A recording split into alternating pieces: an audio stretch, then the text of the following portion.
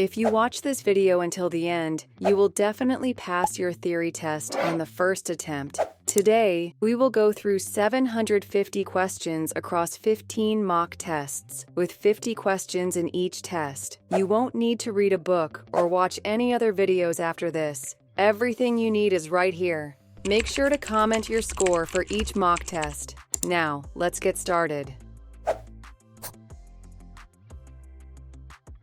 Question 1. Why should you never wave people across at pedestrian crossings?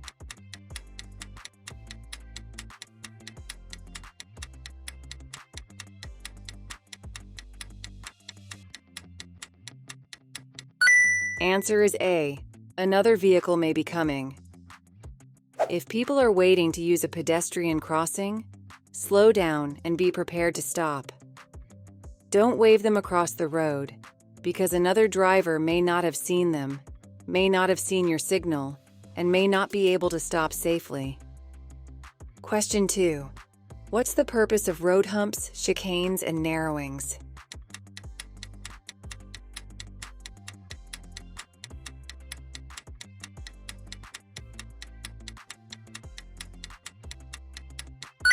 Answer is C. To reduce traffic speed.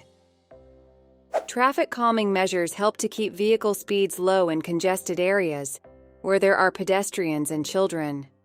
A pedestrian is much more likely to survive a collision with a vehicle traveling at 20 miles per hour than they are with a vehicle traveling at 40 miles per hour.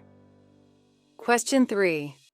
What requires extra care when you're driving or riding in windy conditions?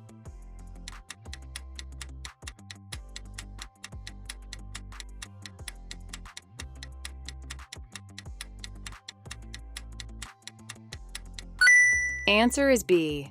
Passing pedal cyclists. Always give cyclists plenty of room when overtaking them. You need to give them even more room when it's windy. A sudden gust could easily blow them off course and into your path. Question 4. How would age affect an older person's driving ability?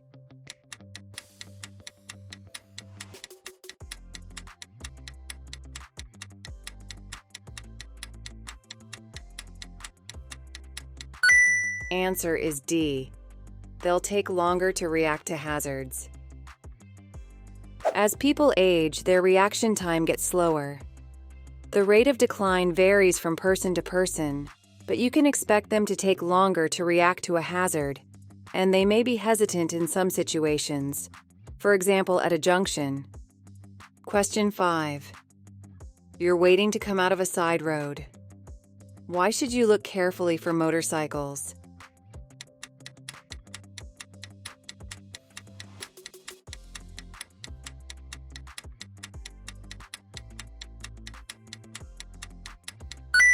Answer is B. Motorcycles can easily be hidden behind obstructions. If you're waiting to emerge from a side road, look carefully for motorcycles. They can be difficult to see. Be especially careful if there are parked vehicles or other obstructions restricting your view. Hey, if you find this video helpful, please give it a like, subscribe to our channel, and hit the bell icon so you don't miss any updates. And if you want to support us, you can just go to our channel and click on the join button to join our channel membership, link in the description. Your support helps us bring you more content to ace your theory test. Now, let's get back to the video. Question 6. What does a red traffic light mean?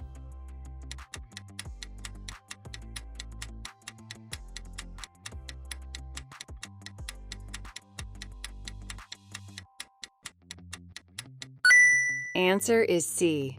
You must stop and wait behind the stop line.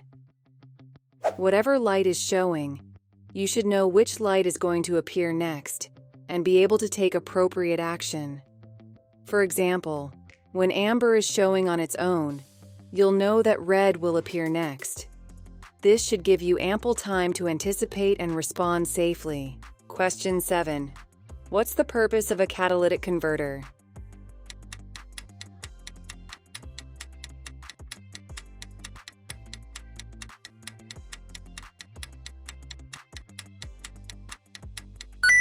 Answer is C, to reduce harmful exhaust gases.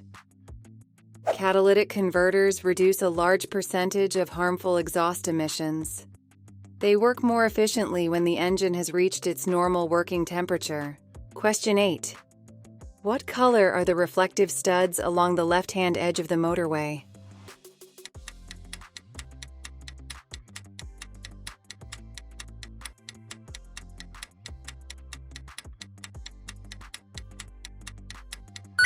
Answer is C, red. Reflective studs are used to help you in poor visibility. Different colors are used so that you'll know which lane you're in.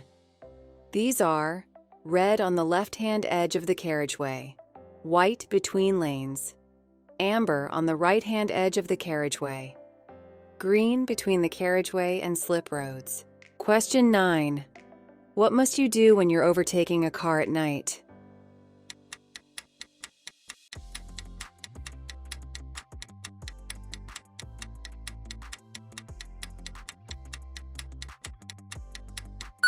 Answer is B. Make sure you don't dazzle other road users. To prevent your headlights from dazzling the driver of the car in front, wait until you've passed them before switching to main beam. Question 10. You've just gone through floodwater. What should you do to make sure your brakes are working properly?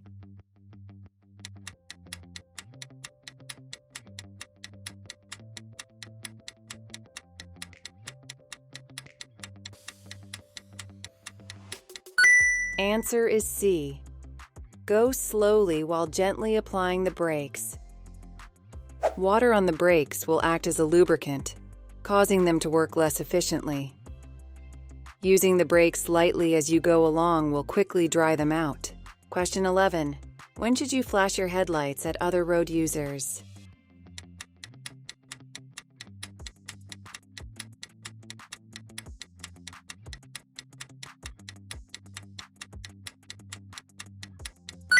Answer is A, when letting them know that you're there. You should only flash your headlights to warn others of your presence. Don't use them to greet others, show impatience, or give priority to other road users, because they could misunderstand your signal. Question 12. You're following a slower moving vehicle. What should you do if there's a junction just ahead on the right?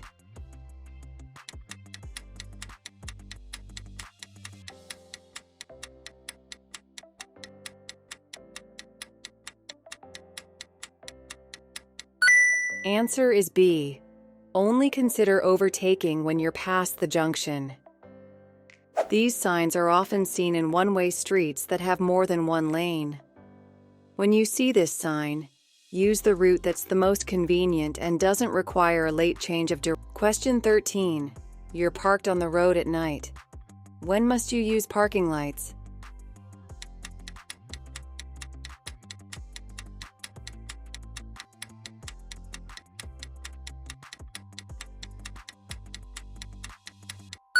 Answer is A, when the speed limit exceeds 30 miles per hour. When parking at night, park in the direction of the traffic. This will enable other road users to see the reflectors on the rear of your vehicle. Use your parking lights if the speed limit is over 30 miles per hour. Question 14. What should you do when you're approaching roadworks on a motorway?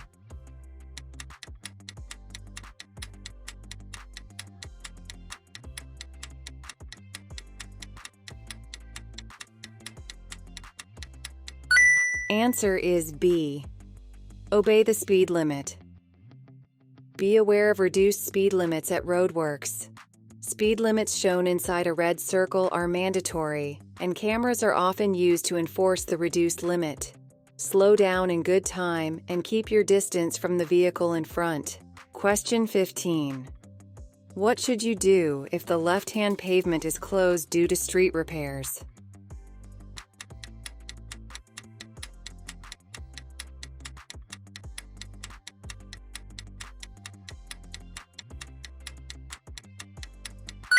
Answer is D. Watch out for pedestrians walking in the road. Where street repairs have closed off pavements, proceed carefully and slowly, as pedestrians might have to walk in the road. Question 16. What should you do immediately after joining a motorway?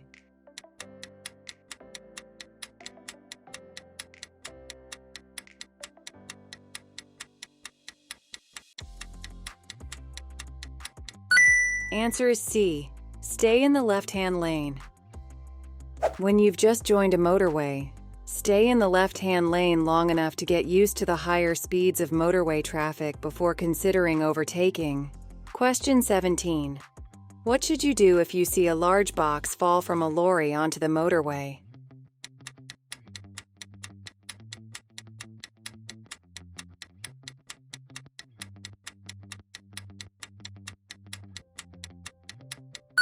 Answer is B.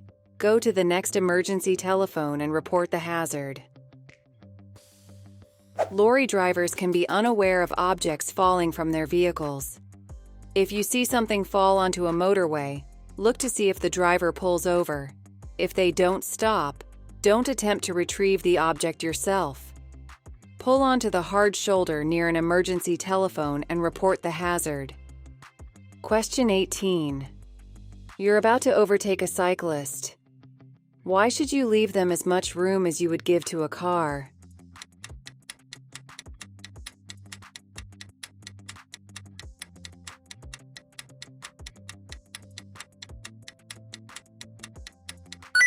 Answer is A. The cyclist might be unsettled if you pass too near them. Before overtaking, assess the situation. Look well ahead to see whether the cyclist will need to change direction. Be especially aware of a cyclist approaching parked vehicles, as they'll need to alter course. Don't pass too closely or cut in sharply, as this could unsettle the rider. Question 19. You're the first person to arrive at an incident where people are badly injured. You've switched on your hazard warning lights and checked all engines are stopped. What else should you do?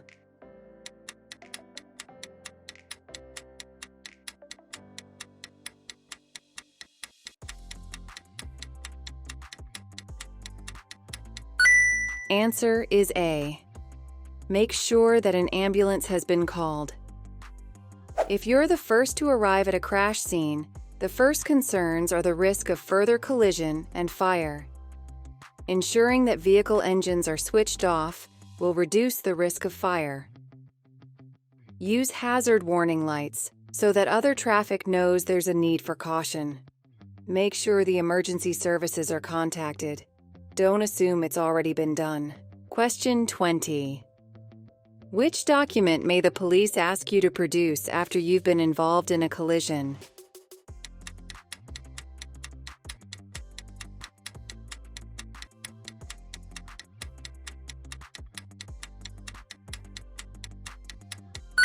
Answer is A. Your driving license.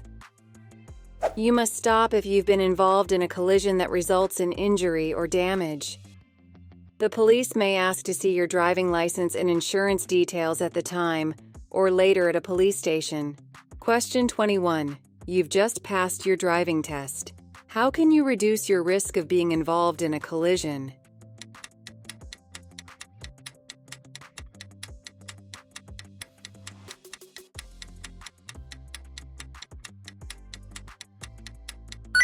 Answer is D.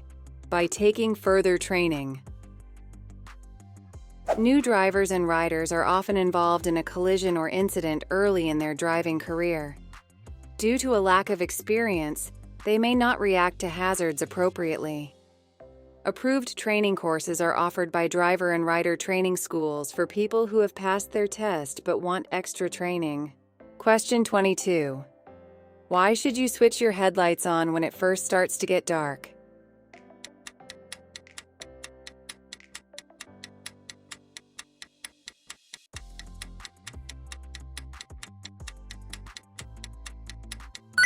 Answer is B. So others can see you more easily. Your headlights and taillights help others on the road to see you. It may be necessary to turn on your headlights during the day if visibility is reduced, for example, due to heavy rain. In these conditions, the light might fade before the street lights are timed to switch on.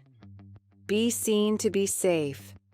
Question 23. You're waiting in a traffic queue at night. How can you avoid dazzling drivers behind you?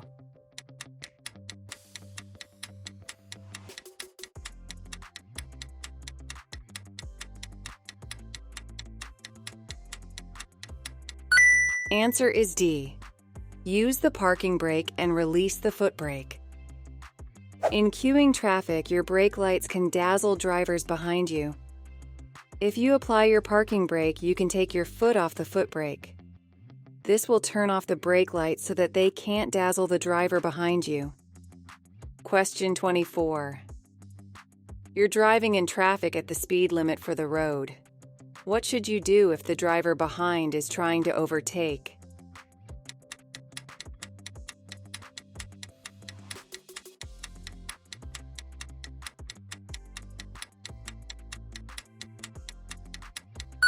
Answer is B. Keep a steady course and allow the driver behind to overtake. Keep a steady course to give the driver behind an opportunity to overtake safely. If necessary, slow down. Reacting incorrectly to another driver's impatience can lead to danger. Question 25.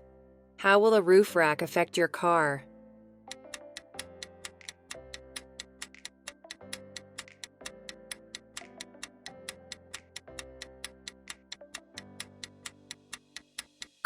Answer is A. Fuel consumption will increase. A roof rack increases your car's wind resistance. This will cause an increase in fuel consumption, so you should remove it when it isn't being used. An aerodynamically designed roof rack or box will help reduce wind resistance to a minimum, but the rack or box should still be removed when it isn't in use. Question 26. You're about to go down a steep hill. What should you do to control the speed of your vehicle?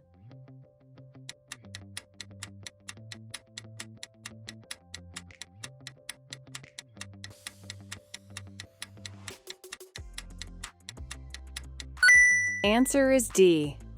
Select a low gear and use the brakes carefully. When driving down a steep hill, gravity will cause your vehicle to speed up. This will make it more difficult for you to stop. To help keep your vehicle's speed under control, select a lower gear to give you more engine braking and make careful use of the brakes. Question 27. You're traveling along a motorway.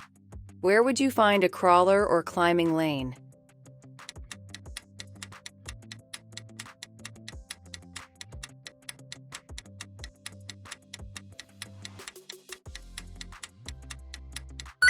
Answer is D.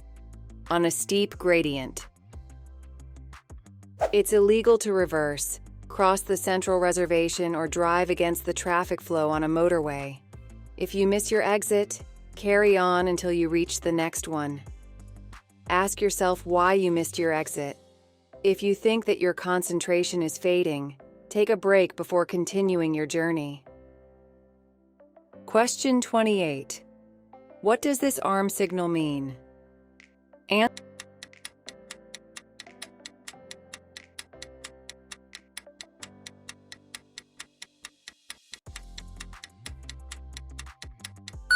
Answer is A. The driver intends to turn left. You may remove your seatbelt while you're carrying out a maneuver that includes reversing. However, you must remember to put it back on again before you resume driving. Question 29. You're carrying two 13-year-old children and their parents in your car. Who's responsible for seeing that the children wear seatbelts?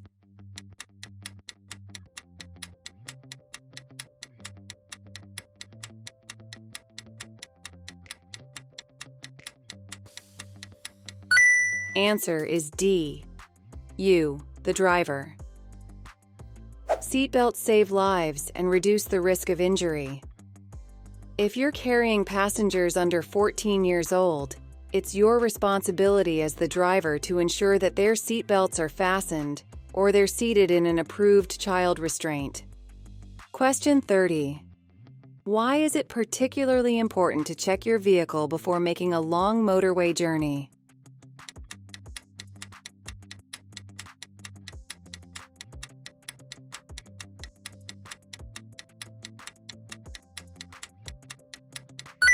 Answer is A. Continuous high speeds increase the risk of your vehicle breaking down. Before you start your journey, make sure that your vehicle can cope with the demands of high-speed driving. You should check a number of things, the main ones being fuel, oil, water, and tires. You also need to plan rest stops if you're making a long journey. Question 31.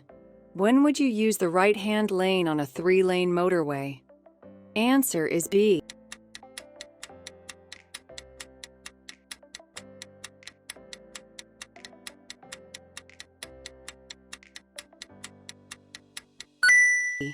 When you're overtaking.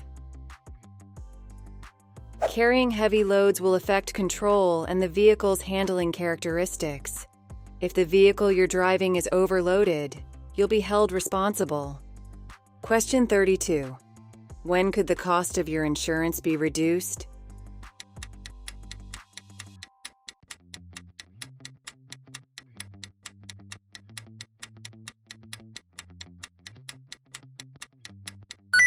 Answer is A. When you complete the Pass Plus scheme. The cost of insurance varies with your age and how long you've been driving. Usually, the younger you are, the more expensive it is, especially if you're under 25. Pass Plus provides additional training to newly qualified drivers.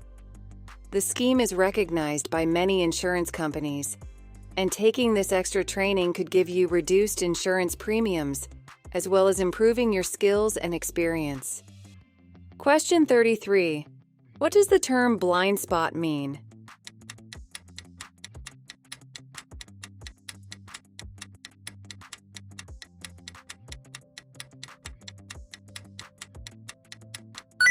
Answer is D.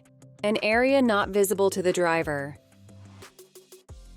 Modern vehicles provide the driver with a good view of both the road ahead and behind using well-positioned mirrors. However, the mirrors can't see every angle of the scene behind and to the sides of the vehicle. It's essential that you know when and how to check the vehicle's blind spots so that you're aware of any hidden hazards. Question 34. When should you leave a 2-second gap between your vehicle and the one in front?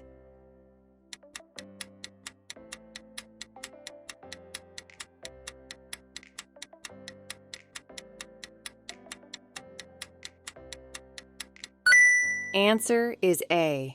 When it's dry. In good dry conditions, a driver needs to keep a distance of at least 2 seconds from the car in front. This should allow enough space for you to stop if the driver in front has to stop suddenly. Question 35. How can you use your vehicle's engine as a brake?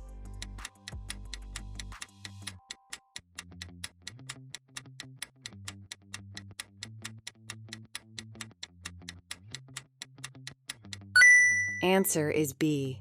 By changing to a lower gear. When driving on downhill stretches of road, selecting a lower gear gives increased engine braking. This will prevent excessive use of the brakes, which become less effective if they overheat. Question 36. In order to supervise a learner driver, you need to have held a full driving license for the same category of vehicle for at least 3 years. What other requirement must you meet?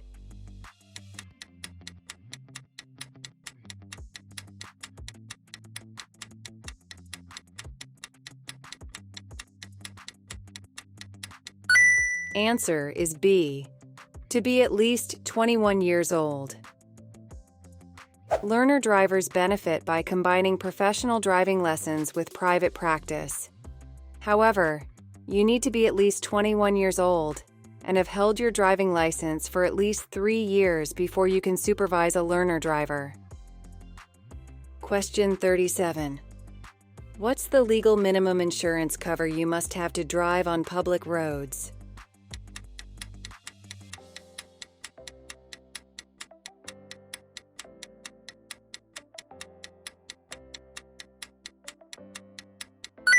Answer is C. Third party only. The minimum insurance required by law is third-party cover. This covers your liability to others involved in a collision but not damage to your vehicle. Basic third-party insurance also won't cover theft or fire damage. Ask your insurance company for advice on the best cover for you, and make sure that you read the policy carefully. Question 38. What should you do if your vehicle catches fire while you're driving through a tunnel?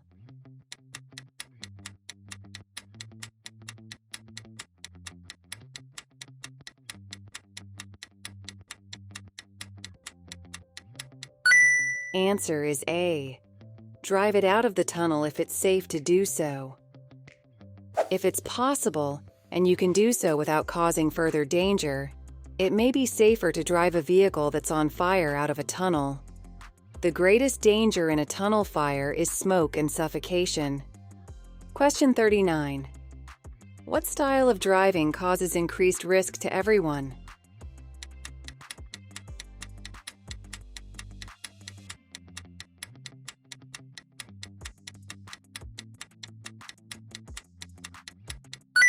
Answer is A. Competitive. Competitive driving increases the risks to everyone and is the opposite of responsible, considerate, and defensive driving. Defensive driving is about questioning the actions of other road users and being prepared for the unexpected. Don't be taken by surprise. Question 40. You're waiting to emerge at a junction. Your view is restricted by parked vehicles. What can help you to see traffic on the road you're joining?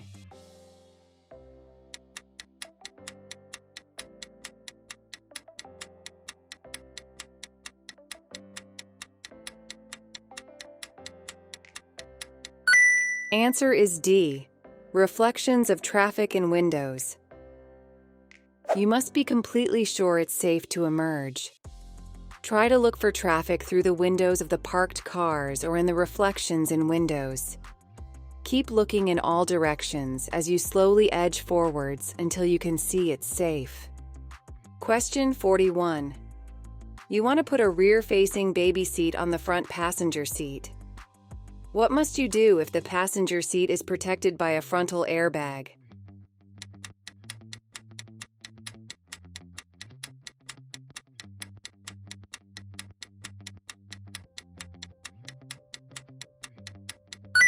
Answer is B.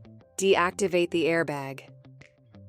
It's illegal to fit a rear-facing baby seat into a passenger seat protected by an active frontal airbag. If the airbag activates, it could cause serious injury or even death to the child. You must secure it in a different seat or deactivate the relevant airbag. Follow the manufacturer's advice when fitting a baby seat. Question 42. Which sign means that there may be people walking along the road?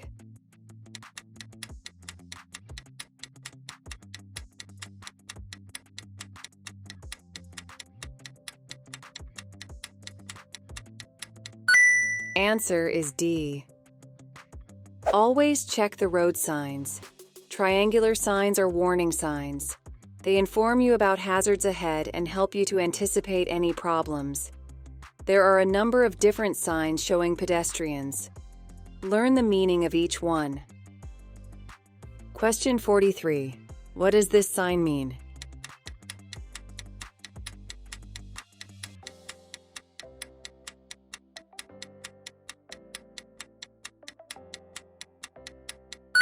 Answer is D. Route for trams. Take extra care when you encounter trams. Look out for road markings and signs that alert you to them.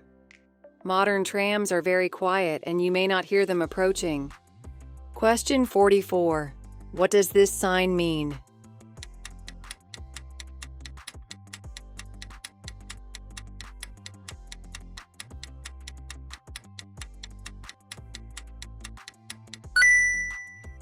Answer is D, two-way traffic. It will take up to 10 times longer to stop when it's icy. Where there's a risk of icy conditions, you need to be aware of this and take extra care. If you think the road may be icy, don't brake or steer harshly, as your tires could lose their grip on the road. Question 45. What does this sign mean?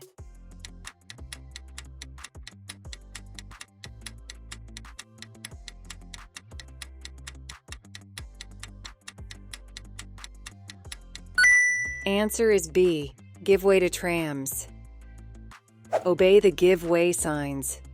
Trams are unable to steer around you if you misjudge when it's safe to enter the junction. Question 46. What does this sign mean?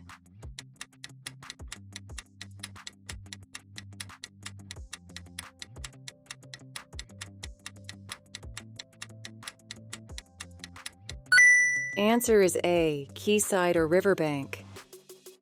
You should be careful in these locations, as the road surface is likely to be wet and slippery. There may be a steep drop to the water, and there may not be a barrier along the edge of the road.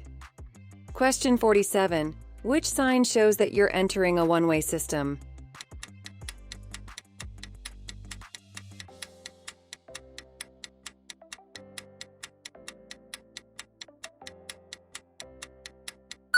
Answer is B. If the road has 2 lanes, you can use either lane and overtake on either side. Use the lane that's more convenient for your destination, unless signs or road markings indicate otherwise. Question 48.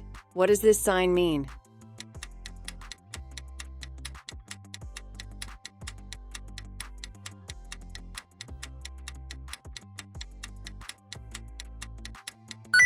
Answer is D, with flow bus and cycle lane. Buses and cycles can travel in this lane. In this example, they'll flow in the same direction as other traffic. If it's busy, they may be passing you on the left, so watch out for them. Times on the sign will show the lane's hours of operation. If no times are shown, or there's no sign at all, this means the lane is in operation 24 hours a day. In some areas, other vehicles, such as taxis and motorcycles, are allowed to use bus lanes. The sign will show if this is the case. Question 49. What does the solid white line at the side of the road indicate?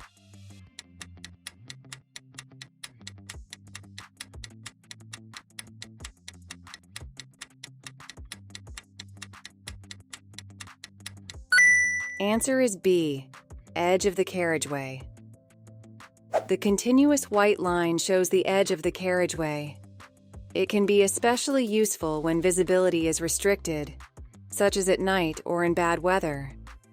It's discontinued in some places. For example, at junctions, laybys, entrances, or other openings. Question 50. Which instrument panel warning light would show that headlights are on main beam?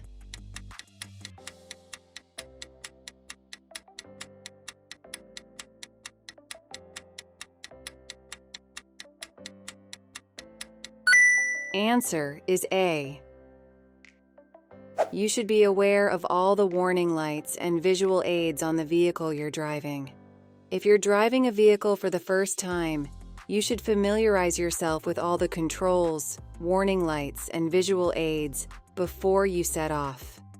Hey, if you find this video helpful, please give it a like, subscribe to our channel, and hit the bell icon so you don't miss any updates. And if you want to support us, you can just go to our channel and click on the join button to join our channel membership, link in the description. Your support helps us bring you more content to ace your theory test. Now, let's get back to the video.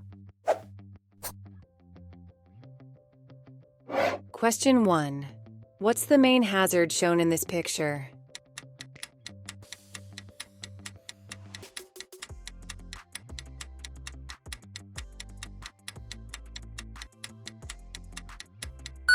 Answer is B, the cyclist crossing the road. Look at the picture carefully and try to imagine you're there. The cyclist in this picture appears to be trying to cross the road. You must be able to deal with the unexpected, especially when you're approaching a hazardous junction. Look well ahead to give yourself time to deal with any hazards. Question 2. What should you do if a driver pulls out of a side road in front of you, causing you to brake hard?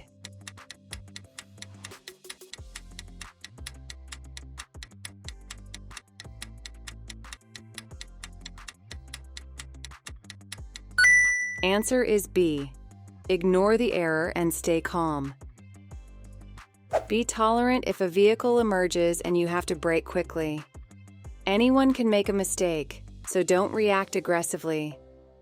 Be alert where there are side roads and be especially careful where there are parked vehicles, because these can make it difficult for emerging drivers to see you. Question 3. You're waiting to turn right out of a minor road. It's clear to the left, but a lorry is coming from the right. Why should you wait, even if you have enough time to turn?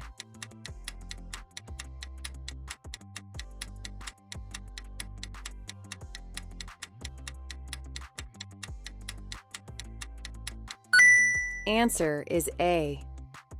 Anything overtaking the lorry will be hidden from view. Large vehicles can hide other vehicles that are overtaking, especially motorcycles. You need to be aware of the possibility of hidden vehicles and not assume that it's safe to turn. Question 4. What's the national speed limit on motorways for cars and motorcycles?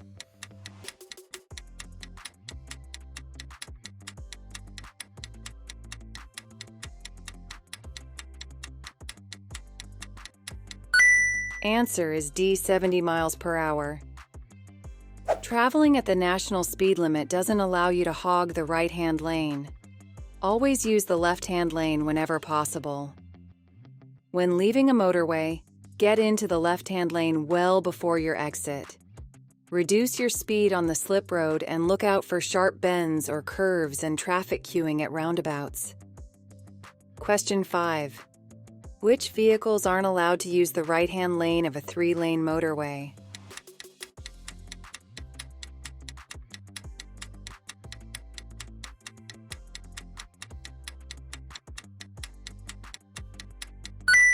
Answer is D. Vehicles towing a trailer. On the motorway, any vehicle towing a trailer is restricted to 60 miles per hour. It isn't allowed in the right-hand lane, as it might hold up faster-moving traffic that wishes to overtake in that lane. Question 6. What color are the reflective studs between the hard shoulder and the left-hand lane of a motorway?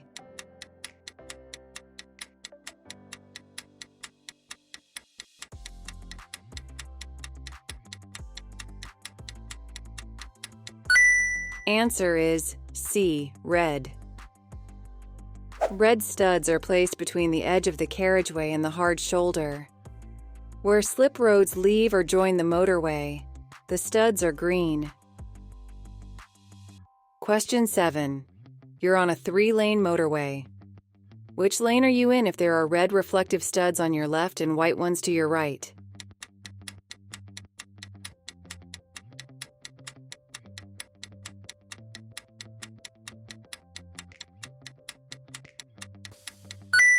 Answer is A, in the left-hand lane.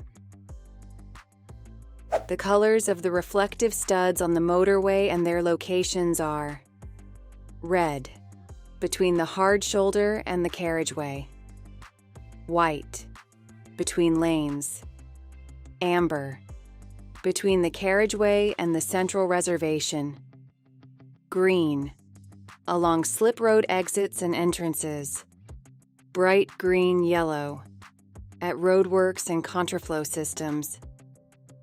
Question 8. You're looking for somewhere to safely park your vehicle. Where would you choose to park?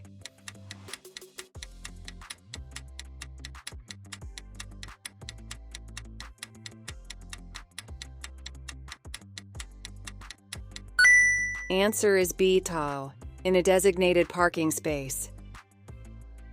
It may be tempting to park where you shouldn't while you run a quick errand. Careless parking is a selfish act and could endanger other road users. Question 9. When may you sound your vehicle's horn?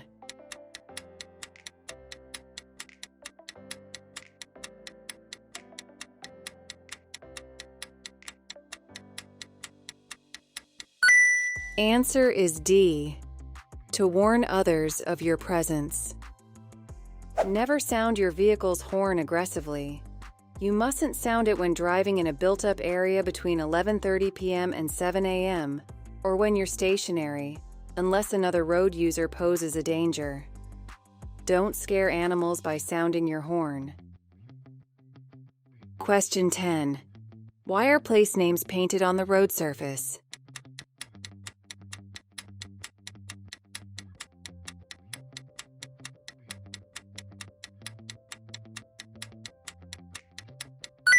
Answer is A. To help you select the correct lane in good time. The names of towns and cities may be painted on the road at busy junctions and complex road systems. They guide you into the correct lane in good time, allowing traffic to flow more freely. Question 11. What should you do when you're following a motorcyclist along a road that has a poor surface?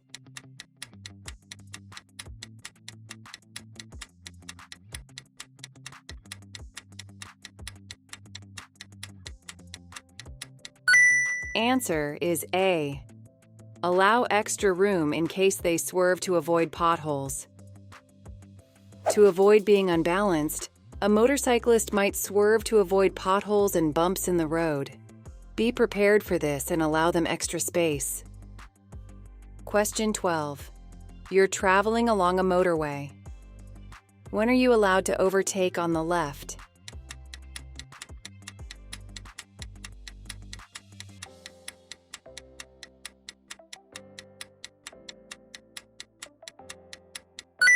Answer is A.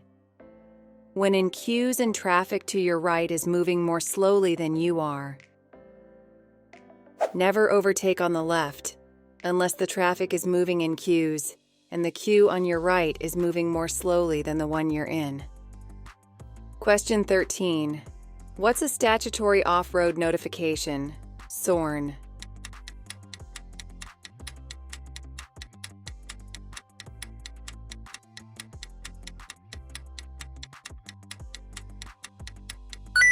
Answer is A.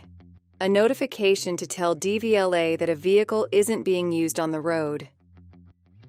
If you want to keep a vehicle untaxed and off the public road, you must make a SORN.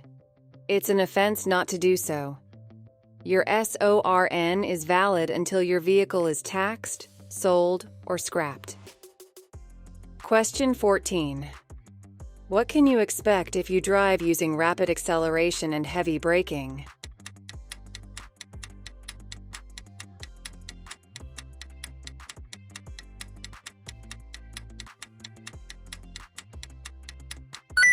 Answer is A. Increased fuel consumption. Using the controls smoothly can reduce fuel consumption by about 15%, as well as reducing wear and tear on your vehicle. Plan ahead and anticipate changes of speed well in advance. This will reduce the need to accelerate rapidly or brake sharply. Question 15. You stop on the hard shoulder of a motorway and use the emergency telephone. Where's the best place to wait for help to arrive?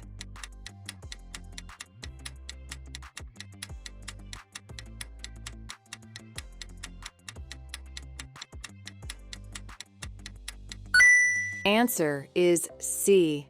Well away from the carriageway. When you're on the hard shoulder, you're at risk of being injured by motorway traffic. The safest place to wait is away from the carriageway, but near enough to see the emergency services arriving. Question 16. You arrive at the scene of a crash where someone is bleeding heavily from a wound in their arm. Nothing is embedded in the wound. What could you do to help?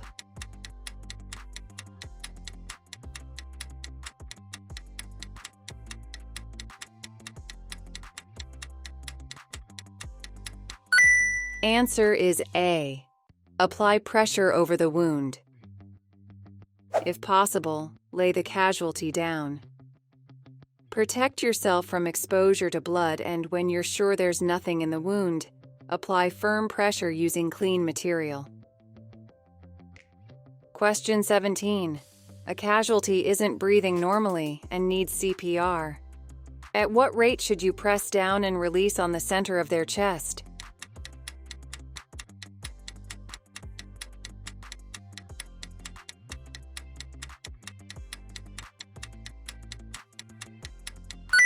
Answer is B. 120 times per minute. If a casualty isn't breathing normally, cardiopulmonary resuscitation, CPR, may be needed to maintain circulation. Place 2 hands on the center of the chest and press down hard and fast, around 5 to 6 centimeters and about twice a second. Question 18. When must your vehicle have valid insurance cover?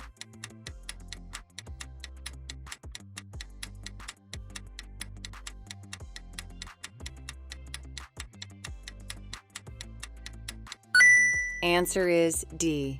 Before you can tax the vehicle. Your vehicle must have valid insurance cover before you can tax it. If required, it will also need to have a valid MOT certificate. You can tax your vehicle online, by phone, or at certain post offices. Question 19. What do you need before you can legally use a motor vehicle on the road?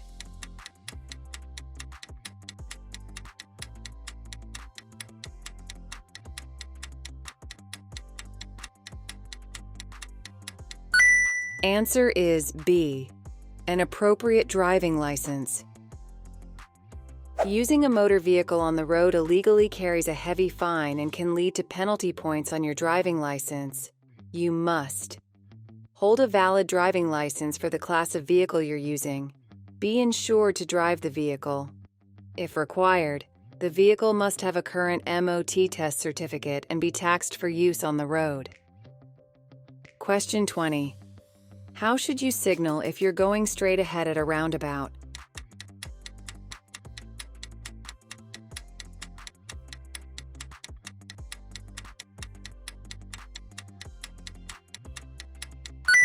Answer is B. Signal left just after you pass the exit before the one you're going to take. To go straight ahead at a roundabout, you should normally approach in the left-hand lane, but check the road markings. At some roundabouts, the left lane on approach is marked left turn only, so make sure you use the correct lane to go ahead. You won't normally need to signal as you approach, but signal before you leave the roundabout, as other road users need to know your intentions. Question 21. A police officer asks to see your documents. You don't have them with you. How many days do you have to produce them at a police station?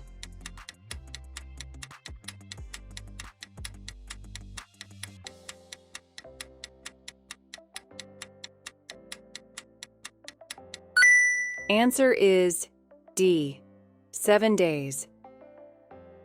You don't have to carry your vehicle's documents wherever you go. If a police officer asks to see them and you don't have them with you, you may be asked to produce them at a police station within 7 days. Question 22. An adult casualty isn't breathing. To maintain circulation, CPR should be given. What's the correct depth to press down on their chest?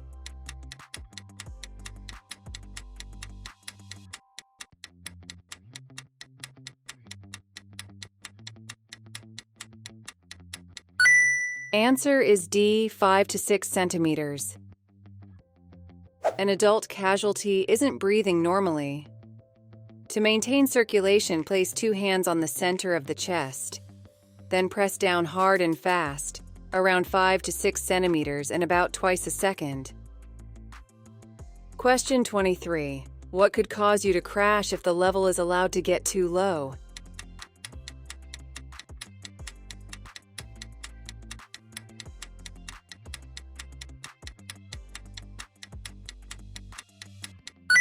Answer is C. Brake fluid level. You should carry out frequent checks on all fluid levels, but particularly brake fluid. As the brake pads or shoes wear down, the brake fluid level will drop. If it drops below the minimum mark on the fluid reservoir, air could enter the hydraulic system and lead to a loss of braking efficiency or even complete brake failure. Question 24. You're following other vehicles in fog. You have your headlights on dipped beam. What else can you do to reduce the chances of being in a collision?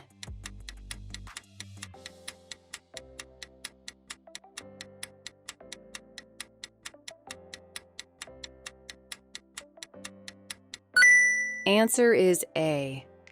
Keep a safe distance from the vehicle in front. When it's foggy, use your headlights on dipped beam. This will help you see and be seen by other road users. If visibility is seriously reduced, consider using front and rear fog lights if you have them. Keep to a sensible speed, and don't follow the vehicle in front too closely. If the road is wet and slippery, you'll need to allow twice the normal stopping distance. Question 25. A collision has just happened. An injured person is lying in a busy road. What's the first thing you should do?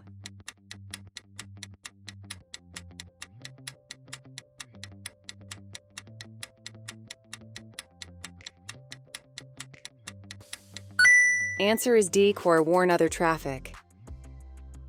The most immediate danger is further collisions and fire. You could warn other traffic by switching on hazard warning lights, displaying an advance warning triangle or sign, but not on a motorway, or by any other means that doesn't put you or others at risk. Question 26. What's the main benefit of driving a four-wheel drive vehicle?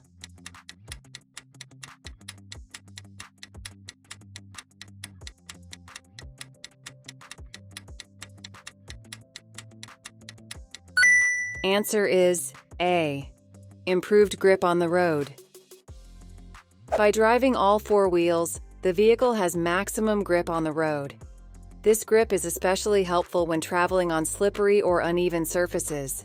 However, having four-wheel drive doesn't replace the skills you need to drive safely. Question 27. You're driving towards this level crossing. What would be the first warning of an approaching train?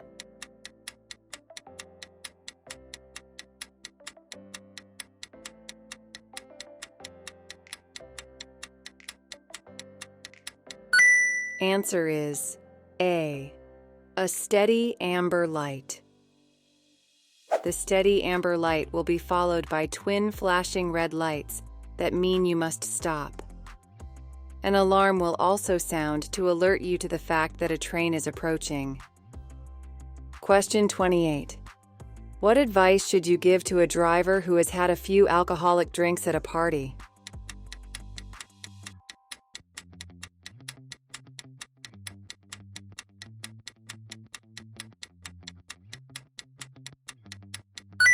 Answer is B. Go home by public transport. Drinking black coffee or waiting a few hours won't make any difference. Alcohol takes time to leave the body. A driver who has been drinking should go home by public transport or taxi. They might even be unfit to drive the following morning. Question 29. You're about to reverse into a side road. What should you do if a pedestrian is waiting to cross behind your car?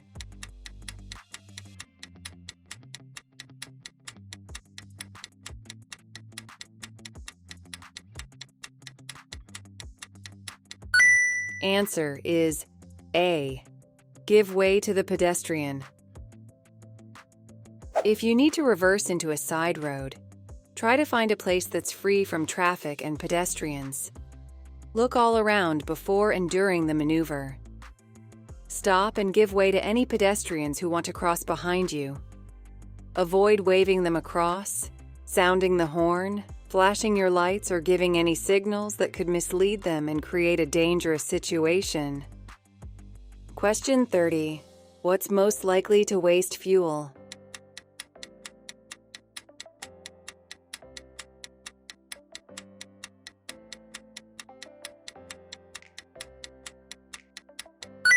Answer is C, underinflated tires. Wasting fuel costs you money and also causes unnecessary pollution. Ensuring your tires are correctly inflated, avoiding carrying unnecessary weight, and removing a roof rack that's not in use will all help to reduce your fuel consumption. Question 31. How can you reduce the damage your vehicle causes to the environment?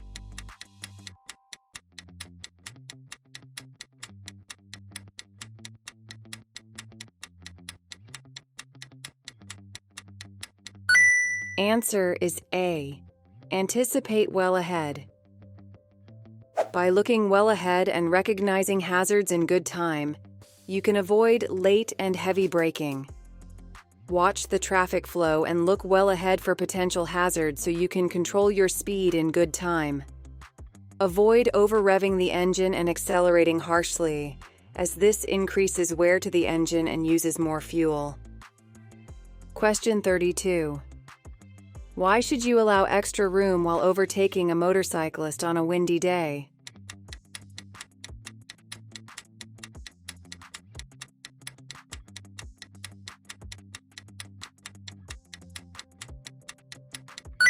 Answer is A.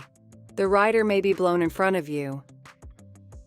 If you're driving in high winds, be aware that the conditions might make a motorcyclist or cyclist swerve or wobble.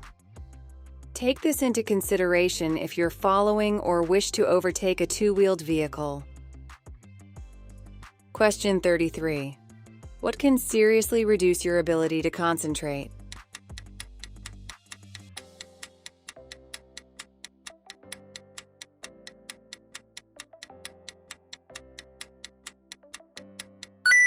Answer is B. Drugs. Both recreational drugs and prescribed medicine can affect your concentration. It's also an offense to drive with certain drugs in your body, and a positive test could lead to a conviction. Question 34.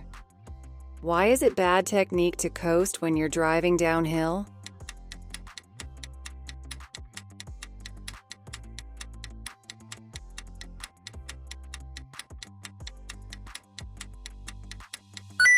Answer is D. The vehicle will gain speed more quickly. Coasting is when you allow the vehicle to freewheel in neutral, or with the clutch pedal depressed.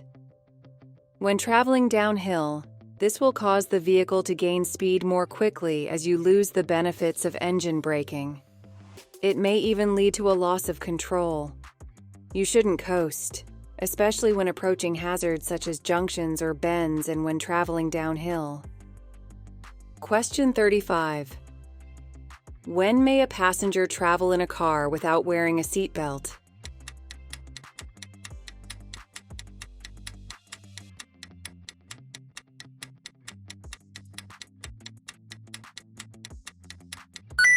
Answer is A. When they're exempt for medical reasons. If you have adult passengers, it's their responsibility to wear a seatbelt, but you should still remind them to use one as they get in the car. It's your responsibility to make sure that all children in your car are secured with an appropriate restraint. Exemptions are allowed for those with a medical exemption certificate. Question 36. What should you do if you start to feel drowsy while you're driving on a motorway?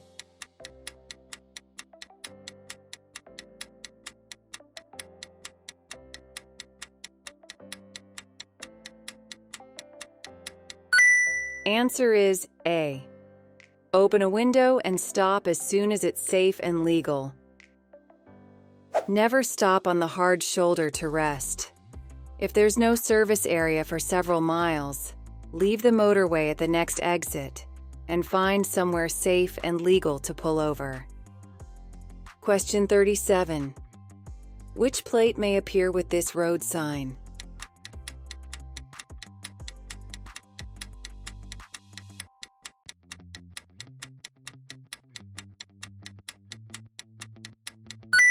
Answer is A.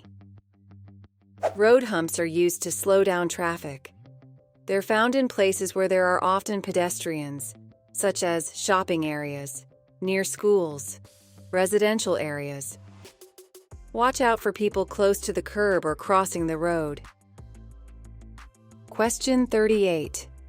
You're traveling along a motorway. Where would you find a crawler or climbing lane?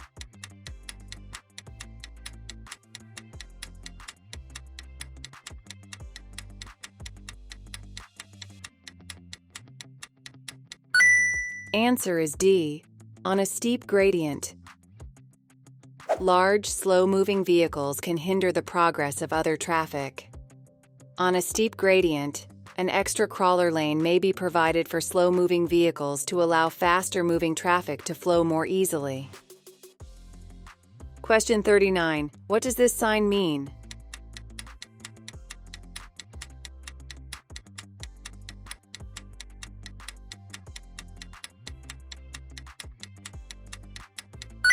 Answer is B.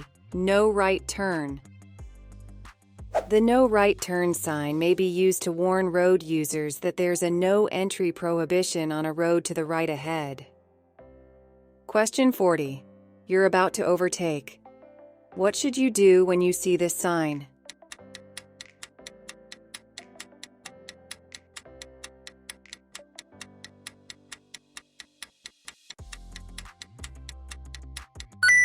Answer is A. Hold back until you can see clearly ahead.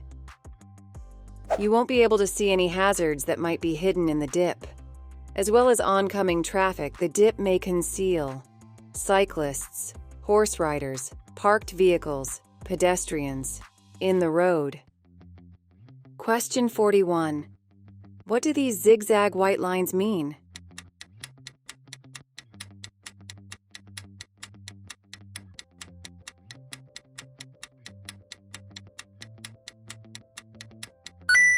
Answer is A. No parking at any time. The approach to and exit from a pedestrian crossing is marked with zigzag lines. You mustn't park on them or overtake the leading vehicle when approaching the crossing. Parking here would block the view for pedestrians and approaching traffic. Question 42. What does this motorway sign mean?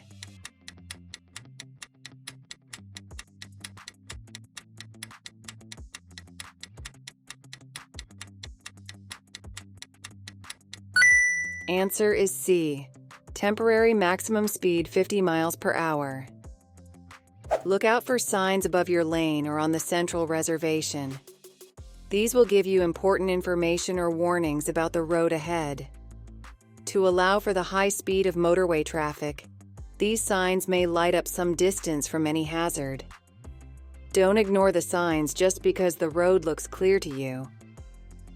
Question 43. What does this sign indicate?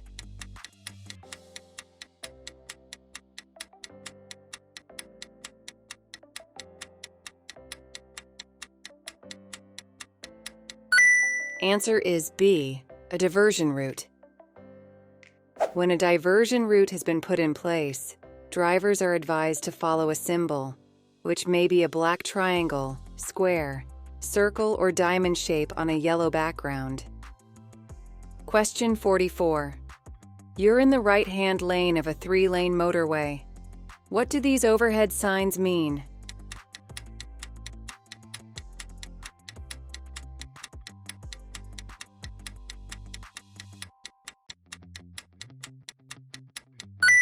Answer is B. Move to the left and reduce your speed to 50 miles per hour. You must obey these signs even if there appear to be no problems ahead. There could be queuing traffic or another hazard that you can't see yet. Question 45. What does this sign mean?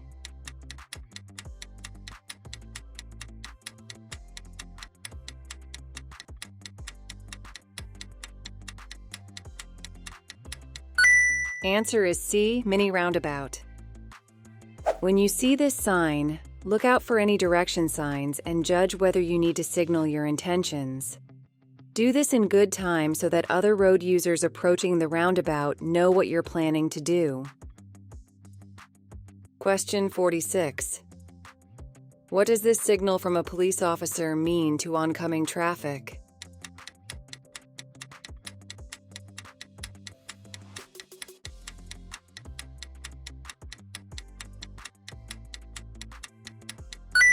Answer is B. Stop. Police officers may need to direct traffic, for example, at a junction where the traffic lights have broken down. Check your copy of the highway code for the signals that they use. Question 47. You're driving on a road with several lanes. What do these signs above the lanes mean?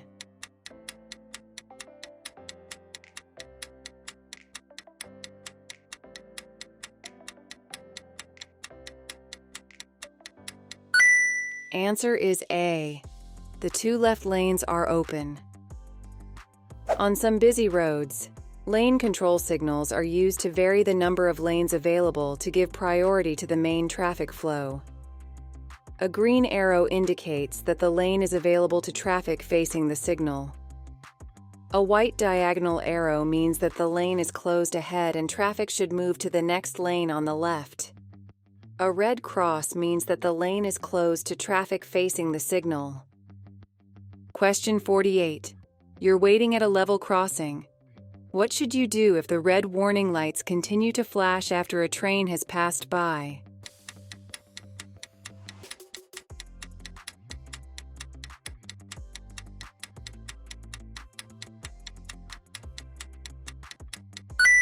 Answer is A. Continue to wait. At a level crossing, flashing red lights mean you must stop. If the train passes but the lights keep flashing, wait. Another train may be coming. Question 49. How should you give an arm signal to turn left?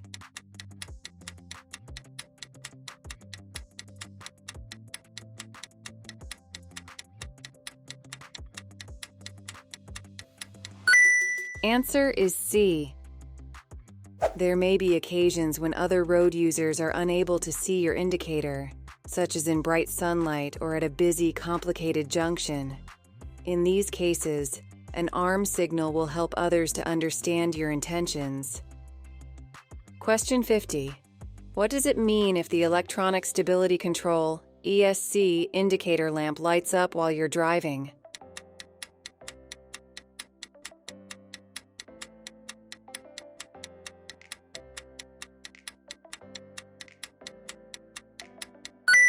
Answer is B. The ESC system has activated. ESC is a computer-controlled technology that detects reduced traction and automatically makes corrective adjustments to prevent loss of control. The ESC lamp comes on to alert the driver that the system has activated and the car is approaching its handling limits. It's a powerful driver aid, but it cannot save a car once its traction limits have been exceeded. Hey, if you find this video helpful, please give it a like, subscribe to our channel, and hit the bell icon so you don't miss any updates. And if you want to support us, you can just go to our channel and click on the join button to join our channel membership, link in the description. Your support helps us bring you more content to ace your theory test. Now, let's get back to the video. Question 1. What's the minimum time gap you should leave when following a vehicle on a wet road?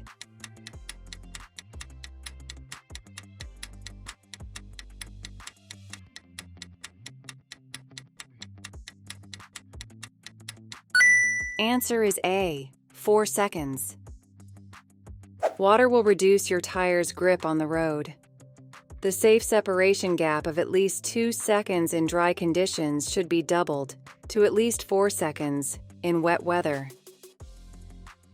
Question 2. What should you do if you want to overtake a tractor but aren't sure that it's safe?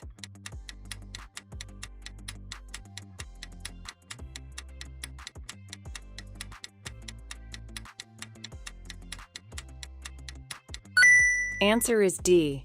Stay behind it if you're in any doubt. Following a tractor can be frustrating, but never overtake if you're unsure whether it's safe. Ask yourself, can I see far enough down the road to ensure that I can complete the maneuver safely? It's better to be delayed for a minute or two than to take a chance that may cause a collision. Question 3. You see these double white lines along the center of the road. When may you park on the left?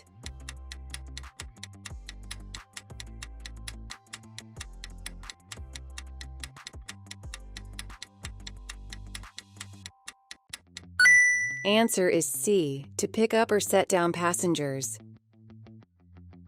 You mustn't park or stop on a road marked with double white lines, even where one of the lines is broken, except to pick up or set down passengers. Question 4.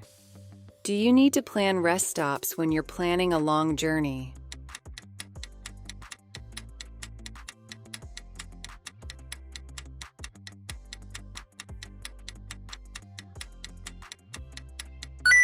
Answer is C. Yes, regular stops help concentration. Try to plan your journey so that you can take rest stops. It's recommended that you take a break of at least 15 minutes after every 2 hours of driving or riding. This should help to maintain your concentration. Question 5. How should you position yourself when you use the emergency telephone on a motorway?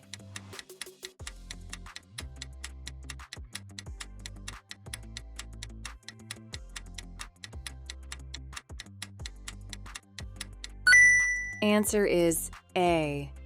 Face the oncoming traffic. Traffic is passing you at speed.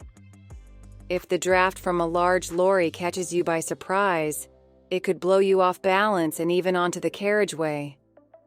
By facing the oncoming traffic, you can see approaching lorries and so be prepared for their draft. You'll also be in a position to see any other hazards approaching. Question 6. When would you use the right-hand lane of a 2-lane dual carriageway?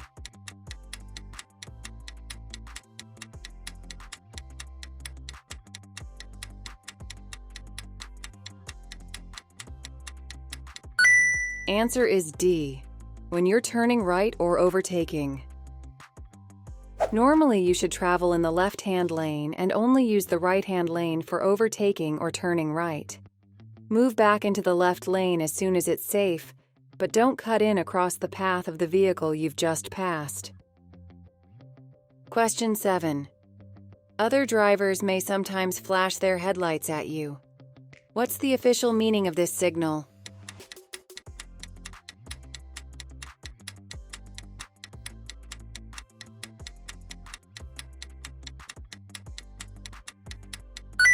Answer is D. They're warning you of their presence. If other drivers flash their headlights, this isn't a signal to show priority. The flashing of headlights has the same meaning as sounding the horn. It's a warning of their presence. Question 8. What will be affected if the road surface becomes soft in very hot weather?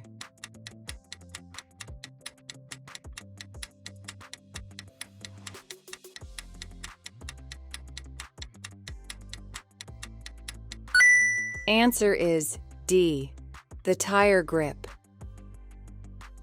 If the road surface becomes very hot, it can soften. Tires are unable to grip a soft surface as well as they can a firm, dry one. Take care when cornering and braking.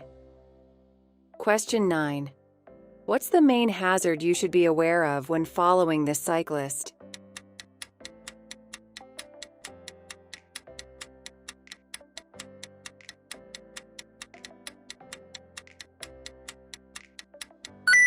Answer is C. The cyclist may swerve into the road. When following a cyclist, be aware that they have to deal with the hazards around them. They may wobble or swerve to avoid a pothole in the road or see a potential hazard and change direction suddenly. Don't follow them too closely or rev your engine impatiently. Question 10. What's the purpose of these road markings?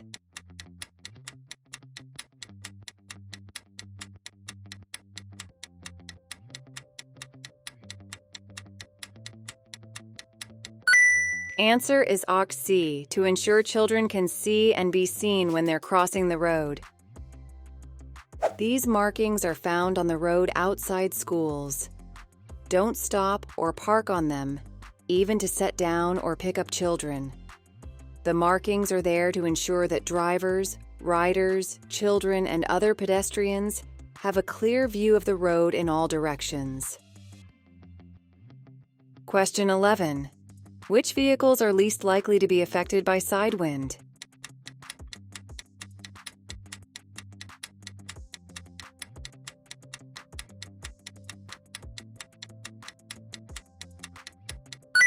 Answer is A, cars. Although cars are the least likely to be affected, side winds can take anyone by surprise. This is most likely to happen after overtaking a large vehicle, when passing gaps between hedges or buildings, and on exposed sections of road. Question 12. The road is wet. Why would a motorcyclist steer around drain covers while they were cornering?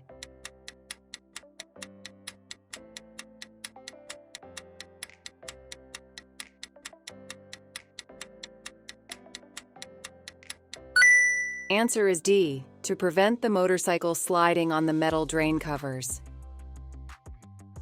Other drivers or riders may have to change course due to the size or characteristics of their vehicle. Understanding this will help you to anticipate their actions. Motorcyclists and cyclists will be checking the road ahead for uneven or slippery surfaces, especially in wet weather. They may need to move across their lane to avoid surface hazards, such as potholes and drain covers. Question 13. An injured motorcyclist is lying unconscious in the road. The traffic has stopped and there's no further danger. What could you do to help?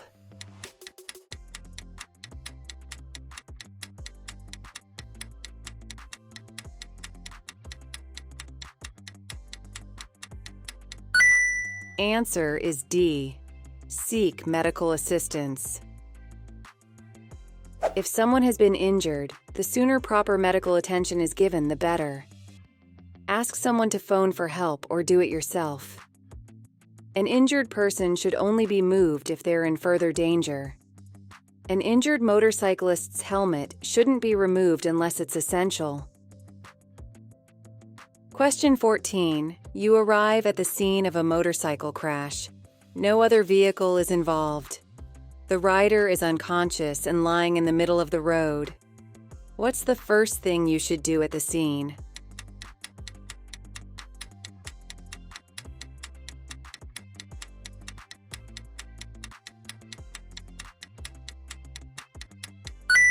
Answer is D. Warn other traffic.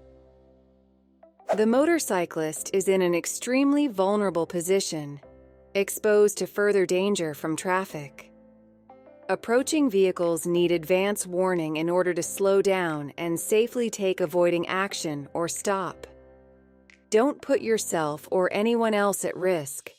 Use the hazard warning lights on your vehicle to alert other road users to the danger. Question 15.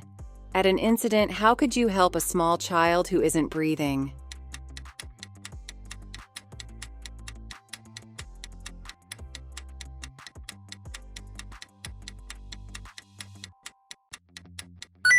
Answer is B. Open their airway and begin CPR.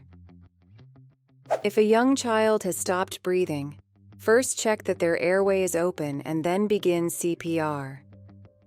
With a young child, you may only need to use one hand and you shouldn't press down as far as you would with an adult. Continue the procedure until the child is breathing again, or until a medical professional takes over. Question 16. At an incident, a casualty isn't breathing. What should you do while helping them to start breathing again?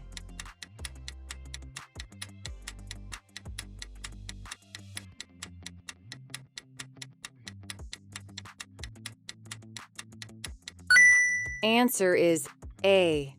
Open their airway. It's important to ensure that the airway is open before you start CPR. To open the casualty's airway, place your fingers under their chin and lift it forward. Question 17. You're on a long motorway journey. What should you do if you start to feel sleepy?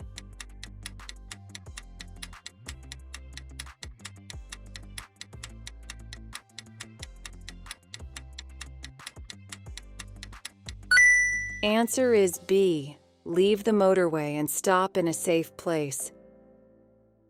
If you feel sleepy, you should leave the motorway at a service area or at the next exit and stop in a safe place to rest. A supply of fresh air can help to keep you alert before you reach the exit, but it isn't a substitute for stopping and resting. Question 18. How can you avoid wheel spin when you're driving on an icy road?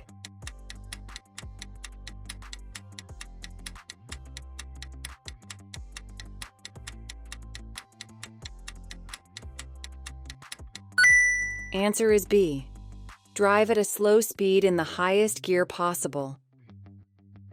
If you're traveling on an icy road, extra caution will be required to avoid loss of control. Keeping your speed down and using the highest gear possible will reduce the risk of the tires losing their grip on this slippery surface. Question 19. You intend to turn left at the traffic lights. What should you do just before turning?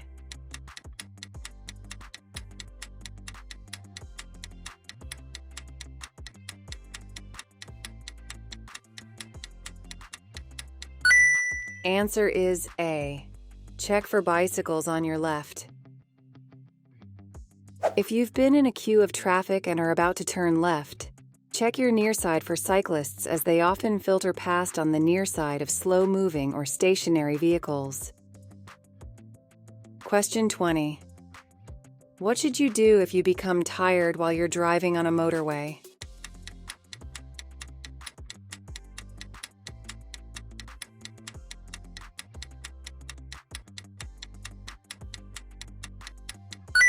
Answer is C. Leave the motorway at the next exit and rest.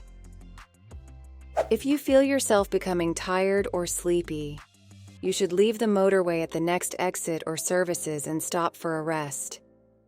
If you have to drive a long way, leave earlier and plan your journey to include rest stops.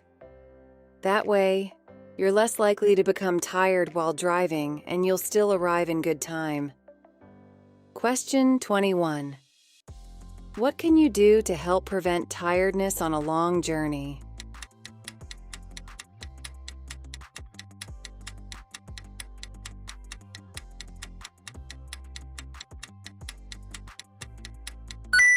Answer is D.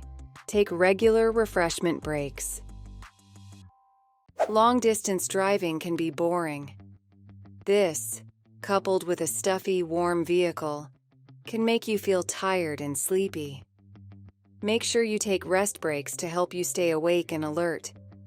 Stop in a safe place before you get to the stage of fighting sleep. Question 22. You're driving at night. What should you do if you're dazzled by headlights coming towards you?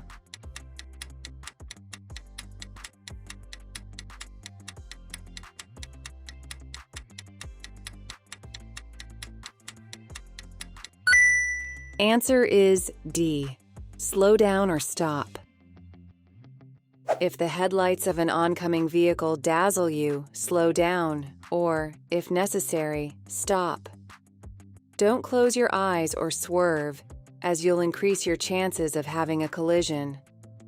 Don't flash your headlights either, as this could dazzle other drivers and make the situation worse. Question 23. What's the speed limit for a car towing a caravan on a dual carriageway?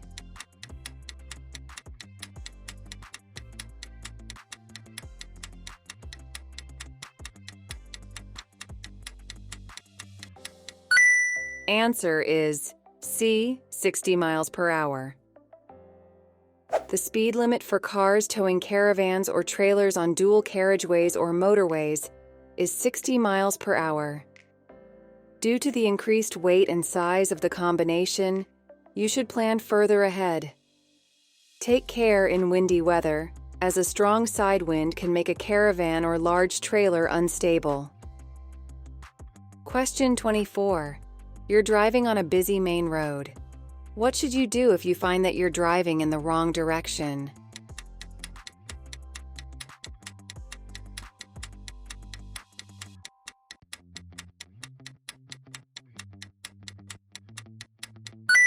Answer is C.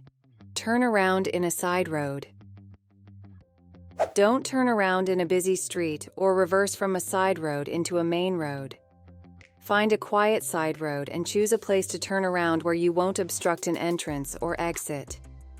Look out for pedestrians and cyclists as well as other traffic. Question 25. You've broken down on a two-way road. You have a warning triangle. At least how far from your vehicle should you place the warning triangle?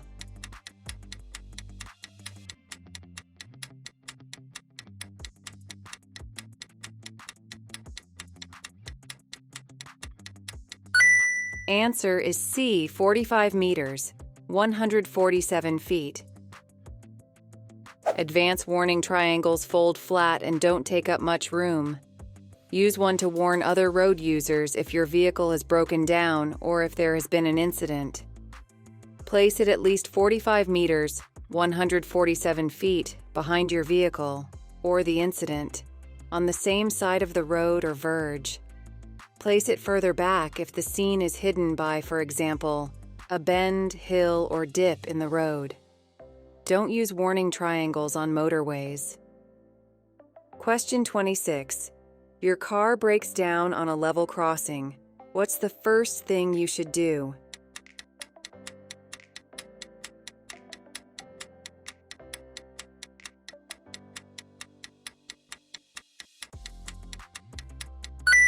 Answer is A. Leave your vehicle and get everyone clear. If your vehicle breaks down on a level crossing, your first priority is to get everyone out of the vehicle and clear of the crossing. Then use the railway telephone, if there is one, to tell the signal operator. If you have time before the train arrives, move the vehicle clear of the crossing. But only do this if the alarm signals aren't activated. Question 27. How can you avoid wasting fuel?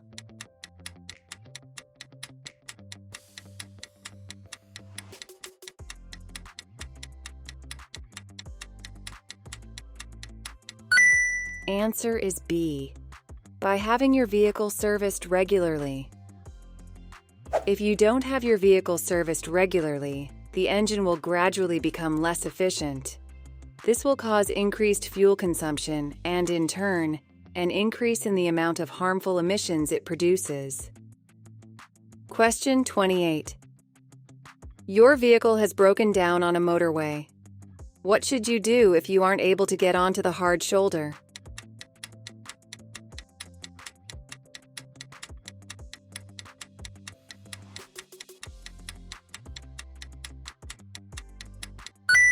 Answer is the D. Switch on your hazard warning lights. If you can't get your vehicle onto the hard shoulder, use your hazard warning lights to warn others. Leave your vehicle only when you can safely get clear of the carriageway. Don't try to repair the vehicle or attempt to place any warning device on the carriageway. Question 29. Who's responsible for paying the vehicle tax?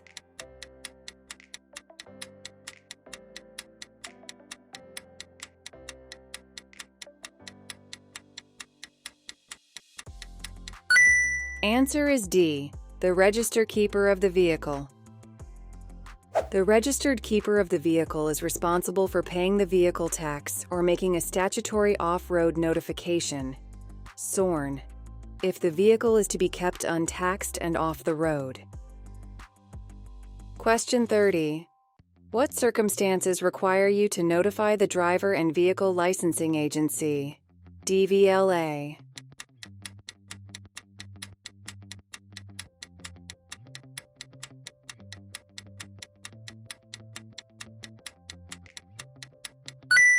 Answer is C. When your health affects your driving. DVLA holds the records of all vehicles, drivers, and riders in Great Britain and Northern Ireland. They need to know if you have a medical condition that might affect your ability to drive safely. You must tell them if your health deteriorates and you become unfit to drive. Question 31. Why are vehicles fitted with rear fog lights?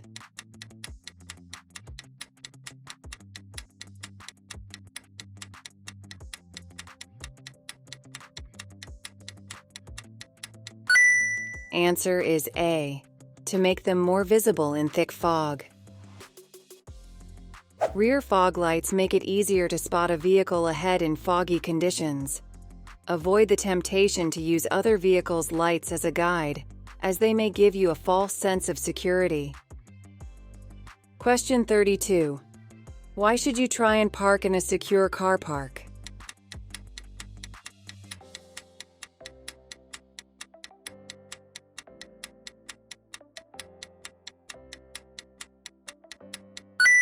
Answer is B. It helps deter thieves. Whenever possible, leave your car in a secure car park. This will help deter thieves. Question 33. Other than direction indicators, how can you give signals to other road users?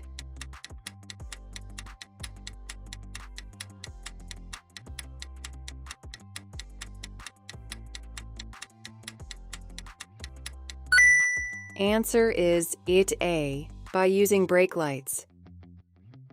Your brake lights will give an indication to traffic behind that you're slowing down. Good anticipation will allow you time to check your mirrors before slowing. Question 34. How can you help to prevent your car radio being stolen?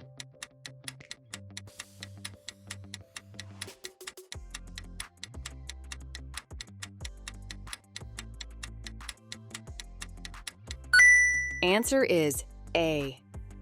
Install security-coded radio. A security-coded radio can deter thieves, as it's likely to be of little use when removed from the vehicle. Question 35. You're driving on an open road in dry weather. What distance should you keep from the vehicle in front?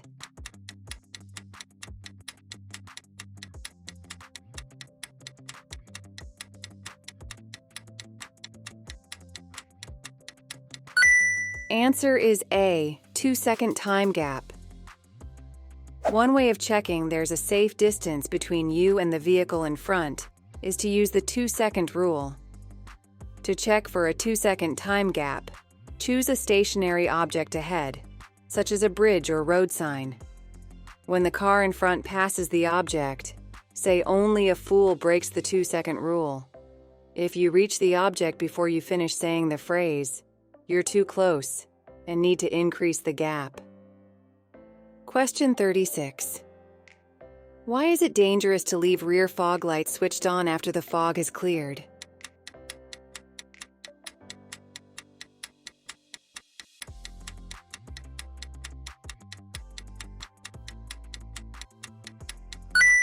Answer is D.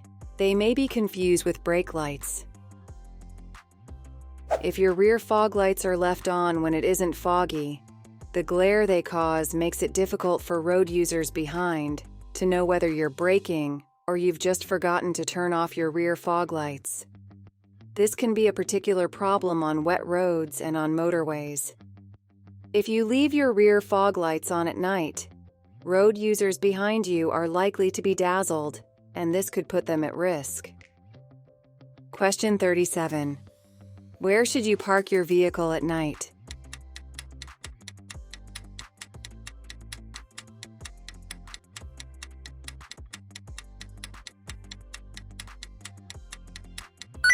Answer is B. In a well-lit area. When you're parking at night, park in a well-lit area. This can help deter criminals from targeting your vehicle. Question 38.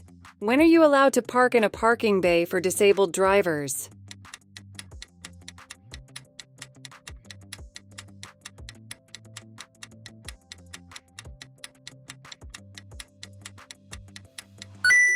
Answer is A, when you have blue badge. Don't park in a space reserved for disabled people unless you or your passenger are a blue badge holder. The badge must be displayed on the dashboard or fascia panel, where it can be clearly read through the front windscreen. Question 39. What should you do first if your vehicle has broken down on an automatic railway level crossing?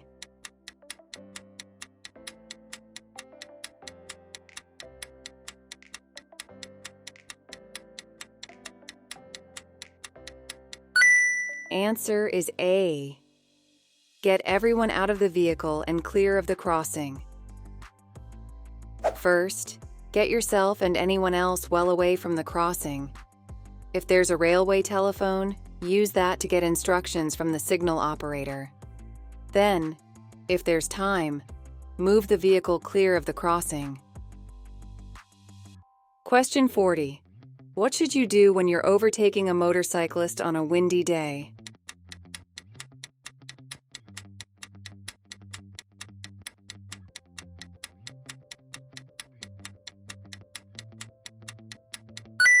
Answer is D. Pass widely. In strong winds, riders of two-wheeled vehicles are particularly vulnerable. When you overtake them, allow plenty of room. Check to the left as you pass to make sure they're safe. Question 41. What does this sign mean?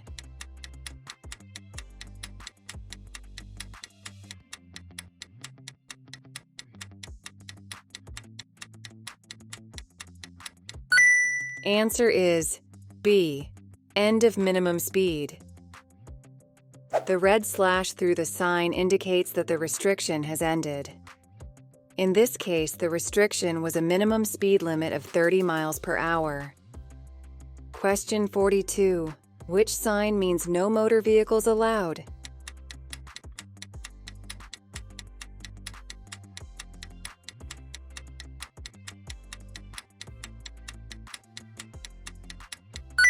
Answer is B. This sign is used to enable pedestrians to walk free from traffic. It's often found in shopping areas. Question 43. What messages are given by circular traffic signs that have a blue background?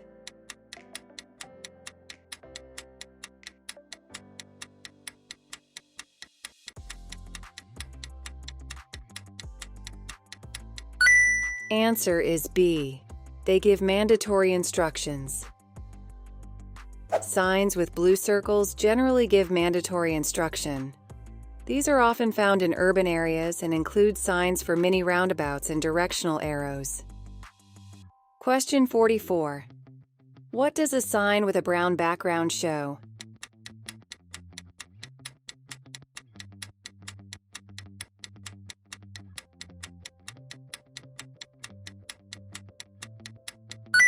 Answer is D. Tourist directions. Signs with a brown background give directions to places of interest. They're often seen on a motorway, directing you along the easiest route to the attraction. Question 45.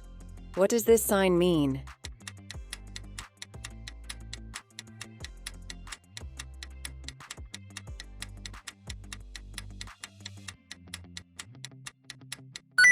Answer is D. Roundabout. As you approach a roundabout, look well ahead and check all signs. Decide which exit you wish to take and move into the correct position as you approach the roundabout, signaling as required. Question 46. What does this sign mean?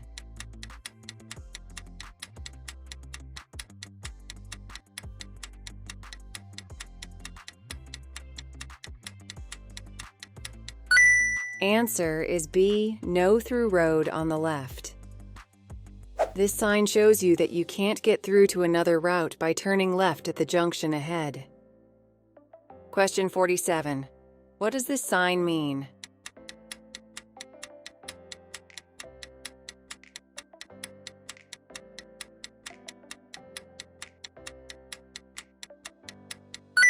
Answer is D, no motorcycles.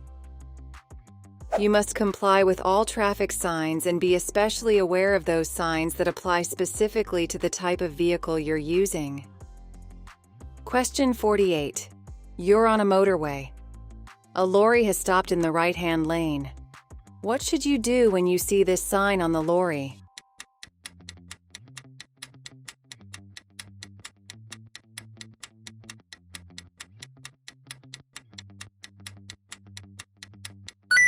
Answer is C. Pass the lorry on the left. Sometimes work is carried out on the motorway without closing the lanes.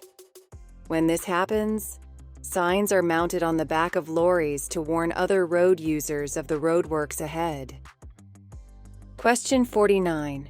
Which sign means you have priority over oncoming vehicles?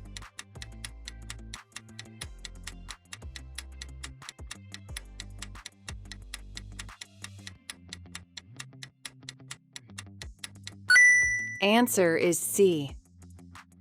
Even though you have priority, be prepared to give way if other drivers don't. This will help to avoid congestion, confrontation, or even a collision.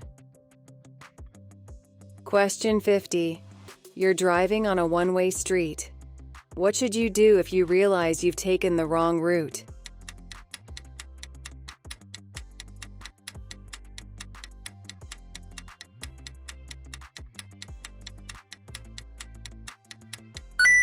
Answer is A.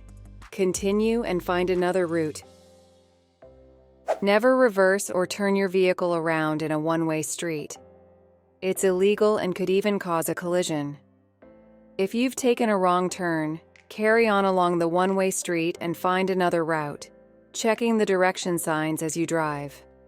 Stop in a safe place if you need to check a map. Hey, if you find this video helpful, please give it a like, subscribe to our channel, and hit the bell icon so you don't miss any updates. And if you want to support us, you can just go to our channel and click on the join button to join our channel membership, link in the description. Your support helps us bring you more content to ace your theory test.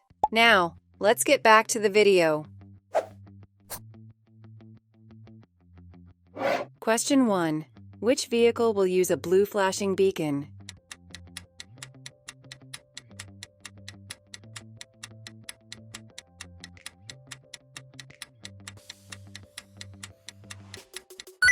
Answer is A.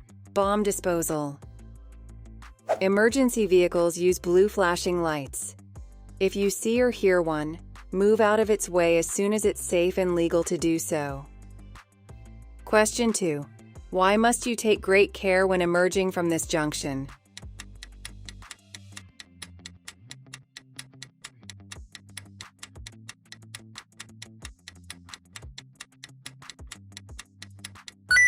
Answer is D.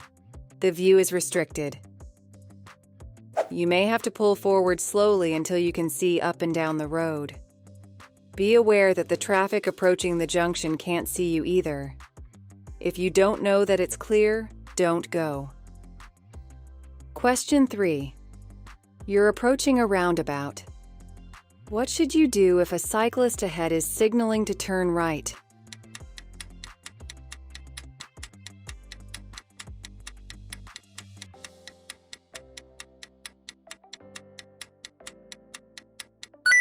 Answer is B.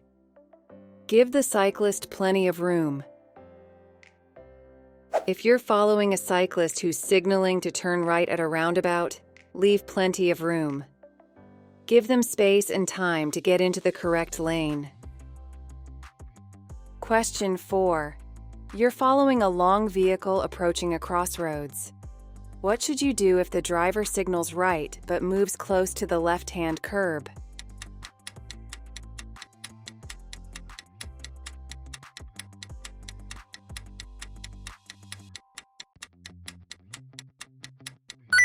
Answer is C. Wait behind the long vehicle. When a long vehicle is going to turn right, it may need to keep close to the left-hand curb. This is to prevent the rear end of the trailer cutting the corner. You need to be aware of how long vehicles behave in such situations. Don't overtake the lorry, because it could turn as you're alongside. Stay behind and wait for it to turn. Question 5. You're joining a motorway from a slip road. How should you deal with traffic already on the motorway?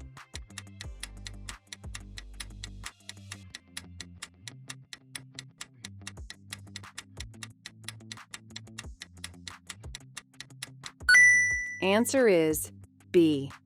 Match your speed to traffic in the left-hand lane and filter into a safe gap. You should give way to traffic already on the motorway. Where possible, traffic may move over to let you in, but don't force your way into the traffic stream. Traffic could be traveling at high speed, so try to match your speed to filter in without affecting the traffic flow. Question 6. Which vehicle is most likely to take an unusual course at a roundabout?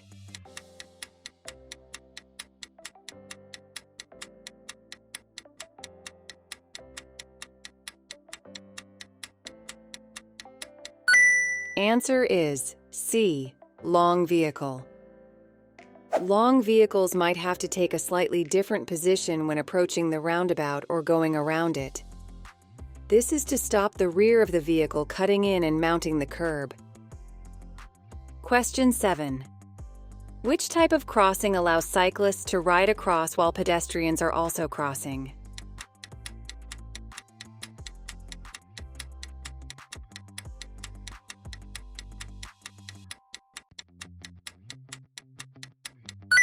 Answer is C. Toucan.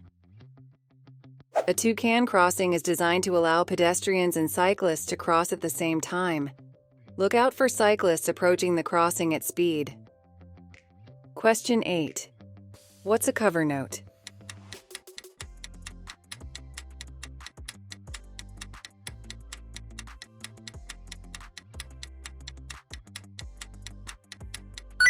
Answer is C. A document issued before you receive your insurance certificate. Sometimes an insurance company will issue a temporary insurance certificate called a cover note. It gives you the same insurance cover as your certificate but lasts for a limited period, usually 1 month. Question 9. You're turning right at a crossroads. An oncoming driver is also turning right. What's the advantage of turning behind the oncoming vehicle?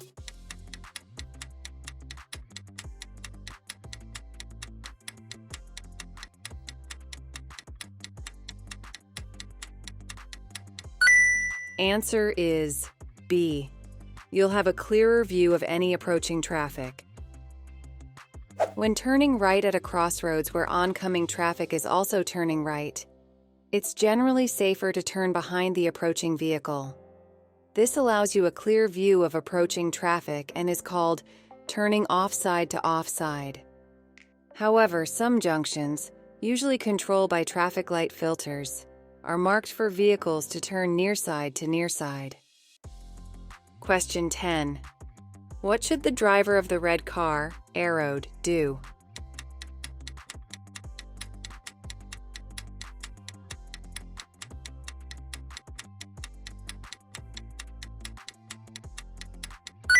Answer is C.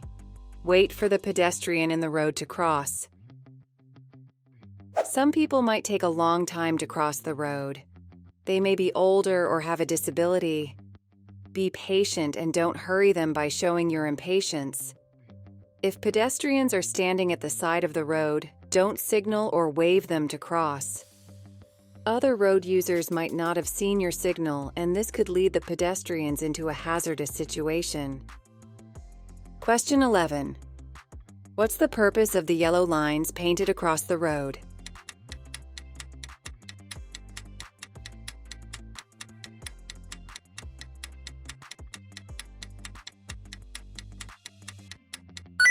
Answer is B. To make you aware of your speed.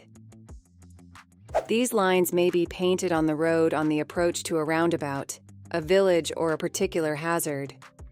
The lines are raised and painted yellow, and their purpose is to make you aware of your speed. Reduce your speed in good time so that you avoid having to brake harshly over the last few meters before reaching the junction. Question 12. What's the main hazard the driver of the red car, arrowed, should be aware of?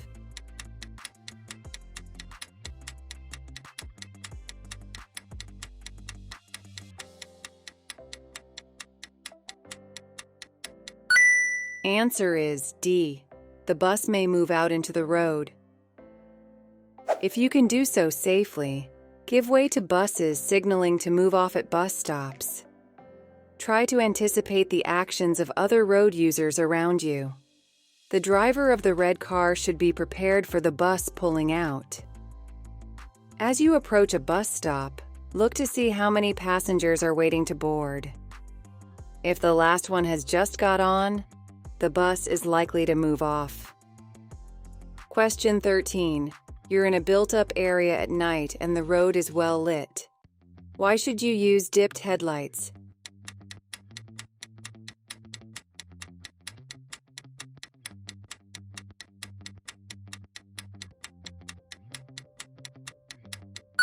Answer is A, so that you can be easily seen by others.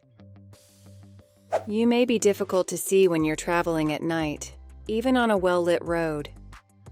If you use dipped headlights rather than side lights, other road users should be able to see you more easily.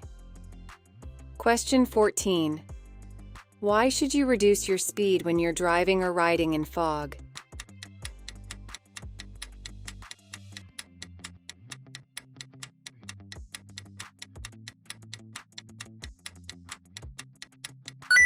Answer is A. It's more difficult to see what's ahead. You won't be able to see as far ahead in fog as you can on a clear day. You'll need to reduce your speed so that, if a hazard looms out of the fog, you have the time and space to take avoiding action. Traveling in fog is hazardous. If you can, try to delay your journey until it is cleared. Question 15. Why should you use your mirrors when you see a hazard ahead?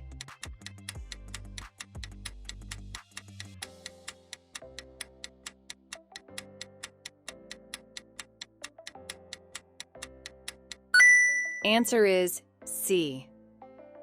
To assess how your actions will affect the traffic behind.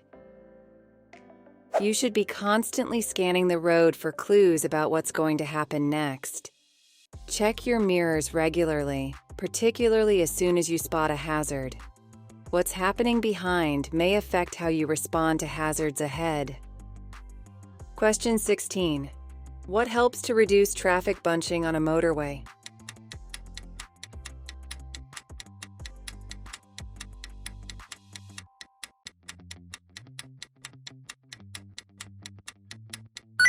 Answer is D. Variable speed limits. Congestion can be reduced by keeping traffic at a constant speed. At busy times, maximum speed limits are displayed on overhead gantries.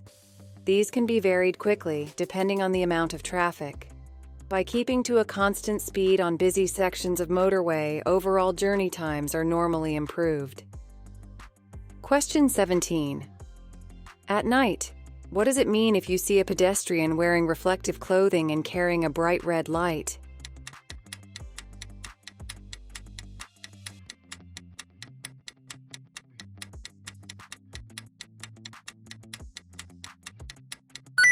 Answer is C. You're approaching an organized walk. The people on the walk should be keeping to the left, but don't assume this. Pass carefully, making sure you have time to do so safely. Be aware that the pedestrians have their backs to you and may not know that you're there. Question 18. You're invited to a pub lunch. What should you do if you know that you'll have to drive in the evening?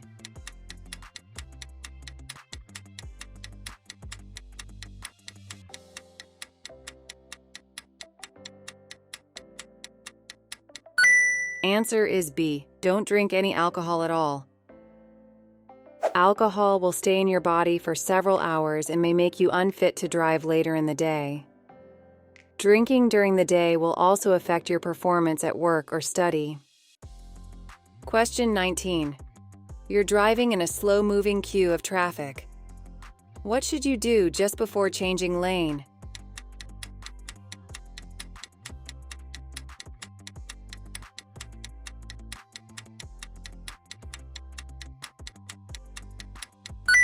Answer is C.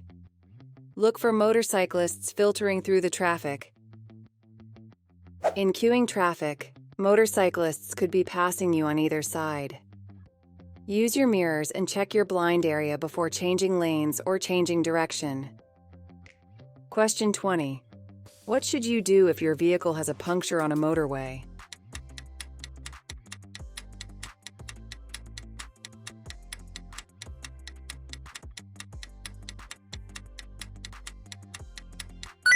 Answer is B. Pull up on the hard shoulder or in an emergency refuge area and call for assistance. Pull up on the hard shoulder or in an emergency refuge area and call for assistance. Don't attempt to repair your vehicle while it's on the hard shoulder, because of the risk posed by traffic passing at high speeds. Question 21. When would you increase the pressure in your tires so that it's above the normal value?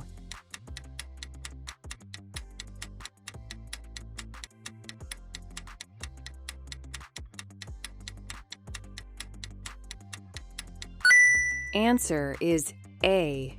When carrying a heavy load. Check the vehicle handbook. This should give you guidance on the correct tire pressures for your vehicle and when you may need to adjust them. If you're carrying a heavy load, you may need to adjust the headlights as well. Most cars have a switch on the dashboard to do this. Question 22. What will happen if your car's wheels are unbalanced?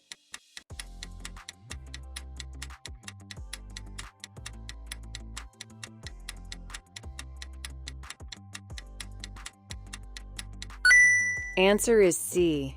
The steering will vibrate.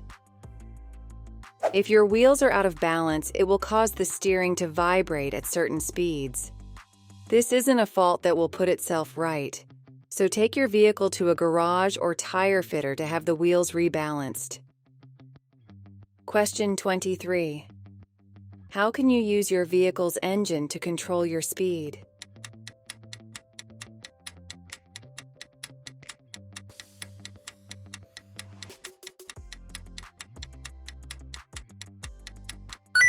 Answer is B. By changing to a lower gear. You should brake and slow down before selecting a lower gear. The gear can then be used to keep the speed low and help you control the vehicle.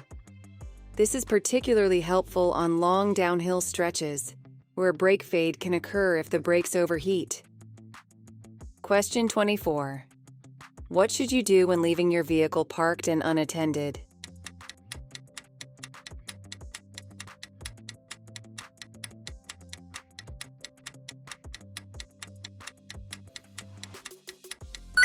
Answer is B. Lock it and remove the key.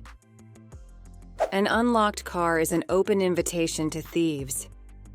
Leaving the keys in the ignition not only makes your car easy to steal, but could also invalidate your insurance. Question 25. You're driving on a motorway at night. Which lights should you have on if there are other vehicles just ahead of you?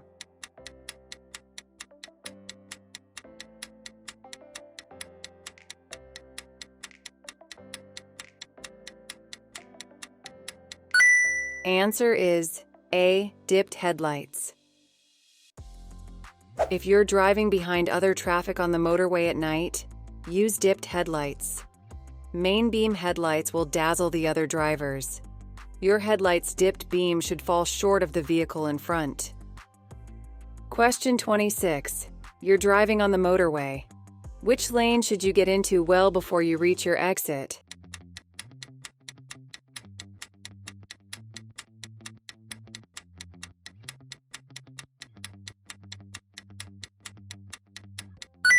Answer is B, the left-hand lane.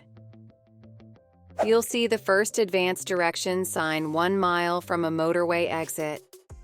If you're traveling at 60 miles per hour in the right-hand lane, you'll only have about 50 seconds before you reach the countdown markers. There'll be another sign at the half-mile point. Don't cut across lanes of traffic at the last moment. Move to the left-hand lane in good time. Question 27. What must you do if your eyesight has become very poor and you're no longer able to meet the driver's eyesight requirements?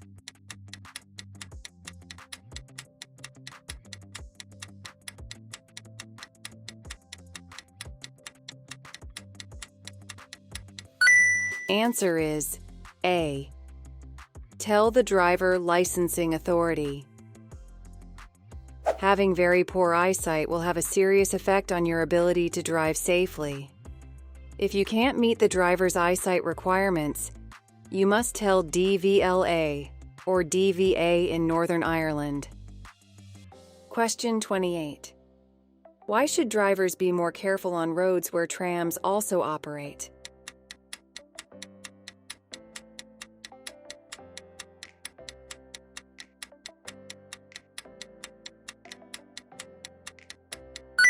Answer is A, because trams can't steer to avoid obstructions. You should take extra care when you first encounter trams. You'll have to get used to dealing with a different traffic system. Be aware that trams can accelerate and travel very quickly, and they can't change direction to avoid obstructions. Question 29. What should you do when you leave your car unattended for a few minutes?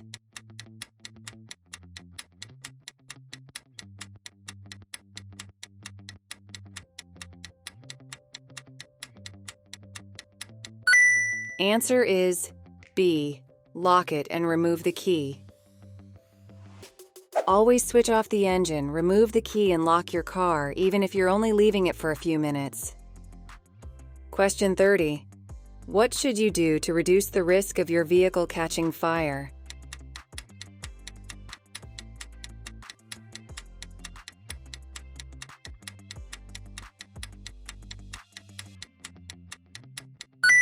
Answer is B, check out any strong smell of fuel.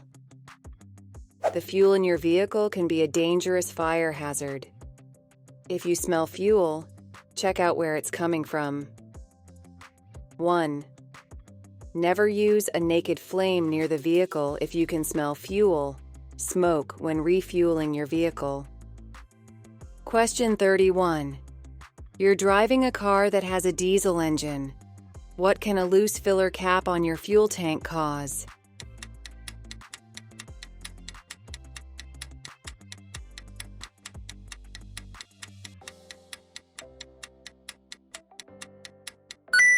Answer is D. It can make the road slippery for other road users. Diesel fuel can spill out if your filler cap isn't secured properly. This is most likely to occur on bends, junctions, and roundabouts, where it will make the road slippery, especially if it's wet. At the end of a spell of dry weather, road surfaces may be especially slippery where diesel has been spilled, but it hasn't been washed away by rain. Question 32. You're driving past parked cars. What should you do if you see a bicycle wheel sticking out between the cars?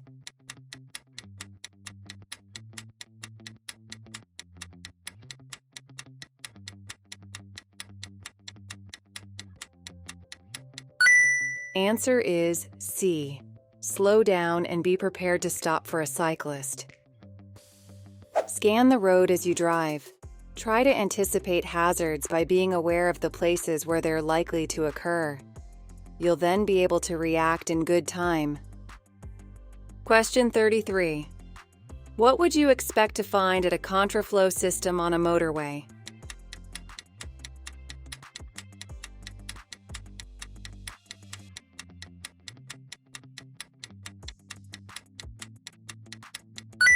Answer is A, lower speed limits. When approaching a contraflow system, reduce speed in good time and obey all speed limits.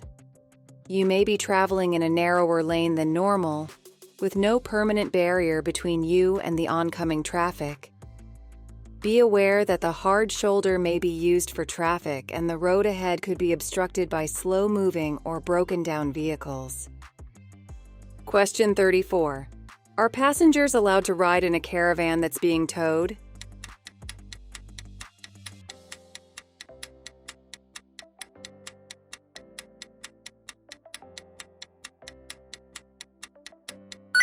Answer is A. No, not at any time. Riding in a towed caravan is highly dangerous. The safety of the entire unit is dependent on the stability of the trailer.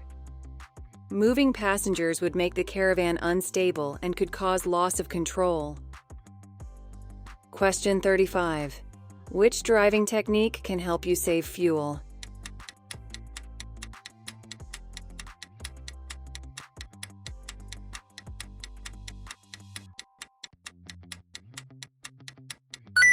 Answer is B. Missing out some gears. Missing out intermediate gears, when appropriate, helps to reduce the amount of time spent accelerating and decelerating, the times when your vehicle uses the most fuel. Question 36. You're leaving your vehicle parked on a road and unattended. When may you leave the engine running?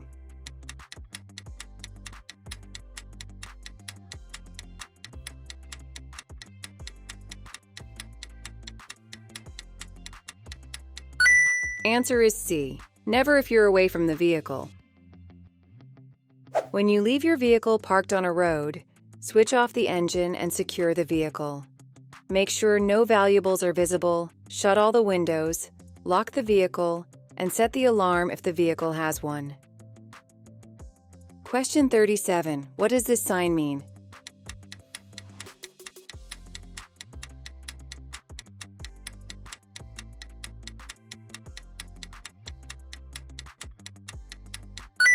Answer is A. No entry. No entry signs are used in places such as one-way streets to prevent vehicles driving against the traffic. To ignore one would be dangerous, both for yourself and for other road users, as well as being against the law. Question 38. What does this sign mean?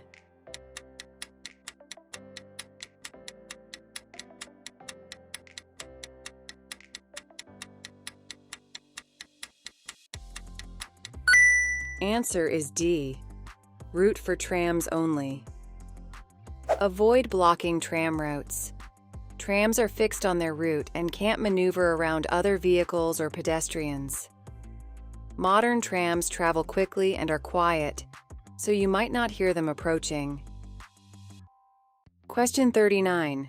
What does this sign mean?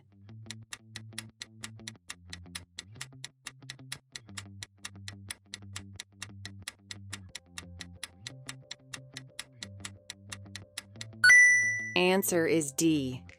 Waiting restrictions apply. There'll be a plate or additional sign to tell you when the restrictions apply. Question 40. What's the meaning of this traffic sign?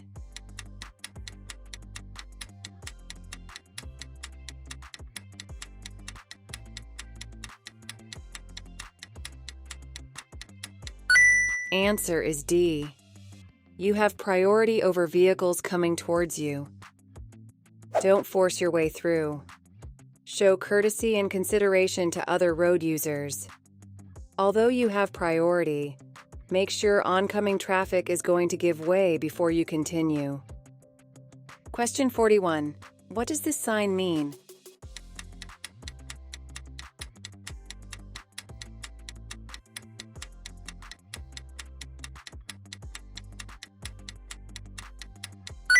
Answer is D. Tourist attraction.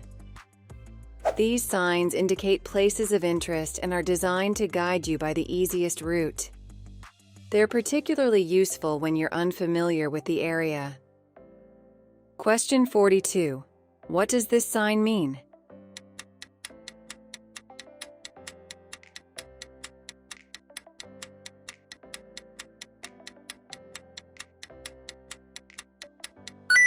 Answer is C, T-junction. This type of sign warns you of hazards ahead. Make sure you look at each sign and road marking that you pass so that you don't miss any vital instructions or information. This sign shows there's a T-junction with priority over vehicles from the right. Question 43. What does this sign mean?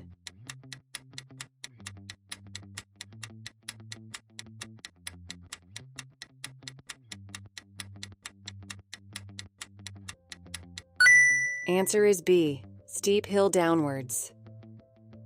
This sign gives you an early warning that the road ahead will slope downhill. Prepare to alter your speed and gear. Looking at the sign from left to right will show you whether the road slopes uphill or downhill. Question 44. You're in the left-hand lane at traffic lights, waiting to turn left. Which signal means you must wait?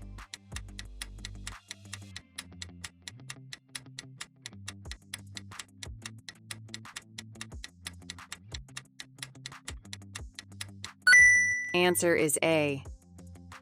At some junctions, there may be separate signals for different lanes. These are called filter lights.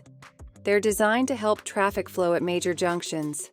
Make sure that you're in the correct lane and proceed if the way is clear and the green light shows for your lane. Question 45. Where would you see this road marking?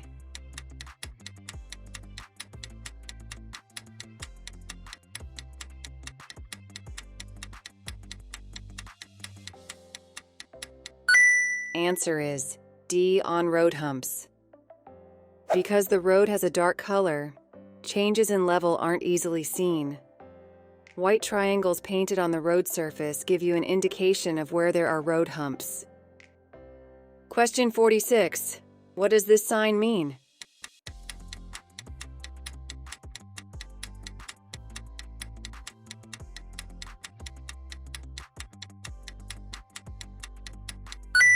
Answer is B, end of motorway. When you leave the motorway, make sure that you check your speedometer. You may be going faster than you realize. Slow down and look for speed limit signs. Question 47. Which sign shows that a tanker is carrying dangerous goods?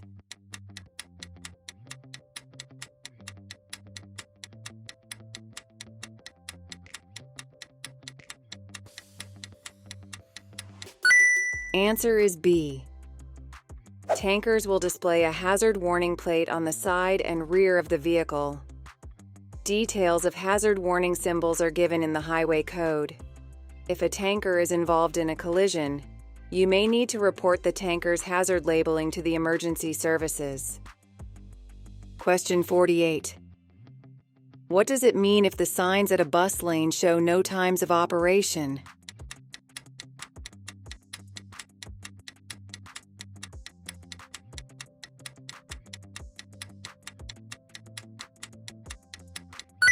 Answer is A.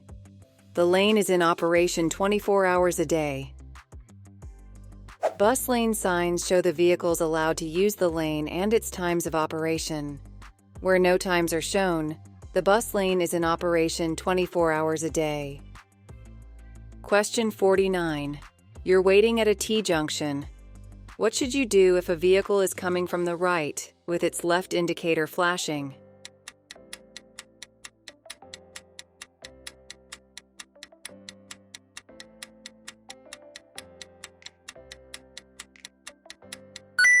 Answer is D. Wait until the vehicle starts to turn in. Other road users may give misleading signals. When you're waiting at a junction, don't emerge until you're sure of their intentions. Question 50. You're driving along a country road, you see this sign. What should you do after dealing safely with the hazard?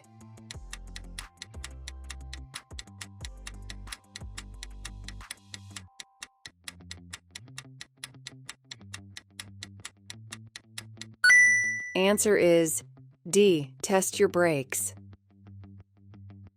If your brakes have been thoroughly soaked, you should check that they're working properly before you build up speed again.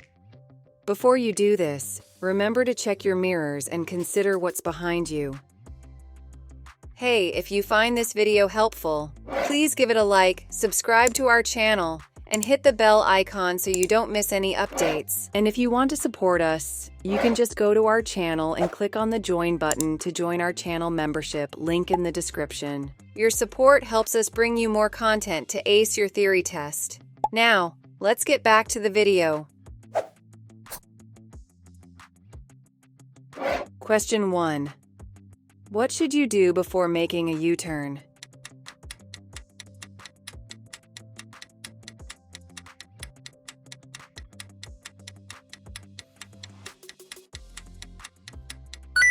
Answer is C. Look over your shoulder for a final check. If you have to make a U-turn, slow down and ensure that the road is clear in both directions. Make sure that the road is wide enough for you to carry out the maneuver safely. Use your mirrors and look round to check it's safe before turning across the road. Question 2. Why is it dangerous to drive too close to the vehicle ahead?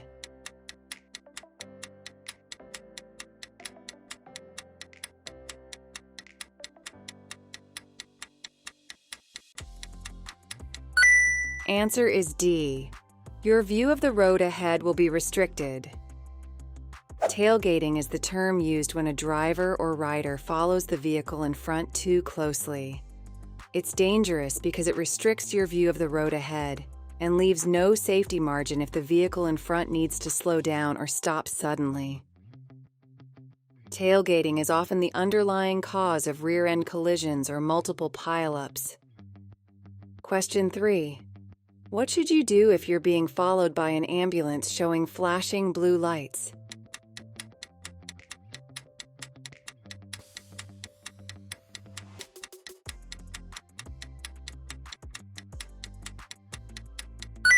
Answer is D.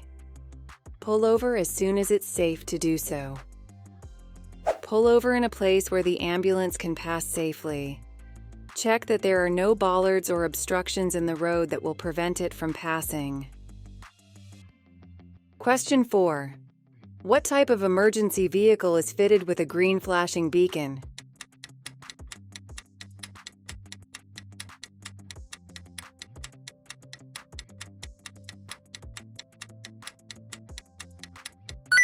Answer is B.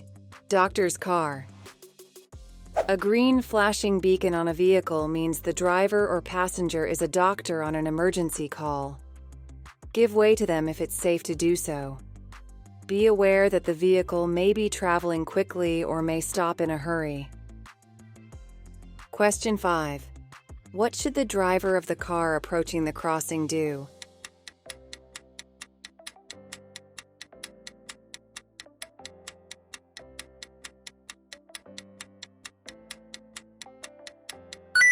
Answer is C. Slow down and get ready to stop. Look well ahead to see whether any hazards are developing. This will give you more time to deal with them in the correct way. The man in the picture is clearly intending to cross the road. You should be traveling at a speed that allows you to check your mirror, slow down and stop in good time. You shouldn't have to brake harshly. Question 6. Why do motorcyclists often look round over their right shoulder just before turning right?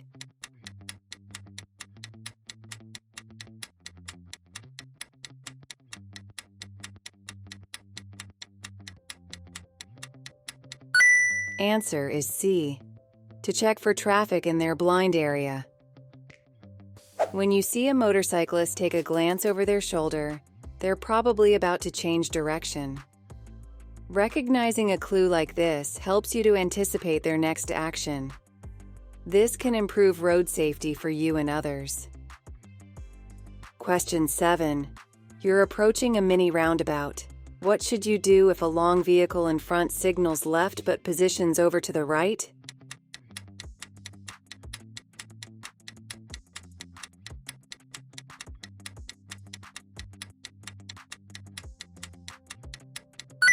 Answer is B. Keep well back. At many roundabouts, there isn't much room for a long vehicle to maneuver. It will have to swing out wide so that it can complete the turn safely. Keep well back and don't try to move up alongside it. Question 8. You're driving on a single carriageway road. Why should you keep well back while you're following a large vehicle?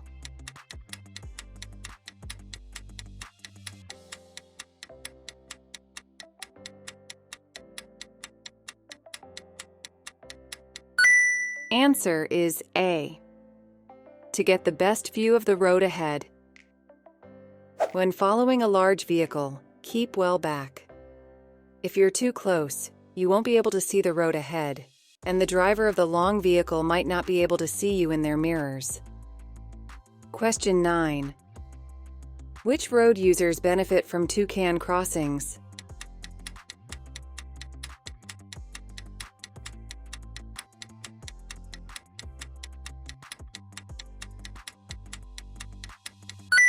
Answer is C. Cyclists and pedestrians. Toucan crossings are similar to pelican crossings, but there's no flashing amber phase. Cyclists share the crossing with pedestrians and are allowed to cycle across when the green cycle symbol is shown. Question 10. Why does this junction have a stop sign and a stop line on the road?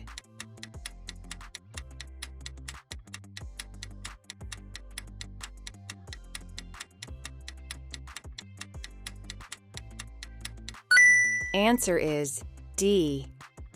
Visibility along the major road is restricted. Where emerging traffic has a very restricted view of the main road, you may find a stop sign and a solid white stop line. You must stop at the line and then check carefully before you emerge. Question 11. What should you do before slowing down or stopping your vehicle?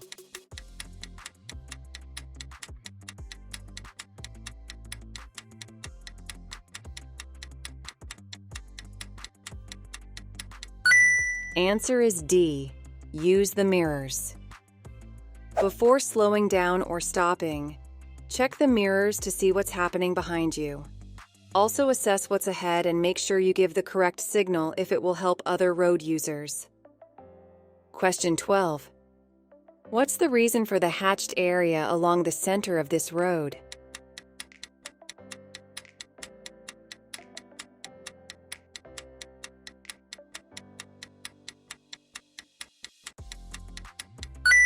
Answer is C. It separates traffic flowing in opposite directions.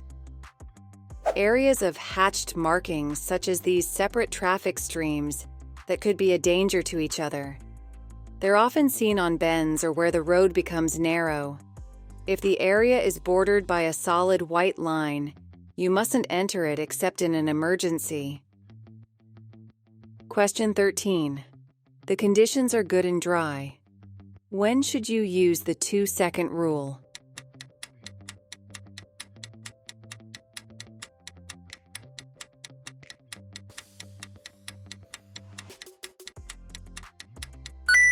Answer is C. When checking your gap from the vehicle in front. In good conditions, the 2-second rule can be used to check the distance between your vehicle and the one in front. This technique works on roads carrying faster traffic. Choose a fixed object, such as a bridge, sign, or tree. When the vehicle ahead passes this object, say to yourself, "Only a fool breaks the 2-second rule." If you reach the object before you finish saying this, you're too close. Question 14.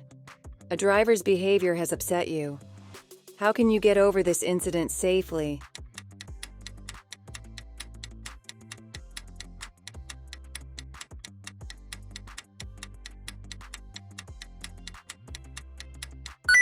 Answer is D. Stop and take a break. If you feel yourself becoming tense or upset, stop in a safe place and take a break. Tiredness can make things worse and may cause a different reaction to upsetting situations. Question 15. What should you do if you want to overtake a long, slow-moving vehicle on a busy road?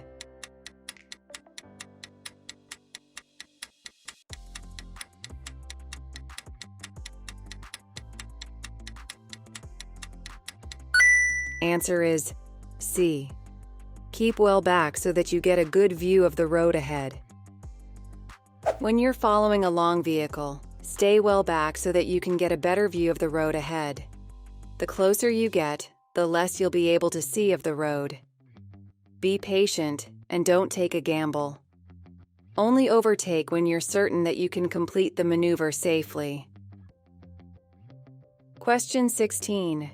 You've stopped at a railway level crossing. What should you do if the red lights continue to flash after a train has gone by?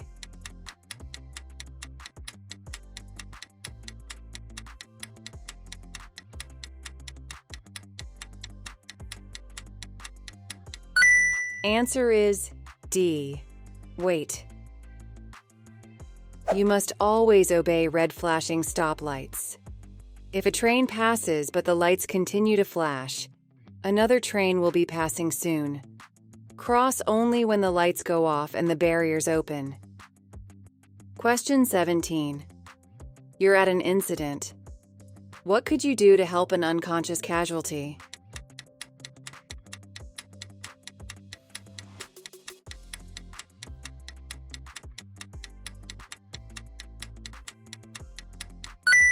Answer is A.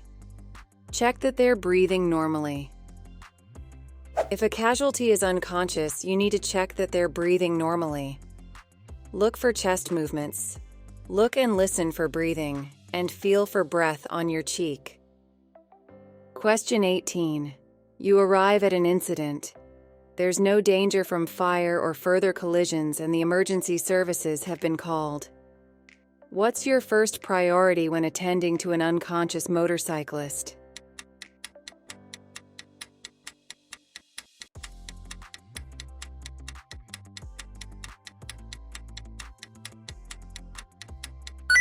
Answer is D. Check whether they're breathing normally. At the scene of an incident, always be aware of danger from further collisions or fire. The first priority when dealing with an unconscious person is to ensure they can breathe. This may involve clearing their airway if you can see an obstruction or if they're having difficulty breathing. Question 19. You're behind this cyclist. When the traffic lights change, what should you do?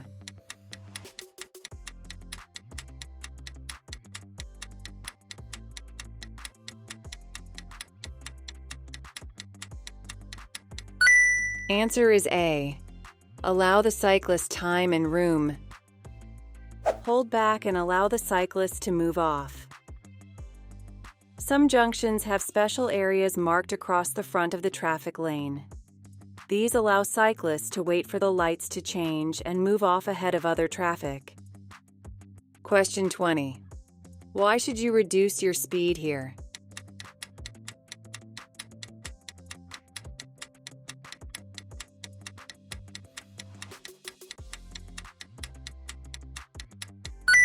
Answer is B. A staggered junction is ahead. Traffic could be turning off or pulling out ahead of you, to the left or right. Vehicles turning left will be slowing down before the junction, and any vehicles turning right may have to stop to allow oncoming traffic to clear. Be prepared for this, as you might have to slow down or stop behind them.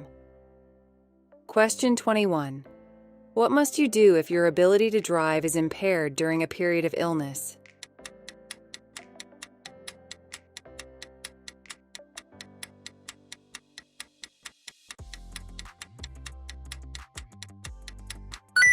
Answer is B.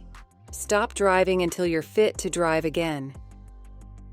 Only drive if you're fit to do so. Driving when you're ill or taking some medicines can affect your concentration and judgment. It may also cause you to become drowsy or even fall asleep. Question 22. Which road users are most difficult to see when you're reversing your car?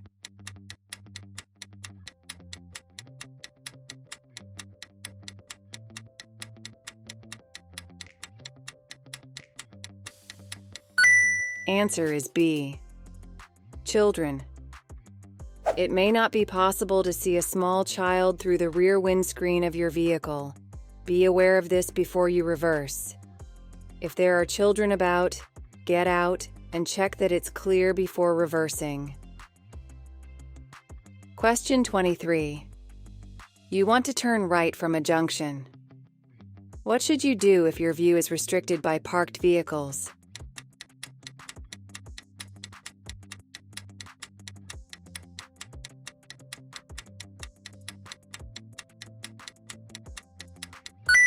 Answer is D. Stop, then move forward slowly until you have a clear view. If you want to turn right from a junction and your view is restricted, stop. Ease forward until you can see. Something might be approaching. If you don't know, don't go. Question 24. You're driving with your front fog lights switched on. What should you do if the fog has cleared?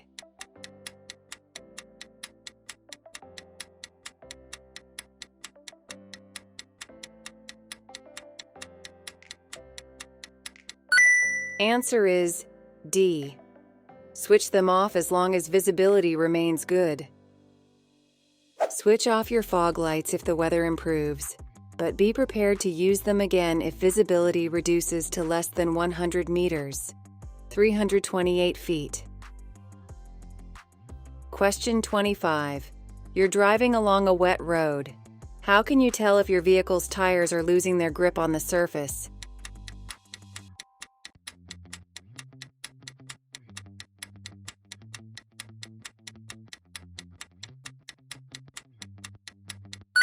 Answer is D. The steering will feel very light. If you drive at speed in very wet conditions, your steering may suddenly feel lighter than usual. This means that the tires have lifted off the surface of the road and are floating on the surface of the water. This is known as aquaplaning. Reduce speed, but don't brake until your steering returns to normal. Question 26. You're driving on this dual carriageway. Why may you need to slow down?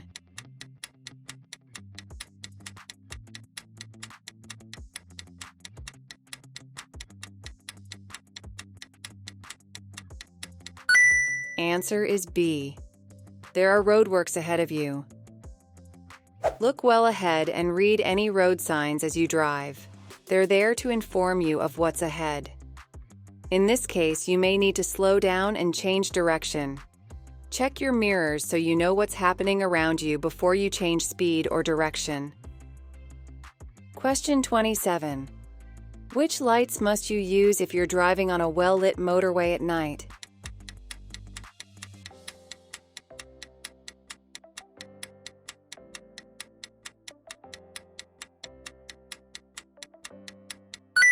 Answer is D.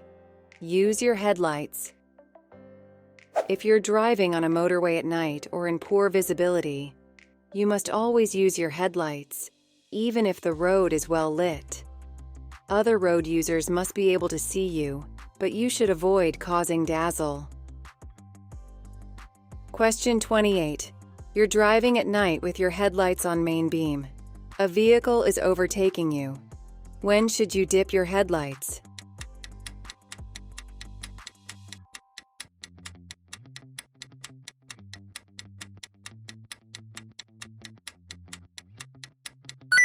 Answer is A. As soon as the vehicle passes you. On main beam, your lights could dazzle the driver in front. Dip your headlights as soon as the driver passes you and drop back so that the dipped beam falls short of the vehicle in front. Question 29. What's likely to happen if you use a hands-free phone while you're driving?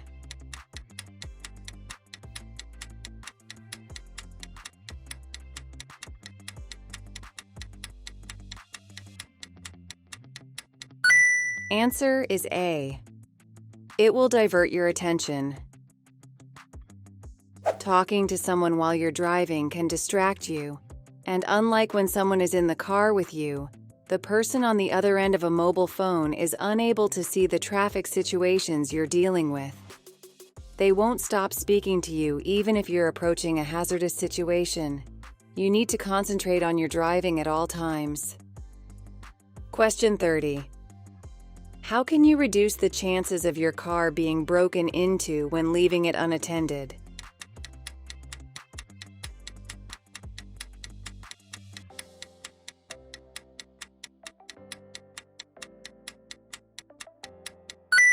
Answer is D. Take all valuables with you. When leaving your car, take all valuables with you if you can. Otherwise, lock them out of sight. Question 31. Your vehicle breaks down on a motorway and you manage to stop on the hard shoulder. What should you do if you use your mobile phone to call for help?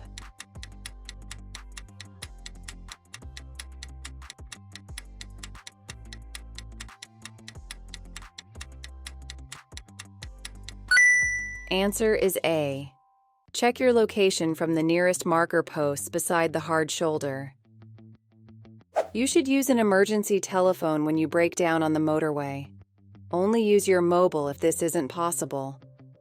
The emergency services need to know your exact location so they can reach you as quickly as possible. Look for a number on the nearest marker post beside the hard shoulder. Give this number when you call the emergency services. Question 32. You're parked in a busy high street. What's the safest way to turn your vehicle around so you can drive in the opposite direction?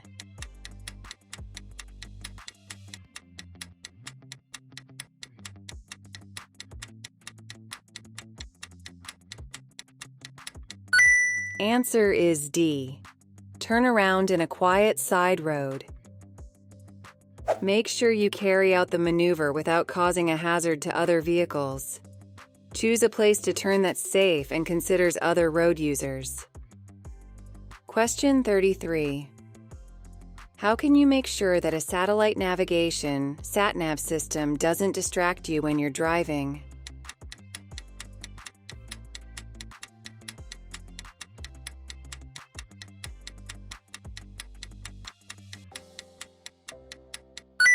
Answer is C. Set it before starting your journey. Sat-navs can be useful when driving on unfamiliar routes. However, they can also distract you and cause you to lose control if you look at or adjust them while you're driving. Set the sat-nav before starting your journey, or pull up in a safe place before making any changes to it. Question 34. What's the legal minimum tread depth for tires on your trailer or caravan?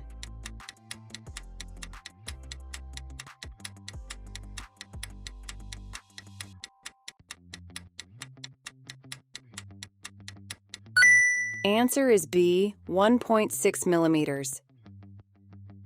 Trailers and caravans may be left in storage over the winter months, and tires can deteriorate. It's important to check their tread depth and also their pressures and general condition. The legal tread depth of 1.6 millimeters applies to the central 3/4 of a tire's breadth over its entire circumference. Question 35. What makes the vehicle in the picture environmentally friendly?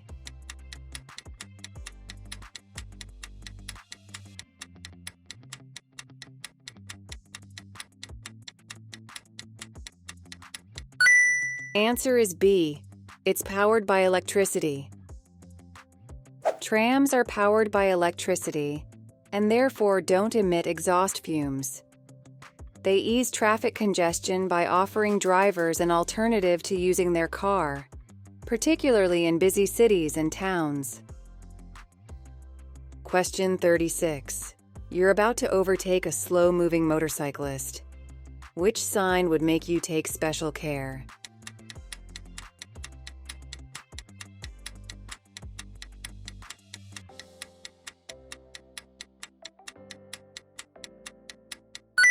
Answer is A.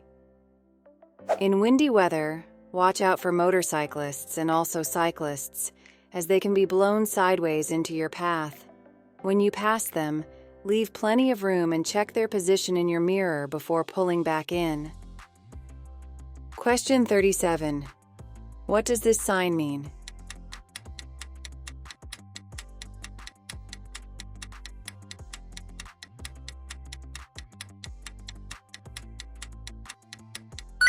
Answer is B. Cycle route ahead. Where there's a cycle route ahead, a sign will show a bicycle in a red warning triangle. Watch out for children on bicycles and cyclists rejoining the main road. Question 38. Which sign means there's a double bend ahead?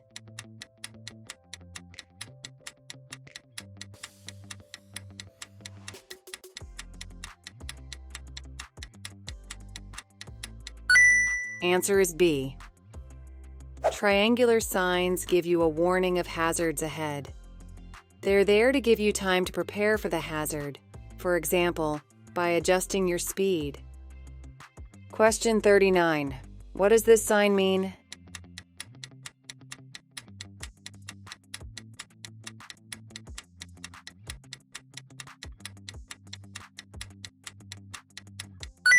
Answer is C.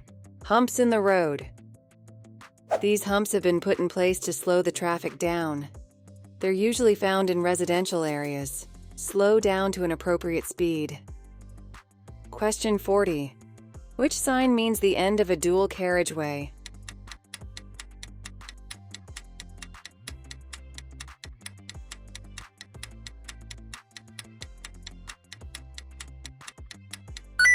Answer is D. If you're overtaking, make sure you move back safely into the left-hand lane before you reach the end of the dual carriageway. Question 41. What does this sign mean?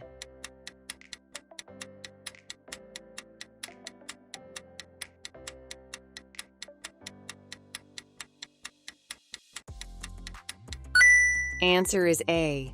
No through road. You won't be able to find a through route to another road. Use this road only for access. Question 42. Which is the sign for a ring road?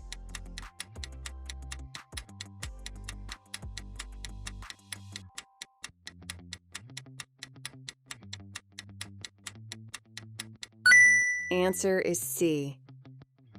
Ring roads are designed to relieve congestion in towns and city centers. Question 43. You're approaching a junction where the traffic lights aren't working. What should you do when a police officer gives this signal?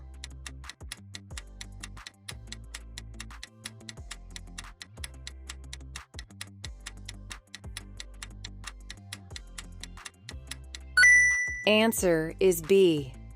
Stop at the stop line. When a police officer or traffic warden is directing traffic, you must obey them. They'll use the arm signals shown in the highway code. Learn what these signals mean and obey them. Question 44. What does this arm signal mean?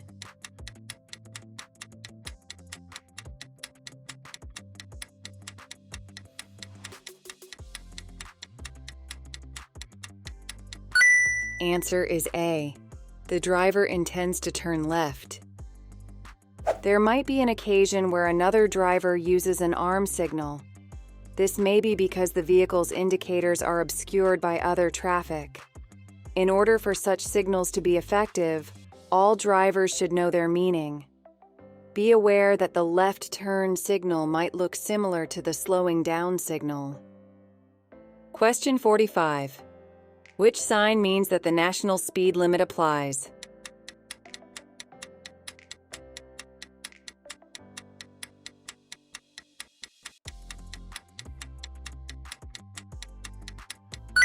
Answer is D. You should know the speed limit for the road on which you're traveling and the vehicle that you're driving. The different speed limits are shown in the highway code. Question 46. What should you do when going through a contraflow system on a motorway?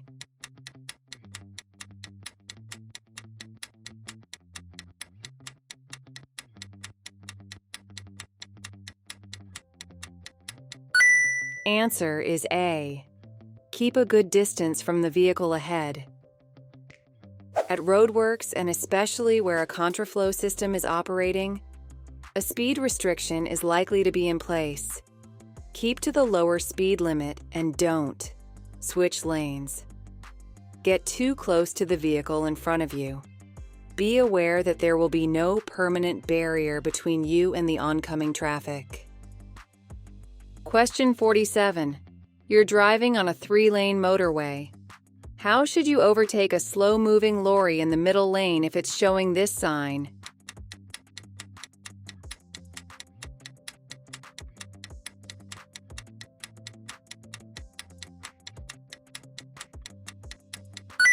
Answer is A. Approach with care and overtake on the left of the lorry. This sign is found on slow-moving or stationary works vehicles. If you wish to overtake it, do so on the left as indicated. Be aware that there might be workmen in the area. Question 48. What must you do when you see this sign?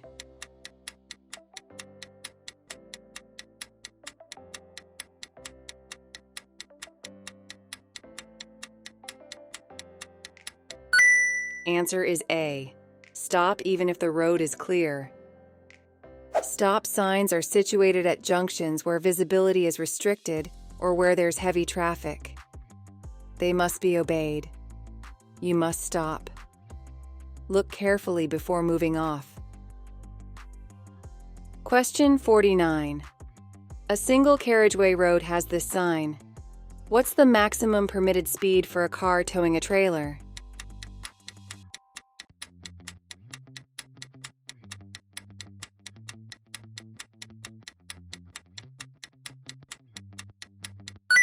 Answer is C. 50 miles per hour. When you're towing a trailer, a reduced speed limit also applies on dual carriageways and motorways. These lower speed limits apply to vehicles pulling all sorts of trailers, including caravans and horse boxes. Question 50. When may you drive a car in this bus lane?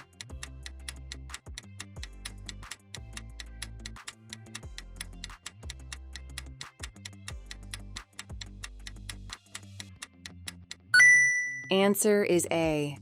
Outside its hours of operation.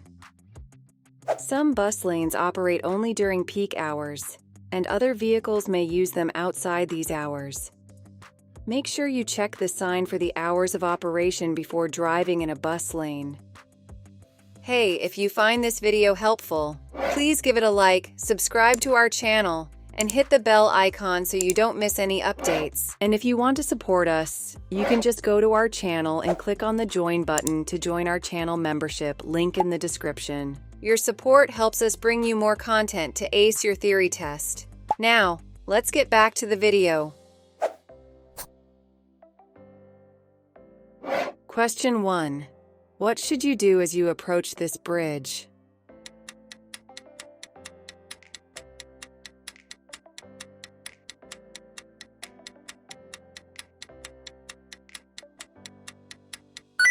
Answer is D. Slow down. You should slow down and be cautious. Hump bridges are often narrow, and there may not be enough room for you to pass an oncoming vehicle at this point.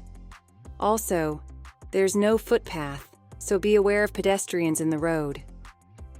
Question 2. You're being overtaken by a long, heavily laden lorry. What should you do if it's taking a long time for it to overtake?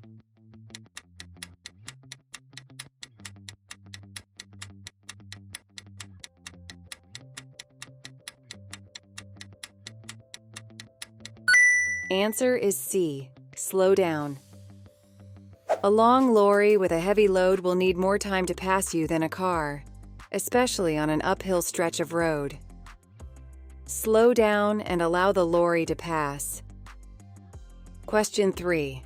You wish to turn right ahead.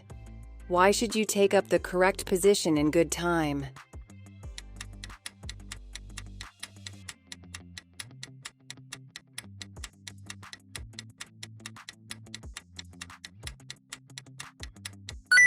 Answer is D. To help other road users know what you intend to do. If you wish to turn right into a side road, take up your position in good time. Move to the center of the road when it's safe to do so. This will allow vehicles to pass you on the left. Early planning will show other traffic what you intend to do. Question 4. What should you do when you're overtaking at night?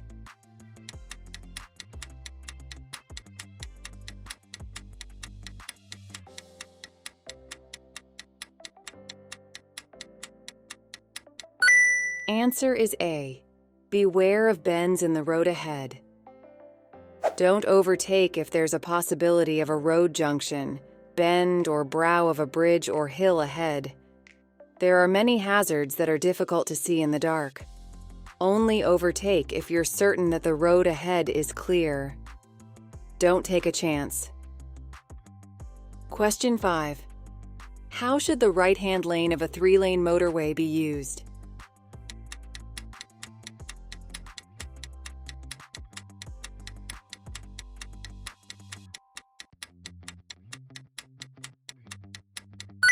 Answer is D, as an overtaking lane. You should stay in the left-hand lane of a motorway unless you're overtaking another vehicle. The right-hand lane of a motorway is an overtaking lane. It isn't the fast lane. After overtaking, move back to the left when it's safe to do so. Question 6. What's the national speed limit on a single carriageway road?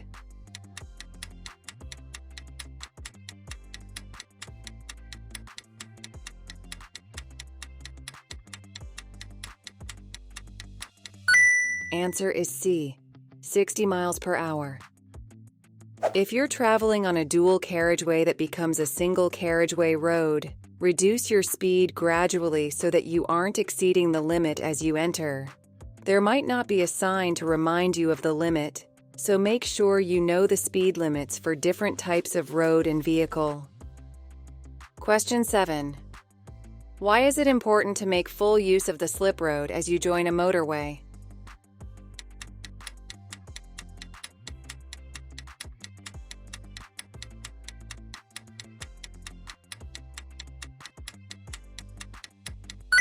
Answer is D, to allow you to fit safely into the traffic flow in the left-hand lane.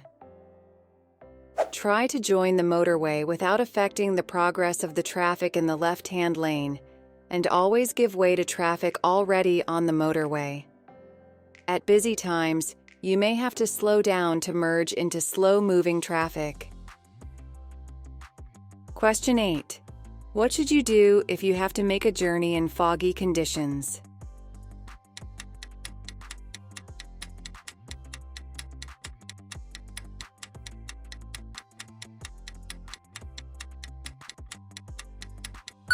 Answer is D. Leave plenty of time for your journey. If you're planning to make a journey when it's foggy, listen to the weather reports. If visibility is very poor, avoid making unnecessary journeys. If you do travel, leave plenty of time. And if someone is waiting for you to arrive, let them know that your journey will take longer than normal. This will also take off any pressure you may feel to rush. Question 9. You're driving at the legal speed limit. What should you do if the vehicle behind approaches quickly, flashing its headlights?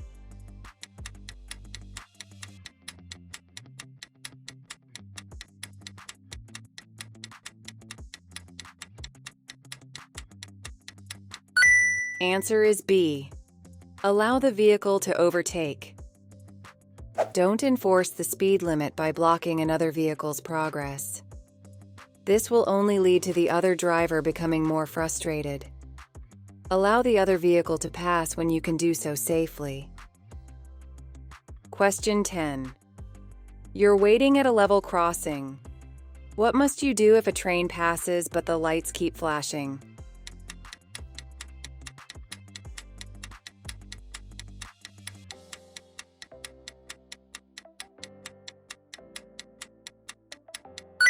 Answer is A. Carry on waiting. If the lights at a level crossing keep flashing after a train has passed, you should continue to wait, because another train might be coming. Time seems to pass slowly when you're held up in a queue. Be patient and wait until the lights stop flashing. Question 11. Your vehicle is stationary. When may you use its horn?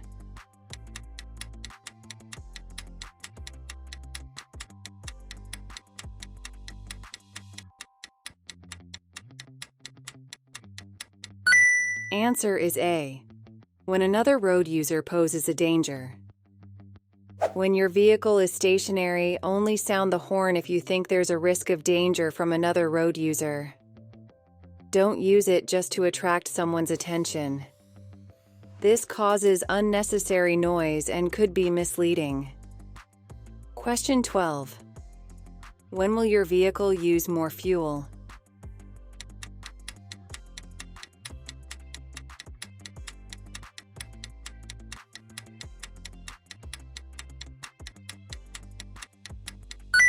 Answer is D. When its tires are underinflated. Check your tire pressures frequently, normally once a week. If they're lower than those recommended by the manufacturer, there will be more rolling resistance. The engine will have to work harder to overcome this, leading to increased fuel consumption. Question 13. Powered vehicles used by disabled people are small and can be hard to see. What must they display if they're traveling on a dual carriageway?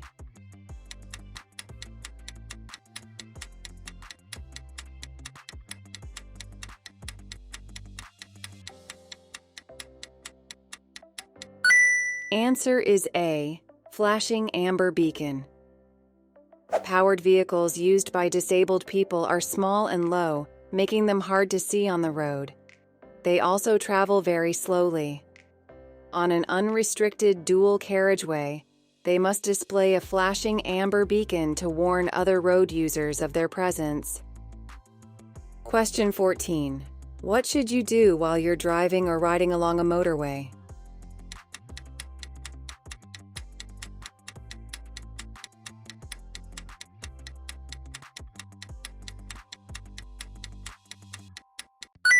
Answer is B.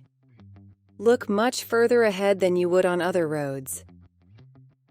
Traffic on motorways usually travels faster than on other roads. You need to be looking further ahead to give yourself more time to react to any hazard that may develop. Question 15. You plan your route before starting a journey. Why should you also plan an alternative route?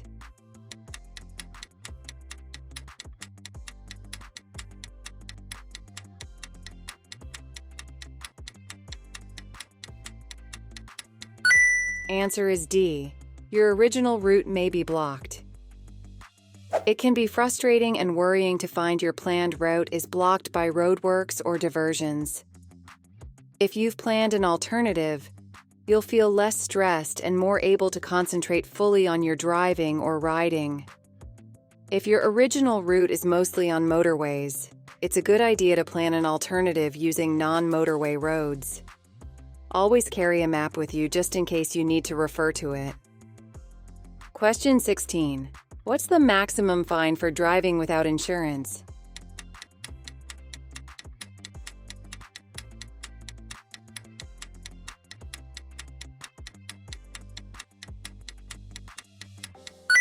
Answer is A. Unlimited. Driving without insurance is a serious offense, as well as an unlimited fine. You may be disqualified or incur penalty points. Question 17. Where would it be unsafe to overtake?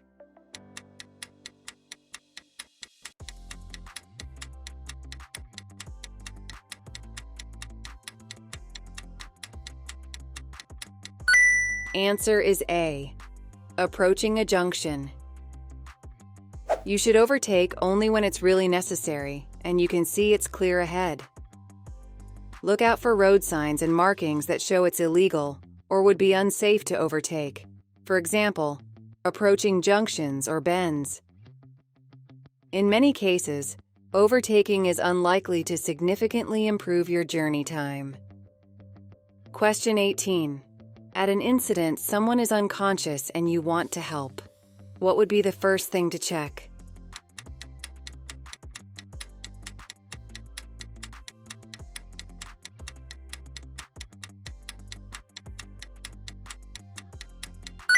Answer is A. Whether their airway is open. Remember this procedure by saying DRABC. This stands for danger, response, airway, breathing, circulation. Give whatever first aid you can and stay with the injured person until a medical professional takes over. Question 19. After a collision, someone is unconscious in their vehicle. When should you call the emergency services?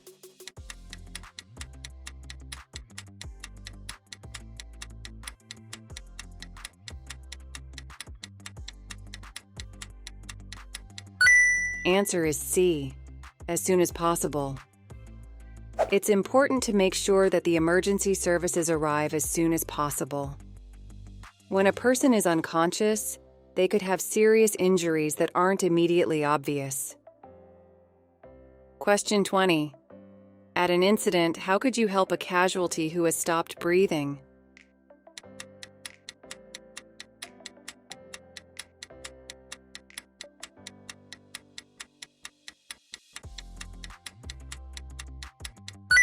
Answer is A. Follow the DRABC code. The DRABC code has been devised by medical experts to give the best outcome until the emergency services arrive and take care of casualties. Question 21. You're driving behind a large goods vehicle. What should you do if it signals left but steers to the right?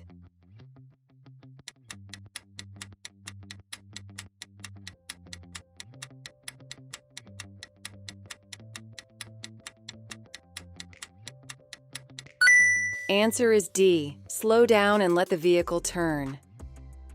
Large, long vehicles need extra room when making turns at junctions. They may move out to the right in order to make a left turn. Keep well back and don't attempt to pass them on their left. Question 22. Why is it important to wear suitable shoes when you're driving?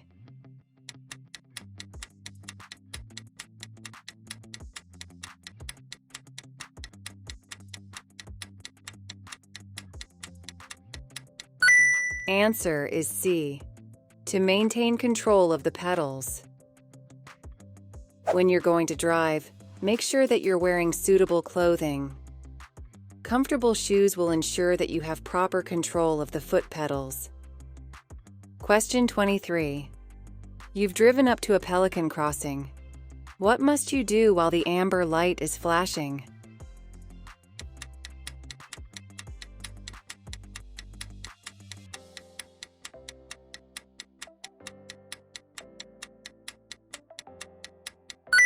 Answer is B.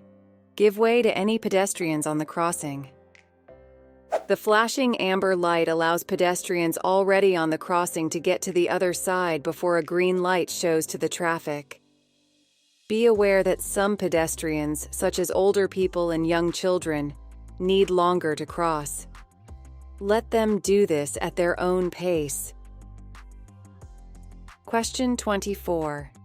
Why could it be dangerous to reverse from a side road into a main road?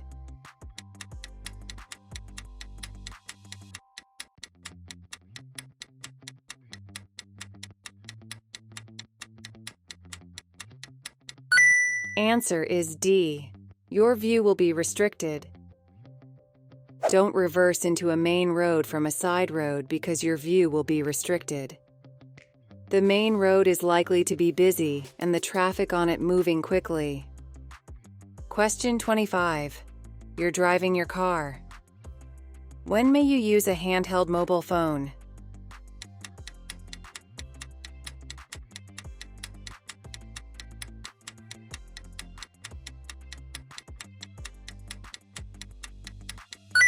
Answer is C. When you've parked safely. It's illegal to use a handheld mobile phone while you're driving. except in a genuine emergency. Even using a hands-free kit can distract your attention. Park in a safe and convenient place before receiving or making a call or using text messaging. Then you'll also be free to take notes or refer to papers. Question 26. What part of the car does the law require you to keep in good condition?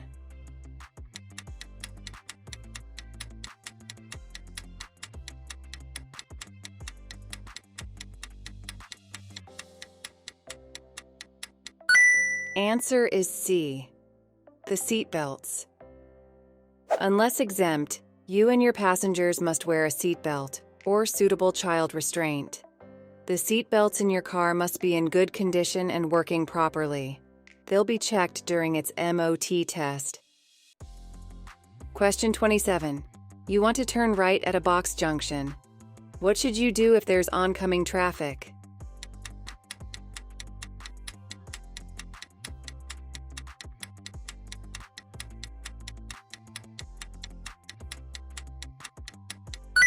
Answer is D. Wait in the box junction if your exit is clear. You can wait in the box junction as long as your exit is clear. At some point, there will be a gap in the oncoming traffic, or the traffic lights will change, allowing you to proceed. Question 28. Why could it be dangerous to keep the clutch down or select neutral for long periods of time while you're driving?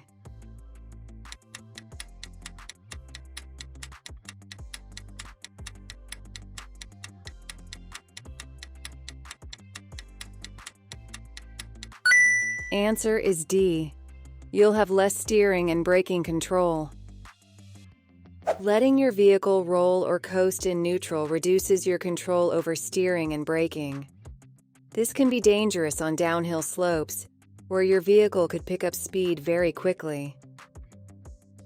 Question 29. Why do MOT tests include an exhaust emission test?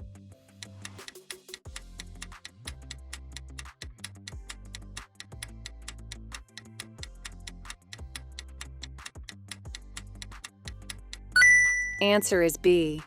To help protect the environment against pollution.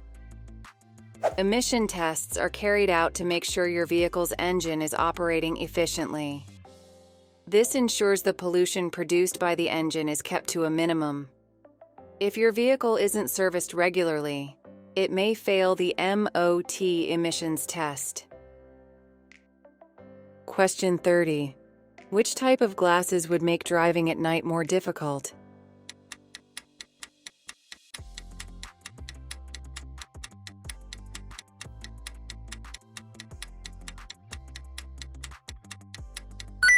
Answer is D. Tinted. If you're driving at night or in poor visibility, tinted lenses will reduce the efficiency of your vision by reducing the amount of light reaching your eyes. Question 31. You're driving in busy traffic. You want to pull up just after a junction on the left. When should you signal?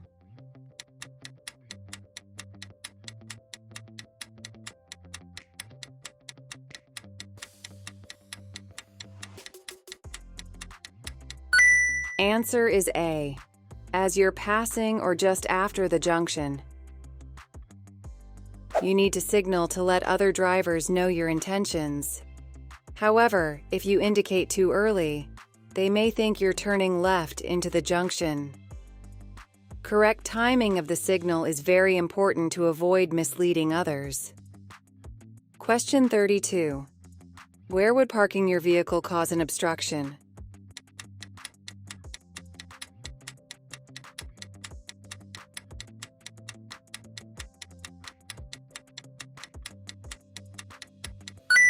Answer is C. In front of a property entrance. Don't park your vehicle where it may obstruct access to a business or property. Think carefully before you slow down and stop. Look at road markings and signs to ensure that you aren't parking illegally. Question 33. There's been a heavy fall of snow. What should you consider before driving in these conditions?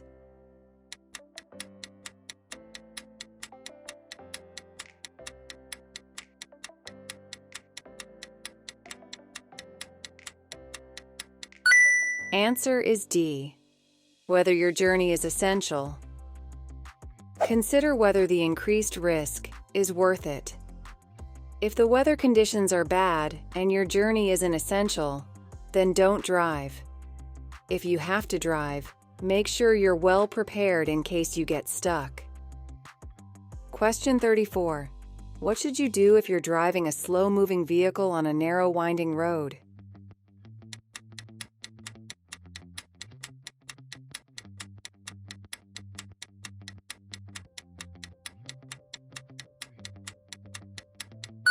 Answer is C.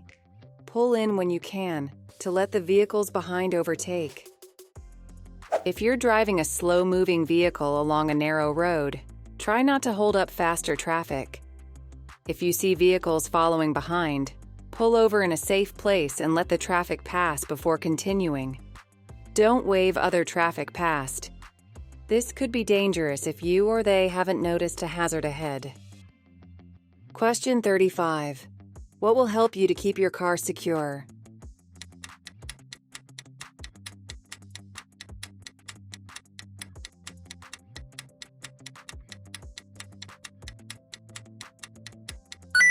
Answer is C. Registering with a vehicle watch scheme. The vehicle watch scheme helps to reduce the risk of your car being stolen. By displaying high-visibility vehicle watch stickers in your car, you're inviting the police to stop your vehicle if it's seen in use between midnight and 5 a.m. Question 36. What does third-party insurance cover?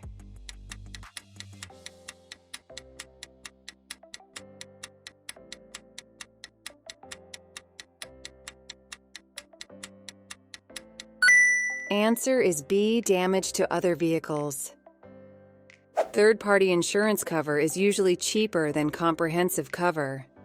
However, it doesn't cover any damage caused to your own vehicle or property. It only covers damage and injury you cause to others. Question 37. What should you do if you overtake a cyclist when it's very windy?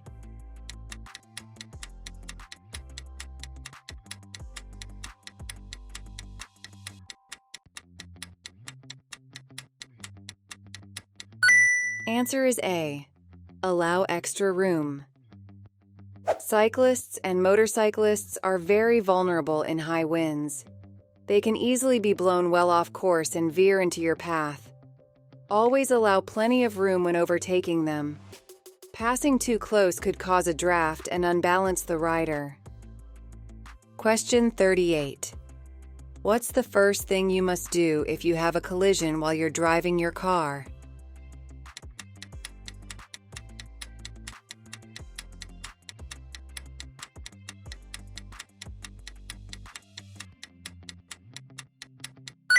Answer is C. Stop at the scene of the incident. If you're in a collision that causes damage or injury to any other person, vehicle, animal, or property, by law, you must stop. Give your name, the vehicle owner's name and address, and the vehicle's registration number to anyone who has reasonable grounds for requesting them. Question 39. What's the meaning of this sign?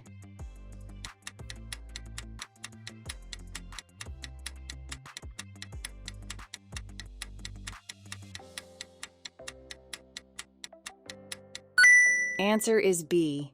National speed limit applies. This sign doesn't tell you the speed limit in figures. You should know the speed limit for the type of road that you're on and the type of vehicle that you're driving. Study your copy of the highway code. Question 40. When may you enter a box junction?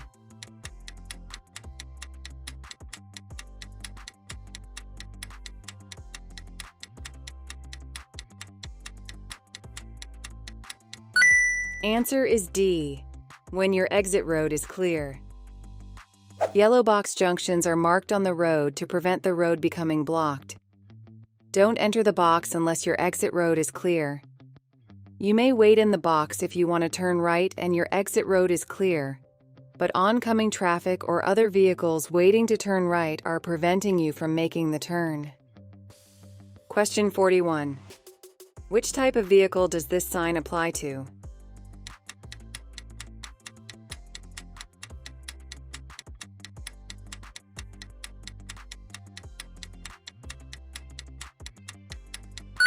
Answer is B. High vehicles. The triangular shapes above and below the dimensions indicate a height restriction that applies to the road ahead. Question 42. What does this sign mean?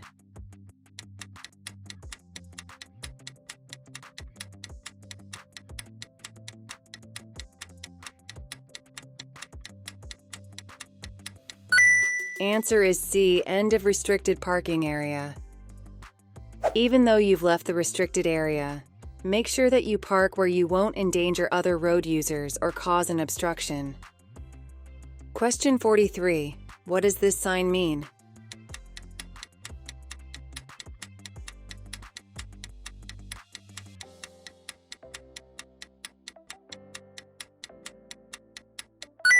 Answer is A. Distance to parking place ahead. If you intend to stop and rest, this sign allows you time to reduce speed and pull over safely. Question 44.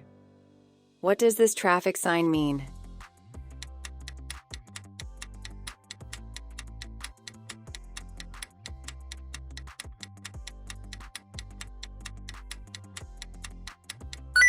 Answer is A. Give priority to oncoming traffic. Priority signs are normally shown where the road is narrow and there isn't enough room for two vehicles to pass. Examples are narrow bridges, roadworks, and where there's a width restriction. Make sure you know who has priority. Don't force your way through. Show courtesy and consideration to other road users. Question 45. What does this sign mean?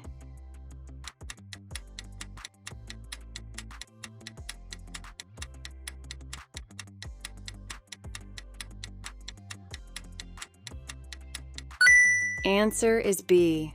Lane for heavy and slow vehicles. Where there's a long, steep uphill gradient on a motorway, a crawler lane may be provided. This helps the traffic to flow by diverting the slower heavy vehicles into a dedicated lane on the left. Question 46. What does this sign mean?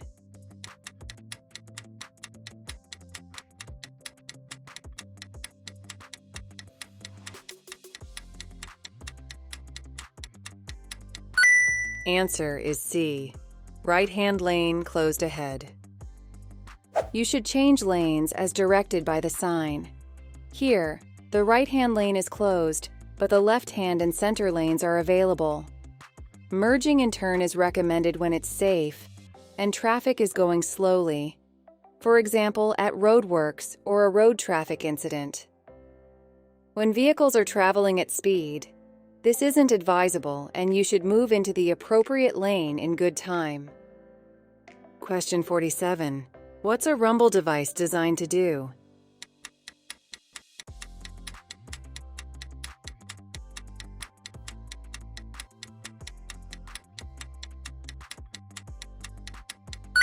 Answer is A. Alert you to a hazard. A rumble device consists of raised markings or strips designed to give drivers an audible, visual, and tactile warning. These devices are used in various locations, including in the line separating the hard shoulder and the left-hand lane on the motorway, and on the approach to some hazards, to alert drivers to the need to slow down. Question 48. Which of these signs warns you of a zebra crossing?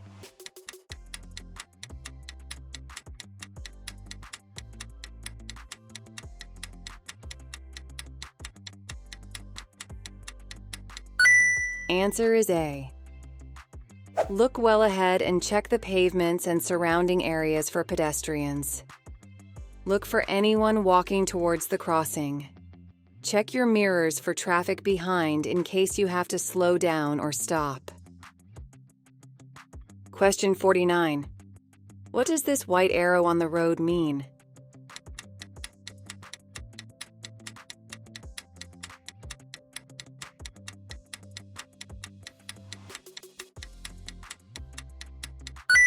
Answer is C. Return to your side of the road. The arrow indicates the direction in which to pass hatch markings or double white lines. If you're overtaking, you must return to the left-hand side of the road. Question 50. What should you do when dealing with this hazard?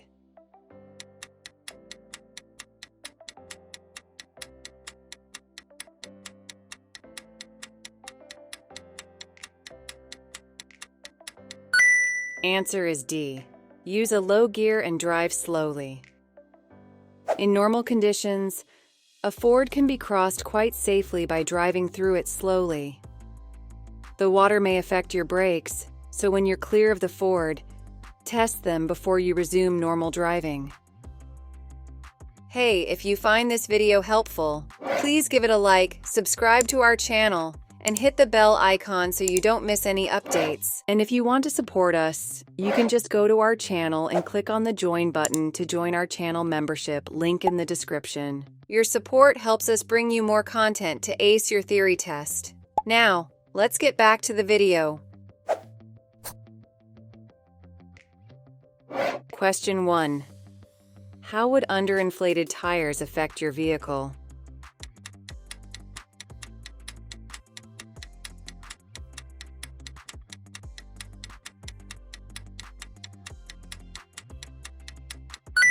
Answer is D. The vehicle's stopping distance would increase. Your tires are your only contact with the road. To prevent problems with braking and steering, keep your tires free from defects. They must have sufficient tread depth and be correctly inflated. Correct tire pressures help reduce the risk of skidding and provide a safer and more comfortable drive or ride. Question 2. Why do motorcyclists use dipped headlights in daylight?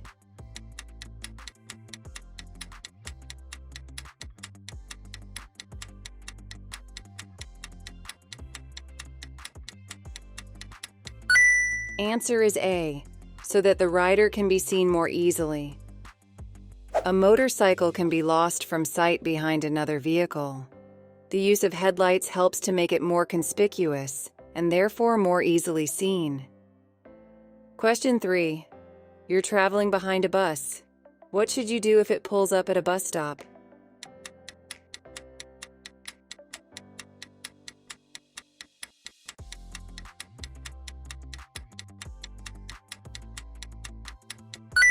Answer is B. Look for pedestrians. People may be running to catch the bus, or passengers leaving the bus might wish to cross the road in front of the bus. Look out for them if you intend to go past it. Consider how many people are waiting to get on the bus. Check the queue if you can. The bus might move off straight away if no one is waiting to get on. If a bus is signaling to pull out, give it priority if it's safe to do so. Question 4. Your vehicle broke down on the hard shoulder of a motorway, but has now been repaired. How should you rejoin the main carriageway?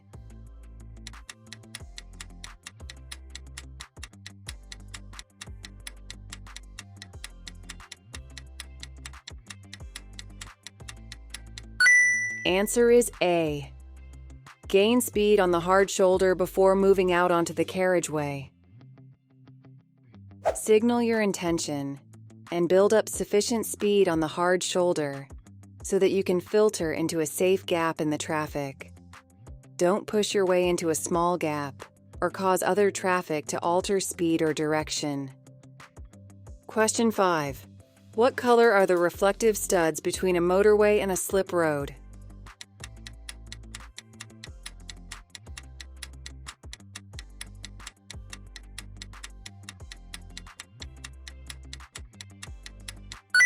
Answer is B, green. The studs between the carriageway and the hard shoulder are normally red. These change to green where there's a slip road, helping you to identify slip roads when visibility is poor or when it's dark. Question 6. What signal should you give when you're going straight ahead at a roundabout?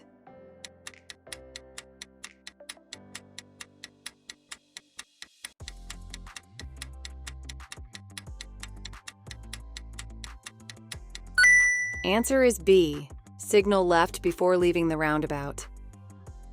When going straight ahead at a roundabout, don't signal as you approach it. Signal left just after passing the exit before the one you wish to take. Question 7. Who has priority when traffic lights are out of order?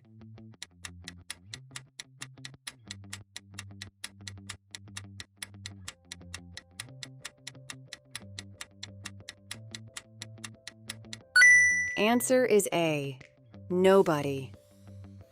When traffic lights are out of order, you should treat the junction as an unmarked crossroads. Be cautious as you may need to give way or stop. Look for traffic attempting to cross the junction, unaware that it doesn't have priority. Question 8. How should you react to inexperienced drivers?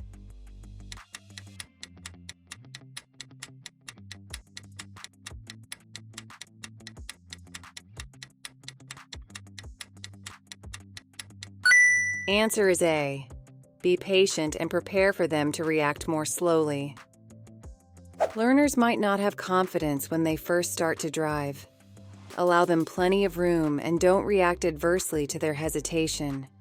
We all learn from experience, but new drivers will have had less practice in dealing with all the situations that might occur. Question 9. A horse rider is in the left-hand lane approaching a roundabout. Where should you expect the rider to go?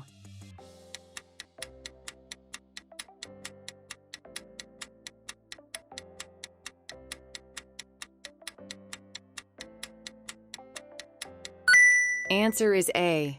In any direction. Horses and their riders move more slowly than other road users. They might not have time to cut across heavy traffic to take up a position in the right-hand lane. For this reason, a horse and rider may approach a roundabout in the left-hand lane even though they're turning right. Question 10. What should you do when there's an obstruction on your side of the road?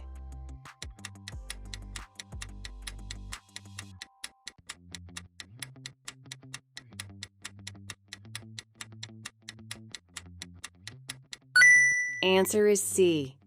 Give way to oncoming traffic. Take care if you have to pass an obstruction, such as a parked vehicle on your side of the road. Give way to oncoming traffic if there isn't enough room for you both to continue safely. Question 11. What should you do when you're approaching a bus that's signaling to move away from a bus stop?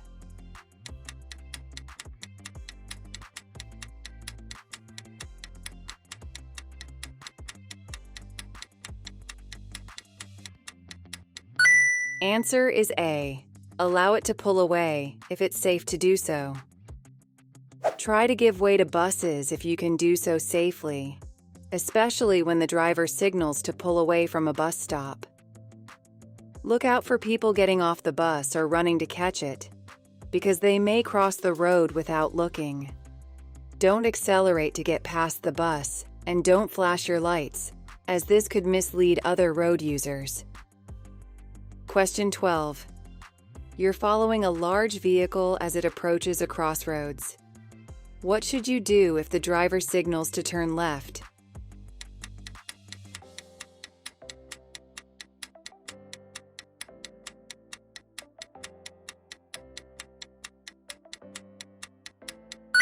Answer is D. Wait for the vehicle to finish turning. Hold back and wait until the vehicle has turned before proceeding. Don't overtake, because the vehicle turning left could hide another vehicle emerging from the same junction. Question 13. When would you use the right-hand lane on a 3-lane motorway?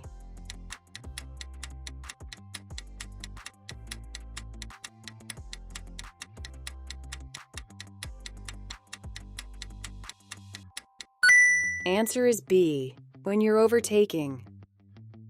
The right-hand lane of the motorway is for overtaking. Sometimes you may be directed into a right-hand lane as a result of roadworks or a traffic incident. This will be indicated by signs or officers directing the traffic. Question 14. What's the national speed limit on a single carriageway road for cars and motorcycles?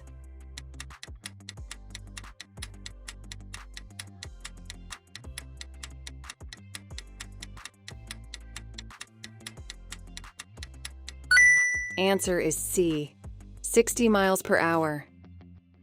Exceeding the speed limit is dangerous and can result in you receiving penalty points on your license.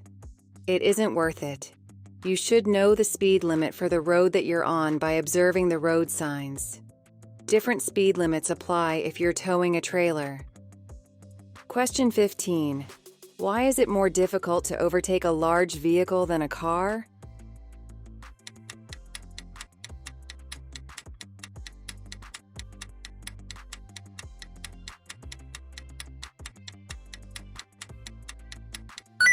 Answer is D. It will take longer to overtake a large vehicle.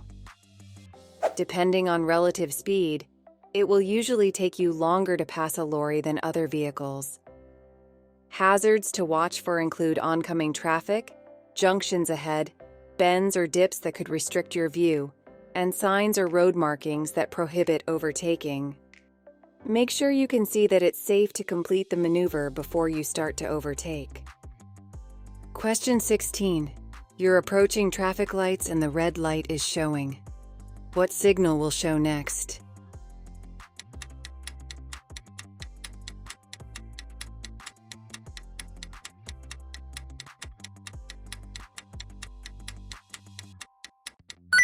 Answer is D, red and amber.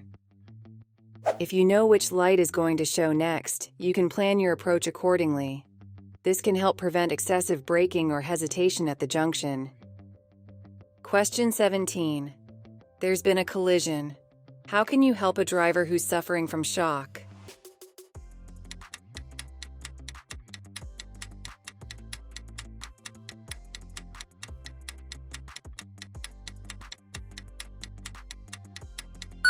Answer is D. Reassure them confidently. A casualty suffering from shock may have injuries that aren't immediately obvious. Call the emergency services, then stay with the person in shock, offering reassurance until the experts arrive. Question 18. What should you do when you're using a contraflow system?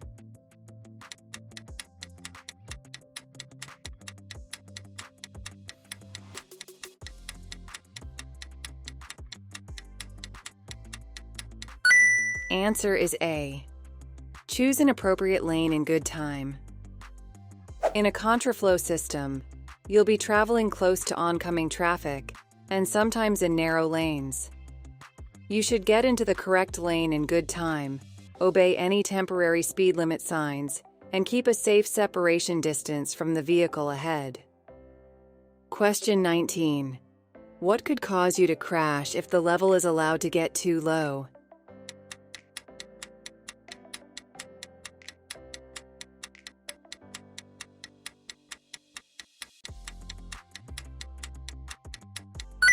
Answer is C. Brake fluid level. You should carry out frequent checks on all fluid levels, but particularly brake fluid. As the brake pads or shoes wear down, the brake fluid level will drop. If it drops below the minimum mark on the fluid reservoir, air could enter the hydraulic system and lead to a loss of braking efficiency or even complete brake failure. Question 20. What should you do if your anti-lock brake's ABS warning light stays on?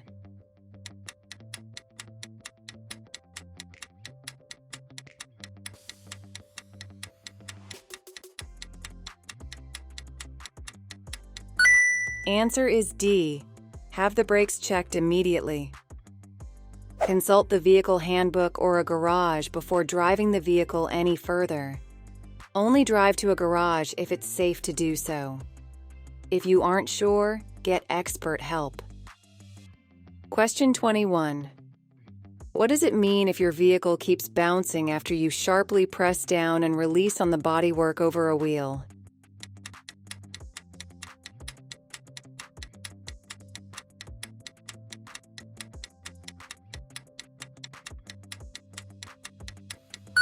Answer is A. The shock absorbers are worn. If you find that your vehicle bounces as you drive around a corner or bend in the road, the shock absorbers might be worn. To test your shock absorbers, sharply press down and release above each wheel. If the vehicle continues to bounce, take it to be checked by a qualified mechanic. Question 22. What should you do when you're driving in snowy conditions?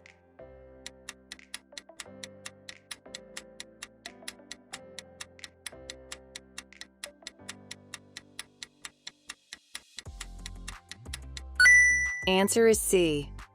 Brake gently in plenty of time. In snowy conditions, be careful with the steering, accelerator, and brakes. Braking sharply while you're driving on snow is likely to make your car skid. Question 23. What will become more expensive after you've been convicted of driving while unfit through drink or drugs?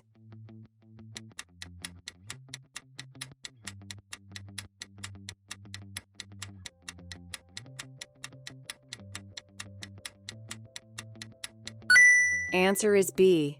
Insurance premiums.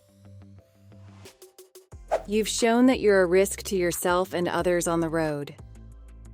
For this reason, insurance companies may charge you a higher premium. Question 24. You want to turn right from a main road into a side road. What should you do just before turning?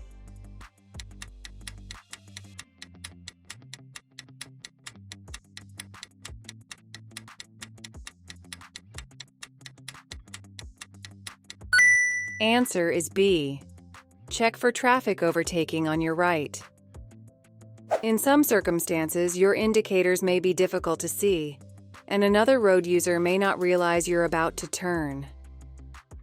A final check in your mirror and blind spot can help you to see an overtaking vehicle, so that you can avoid turning across their path. Question 25. What should you do if there's a bus at a bus stop ahead of you?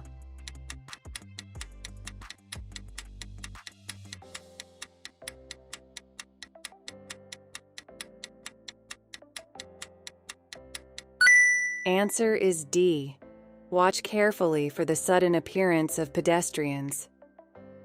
As you approach, look out for any signal the driver might make. If you pass the vehicle, watch out for pedestrians attempting to cross the road from behind the bus. They'll be hidden from view until the last moment. Question 26. Your car gets a puncture while you're driving on the motorway. What should you do when you've stopped on the hard shoulder?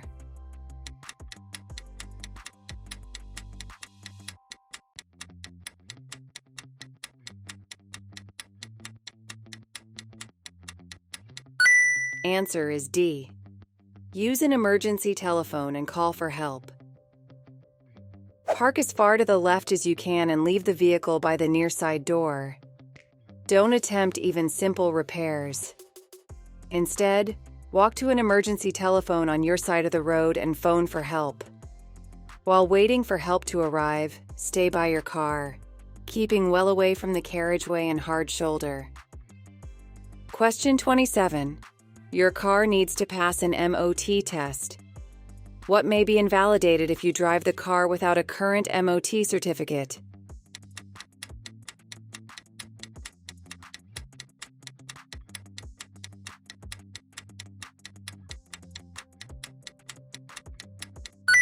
Answer is A. The vehicle insurance. If your vehicle requires an MOT certificate, it's illegal to drive it without one, and your insurance may be invalid if you do so. The only exceptions are that you may drive to a pre-arranged MOT test appointment or to a garage for repairs required for the test. Question 28. What's the legal minimum depth of tread for car tires?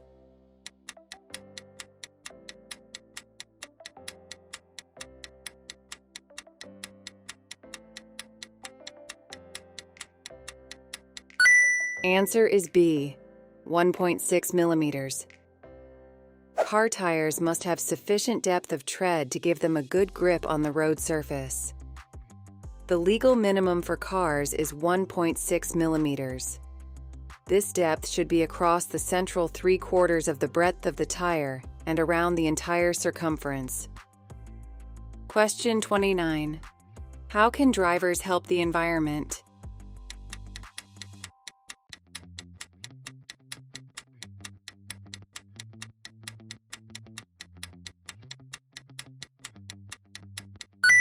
Answer is A, by accelerating gently. Rapid acceleration and heavy braking lead to increased fuel consumption. Wear on your vehicle. Having your vehicle serviced regularly will maintain its efficiency, produce cleaner emissions, and reduce the risk of a breakdown. Question 30. You're reversing into a side road. When would your vehicle be the greatest hazard to passing traffic?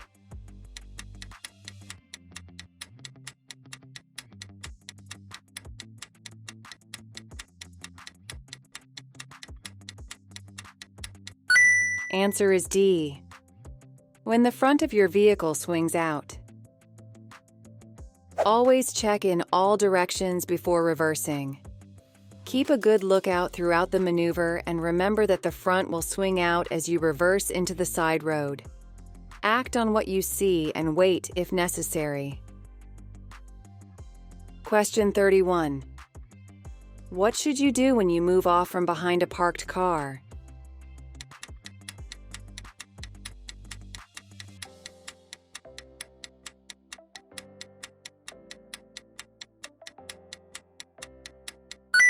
Answer is C. Look around before moving off. Before moving off, you should use both the interior and exterior mirrors to check that the road is clear. Look around to check the blind spots and, if necessary, give a signal to warn other road users of your intentions. Also look well ahead as you'll have to steer out into the road to pass the parked car. Question 32. What would be affected if you carry a very heavy load on your vehicle?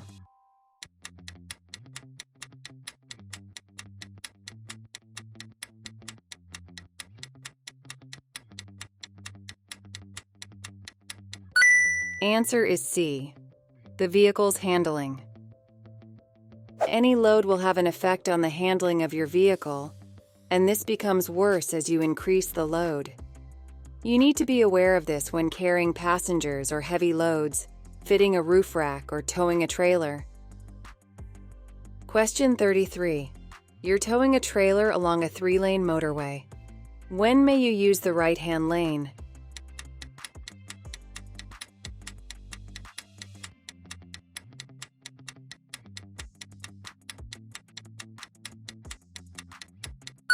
Answer is B, when there are lane closures.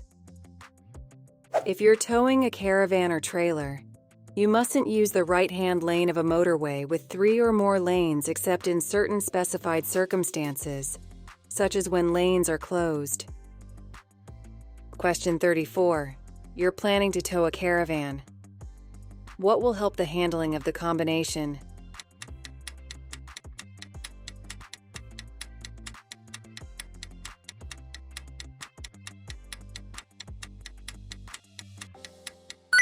Answer is B, a stabilizer fitted to the tow bar.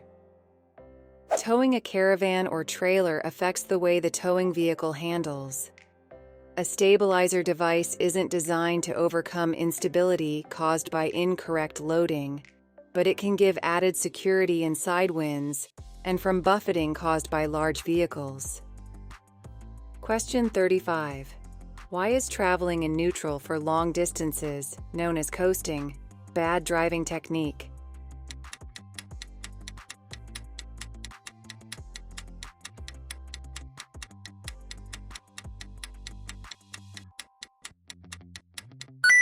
Answer is D.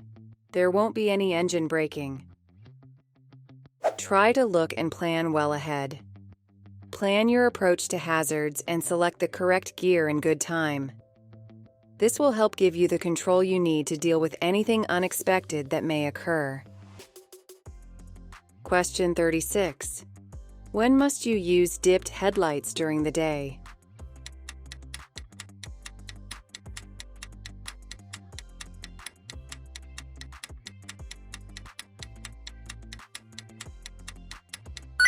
Answer is C.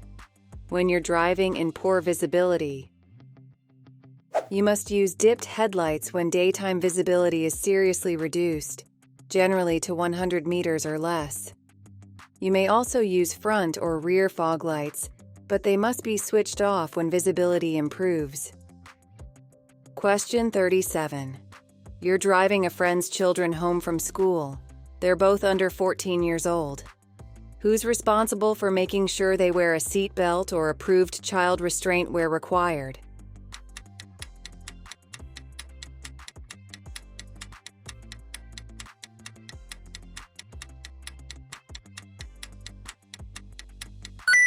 Answer is C. You, the driver. Passengers should always be secured and safe. Children should be encouraged to fasten their seatbelts or approved restraints themselves from an early age, so that it becomes a matter of routine. As the driver, you must check that they're fastened securely. It's your responsibility. Question 38. What's likely to happen if you put too much oil in your engine?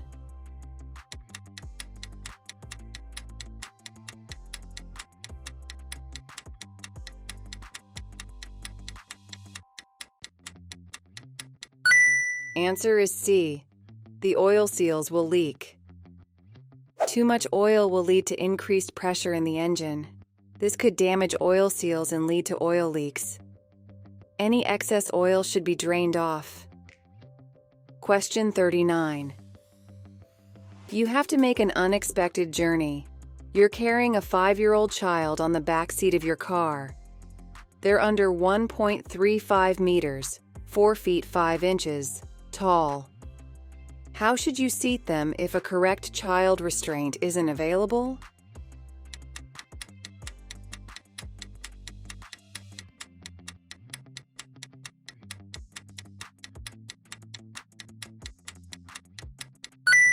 Answer is D. Using an adult seatbelt. In journeys of unexpected necessity, and when a correct child restraint isn't available, the child must sit on the rear seat and use an adult seatbelt. In a collision, unrestrained objects and people can cause serious injury or even death. Question 40. You're carrying an 11-year-old child on the front seat of your car. They're under 1.35 meters, 4 feet 5 inches tall. What seatbelt security must be in place?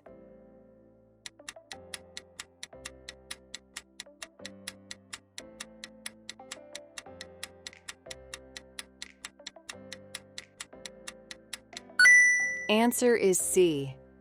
They must use a suitable child restraint.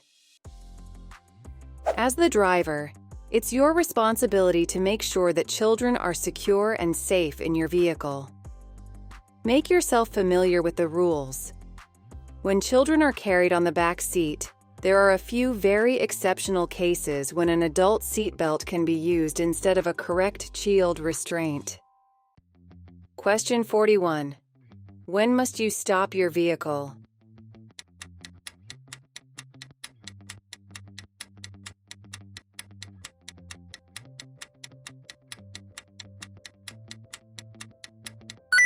Answer is D. If you're involved in an incident that causes damage or injury, you must stop your vehicle when signaled to do so by A. Police, DVSA, or traffic officer, traffic warden, school crossing patrol, red traffic light. You must also stop if you're involved in an incident that causes damage or injury to any other person, vehicle, animal, or property. Question 42.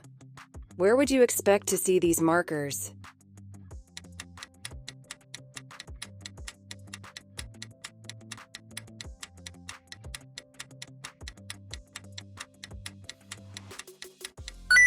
Answer is B, on a large goods vehicle.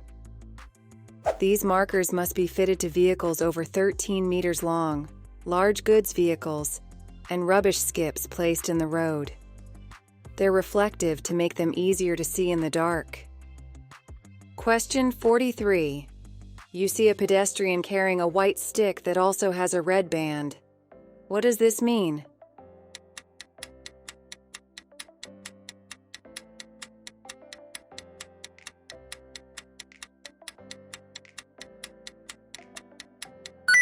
Answer is D. They're deaf and blind. When someone is deaf as well as blind, they may carry a white stick with a red reflective band or bands. They may not be aware that you're approaching and they may not be able to hear anything. So, for example, your horn would be ineffective as a warning to them. Question 44. When may you stop and wait in a box junction?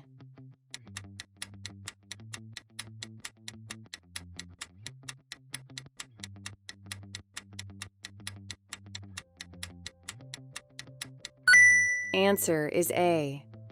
When oncoming traffic prevents you from turning right. The purpose of yellow box markings is to keep junctions clear of queuing traffic. You may only wait in the marked area when you're turning right, and your exit lane is clear, but you can't complete the turn because of oncoming traffic or other traffic waiting to turn right. Question 45. What does this sign mean?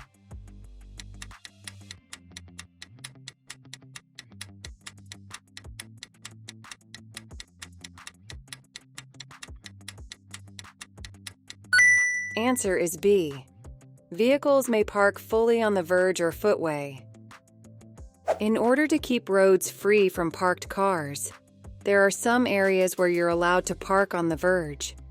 Only do this where you see the sign. Parking on verges or footways anywhere else could lead to a fine. Question 46. What does this traffic sign mean?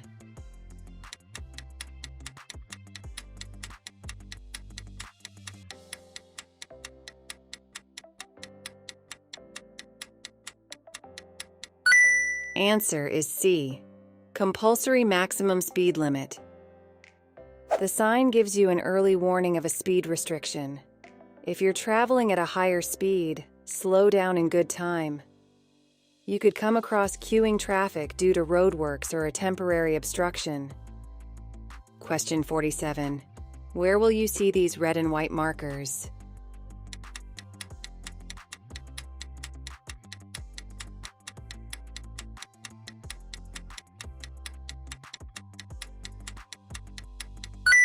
Answer is A. Approaching a concealed level crossing.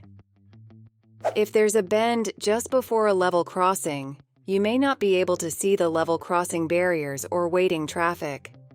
These signs give you an early warning that you may find these hazards just around the bend.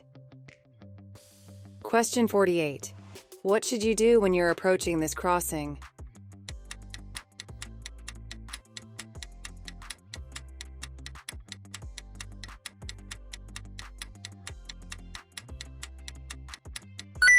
Answer is B. Prepare to slow down and stop. Be courteous and prepare to stop. Don't wave people across because this could be dangerous if another vehicle is approaching the crossing. Question 49. What should you do if the amber lights come on and a warning sounds while you're driving over a level crossing?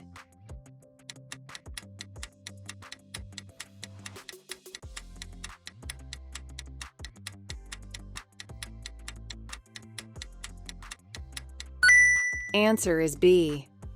Keep going and clear the crossing. Keep going. Don't stop on the crossing. If the warning sounds and the amber lights come on as you're approaching the crossing, you must stop unless it's unsafe to do so. Red flashing lights together with the audible warning mean you must stop. Question 50. Why should the junction on the left be kept clear?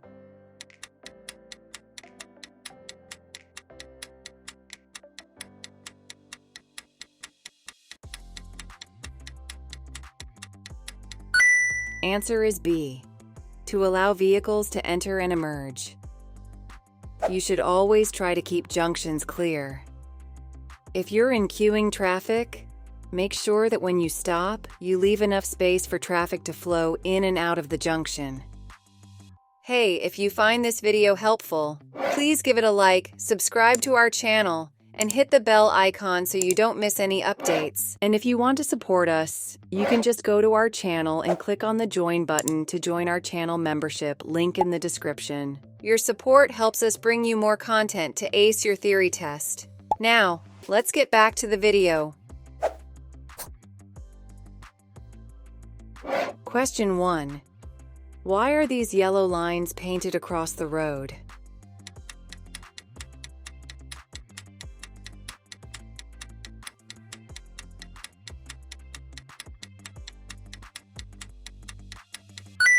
Answer is C, to make you aware of your speed. These lines are often found on the approach to a roundabout or a dangerous junction. They give you extra warning to adjust your speed. Look well ahead and do this in good time. Question 2. What type of vehicle could you expect to meet in the middle of the road?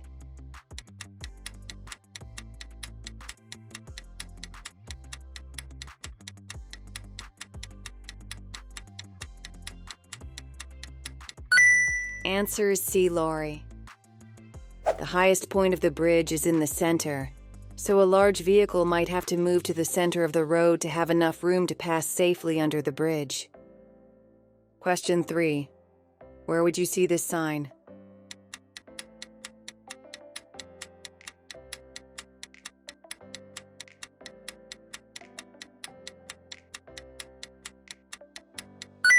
Answer is D, on the rear of a school bus or coach.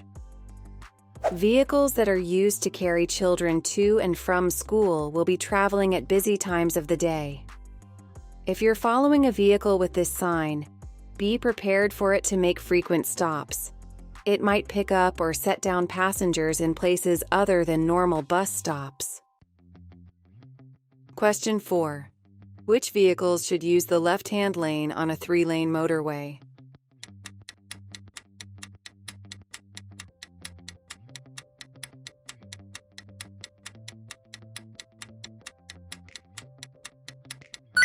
Answer is A, any vehicle that isn't overtaking. On a motorway, all traffic should use the left-hand lane unless overtaking. When overtaking a number of slower vehicles, move back to the left-hand lane when you're safely passed. Check your mirrors frequently and don't stay in the middle or right-hand lane if the left-hand lane is free. Question 5. Your vehicle breaks down on a motorway and you need to call for help. Why might it be better to use an emergency roadside telephone rather than a mobile phone?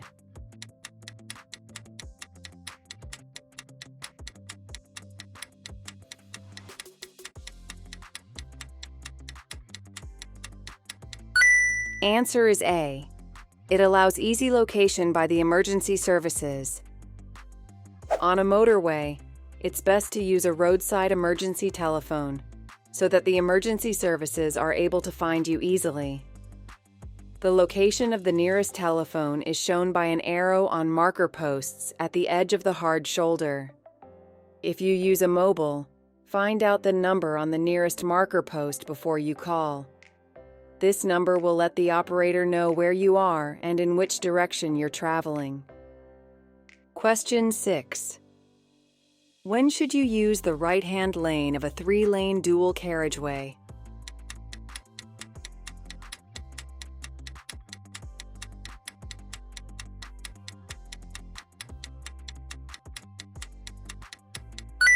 Answer is B, when you're overtaking or turning right.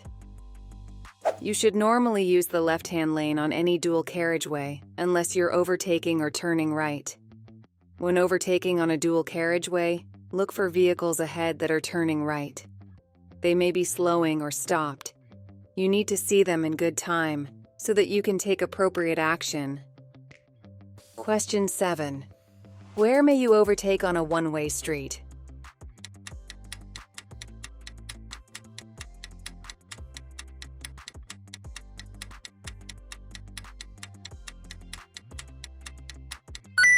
Answer is A, on either the right or the left. You can overtake other traffic on either side when traveling in a one-way street. Make full use of your mirrors and ensure it's clear all around before you attempt to overtake.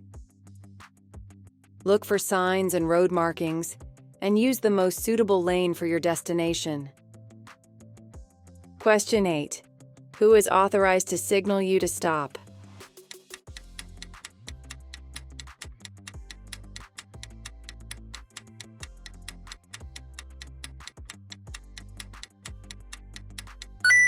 Answer is D, a police officer.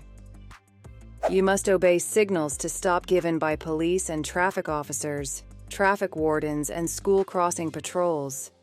Failure to do so is an offense and could lead to prosecution. Question 9. At traffic lights, what does it mean when the amber light shows on its own?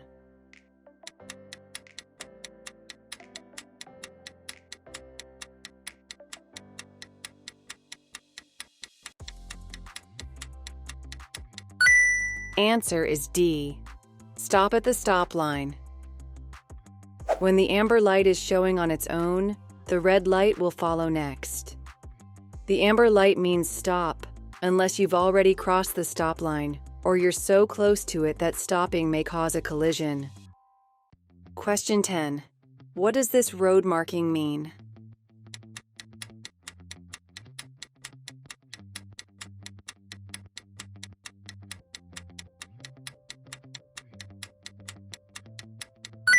Answer is D. You're approaching a hazard. A single broken line along the center of the road, with long markings and short gaps, is a hazard warning line. Don't cross it unless you can see that the road is clear well ahead. Question 11. How will a police officer in a patrol vehicle signal for you to stop?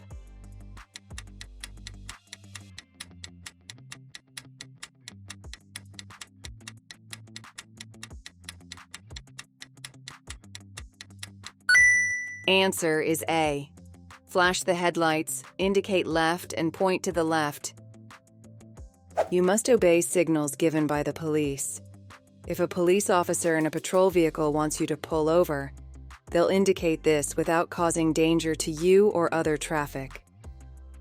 Question 12. Where can you find reflective amber studs on a motorway?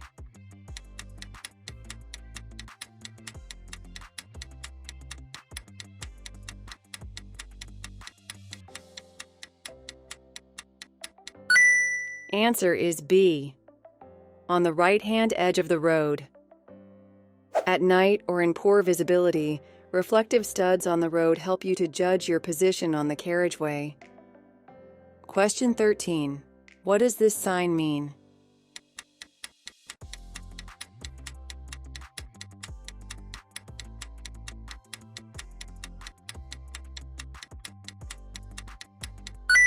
Answer is B. End of restriction. Temporary restrictions on motorways are shown on signs that have flashing amber lights. At the end of the restriction, you'll see this sign without any flashing lights. Question 14. When should tire pressures be checked?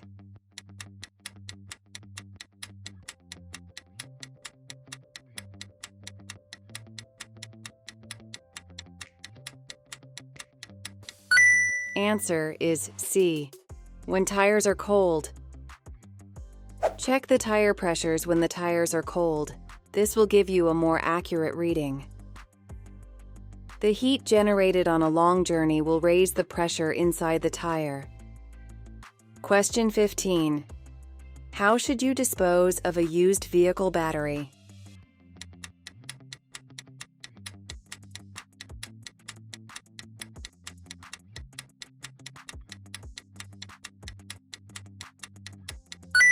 Answer is D.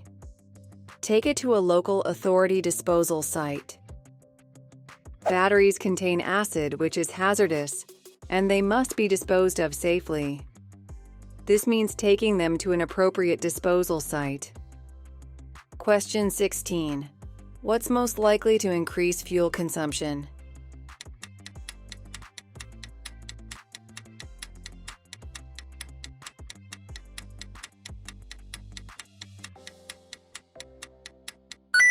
Answer is B, harsh braking and accelerating. Accelerating and braking gently and smoothly will help to save fuel and reduce wear on your vehicle. This makes it better for the environment too.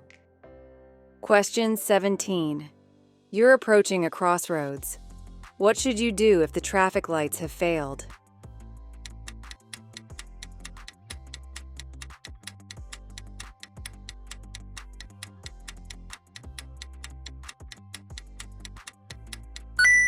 Answer is B. Be prepared to stop for any traffic. When approaching a junction where the traffic lights have failed, you should proceed with caution. Treat the situation as an unmarked junction and be prepared to stop. Question 18. You're in a line of traffic. What action should you take if the driver behind is following very closely?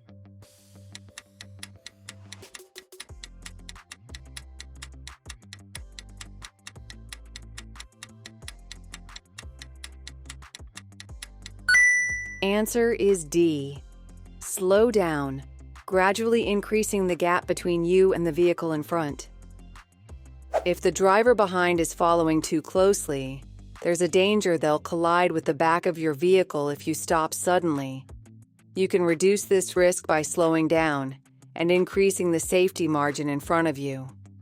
This reduces the chance that you'll have to stop suddenly and allows you to spread your braking over a greater distance. This is an example of defensive driving. Question 19. What hazard should you be aware of when traveling along this street?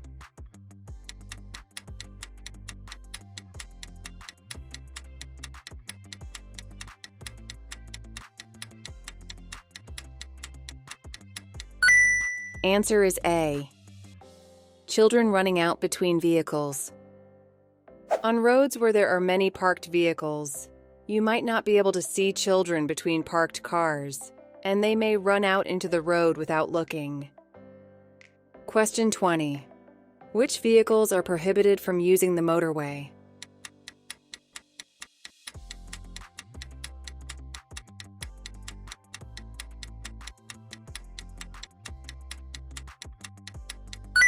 Answer is D.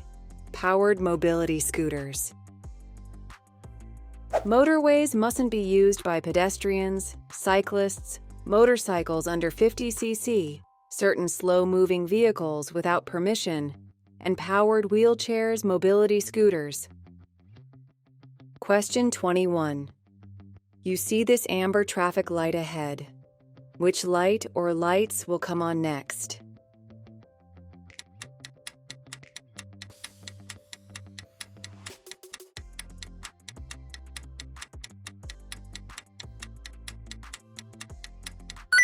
Answer is C. Red alone. At junctions controlled by traffic lights, you must stop behind the white line until the lights change to green. A red light, an amber light, and red and amber lights showing together all mean stop. You may proceed when the light is green unless your exit road is blocked or pedestrians are crossing in front of you. If you're approaching traffic lights that are visible from a distance and the light has been green for some time, be ready to slow down and stop, because the lights are likely to change. Question 22. You're traveling on a motorway in England. When must you stop your vehicle?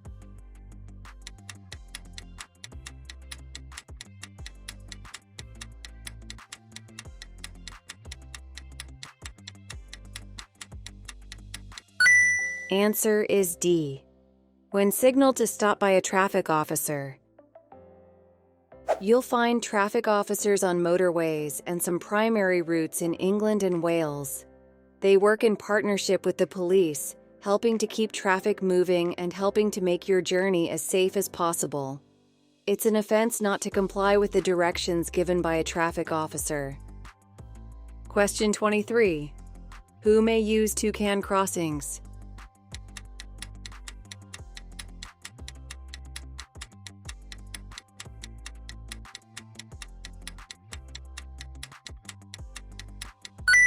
Answer is A. Cyclists and pedestrians. There are some crossings where cycle routes lead cyclists to cross at the same place as pedestrians. These are called toucan crossings. Always look out for cyclists, as they're likely to be approaching faster than pedestrians. Question 24. At an incident, a casualty is unconscious but breathing. When should you move them?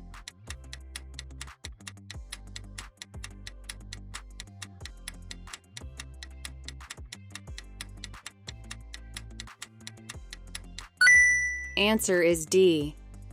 When there's a risk of further danger. Don't move a casualty unless there's further danger, for example, from other traffic or fire. They may have unseen or internal injuries. Moving them unnecessarily could cause further injury. Don't remove a motorcyclist's helmet unless it's essential. Question 25. What does it mean if this light comes on while you're driving?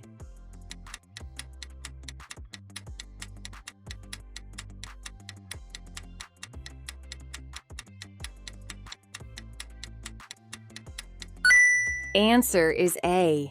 A fault in the braking system.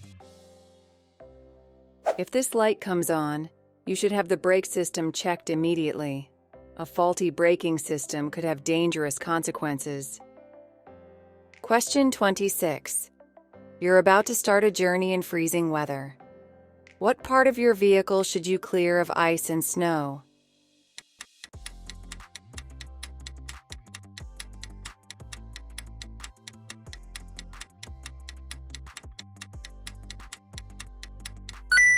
Answer is D. The windows. Driving in bad weather increases your risk of having a collision. If you absolutely have to travel, clear your lights, mirrors, number plates, and windows of any snow or ice so that you can see and be seen. Question 27. You're driving in fog. Why should you keep well back from the vehicle in front?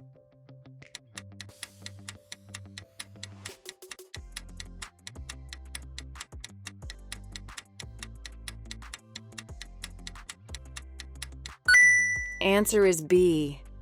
In case it stops suddenly. If you're following another road user in fog, stay well back. The driver in front won't be able to see hazards until they're close and might need to brake suddenly. Also, the road surface is likely to be wet and could be slippery. Question 28. When should you use the left-hand lane of a motorway?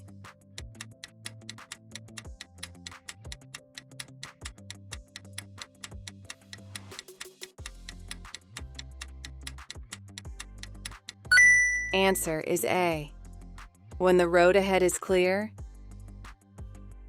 You should drive in the left-hand lane whenever possible.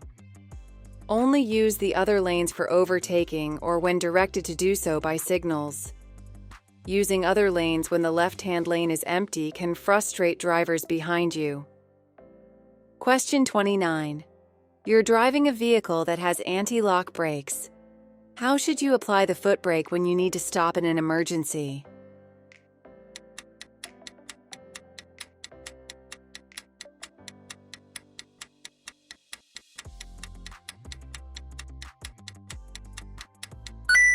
Answer is A.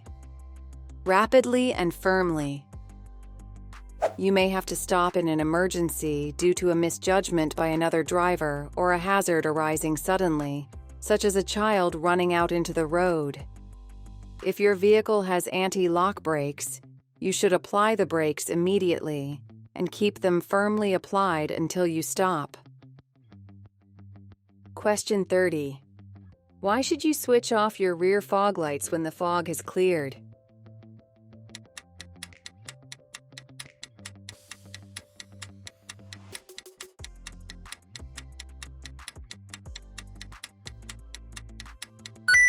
Answer is B. To prevent dazzling drivers behind. Don't forget to switch off your fog lights when the weather improves. You could be prosecuted for driving with them on in good visibility. The high intensity of rear fog lights can dazzle drivers behind and make your brake lights difficult to notice. Question 31. You're driving on a wet road. What should you do if you have to stop your vehicle in an emergency?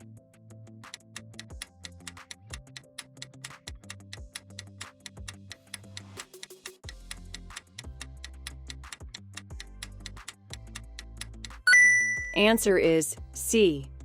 Keep both hands on the steering wheel. As you drive, look well ahead and all around so that you're ready for any hazards that might develop. If you have to stop in an emergency, react as soon as you can while keeping control of the vehicle. Keep both hands on the steering wheel so you can control the vehicle's direction of travel. Question 32. What's the safest thing to do if you have to leave valuables in your car?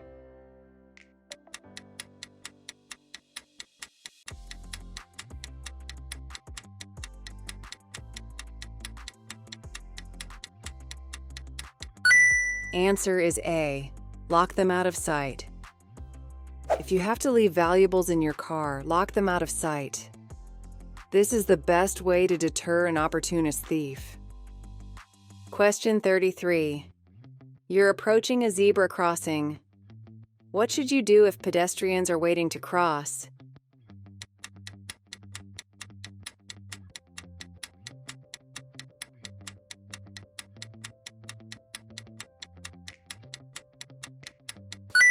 Answer is B. Slow down and prepare to stop. As you approach a zebra crossing, look for pedestrians waiting to cross. Where you can see them, slow down and prepare to stop. Be especially careful of children and older people who may have difficulty judging when it's safe to cross. Question 34. You need glasses to read a vehicle number plate at the required distance. When must you wear them?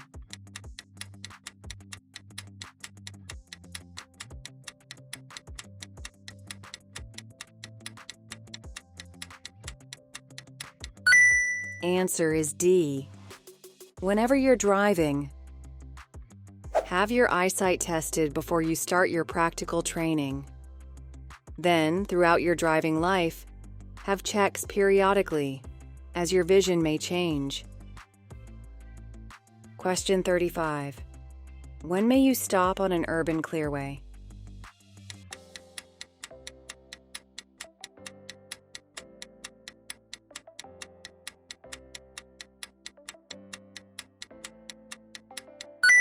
Answer is C. To set down and pick up passengers. Urban clearways have their times of operation clearly signed. You may only stop to pick up or set down passengers. Question 36. When do windscreen pillars cause a serious obstruction to your view?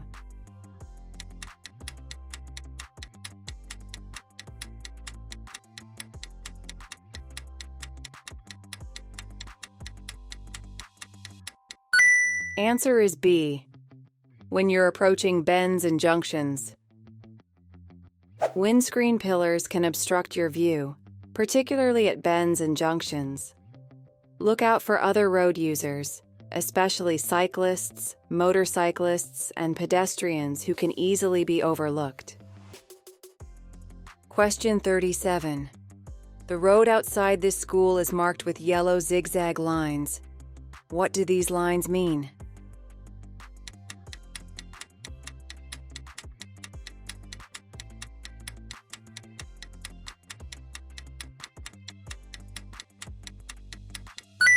Answer is D. You shouldn't wait or park your vehicle here. Parking here would block other road users' view of the school entrance and would endanger the lives of children on their way to and from school. Question 38.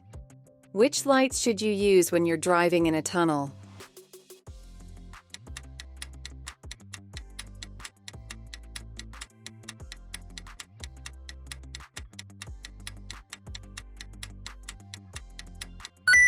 Answer is A. Dipped headlights. Before entering a tunnel, You should switch on your dipped headlights, as this will allow you to see and be seen. In many tunnels, it's a legal requirement. Don't wear sunglasses while you're driving in a tunnel. Question 39. What should you do if the traffic in the left-hand lane is slowing?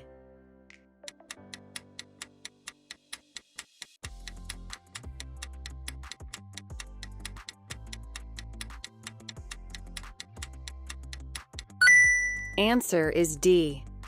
Slow down, keeping a safe separation distance. Allow the traffic to merge into the left-hand lane. Leave enough room so that you can maintain a safe separation distance, even if vehicles pull in ahead of you. Question 40. What does it mean if your insurance policy has an excess of £500?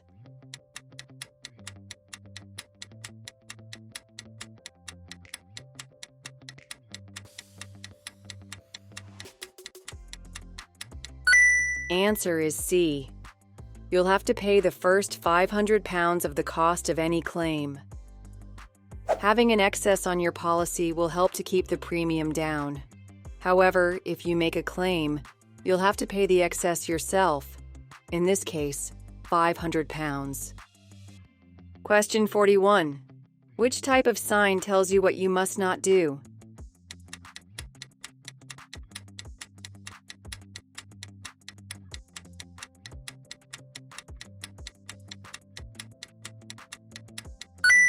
Answer is A. Signs in the shape of a circle give orders. A sign with a red circle means that you aren't allowed to do something. Study. Know your traffic. Signs to ensure that you understand what the different traffic signs mean. Question 42. What does this sign mean?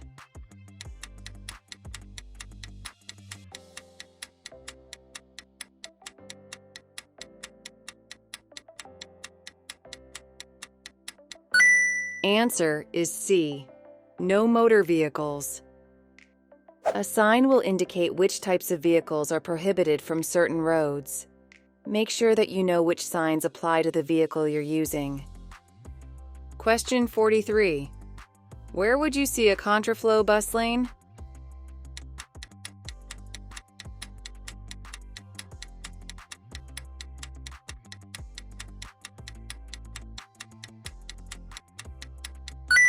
Answer is B. On a one-way street. The traffic permitted to use a contraflow lane travels in the opposite direction to traffic in the other lanes on the road. Question 44. What does this traffic sign mean?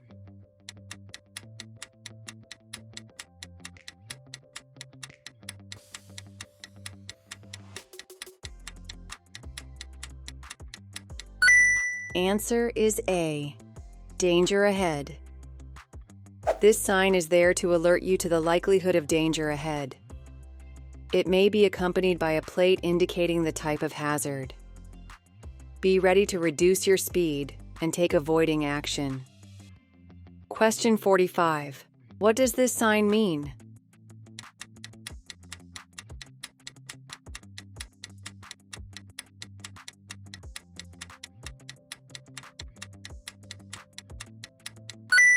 Answer is B.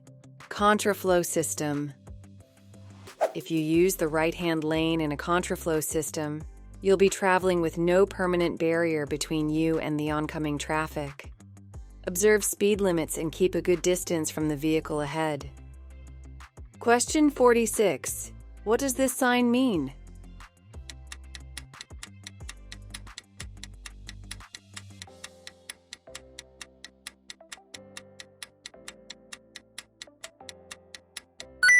Answer is A. Hump bridge.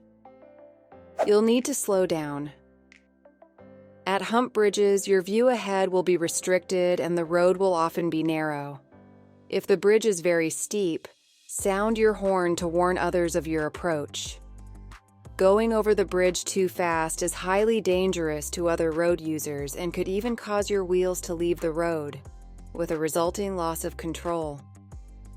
Question 47. What does this sign mean?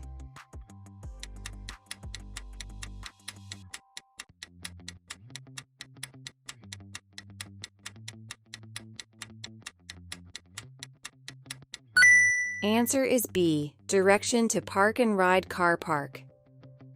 To ease the congestion in town centers, some cities and towns provide park and ride schemes. These allow you to park in a designated area and ride by bus into the center. Park and ride schemes are usually cheaper and easier than car parking in the town center. Question 48. Why should you test your brakes after this hazard?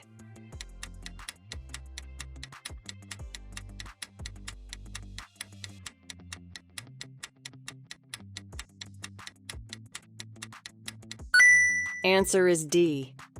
Your brakes will be wet.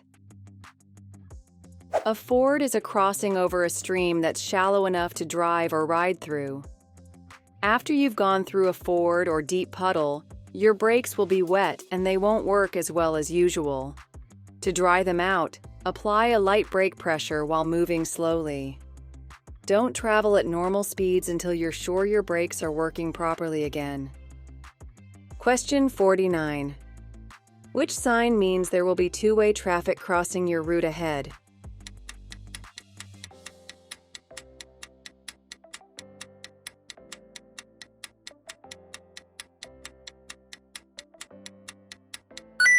Answer is B. This sign is found in or at the end of a one-way system. It warns you that traffic will be crossing your path from both directions. Question 50. Which sign means turn left ahead?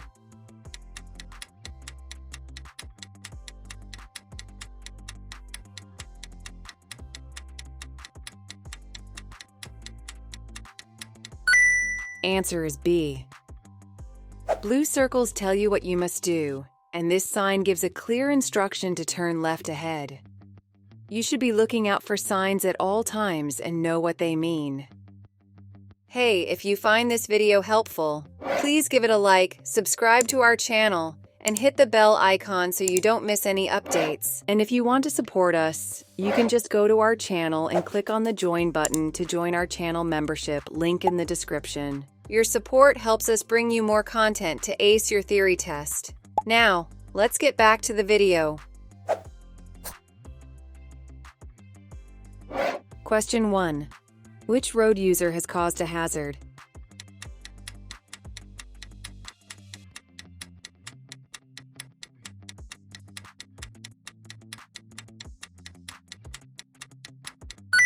Answer is C. The parked car, arrowed A. The car arrowed A is parked within the area marked by zigzag lines at the pedestrian crossing. Parking here is illegal. It also blocks the view for pedestrians wishing to cross the road, restricts the view of the crossing for approaching traffic. Question 2. What should the driver of the gray car be especially aware of?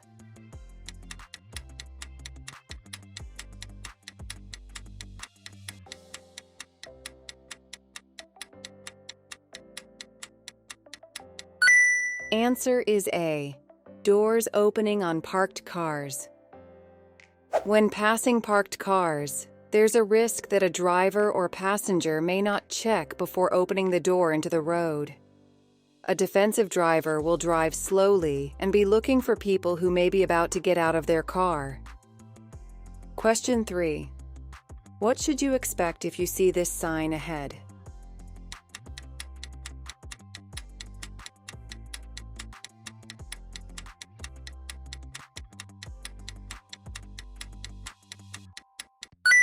Answer is A. The road will bend sharply to the left. This sign indicates that the road will bend sharply to the left. Slow down in plenty of time and select the correct gear before you start to turn. Braking hard and late, while also sharply changing direction, is likely to cause a skid. Question 4. What should you do as you approach this cyclist?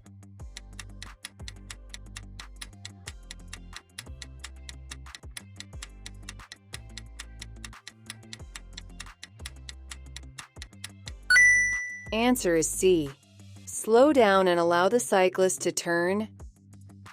Keep well back and give the cyclist time and room to turn safely. Don't intimidate them by getting too close or trying to squeeze past. Question 5. What should you do if you want to turn left at a junction where pedestrians have started to cross?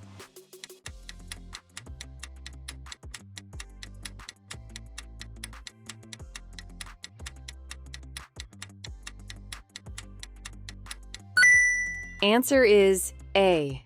Give way to them. When you're turning into a side road, pedestrians who are crossing have priority. You should wait to allow them to finish crossing safely. Be patient if they're slow or unsteady. Don't try to rush them by sounding your horn, flashing your lights, revving your engine, or giving any other inappropriate signal. Question 6. Why should you check for motorcyclists just before turning right into a side road?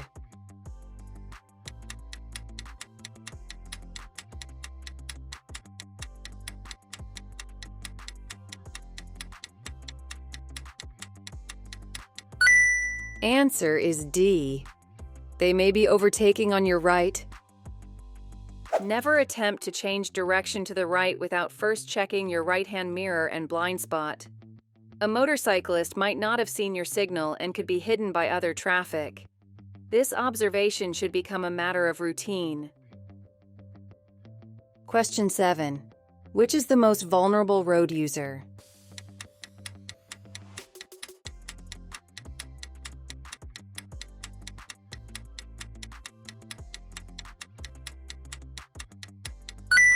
Answer is C. Motorcyclist.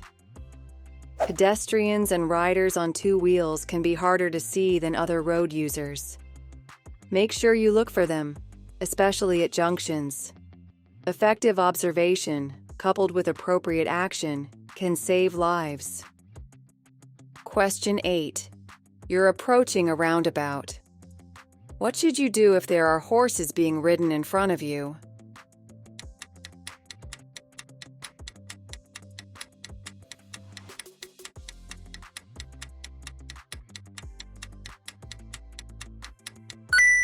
Answer is B.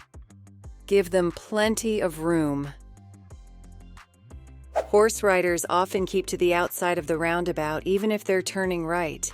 Give them plenty of room and remember that they may have to cross lanes of traffic. Question 9. Where are amber reflective studs found on a motorway?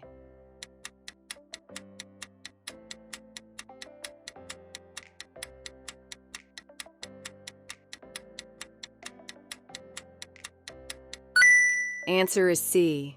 Between the central reservation and the carriageway. On motorways, reflective studs of various colors are fixed in the road between the lanes. These help you to identify which lane you're in when it's dark or in poor visibility.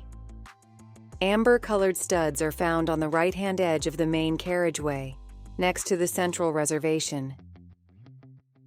Question 10.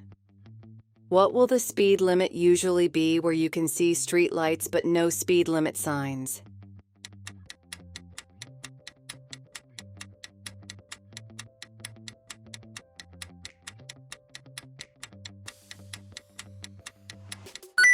Answer is A.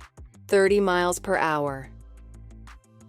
The presence of street lights generally indicates that there's a 30 mile per hour speed limit, unless signs tell you otherwise. Question 11. When may you stop on a clearway?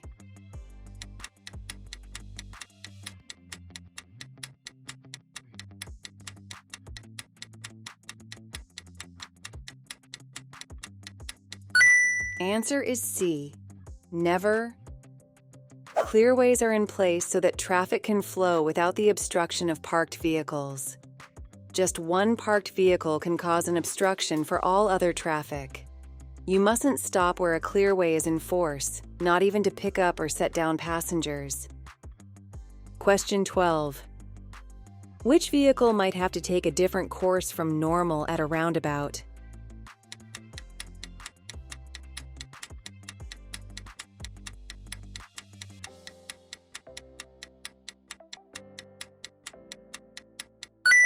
Answer is B. Long vehicle. A long vehicle may have to straddle lanes either on or approaching a roundabout so that the rear wheels don't mount the curb. If you're following a long vehicle, stay well back and give it plenty of room. Question 13. The fluid level in your battery is low. What fluid should you use to top it up?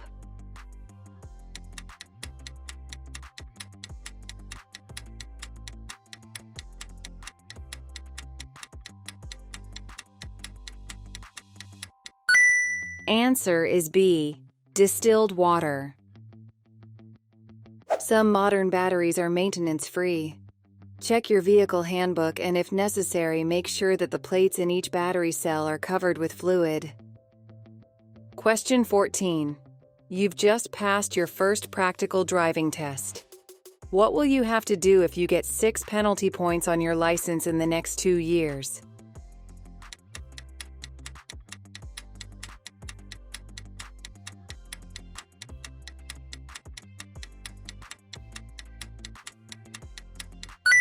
Answer is D.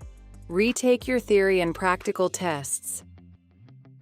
If you accumulate 6 or more penalty points within 2 years of gaining your first full license, it will be revoked. The 6 or more points include any gained due to offenses you committed before passing your test. If this happens, you may only drive as a learner until you pass both the theory and practical tests again. Question 15. What must you do if you come across roadworks that have a temporary speed limit displayed?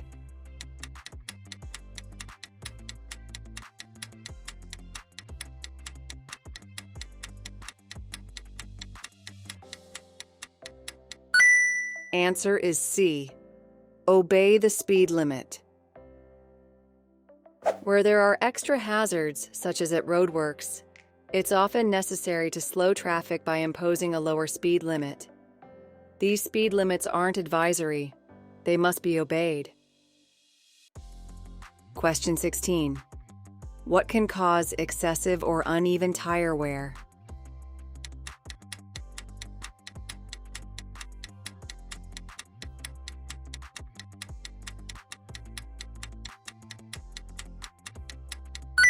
Answer is A. A faulty braking system. If you see that parts of the tread on your tires are wearing before others, it may indicate a brake, suspension, or wheel alignment fault. Regular servicing will help to detect faults at an early stage, and this will avoid the risk of minor faults becoming serious or even dangerous. Question 17. You're following a vehicle on a wet road. You stay a safe distance behind it. What should you do if a driver overtakes you and pulls into the gap you've left?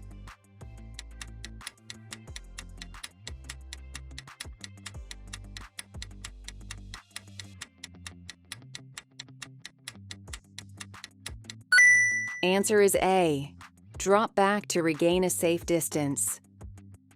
Wet weather will affect the time it takes for you to stop and can affect your control. Your speed should allow you to stop safely and in good time. If another vehicle pulls into the gap you've allowed, ease back until you've regained your stopping distance.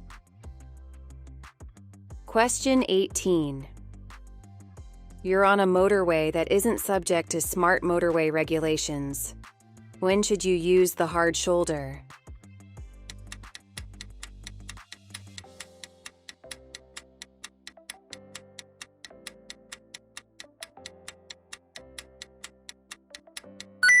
Answer is D. When you're stopping in an emergency. Don't use the hard shoulder for stopping unless it's an emergency. If you want to stop for any other reason, go to the next exit or service area. Question 19. How should you use the lanes on a motorway?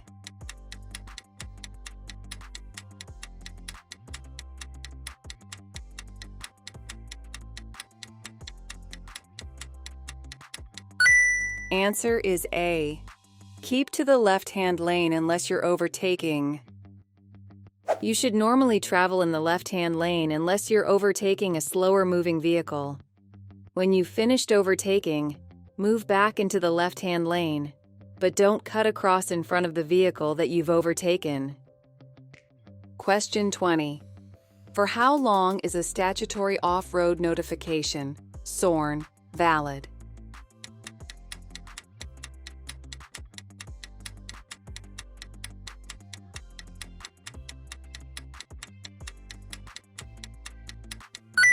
Answer is C.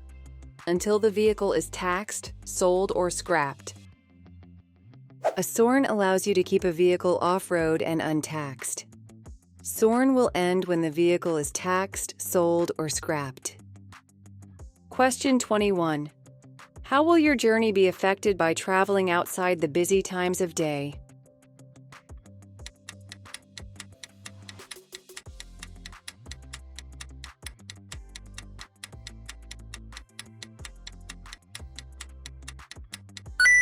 Answer is B. Your journey will have fewer delays. If possible, avoid the early morning, late afternoon, and early evening rush hour. Doing this should allow you to have a better journey, with fewer delays. This should help you to arrive at your destination feeling less stressed. Question 22. When may you stop on a motorway?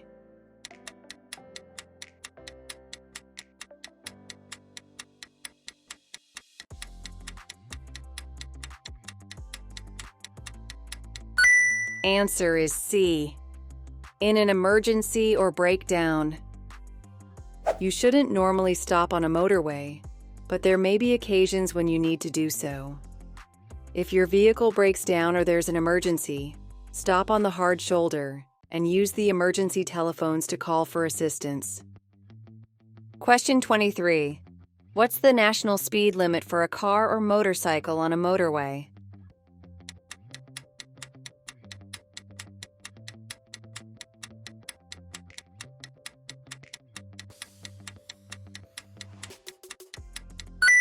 Answer is C, 70 miles per hour.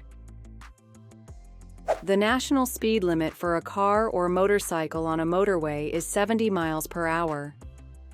Lower speed limits may be in force, for example, at roadworks. Variable speed limits also operate in some areas when the motorway is very busy.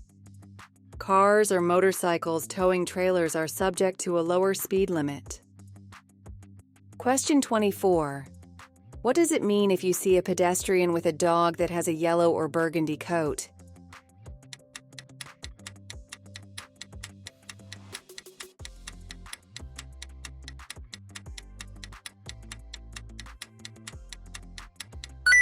Answer is D. The pedestrian is deaf. Dogs trained to help deaf people have a yellow or burgundy coat. If you see one, you should take extra care, as the pedestrian may not be aware of vehicles approaching. Question 25. You're going through a long tunnel. What will warn you of congestion or an incident ahead?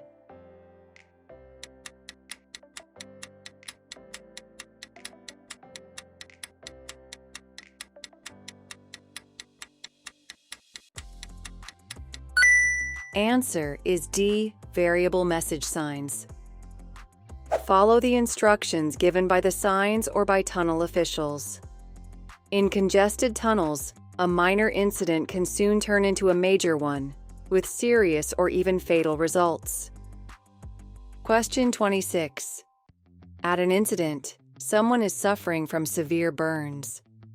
How could you help them?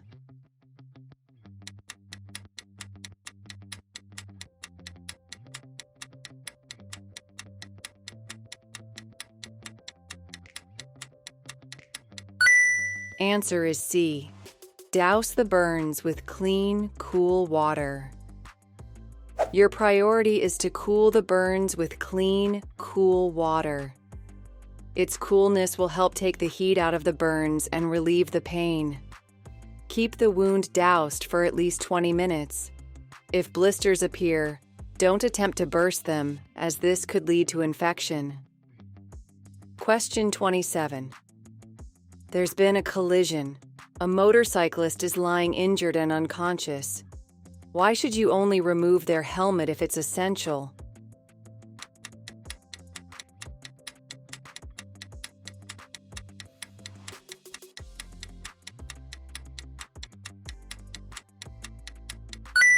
Answer is B. Removing it could make any injuries worse. When someone is injured, any movement that isn't absolutely necessary should be avoided, since it could make the injuries worse. Unless it's essential to remove a motorcyclist's helmet, it's generally safer to leave it in place. Question 28. What may help to deter a thief from stealing your car?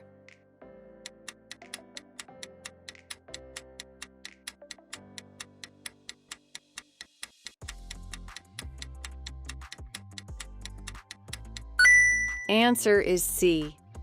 Etching the registration number on the windows. Having your car registration number etched on all your windows is a cheap and effective way to deter professional car thieves. Question 29. What should you do if a vehicle pulls out in front of you at a junction?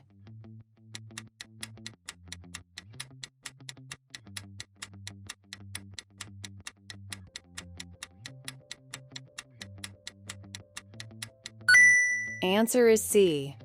Slow down and be ready to stop. Try to anticipate what other drivers might do. Look and plan ahead so that you're ready to respond safely if a hazard develops. Be tolerant of road users who make mistakes. Question 30. You're driving on a motorway. What does it mean if the car in front shows its hazard warning lights for a short time?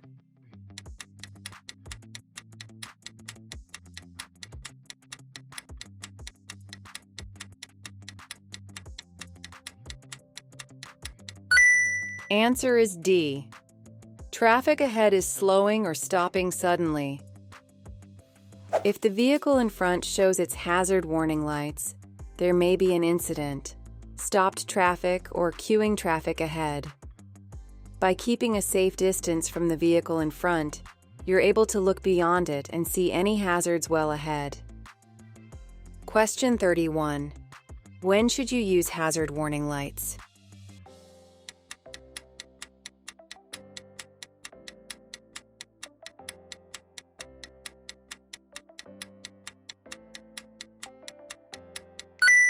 Answer is D.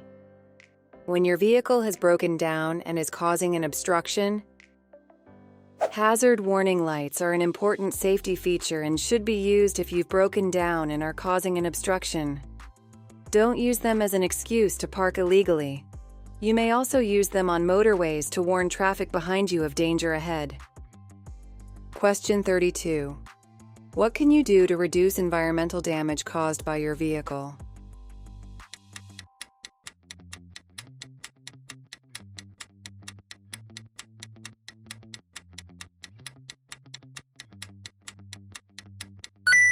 Answer is A. Avoid making a lot of short journeys. Avoid using your car for short journeys.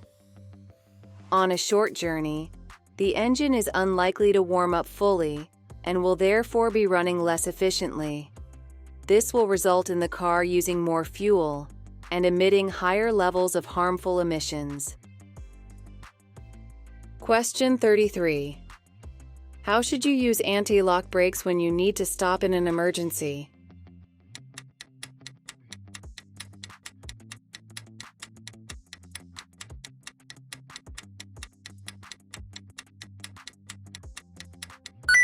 Answer is C. Brake promptly and firmly until you've stopped. If you have ABS and need to stop in an emergency, keep your foot firmly on the brake pedal until the vehicle has stopped. When the ABS operates, you may hear a grating sound and feel vibration through the brake pedal. This is normal, and you should maintain pressure on the brake pedal until the vehicle stops. Question 34. You're driving at night. What should you do if you're dazzled by a vehicle behind you?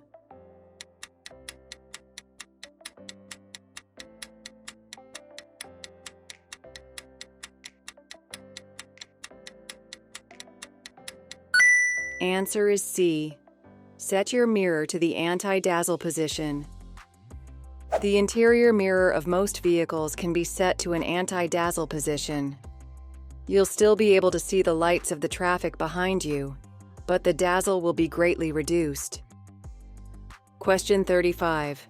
You're driving towards a zebra crossing. What should you do if a person in a wheelchair is waiting to cross?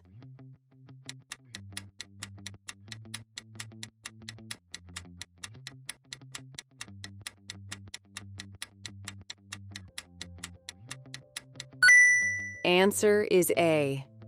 Be prepared to stop. You should slow down and be prepared to stop as you would for an able-bodied person. Don't wave them across, as other traffic may not stop. Question 36. What should you do if your vehicle breaks down in a tunnel?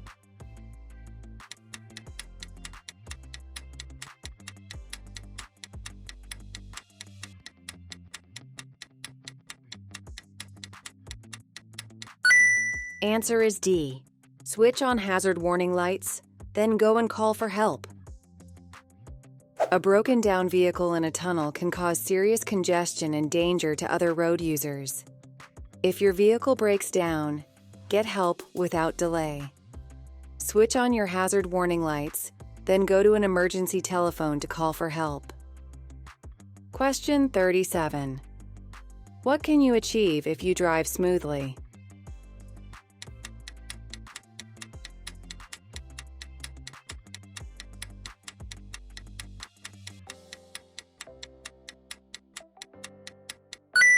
Answer is C.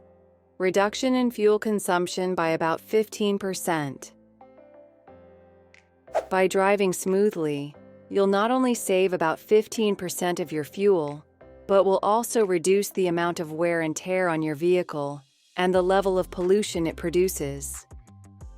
You're also likely to feel more relaxed and have a more pleasant journey. Question 38. You wish to tow a trailer.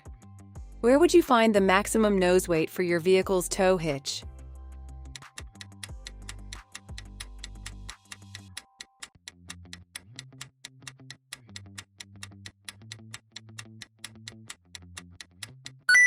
Answer is B.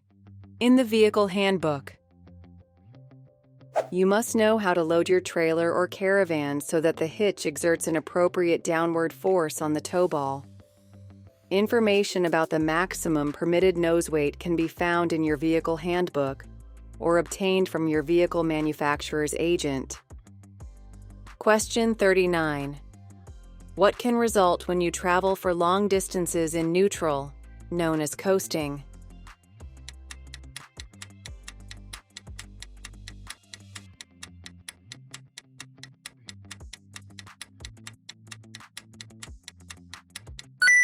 Answer is D. Reduction in control.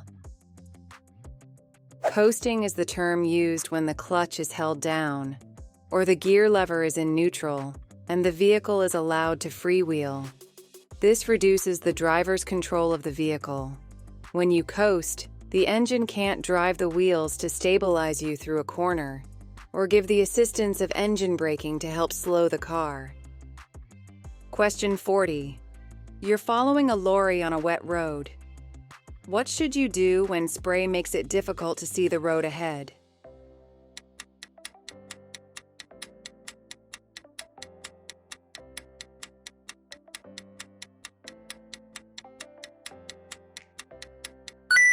Answer is A. Drop back until you can see better. Large vehicles can throw up a lot of spray when it's wet. This makes it difficult for drivers behind to see the road ahead. You'll be able to see more by dropping back further, out of the spray. This will also increase your separation distance, giving you more room to stop if you have to. Question 41. When may you wait in a box junction?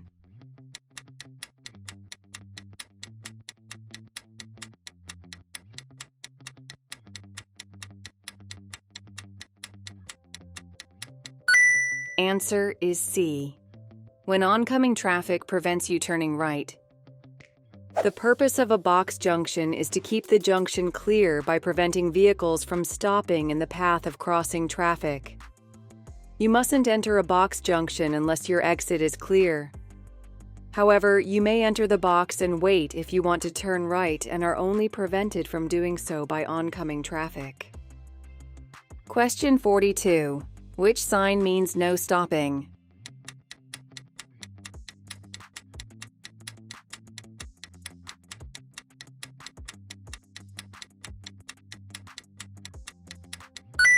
Answer is B.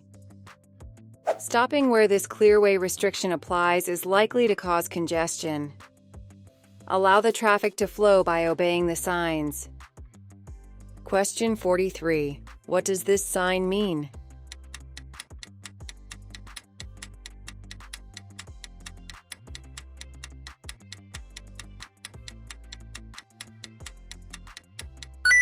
Answer is C. Trams crossing ahead. This sign tells you to beware of trams. If you don't usually drive in a town where there are trams, remember to look out for them at junctions and look for tram rails, signs, and signals. Question 44. What should you do as you approach this lorry?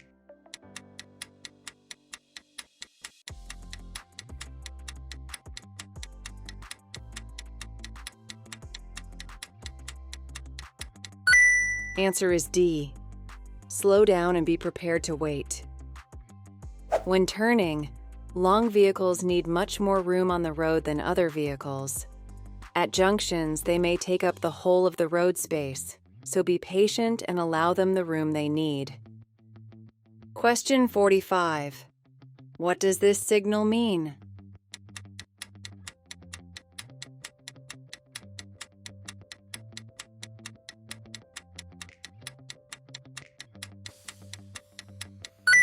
Answer is D. Trams must stop.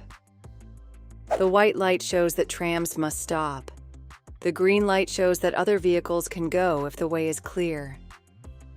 Trams are being introduced into more cities, so you're likely to come across them and you should learn which signs apply to them. Question 46. You're in a tunnel and you see this sign. What does it mean?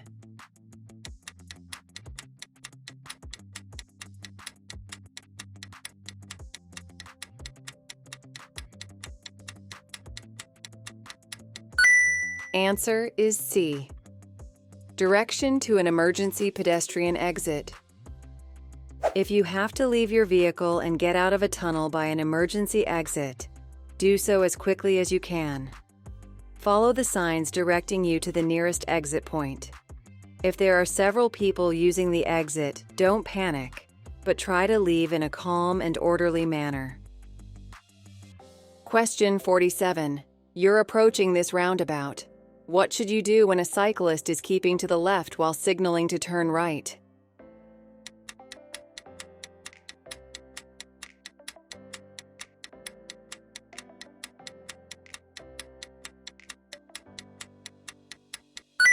Answer is A. Allow them space to turn. Cycling in today's heavy traffic can be hazardous. Some cyclists may not feel safe crossing the path of traffic to take up a position in an outside lane. Be aware of this and understand that although they're in the left-hand lane, the cyclist might be turning right. Question 48. What might you expect to happen in this situation?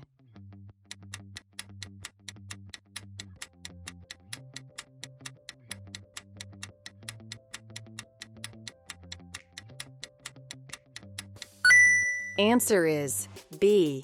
Traffic will move into the left-hand lane. Be courteous and allow the traffic to merge into the left-hand lane. Question 49.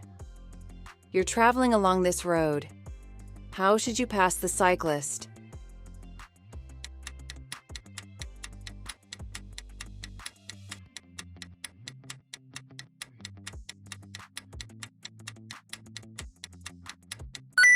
Answer is C. Leave them plenty of room as you pass. Allow the cyclist plenty of room in case they wobble or swerve around a pothole or raised drain. Look well ahead before you start to overtake, because you'll need to cross the hazard line. Look for entrances where vehicles could be waiting to pull out. Question 50. You're driving on a road that has a cycle lane. What does it mean if the lane is marked by a broken white line?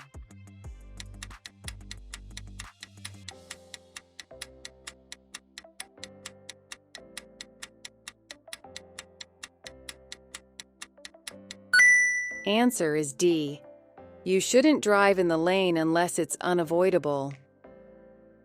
Cycle lanes are marked with either a solid or a broken white line. If the line is solid, you should check the times of operation shown on the signs and not drive or park in the lane during those times. If the line is broken, you shouldn't drive or park in the lane unless it's unavoidable. Hey, if you find this video helpful, please give it a like, subscribe to our channel, and hit the bell icon so you don't miss any updates. And if you want to support us, you can just go to our channel and click on the join button to join our channel membership, link in the description. Your support helps us bring you more content to ace your theory test. Now, let's get back to the video. Question 1. Why have routes been introduced in major cities?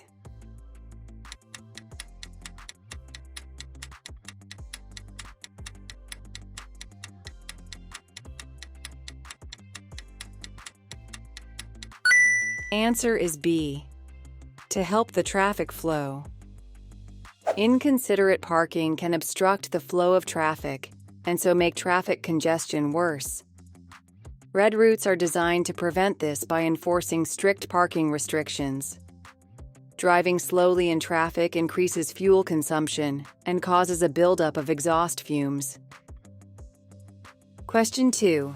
Which vehicle should you allow extra room as you overtake them?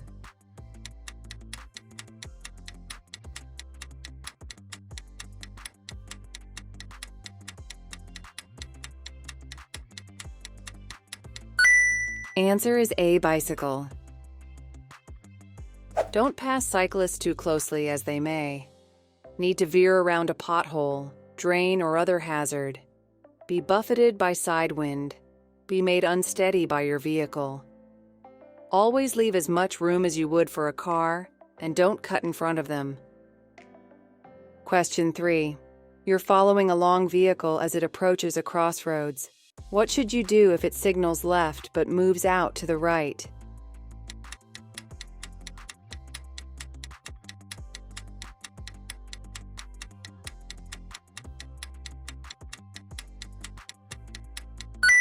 Answer is D. Stay well back and give it room. A long vehicle may need to swing out in the opposite direction as it approaches a turn to allow the rear wheels to clear the curb. Don't try to filter through if you see a gap. As the lorry turns, the gap will close. Question 4. What do these motorway signs mean?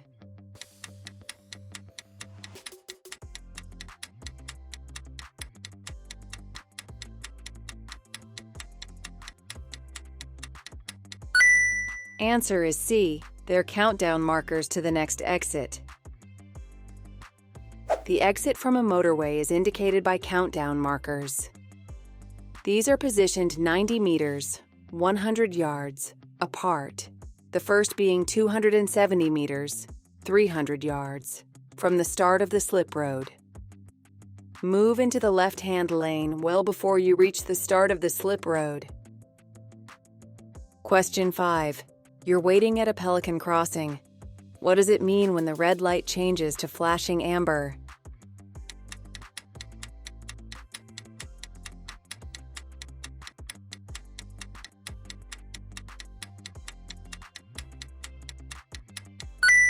Answer is B. Give way to pedestrians on the crossing.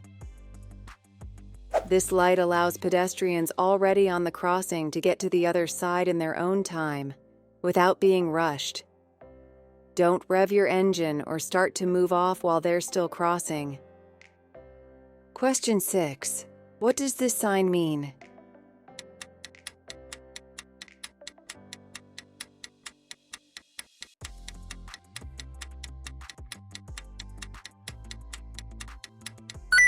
Answer is A, end of 20-mile-per-hour zone. Where you see this sign, the 20-mile-per-hour restriction ends and a 30-mile-per-hour restriction starts. Check all around for possible hazards and only increase your speed if it's safe to do so. Question 7. Where would you find green reflective studs on a motorway?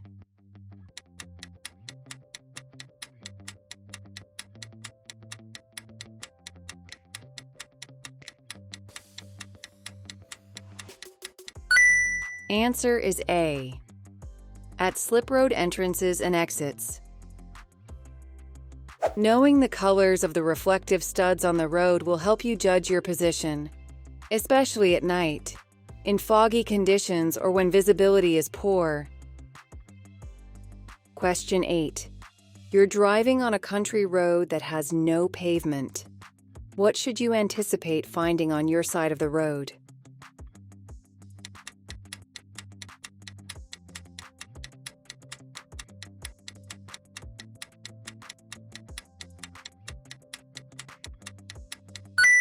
Answer is D, pedestrians.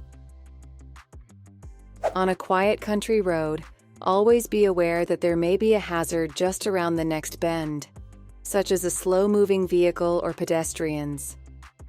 Pedestrians are advised to walk on the right-hand side of the road if there's no pavement, so they may be walking towards you on your side of the road. Question 9. What's the nearest you may park to a junction?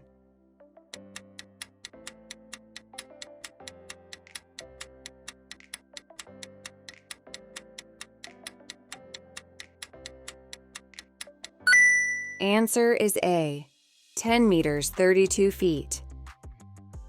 Don't park within 10 meters, 32 feet of a junction, unless in an authorized parking place. This is to allow drivers emerging from or turning into the junction a clear view of the road they're joining. It also allows them to see hazards such as pedestrians or cyclists at the junction. Question 10. What should you do if you have to stop while you're going through a congested tunnel?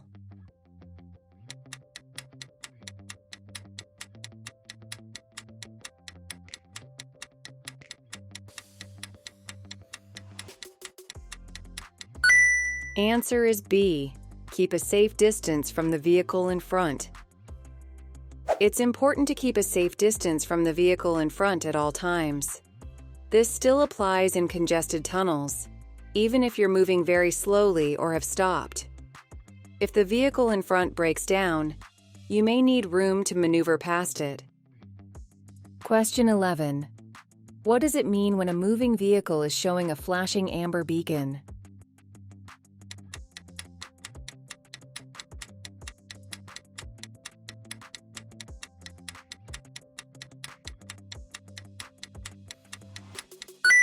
Answer is D. The vehicle is slow-moving. Different colored beacons warn of different types of vehicle needing special attention. Blue beacons are used on emergency vehicles that need priority. Green beacons are found on doctors' cars. Amber beacons generally denote slower-moving vehicles, which are often large. These vehicles are usually involved in road maintenance or local amenities and make frequent stops. Question 12. How can you reduce the environmental harm caused by your motor vehicle?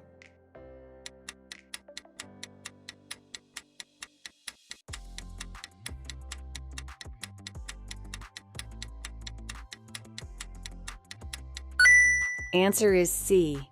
Keep engine revs low. Engines that burn fossil fuels produce exhaust emissions that are harmful to health.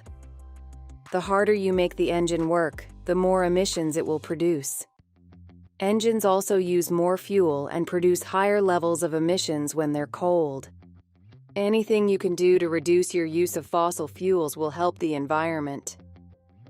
Question 13. Some two-way roads are divided into 3 lanes. Why are they particularly dangerous?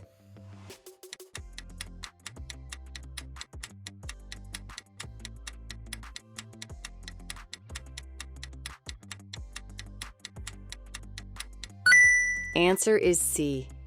Traffic in both directions can use the middle lane to overtake.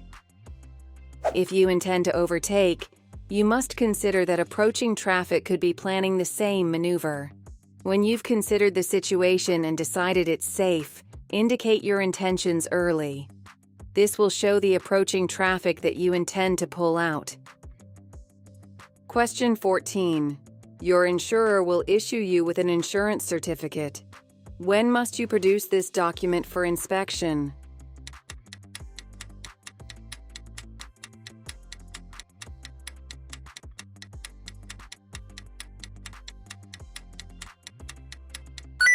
Answer is A.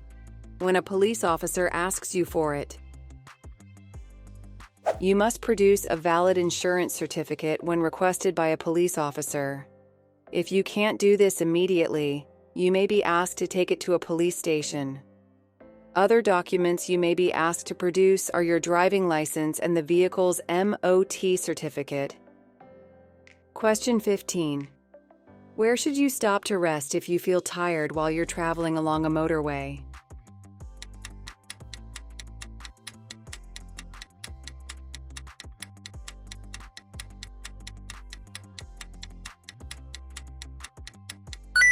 Answer is A. At the nearest service area. If you feel tired, stop at the nearest service area. If that's too far away, leave the motorway at the next exit and find a safe place to stop. You mustn't stop on the carriageway or hard shoulder of a motorway except in an emergency, when in a traffic queue, or when signaled to do so by a police officer, a traffic officer, or traffic signals. Plan your journey so that you have regular rest stops. Question 16. At an incident, it's important to look after any casualties.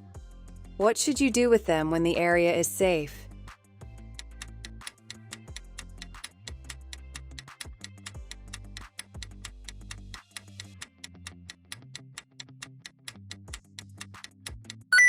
Answer is C. Keep them where they are.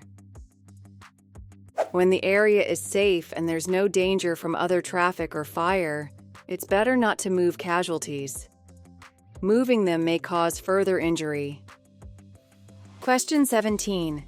You're on a motorway. When can you use hazard warning lights?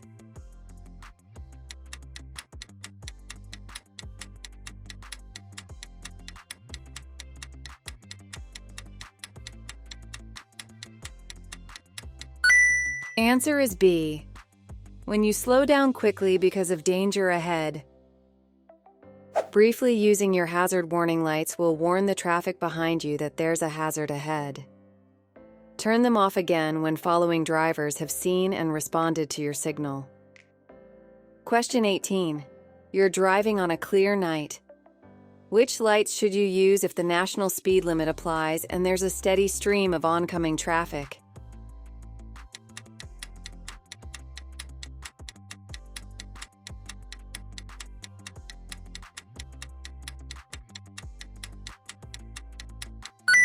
Answer is A. Dipped headlights. Use the full beam headlights only when you can be sure that you won't dazzle other road users. Question 19. What should you do when a person herding sheep asks you to stop?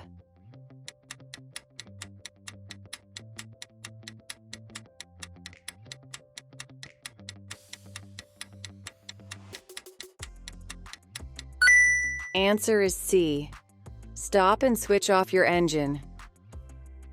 If someone in charge of animals asks you to stop, you should do so and switch off your engine. Animals are unpredictable and startle easily.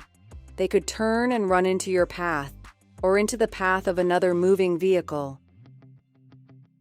Question 20. If you're involved in a collision, what will reduce the risk of neck injury?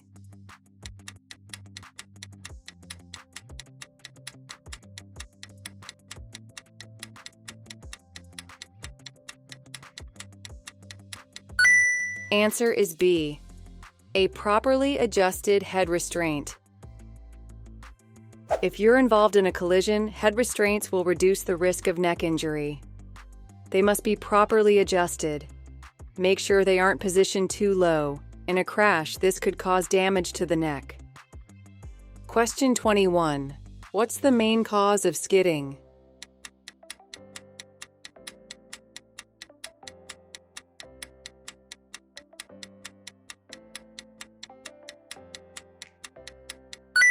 Answer is A, the driver.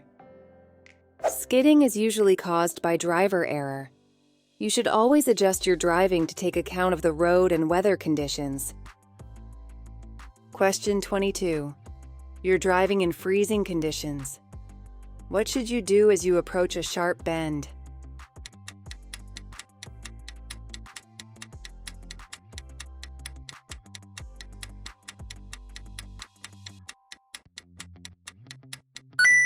Answer is D, slow down gently. Harsh use of the accelerator, brakes, or steering is likely to lead to skidding, especially on slippery surfaces. Avoid steering and braking at the same time. In icy conditions, it's very important that you constantly assess what's ahead so that you can take appropriate action in plenty of time. Question 23. You're about to drive home. What should you do if you feel very tired and have a severe headache?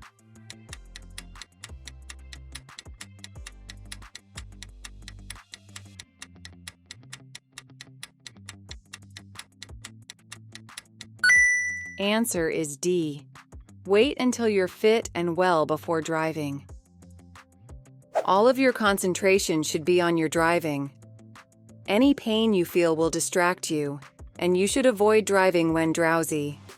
The safest course of action is to wait until you've rested and are feeling better before starting your journey. Question 24. What will happen to your car when you drive up a steep hill?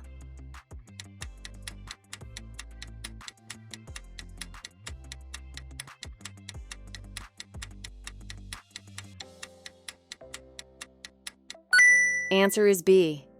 The engine will work harder. The engine will need more power to pull the vehicle up the hill. When approaching a steep hill, you should select a lower gear to help maintain your speed. You should do this without hesitation, so that you don't lose too much speed before engaging the lower gear.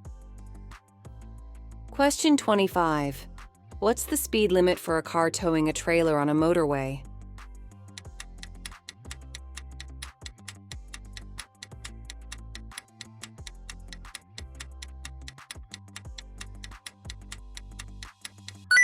Answer is C, 60 miles per hour.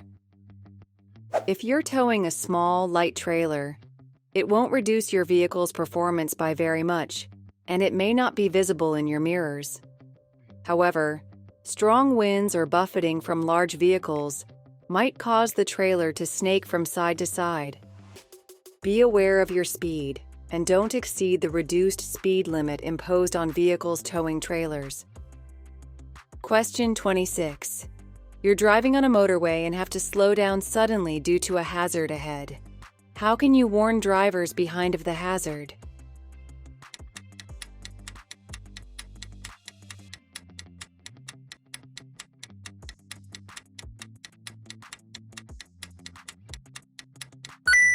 Answer is C. Switch on your hazard warning lights. Using your hazard warning lights, as well as your brake lights, will give the traffic behind an extra warning of the problem ahead. Only use them for long enough for your warning to be seen. Question 27. When may you use hazard warning lights while you're driving?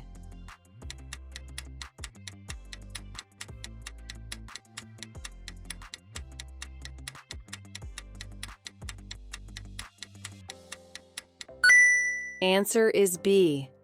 On a motorway or unrestricted dual carriageway, to warn of a hazard ahead. When there's queuing traffic ahead and you have to slow down or even stop, briefly showing your hazard warning lights will help alert the traffic behind to the hazard. Question 28. On what type of road surface may anti-lock brakes be ineffective?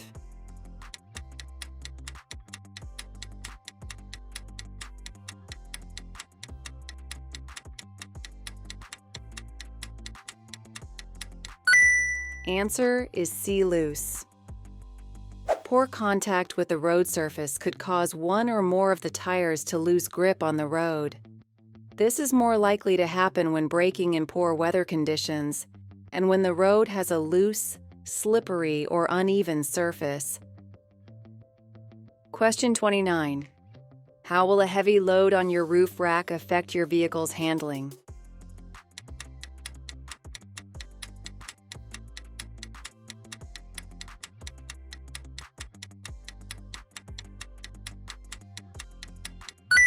Answer is C, it will reduce stability.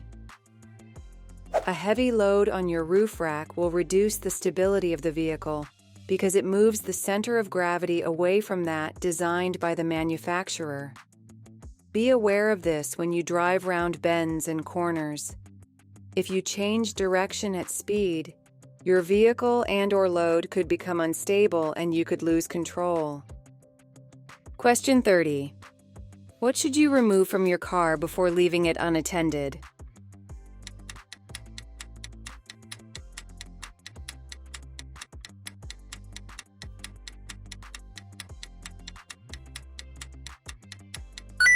Answer is D, the vehicle registration document. Never leave the vehicle registration document inside your car. This document would help a thief to dispose of your car more easily. Question 31. What information is found on a vehicle registration document?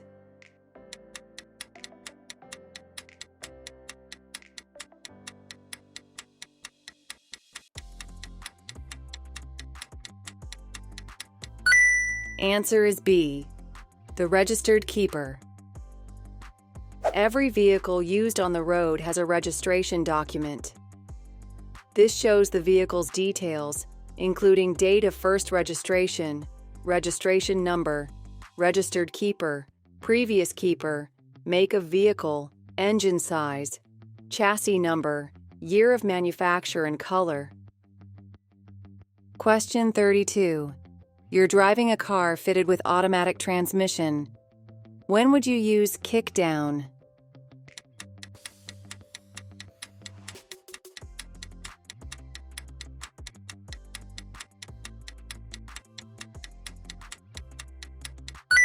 Answer is A, to accelerate quickly. Kick down selects a lower gear, enabling the vehicle to accelerate faster. Question 33. You're driving at night on an unlit road. What should you do if you're following another vehicle?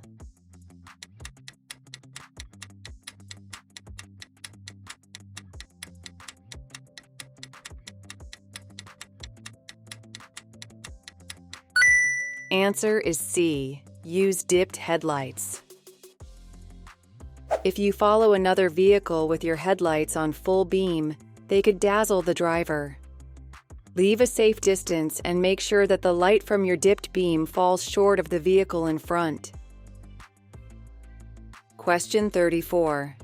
What's the most important reason for having a properly adjusted head restraint?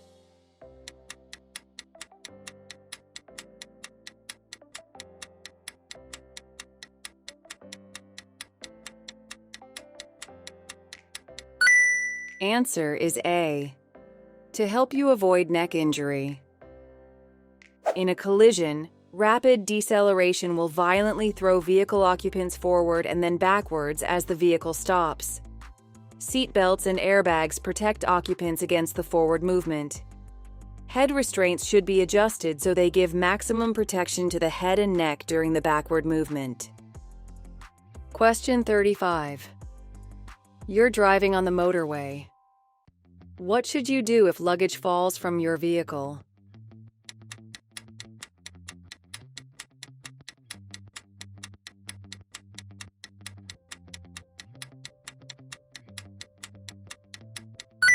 Answer is B. Stop at the next emergency telephone and report. If any object falls onto the motorway carriageway from your vehicle, pull onto the hard shoulder near an emergency telephone and call for assistance. Don't stop on the carriageway or attempt to retrieve anything. Question 36. What should you check before you start a journey in foggy weather?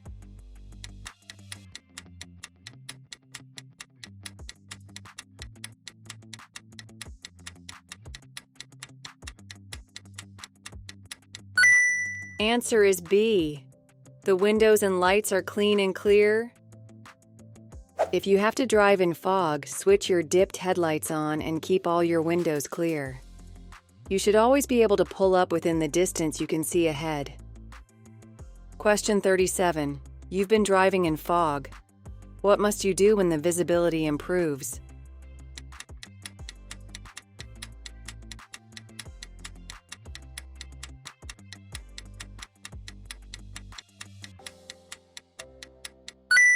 Answer is D. Switch off your fog lights. You must turn off your fog lights if visibility is more than 100 meters, 328 feet. Be prepared for the fact that the fog may be patchy and you may need to turn them on again if the fog returns. Question 38. What will happen if you hold the clutch pedal down or roll in neutral for too long?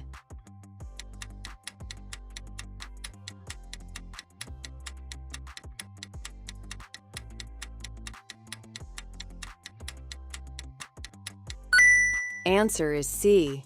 It will reduce your control. Holding the clutch down or staying in neutral for too long will cause your vehicle to freewheel. This is known as coasting, and it's dangerous because it reduces your control of the vehicle. Question 39. What should you do if an instrument panel warning light comes on while you're driving?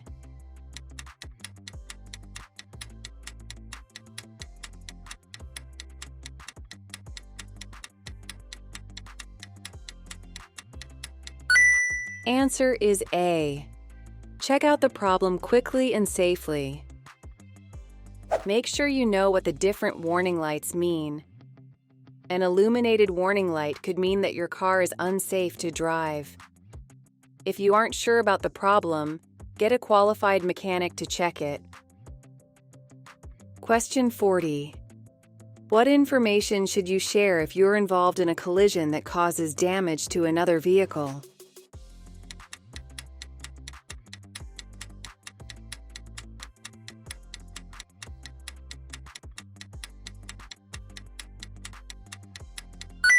Answer is B.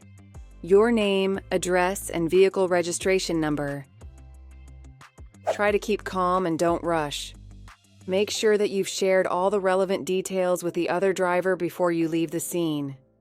If possible, take pictures and note the positions of all the vehicles involved. Question 41. What does this sign mean?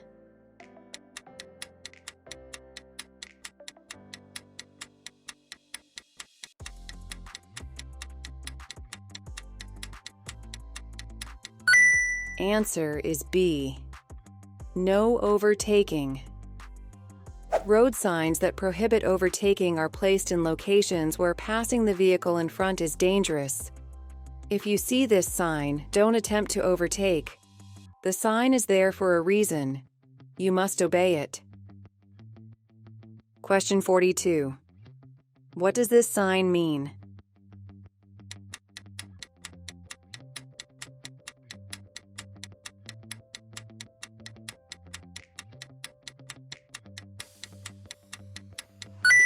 Answer is C. No stopping. This is the sign for a clearway. Clearways are stretches of road where you aren't allowed to stop unless it's an emergency. Stopping where these restrictions apply may be dangerous and is likely to cause an obstruction. Restrictions might apply for several miles, and this may be indicated on the sign. Question 43. When may you cross a double solid white line in the middle of the road?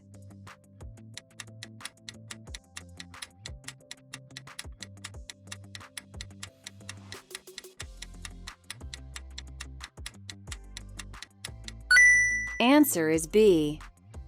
To pass a road maintenance vehicle traveling at 10 miles per hour or less, you may cross the solid white line to pass a stationary vehicle, or to pass a pedal cycle, horse or road maintenance vehicle if it's traveling at 10 miles per hour or less. You may also cross the solid white line to enter a side road or access a property. Question 44. Why should these road markings be kept clear?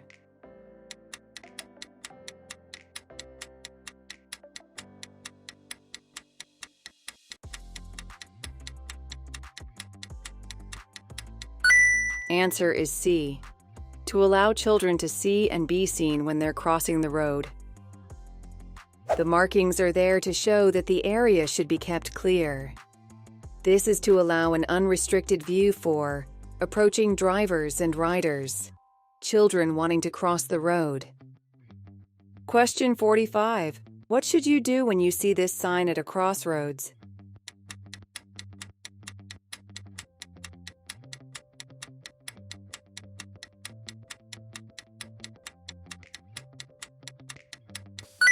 Answer is A. Carry on with great care. When traffic lights are out of order, treat the junction as an unmarked crossroads. Be very careful and be prepared to stop. No one has priority. Question 46. On a smart motorway, what does this sign mean?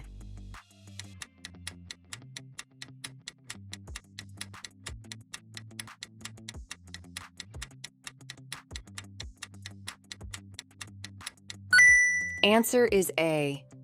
Use all the lanes, including the hard shoulder.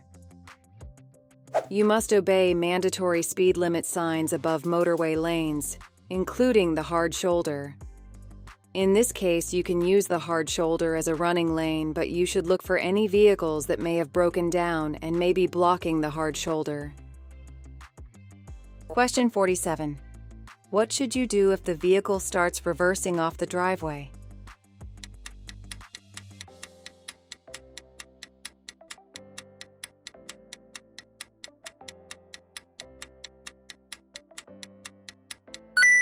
Answer is C. Sound your horn and be prepared to stop. White lights at the rear of a car show that the driver has selected reverse gear. The driver is hidden from view so can't see you approaching. Sound your horn to warn of your presence and be ready to stop if the car reverses into your path. Question 48. You've just been overtaken by this motorcyclist. What should you do if the rider cuts in sharply?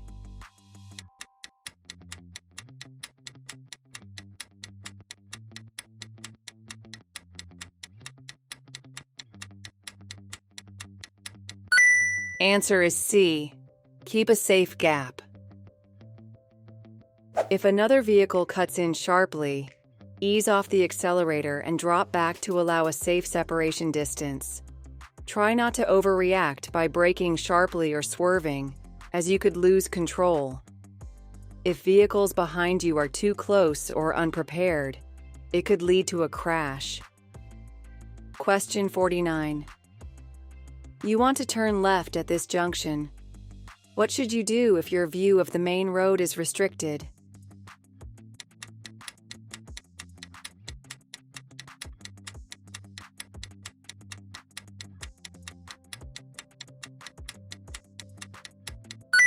Answer is A.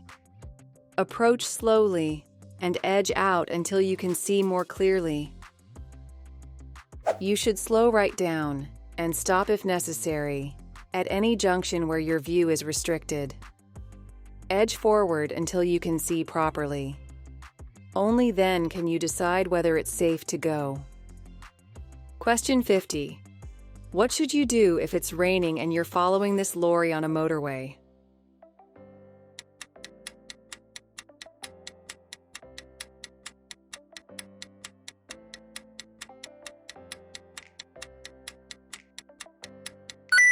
Answer is B. Be aware of spray reducing your vision. The usual 2-second time gap increases to 4 seconds when the roads are wet, If you stay well back, you'll be able to see past the vehicle, be out of the spray thrown up by the lorry's tires. Give yourself more time to stop if the need arises. Increase your chances of being seen by the lorry driver. Hey, if you find this video helpful, please give it a like, subscribe to our channel, and hit the bell icon so you don't miss any updates. And if you want to support us, you can just go to our channel and click on the join button to join our channel membership, link in the description. Your support helps us bring you more content to ace your theory test. Now, let's get back to the video. Question 1. How much can stopping distances increase in icy conditions?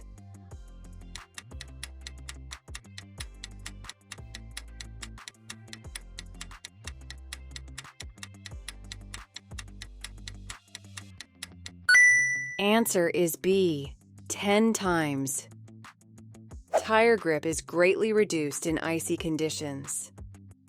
For this reason, you need to allow up to 10 times the stopping distance you would allow on dry roads. Question 2. What hazard should you be especially aware of if you're turning left into a side road?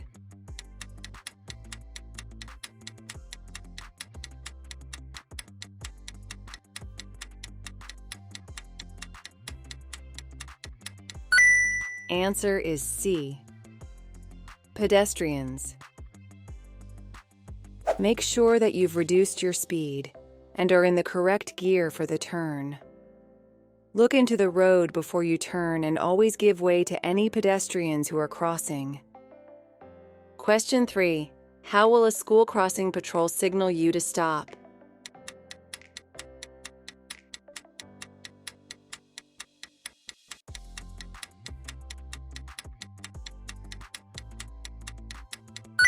Answer is A, by displaying a stop sign. If a school crossing patrol steps out into the road with a stop sign, you must stop. Don't wave anyone across the road and don't get impatient or rev your engine. Question 4. You're traveling in very heavy rain. How is this likely to affect your overall stopping distance?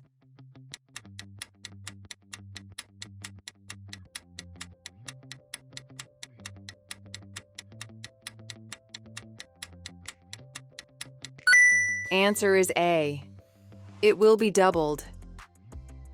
The road will be very wet and spray from other vehicles will reduce your visibility. Tire grip will also be reduced, increasing your stopping distance. You should at least double your separation distance to make sure you can stop safely in the space you've allowed. Question 5. You're driving at night and looking for somewhere to park. When may you park on the right-hand side of the road?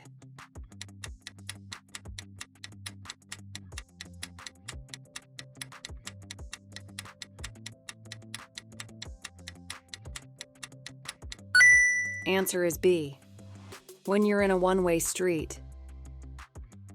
Red rear reflectors show up when headlights shine on them. These are useful when you're parked at night, but they'll only reflect if you park in the same direction as the traffic flow. Normally you should park on the left, but in a one-way street you may also park on the right-hand side of the road. Question 6. You're approaching a busy junction. What should you do when at the last moment you realize you're in the wrong lane?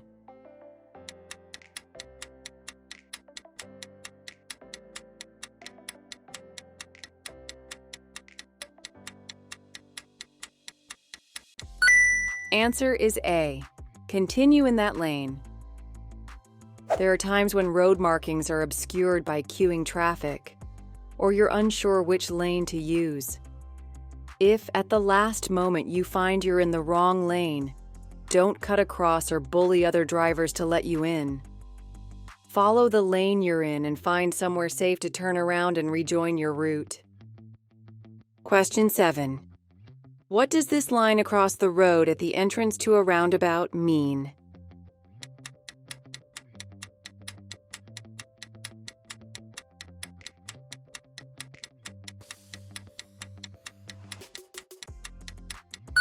Answer is A. Give way to traffic from the right. Slow down as you approach the roundabout and check for traffic from the right. If you need to stop and give way, stay behind the broken line until it's safe to emerge onto the roundabout. Question 8. What should you do when you're approaching traffic lights that have been green for some time?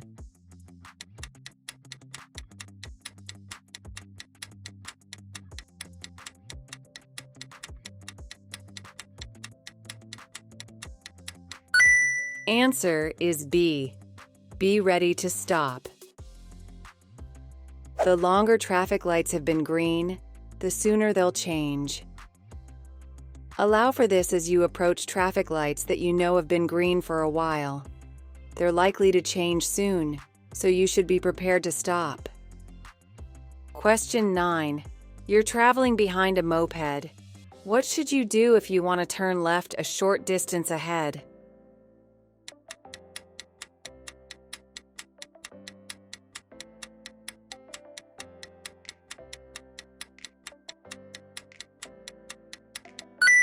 Answer is D.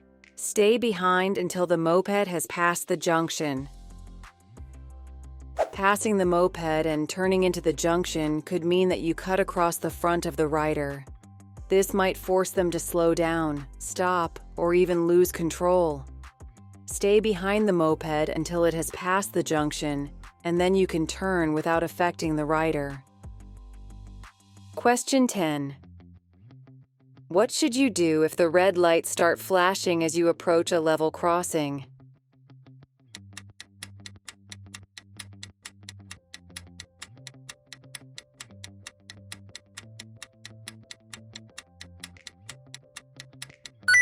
Answer is C.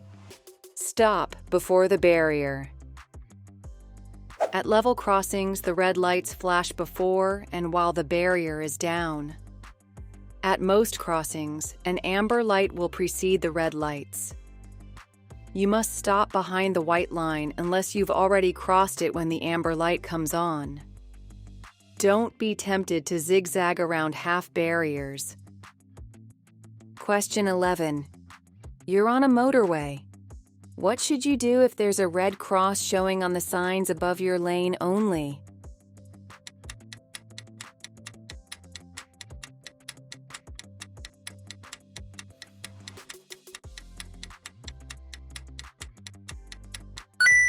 Answer is B. Don't continue in that lane. A red cross above your lane shows that your lane is closed. You should move into another lane as soon as you can do so safely. Question 12. What should you do as you approach this overhead bridge?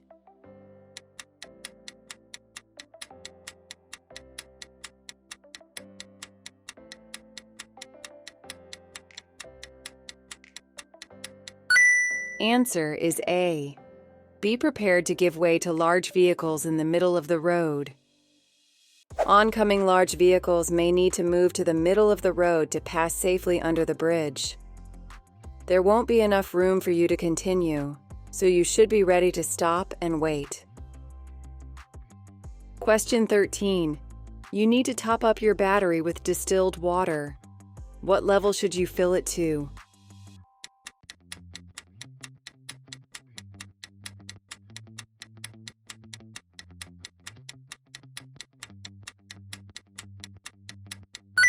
Answer is B, just above the cell plates. Top up the battery with distilled water and make sure each cell plate is covered. Question 14. How should you drive in areas with traffic calming measures?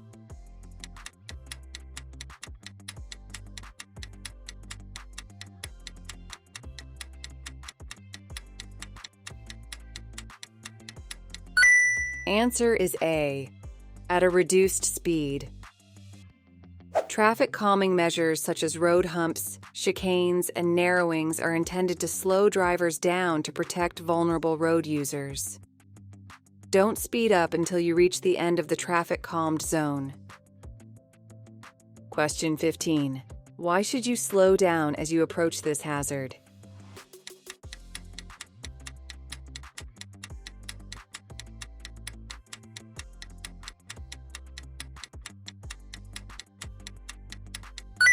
Answer is D, because of the level crossing.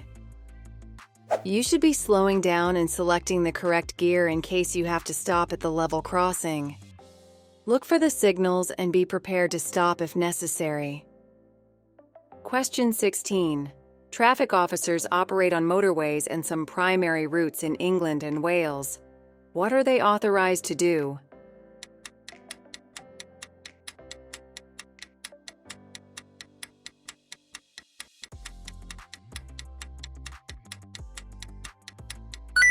Answer is D. Stop and direct anyone on a motorway. Traffic officers don't have enforcement powers but are able to stop and direct people on motorways and some A-class roads. They operate in England and Wales and work in partnership with the police at incidents, providing a highly trained and visible service. They're recognized by an orange and yellow jacket, and their vehicle has yellow and black markings. Question 17. Who's legally responsible for ensuring that a vehicle registration certificate V5C is updated?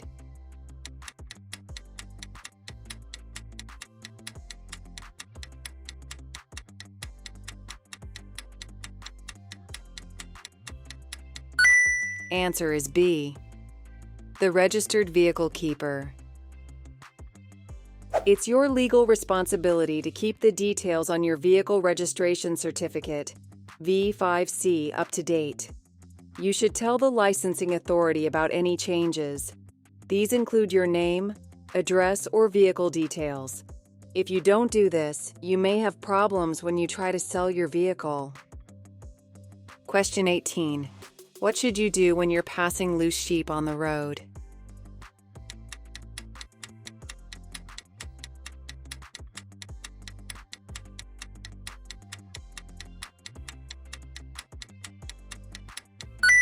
Answer is B. Go very slowly. Slow down and be ready to stop if you see animals in the road ahead. Animals are easily frightened by noise and vehicles passing too close to them. Stop if you're signaled to do so by the person in charge. Question 19. What could you do to help injured people at an incident?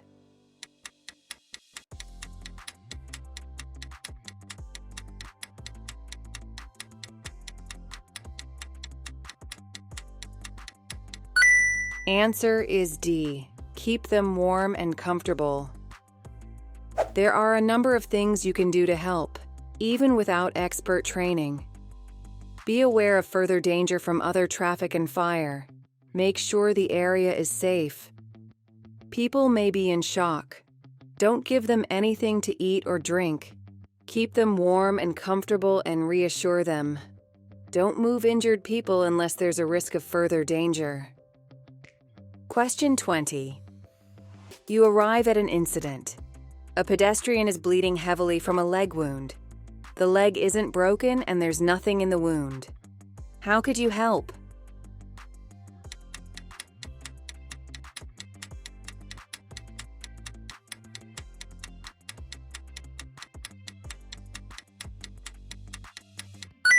Answer is A.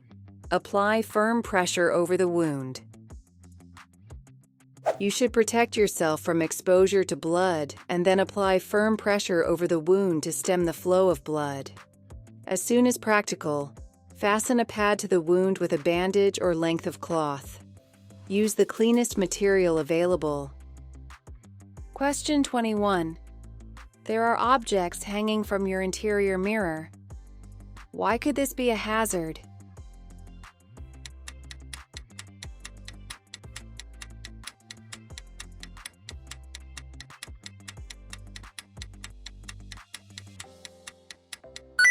Answer is C. Your view could be obstructed. Ensure that you can see clearly through the windscreen of your vehicle. Stickers or hanging objects could obstruct your view or draw your attention away from the road. Question 22. What will help you to move off on a snowy surface?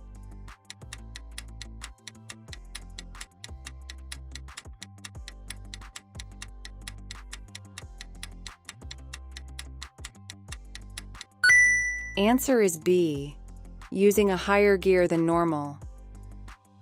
If you attempt to move off in a low gear, there'll be more torque, turning force, at the driven wheels than if you use a higher gear. More torque makes it easier for the tires to lose grip, and so spin the wheels. Question 23. You're driving in a built-up area that has traffic calming measures. What should you do when you approach a road hump?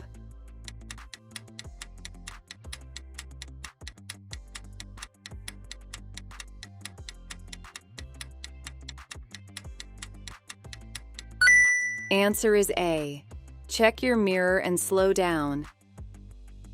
Many towns have road humps as part of traffic calming measures, designed to slow down traffic. Reduce your speed when driving over them. If you go too fast, you could lose control or damage your car. Look out for pedestrians or cyclists while you're driving in these areas. Question 24. What should you do if a doctor prescribes drugs that are likely to affect your driving?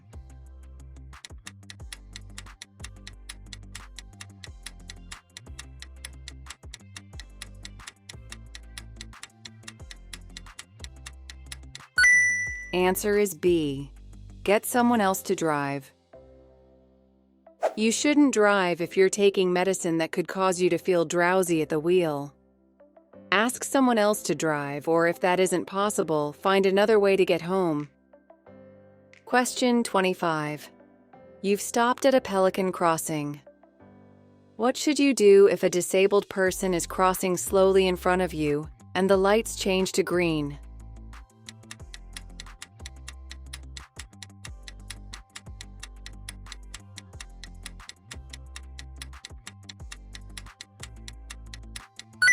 Answer is D. Wait for them to finish crossing. At a pelican crossing, the green light means you may proceed as long as the crossing is clear. If someone hasn't finished crossing, be patient and wait for them, whether they're disabled or not. Question 26. It's very windy. What should you do if you're behind a motorcyclist who's overtaking a high-sided vehicle?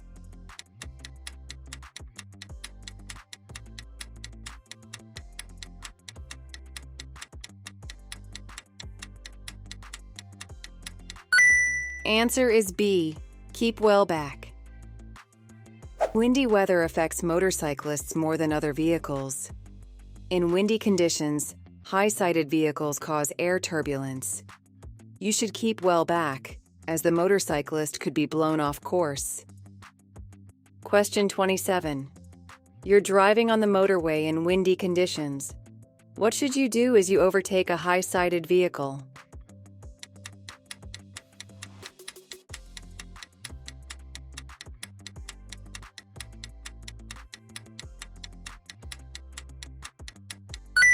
Answer is A. Be wary of a sudden gust.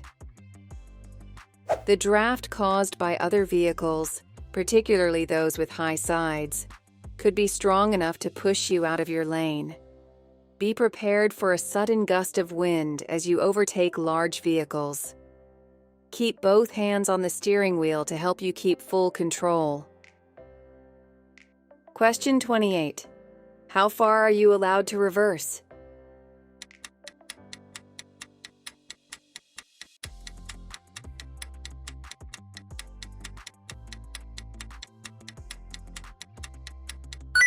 Answer is B.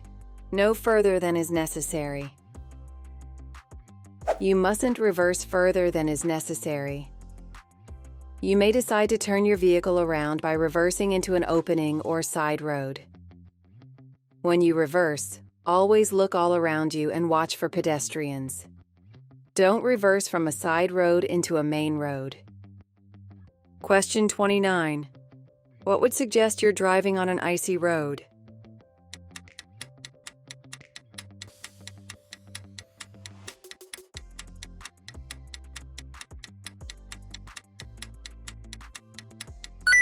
Answer is C.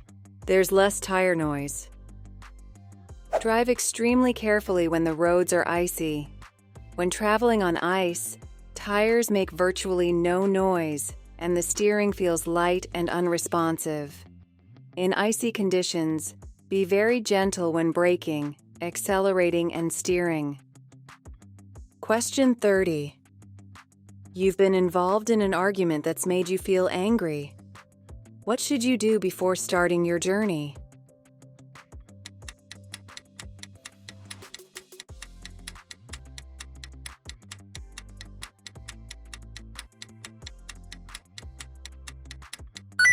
Answer is A. Calm down.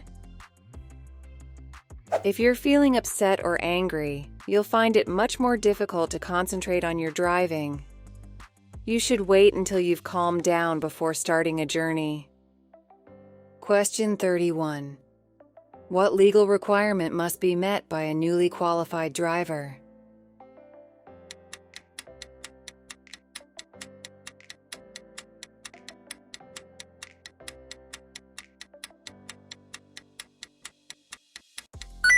Answer is D.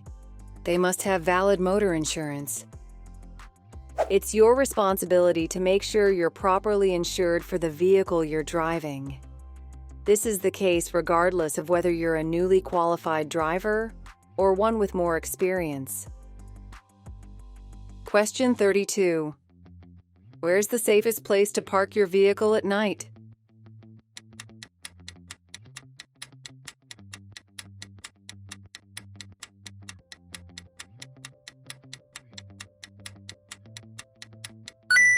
Answer is A. In a garage. If you have a garage, use it. Your vehicle is less likely to be a victim of car crime if it's in a garage. Also, in winter, the windows will be kept free from ice and snow. Question 33. You service your own vehicle. How should you dispose of the old engine oil?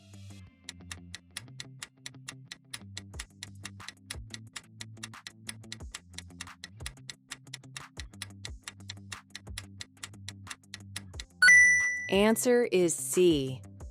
Take it to a local authority site. It's illegal to pour engine oil down any drain. Oil is a pollutant and harmful to wildlife. Dispose of it safely at an authorized site. Question 34. What should you do before driving into a tunnel?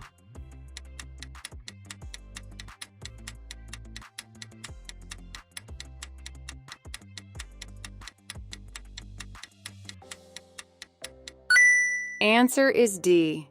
Take off your sunglasses. If you're wearing sunglasses, you should remove them before driving into a tunnel.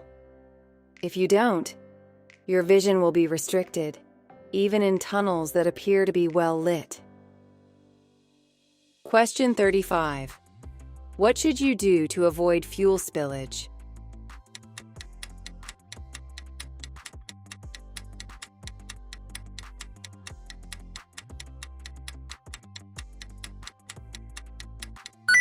Answer is B. Check that your filler cap is securely fastened. When learning to drive, it's a good idea to practice filling your car with fuel. Ask your instructor if you can use a petrol station and fill the fuel tank yourself. You need to know where the filler cap is on the car you're driving, so you know which side of the pump to park at. Take care not to overfill the tank and make sure you secure the filler cap correctly, so that no fuel leaks onto the road while you're driving. Question 36. On a vehicle, where would you find a catalytic converter?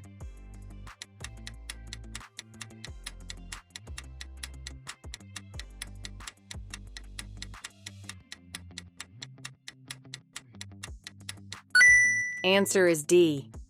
On the exhaust system.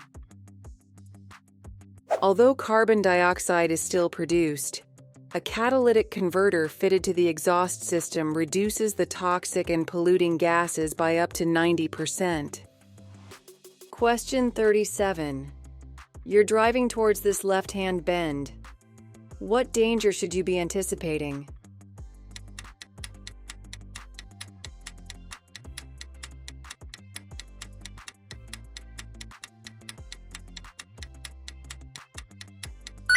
Answer is C. Pedestrians walking towards you. Pedestrians walking on a road with no pavement should walk against the direction of the traffic. You can't see around this bend, and if pedestrians are in the road, you need to be able to deal with the situation safely. Always keep this in mind and give yourself time to react if a hazard does appear. Question 38. What safety device must be fitted to a trailer braking system?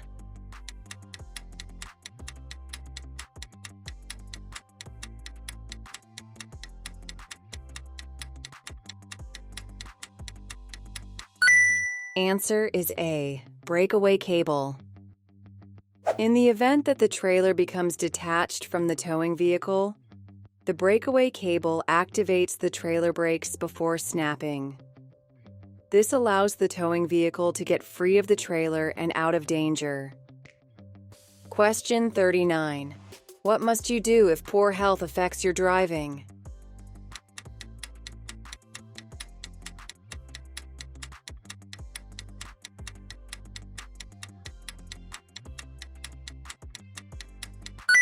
Answer is C. Inform the licensing authority. You must tell DVLA, or DVA in Northern Ireland, if your health is likely to affect your ability to drive. The licensing authority will investigate your situation and then make a decision on whether you're fit enough to drive safely. Question 40. How should a load be carried on your roof rack?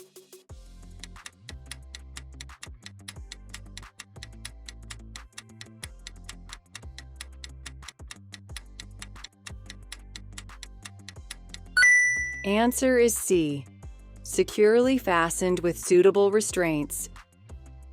Any load must be securely fastened to the vehicle. The safest way to carry items on the roof is in a specially designed roof box. This will help to keep your luggage secure and dry, and it also has less wind resistance than loads carried exposed on a roof rack. Question 41. Who should obey diamond-shaped traffic signs?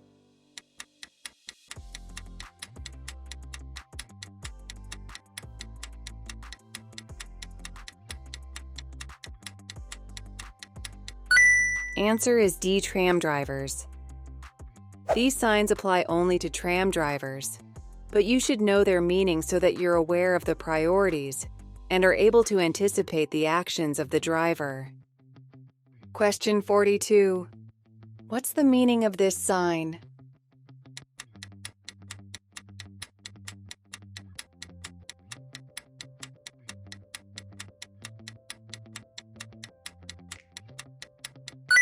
Answer is D. Waiting restrictions. This sign indicates that there are waiting restrictions. It's normally accompanied by details of when the restrictions are in force. Details of most signs in common use are shown in the Highway Code. For more comprehensive coverage, see Know Your Traffic Signs. Question 43. What does this sign mean?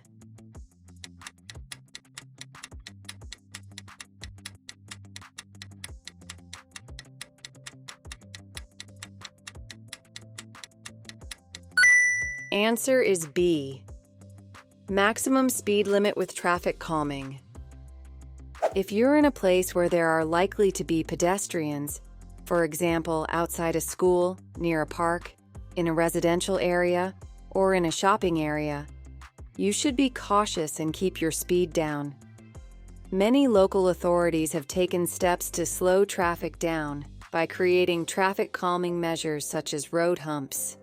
They're there for a reason. Slow down. Question 44. Which sign means no entry?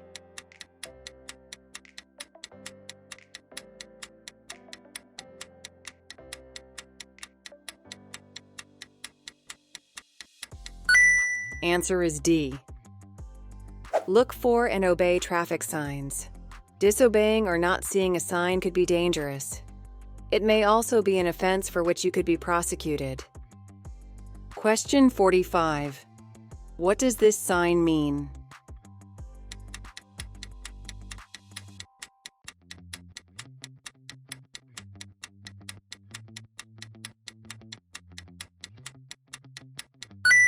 Answer is C, level crossing with gate or barrier. Some crossings have gates but no attendant or signals. You should stop, look both ways, listen, and make sure that no train is approaching. If there's a telephone, contact the signal operator to make sure it's safe to cross. Question 46. What does this sign mean?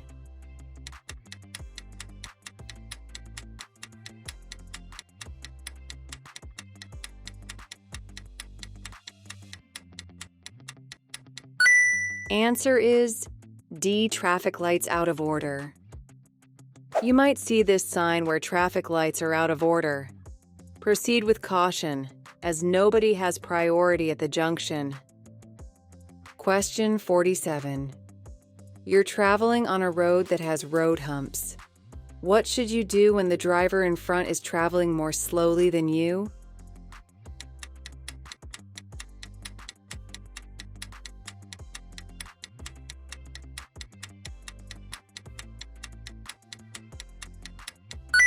Answer is C, slow down and stay behind. Be patient and stay behind the car in front.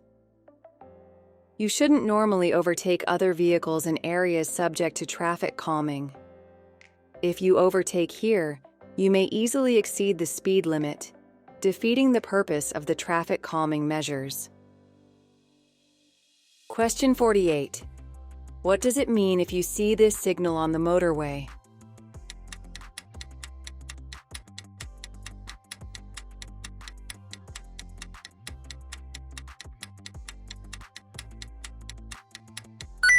Answer is B, leave the motorway at the next exit. You'll see this sign if there has been an incident ahead and the motorway is closed. You must obey the sign. Make sure that you prepare to leave in good time. Don't cause drivers to take avoiding action by cutting in at the last moment. Question 49. What does this sign mean?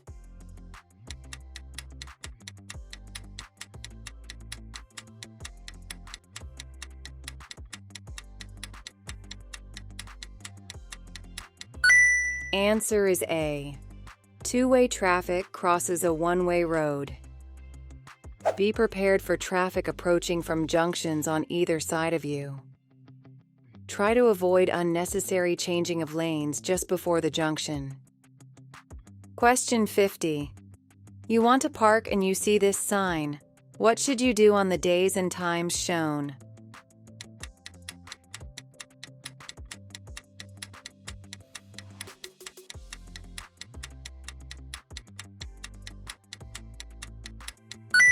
Answer is B. Park and obey and pay. Parking restrictions apply in a variety of places and situations. Make sure you know the rules and understand where and when restrictions apply. Controlled parking areas will be indicated by signs and road markings. Parking in the wrong place could cause an obstruction and danger to other traffic. It can also result in a fine. Hey, if you find this video helpful, please give it a like, subscribe to our channel, and hit the bell icon so you don't miss any updates. And if you want to support us, you can just go to our channel and click on the join button to join our channel membership, link in the description. Your support helps us bring you more content to ace your theory test. Now, let's get back to the video. Question 1. How can drinking alcohol affect your ability to drive?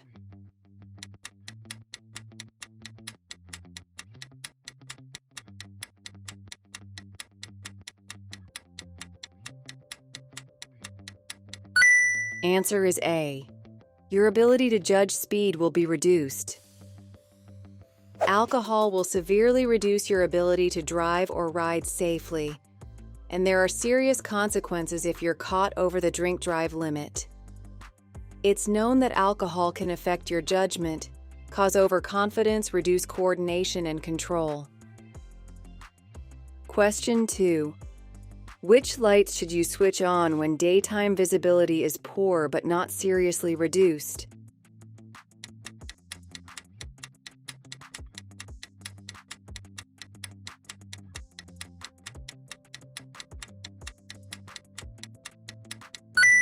Answer is A, dipped headlights.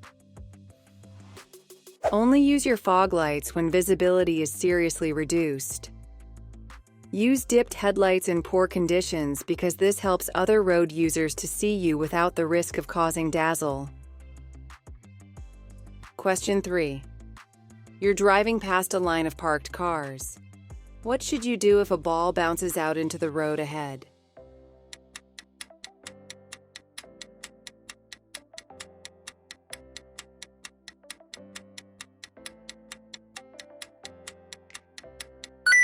Answer is C.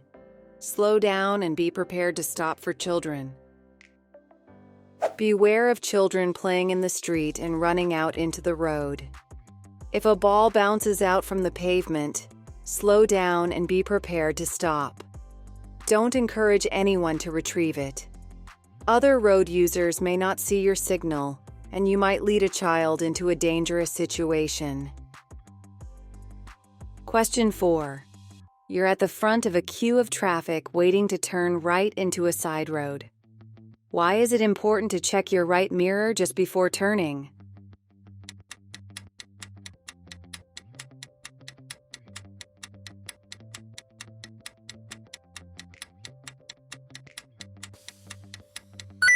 Answer is B, to check for overtaking vehicles.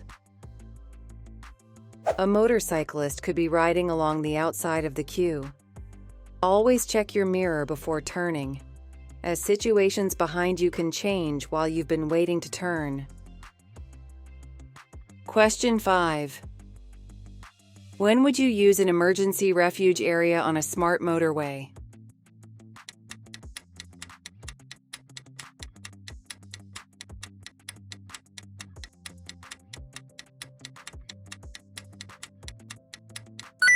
Answer is B.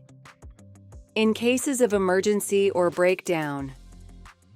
On smart motorways, emergency refuge areas are built at the side of the hard shoulder.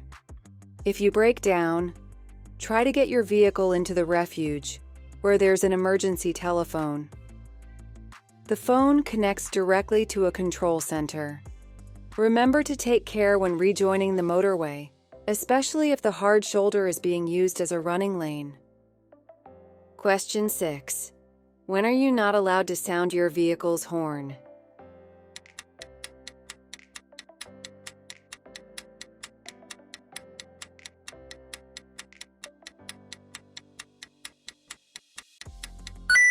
Answer is D. Between 11:30 p.m. and 7 a.m. in a built-up area. Every effort must be made to prevent excessive noise, especially in built-up areas at night. Don't rev your engine or sound the horn unnecessarily. It's illegal to sound your horn in a built-up area between 11:30 p.m. and 7 a.m., except when another road user poses a danger. Question 7. What does the white line along the side of the road indicate?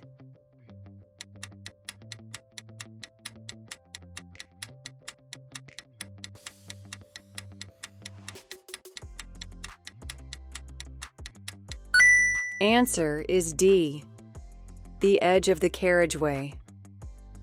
A continuous white line is used on many roads to indicate the edge of the carriageway. This can be useful when visibility is restricted. The line is discontinued at junctions, laybys, and entrances to or exits from private drives. Question 8. You're driving in town. Why should you be careful if there's a bus at a bus stop on the other side of the road?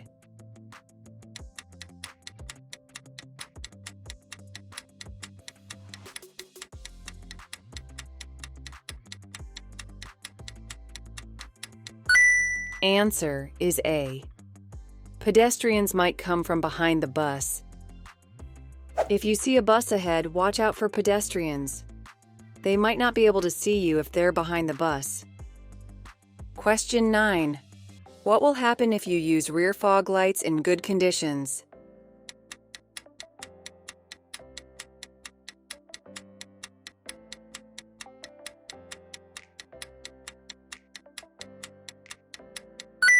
Answer is A. They'll dazzle other drivers. Rear fog lights shine more brightly than normal rear lights, so that they show up in reduced visibility. When the visibility improves, you must switch them off. This stops them dazzling the driver behind. Question 10. You want to reverse into a side road. What should you do if you aren't sure that the area behind your car is clear?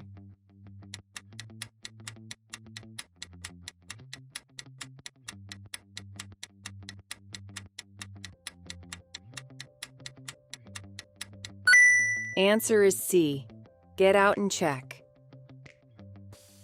If you can't tell whether there's anything behind you, it's always safest to check before reversing. There may be a small child or a low obstruction close behind your car. Question 11.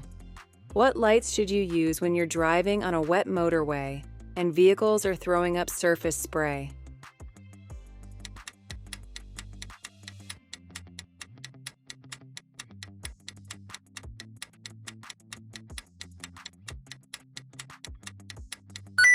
Answer is A. Dipped headlights. When surface spray reduces visibility, switch on your headlights on dipped beam. This will help other road users to see you. Question 12. What should you do when you're following a learner driver who stalls at a junction?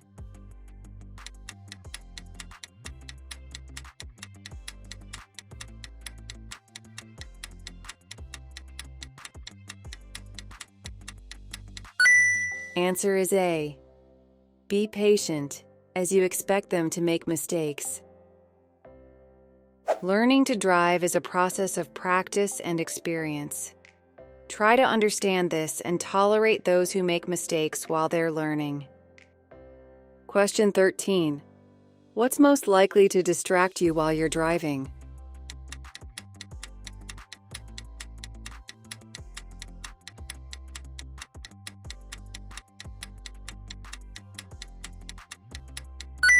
Answer is A. Using a mobile phone. Except for emergencies, it's illegal to use a handheld mobile phone while you're driving. Even using a hands-free kit can severely distract your attention. Question 14. On a road where trams operate, which vehicles will be most at risk from the tram rails?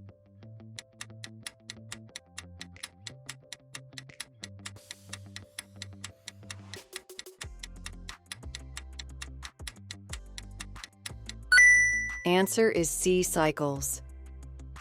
The narrow wheels of a bicycle can become stuck in the tram rails, causing the cyclist to stop suddenly, wobble, or even lose balance altogether. The tram lines are also slippery, which could cause a cyclist to slide or fall off. Question 15. You're approaching an unmarked crossroads. How should you deal with the junction?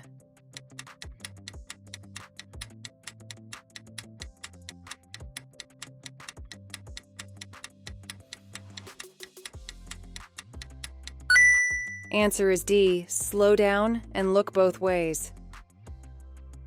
Be cautious, especially when your view is restricted by hedges, bushes, walls, large vehicles, etc. In the summer months, these junctions can become more difficult to deal with because growing foliage may further obscure your view. Question 16. What should you do if you're towing a trailer and it starts to swing from side to side?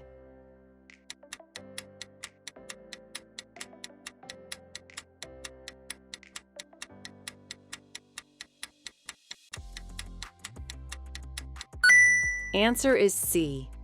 Ease off the accelerator to reduce your speed. Strong winds or buffeting from large vehicles can cause a trailer or caravan to swing from side to side, snake. If this happens, ease off the accelerator. Don't brake harshly, steer sharply, or increase your speed. Question 17. What should you do when you park a car facing downhill?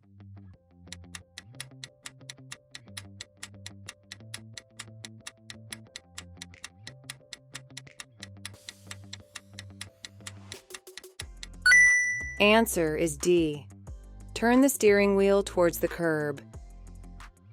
Turning the wheels towards the curb will allow them to act as a chock, preventing any forward movement of the vehicle. It will also help to leave your car in gear or select park if you have an automatic. Question 18. You arrive at the scene of a motorcycle crash. The rider is injured. When should their helmet be removed?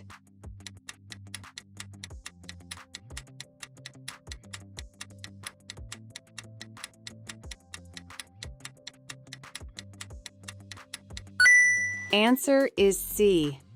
Only when it's essential. Don't remove a motorcyclist's helmet unless it's essential. Remember, they may be suffering from shock. Don't give them anything to eat or drink, but do reassure them confidently. Question 19. Following a collision, a person has been injured. What would be a warning sign for shock?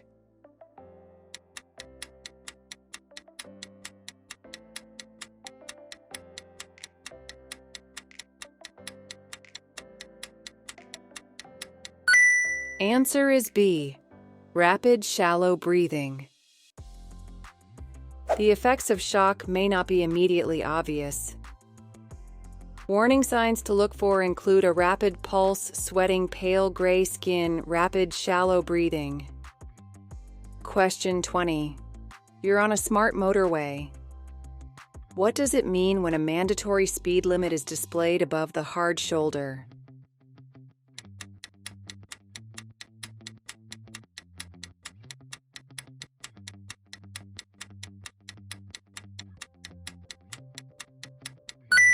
Answer is A. The hard shoulder can be used as a running lane. A mandatory speed limit sign above the hard shoulder shows that this part of the road can be used as a running lane between junctions. You must stay within the speed limit. Look out for vehicles that may have broken down and could be blocking the hard shoulder. Question 21.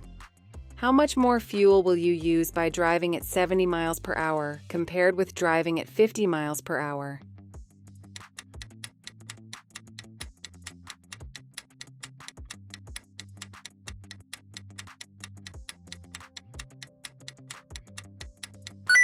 Answer is B. About 15%. Your vehicle will use less fuel if you avoid heavy acceleration. The higher the engine revs, the more fuel you'll use. Using the same gear and covering the same distance, a vehicle traveling at 70 miles per hour will use about 15% more fuel than it would at 50 miles per hour. However, don't travel so slowly that you inconvenience or endanger other road users. Question 22. What will be a serious distraction while you're driving?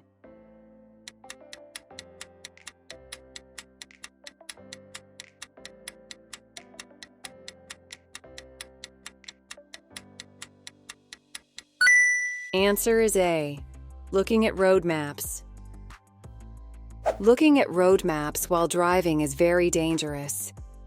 If you aren't sure of your route, stop in a safe place and check the map. You must not allow anything to take your attention away from the road while you're driving. Question 23. When are you allowed to stop on a motorway?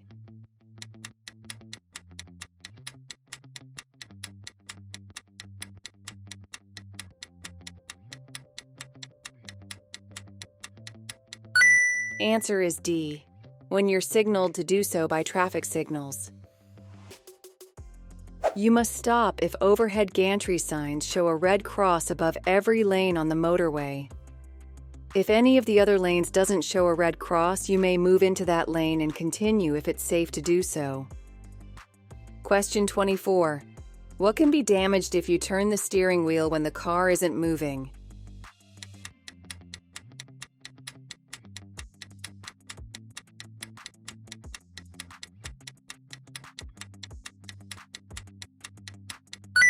Answer is D. The tires. Turning the steering wheel when the car isn't moving is known as dry steering. It can cause unnecessary wear to the tires and steering mechanism. Question 25. Why is a toucan crossing different from other crossings?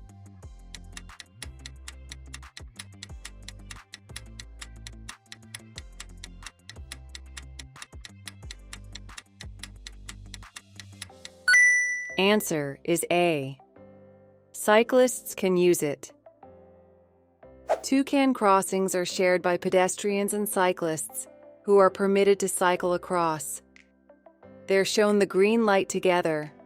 The signals are push-button operated and there's no flashing amber phase.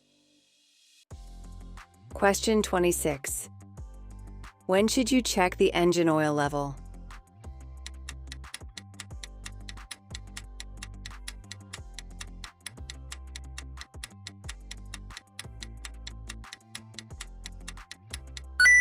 Answer is A. Before a long journey. An engine can use more oil during long journeys than on shorter trips. Insufficient engine oil is potentially dangerous. It can lead to excessive wear, mechanical breakdown, and expensive repairs. Most cars have a dipstick to allow the oil level to be checked. If not, you should refer to the vehicle handbook. Question 27. You're waiting to emerge from a junction. The windscreen pillar is restricting your view. What should you be particularly aware of?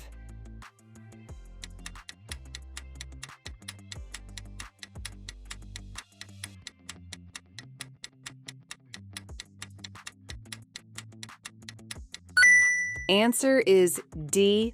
Motorcyclists. Windscreen pillars can completely block your view of pedestrians, motorcyclists, and cyclists.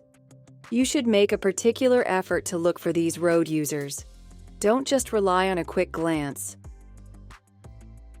Question 28. What should you do when you're overtaking a horse and rider?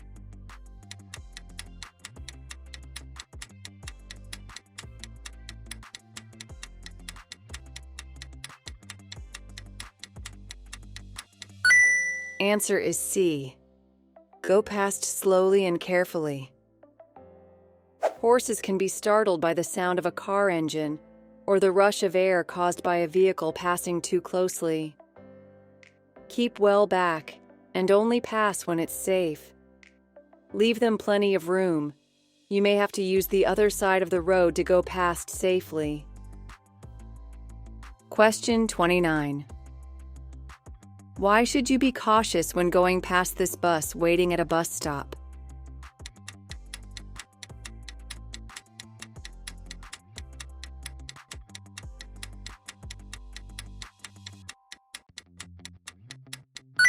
Answer is A. People may cross the road in front of it. A bus at a bus stop can hide pedestrians who might try to cross the road just in front of it. Drive at a speed that will enable you to respond safely if you have to. Question 30. What do the long white lines along the center of the road mean?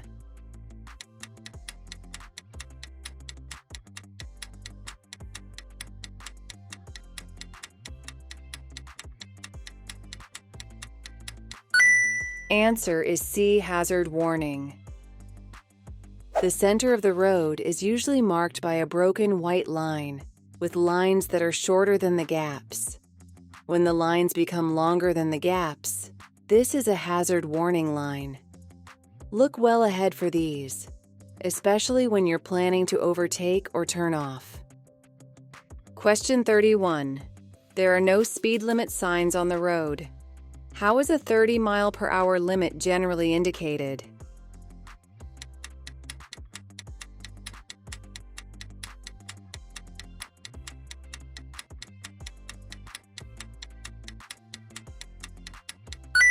Answer is D. By street lighting. There's a 30-mile-per-hour speed limit where there are street lights unless signs show another limit. Question 32. Which color follows the green signal at a puffin crossing?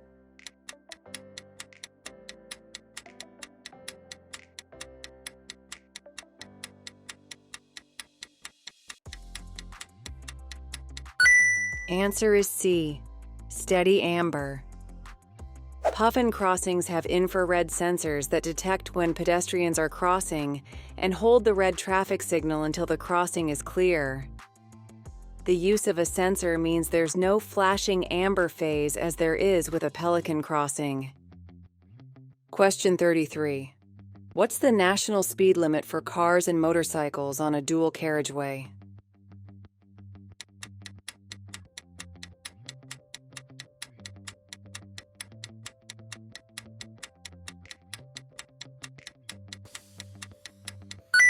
Answer is D, 70 miles per hour. Make sure that you know the speed limit for the road that you're on. The speed limit on a dual carriageway or motorway is 70 miles per hour for cars and motorcycles, unless signs indicate otherwise. The speed limits for different types of vehicle are listed in the Highway Code.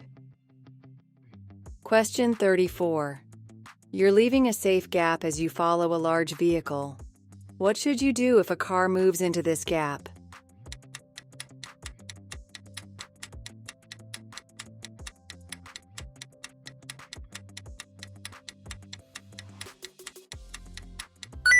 Answer is A, drop back further.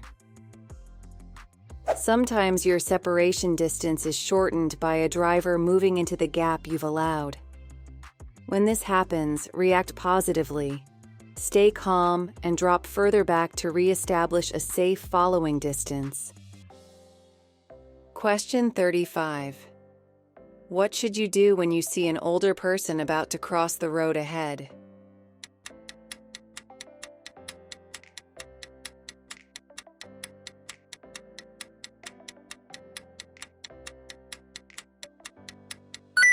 Answer is A, be careful. They may misjudge your speed. Older people may have impaired hearing, vision, concentration, and judgment. They may also walk slowly, and so could take a long time to cross the road. Question 36. What should you do if you can't see clearly behind when you're reversing?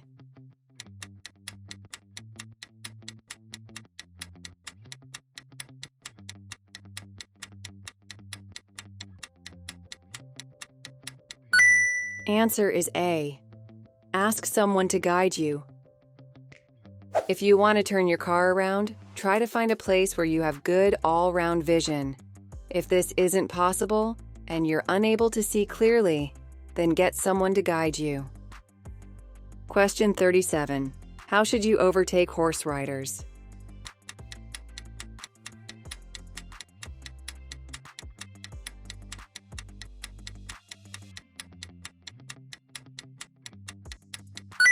Answer is A, drive slowly and leave plenty of room. When you decide to overtake a horse rider, make sure you can do so safely before you move out. Leave them plenty of room and pass slowly. Passing too close could startle the horse and unseat the rider. Question 38. How can you identify traffic signs that give orders?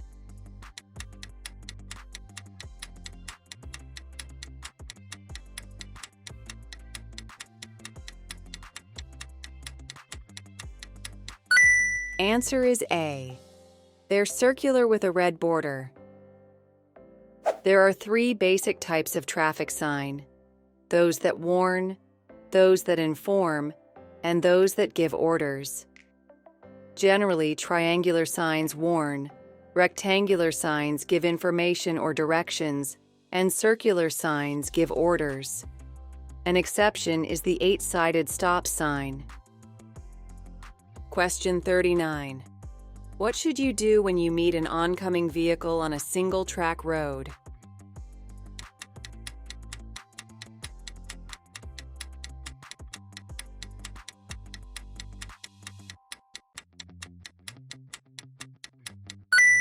Answer is C. Stop at a passing place. Take care when using single-track roads. It can be difficult to see around bends because of hedges or fences, so expect to meet oncoming vehicles. Drive carefully and be ready to pull into or stop opposite a passing place, where you can pass each other safely. Question 40. An injured person has been placed in the recovery position. They're unconscious but breathing normally.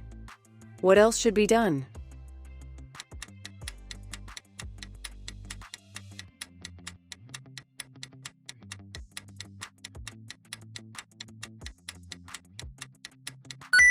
Answer is A.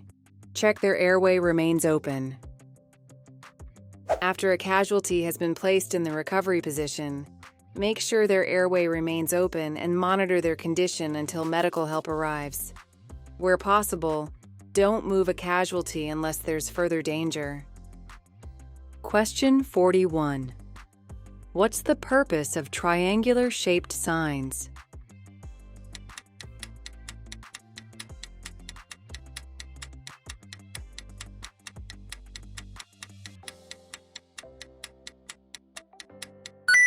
Answer is D. To give warnings. Triangular signs warns you of hazards ahead. Make sure you look at each sign that you pass on the road so that you don't miss any vital instructions or information. Question 42. What does this sign mean?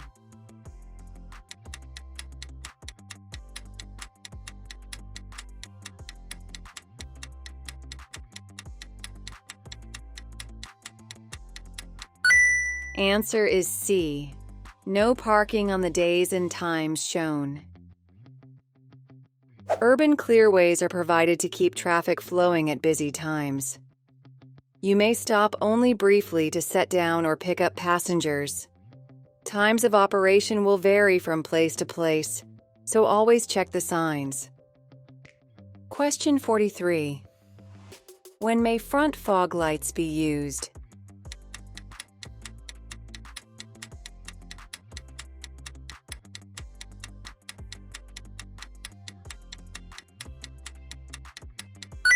Answer is D. When visibility is seriously reduced.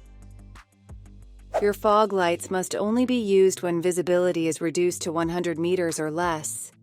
You need to be familiar with the layout of your dashboard so you're aware if your fog lights have been switched on in error, or you've forgotten to switch them off.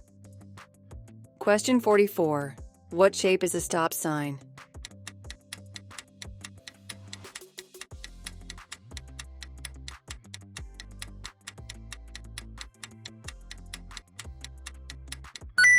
Answer is D.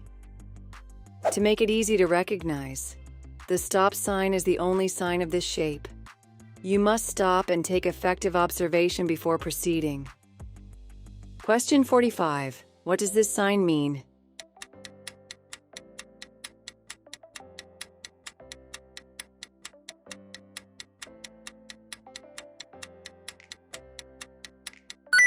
Answer is D with flow cycle lane.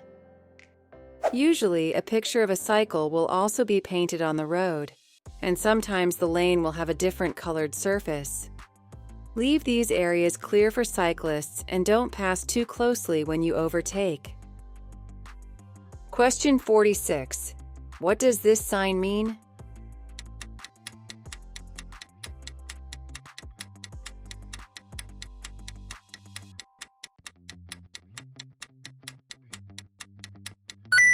Answer is B. Cycle route ahead.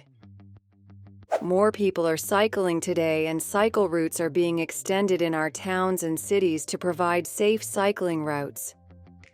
Respect the presence of cyclists on the road and give them plenty of room if you need to pass.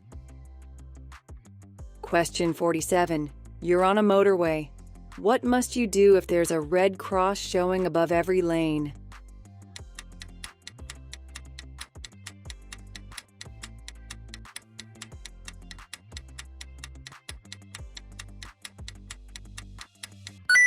Answer is D. Stop and wait.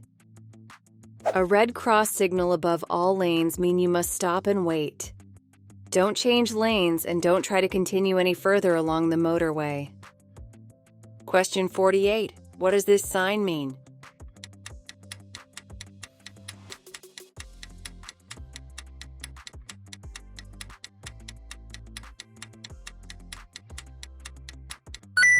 Answer is B, contraflow bus lane. There will also be markings on the road surface to indicate the bus lane. You mustn't use this lane for parking or overtaking. Question 49. What does this sign mean?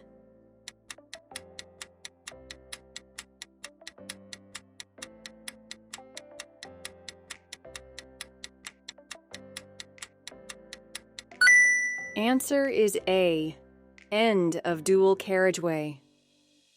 Don't wait until the last moment before moving into the left-hand lane. Plan ahead and don't rely on other traffic letting you in. Question 50. What does this sign mean?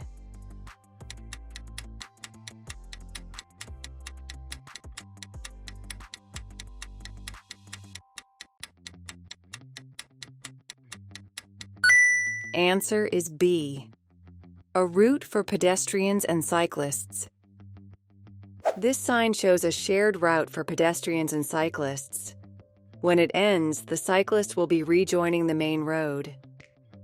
Hey, if you find this video helpful, please give it a like, subscribe to our channel, and hit the bell icon so you don't miss any updates. And if you want to support us, you can just go to our channel and click on the join button to join our channel membership, link in the description. Your support helps us bring you more content to ace your theory test. Now, let's get back to the video. Question 1. What should you do if your mobile phone rings while you're driving or riding?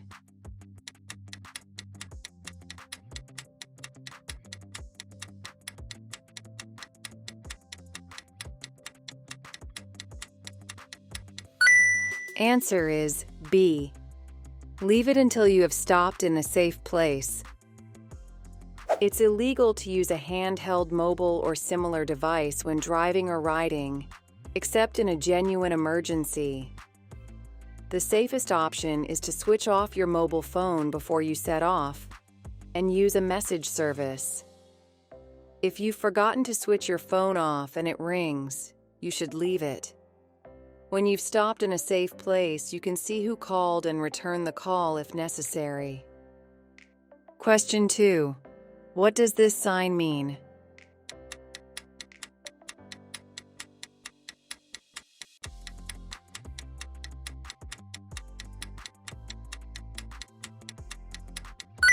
Answer is A, end of controlled parking zone.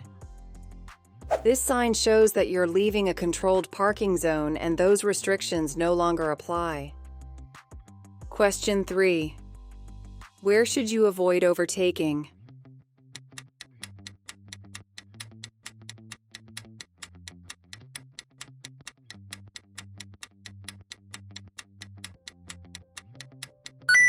Answer is A, approaching a dip in the road. Oncoming vehicles or other hazards can be hidden from view by dips in the road. If you can't see into the dip, wait until you have a clear view and can see that it's safe before starting to overtake. Question 4. What's covered by third-party insurance?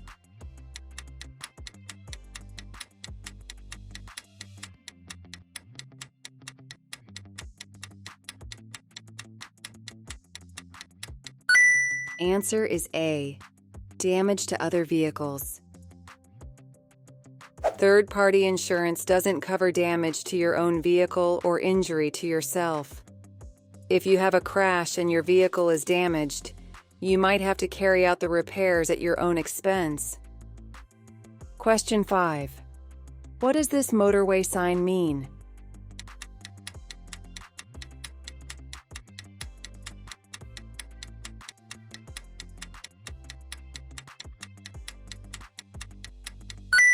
Answer is A, change to the lane on your left. On the motorway, signs sometimes show temporary warnings due to traffic or weather conditions. They may be used to indicate lane closures, temporary speed limits, weather warnings. Question 6. When may you use hazard warning lights?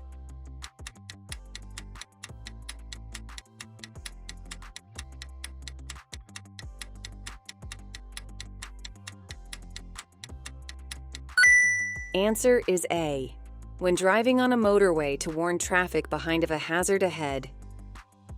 Hazard warning lights are an important safety feature.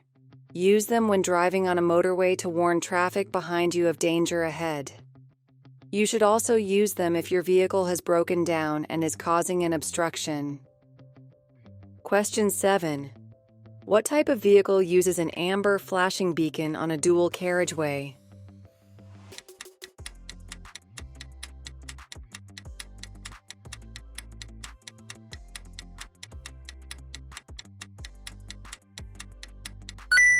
Answer is C. A tractor. An amber flashing beacon on a vehicle indicates that it's moving slowly or stopped and a possible hazard. Look well ahead on a dual carriageway and you should be able to see and respond to these vehicles in good time. Question 8. Why should you look carefully for motorcyclists and cyclists at junctions?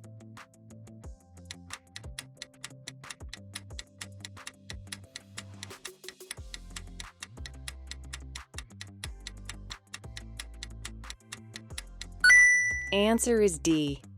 They're harder to see. Cyclists and motorcyclists are smaller than other vehicles, and so are more difficult to see.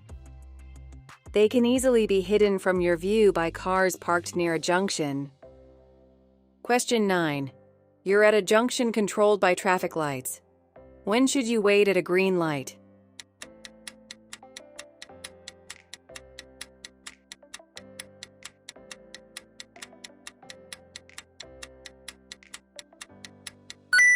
Answer is D. When your exit from the junction is blocked. As you approach the traffic lights, look into the road you wish to take. Only proceed if your exit road is clear. If the road is blocked, hold back, even if you have to wait for the next green signal. Question 10. What should you do when you park at night on a road that has a 40-mile-per-hour speed limit?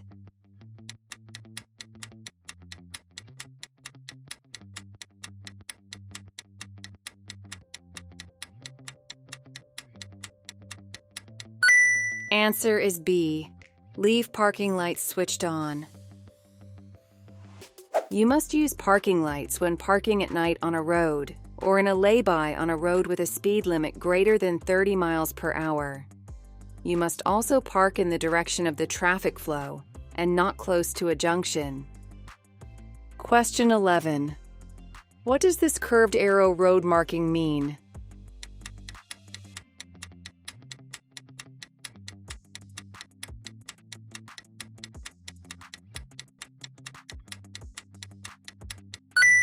Answer is B. Overtaking traffic should move back to the left.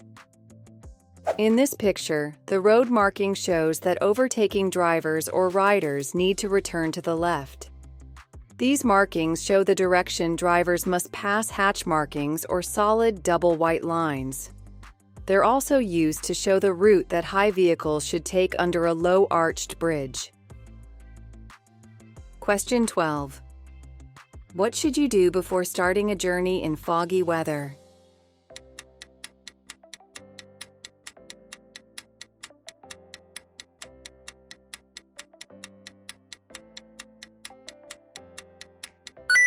Answer is A. Allow more time. Don't venture out if your journey isn't necessary. If you have to travel and someone is expecting you at the other end, let them know that you'll be taking longer than usual for your journey. This will stop them worrying if you don't turn up on time and will also take the pressure off you, so you don't feel you have to rush. Question 13. You're driving on the motorway. How can you lower the risk of a collision when the vehicle behind is following too closely?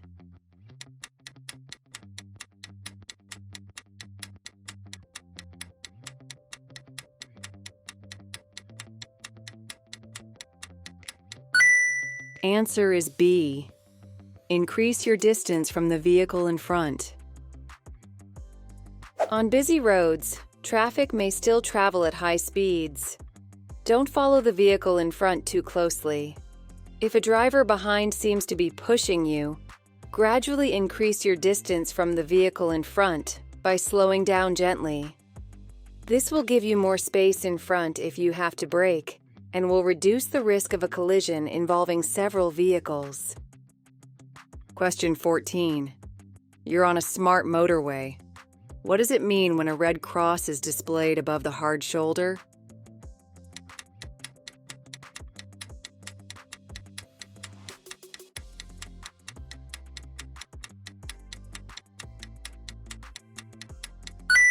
Answer is D.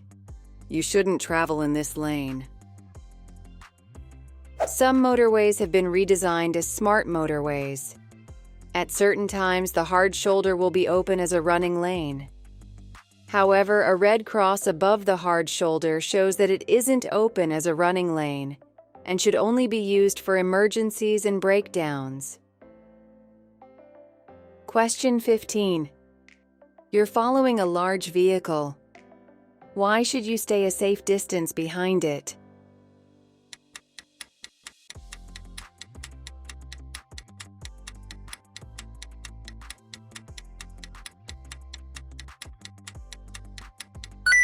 Answer is B.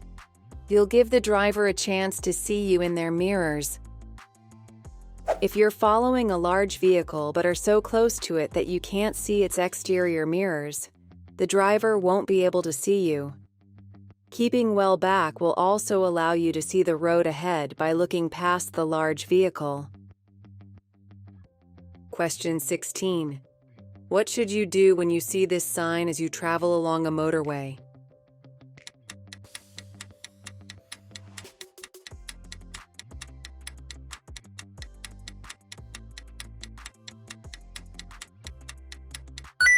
Answer is B. Leave the motorway at the next exit. You'll see this sign if the motorway is closed ahead. Pull into the left-hand lane as soon as it's safe to do so. Don't wait until the last moment before you move across, because the lane may be busy, and you'll have to rely on another driver making room for you. Question 17. You lose control of your car and damage a garden wall. What must you do if the property owner isn't available?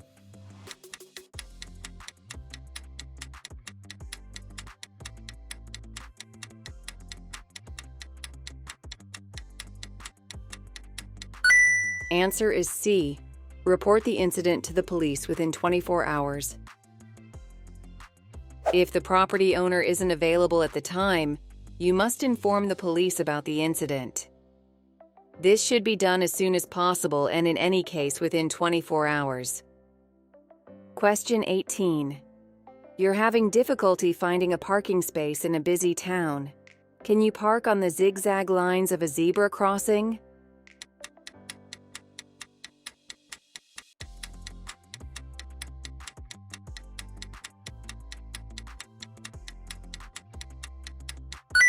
Answer is A.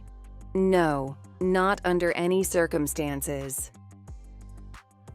It's an offense to park on the zigzag lines of a zebra crossing. You'll be causing an obstruction by obscuring the view of both pedestrians and drivers. Question 19. Your vehicle has stalled in the middle of a level crossing. What should you do if the warning bells start to ring while you're trying to restart the engine?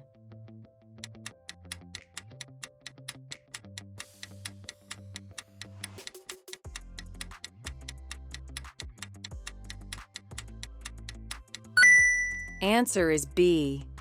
Get out of the car and clear of the crossing. If the warning bells ring, leave the vehicle and get any passengers well clear of the crossing immediately. Question 20. Who has priority at an unmarked crossroads?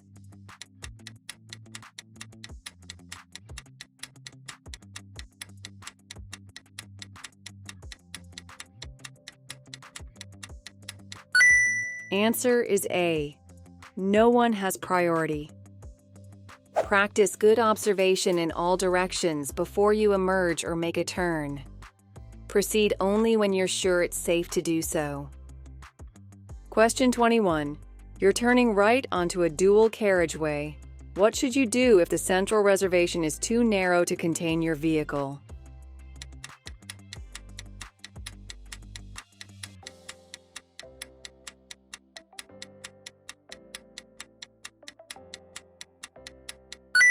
Answer is D. Wait until the road is clear in both directions. When the central reservation is narrow, it may not be able to contain your vehicle. In this case, you should treat a dual carriageway as one road. Wait until the road is clear in both directions before emerging to turn right. If you try to treat it as two separate roads and wait in the middle, your vehicle will stick out and cause an obstruction that may lead to a collision. Question 22. You're approaching a red light at a puffin crossing. Pedestrians are on the crossing. When will the red light change?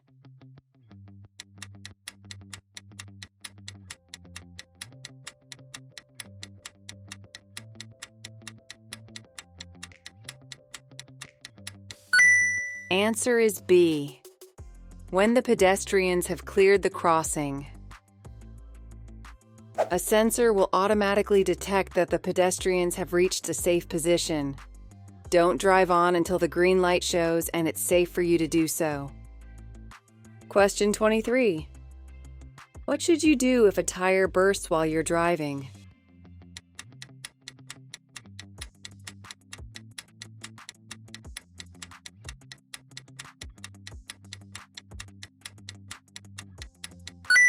Answer is D. Pull up slowly at the side of the road. A tire bursting can lead to a loss of control, especially if you're traveling at high speed. Using the correct procedure should help you to stop the vehicle safely. Question 24. You're towing a caravan. Which is the safest type of rearview mirror to use?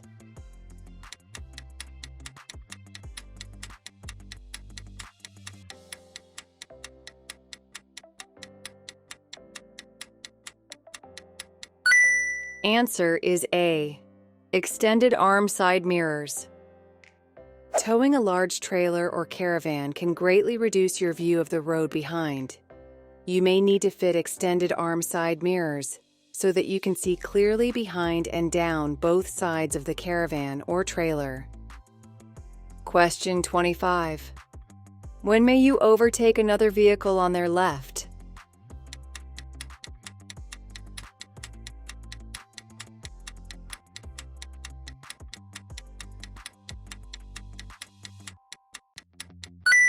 Answer is D. When you're in a one-way street. You may pass slower vehicles on their left while traveling along a one-way street. Be aware of drivers who may need to change lanes and may not expect faster traffic passing on their left. Question 26. You're carrying a child under 3 years old in your car. Which restraint is suitable for a child of this age?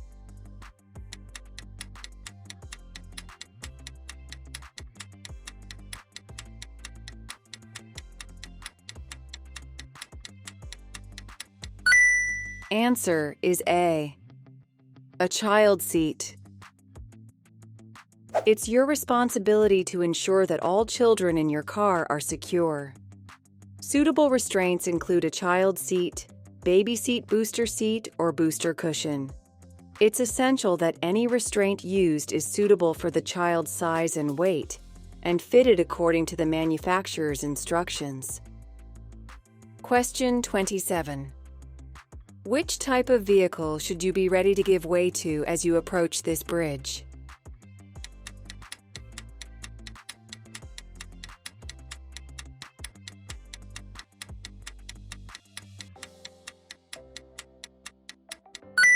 Answer is B. Buses. A bus or high-sided lorry will have to take a position in the center of the road to clear the bridge. There's normally a sign to show this. Look well ahead, pass the bridge, and be ready to stop and give way to large oncoming vehicles. Question 28. What's the reason for traffic calming measures?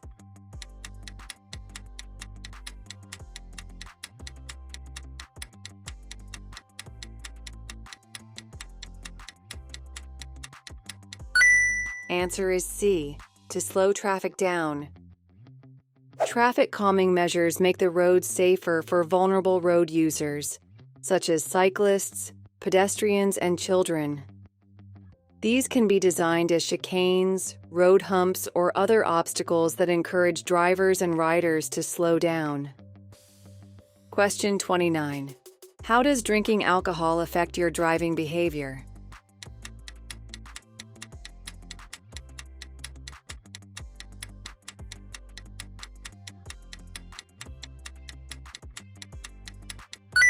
Answer is C. It increases confidence. Alcohol can increase confidence to a point where your driving behavior might become out of character. Sensible behavior might change to risk-taking behavior. Never let yourself or your friends get into this situation. Question 30. This junction, controlled by traffic lights, has a marked area between two stop lines. What's this for?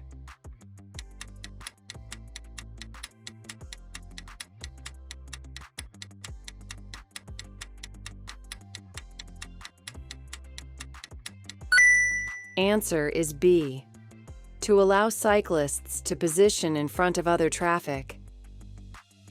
These are known as advanced stop lines. When the lights are red, or about to become red, you should stop at the first white line. However, if you've crossed that line as the lights change, you must stop at the second line, even if it means you're in the area reserved for cyclists. Question 31. What must you check before you drive someone else's vehicle?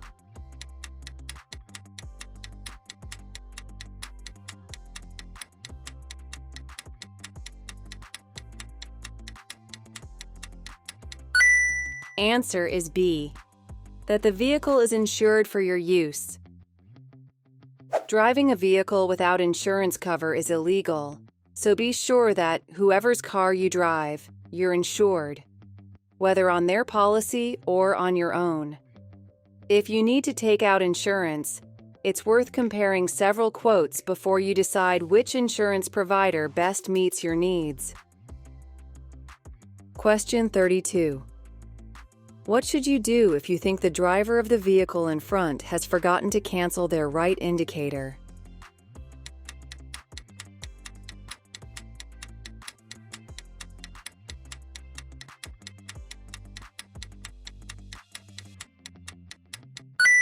Answer is D.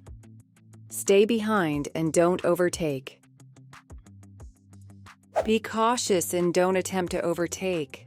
The driver may be unsure of the location of a junction and may turn suddenly. Question 33. You're on a smart motorway. What does it mean if a red cross is showing above the hard shoulder and mandatory speed limits above all other lanes?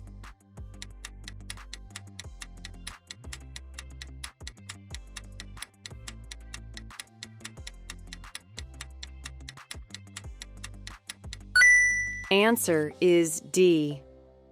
The hard shoulder is for emergency or breakdown use only. A red cross above the hard shoulder shows that it's closed as a running lane and should only be used for emergencies or breakdowns. On a smart motorway, the hard shoulder may be used as a running lane at busy times. This will be shown by a mandatory speed limit on the gantry above the hard shoulder. Question 34. What should you do if you begin to feel drowsy while you're driving?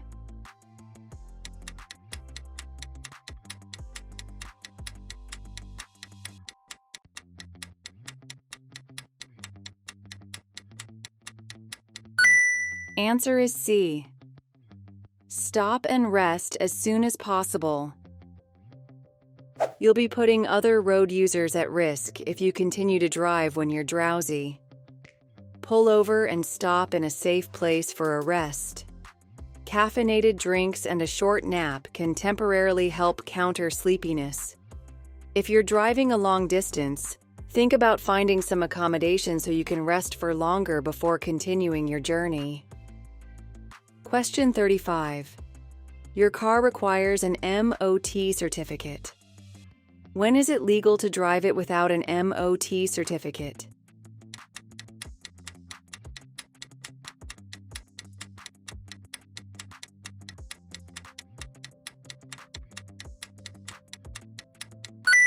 Answer is D. When driving to an appointment at an MOT center. When a car is 3 years old, 4 years old in Northern Ireland, it must pass an MOT test and have a valid MOT certificate before it can be used on the road.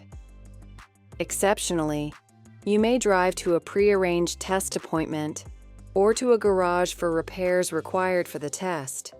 Drive vehicles that are more than 40 years old without an MOT test, but they must be in a roadworthy condition before being used on the road. See gov.uk for more details. Question 36. You take some cough medicine given to you by a friend. What should you do before driving your car?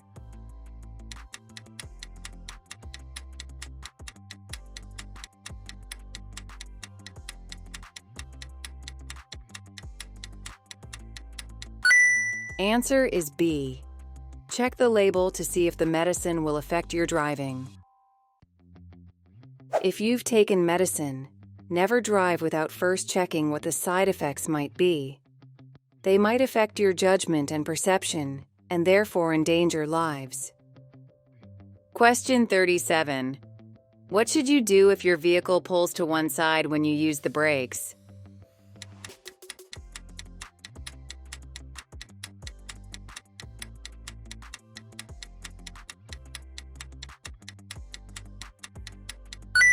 Answer is B. Have the brakes checked as soon as possible. The brakes on your vehicle must be effective and properly adjusted. If your vehicle pulls to one side when braking, take it to be checked by a qualified mechanic as soon as you can. Question 38. What does this sign mean?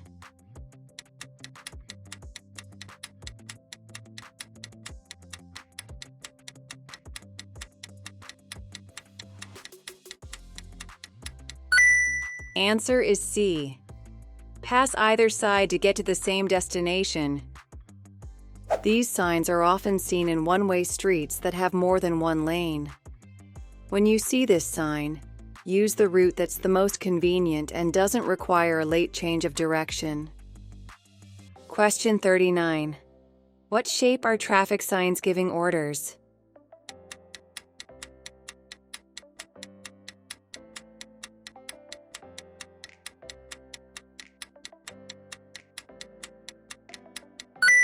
Answer is D. Road signs in the shape of a circle give orders. Those with a red circle are mostly prohibitive. The stop sign is octagonal to give it greater prominence. Signs giving orders must always be obeyed. Question 40. What does this sign mean?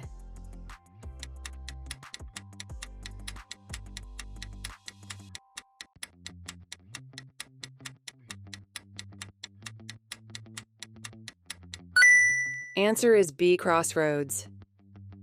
The priority through the junction is shown by the broader line. You need to be aware of the hazard posed by traffic crossing or pulling out onto a major road. Question 41. What does this sign mean?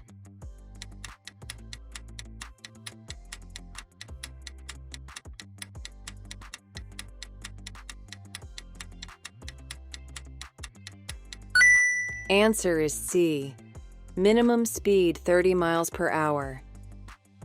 This sign is shown where slow-moving vehicles would impede the flow of traffic, for example, in tunnels. However, if you need to slow down or even stop to avoid an incident or potential collision, you should do so. Question 42. You're driving in the right-hand lane of a dual carriageway. What should you do if you see a sign showing that the right-hand lane is closed 800 yards ahead?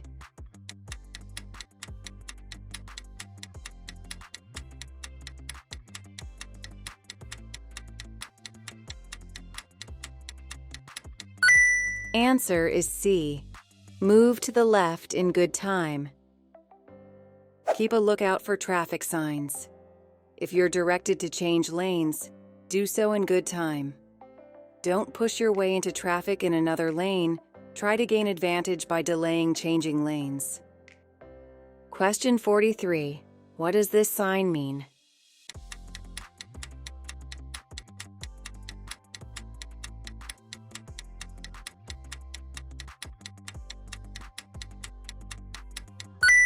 Answer is D. Zebra crossing ahead. Look well ahead and be ready to stop for any pedestrians crossing or about to cross the road. Also check the pavements for anyone who looks like they might step or run into the road. Question 44. Where would you see this sign?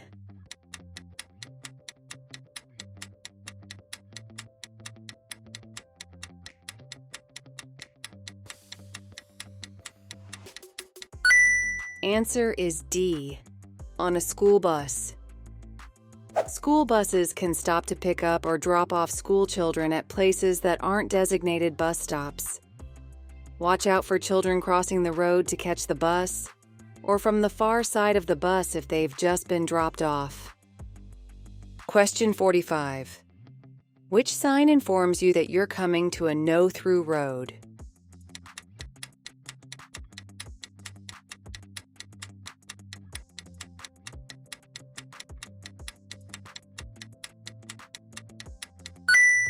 Answer is C. This sign is found at the entrance to a road that can only be used for access. Question 46. Which sign means that pedestrians may be walking along the road?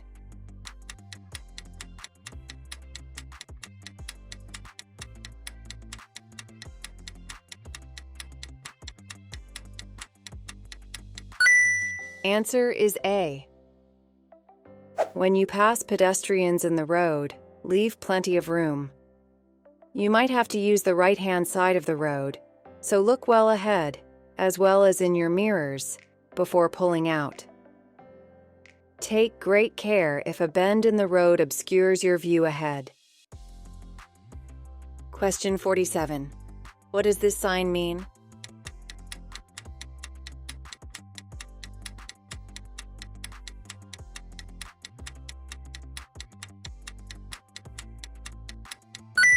Answer is D. Water across the road. This sign is found where a shallow stream crosses the road. Heavy rainfall could increase the flow of water. If the water looks too deep or the stream has spread over a large distance, stop and find another route. Question 48. In winter, road signs can become covered by snow. What does this sign mean?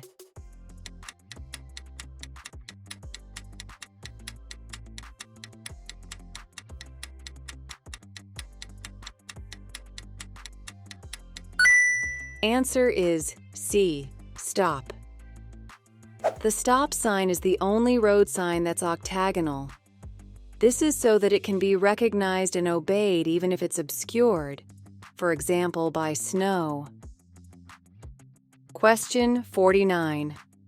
Why should you keep well to the left as you approach a right-hand bend?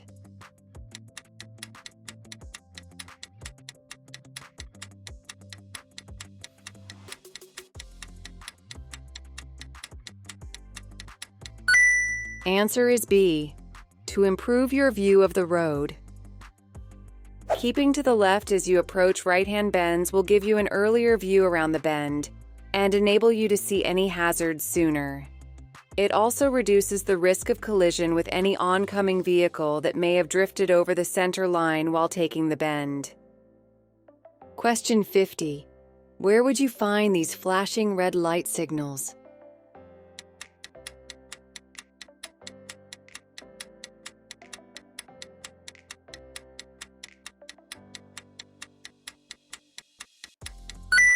Answer is A. Level crossings. These signals are found at level crossings, swing or lifting bridges, some airfields, and emergency access sites. The flashing red lights mean stop whether or not the way seems to be clear.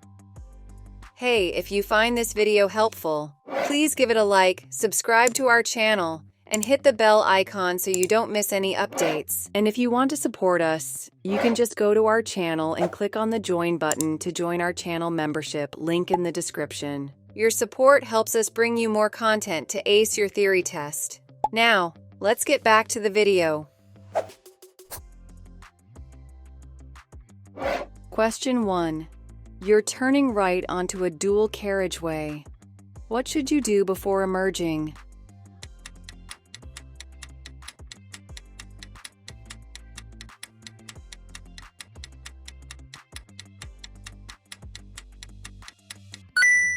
Answer is A. Check that the central reservation is wide enough for your vehicle. Before emerging right onto a dual carriageway, make sure that the central reservation is deep enough to protect your vehicle. If it isn't, you should treat the dual carriageway as one road, and check that it's clear in both directions before pulling out.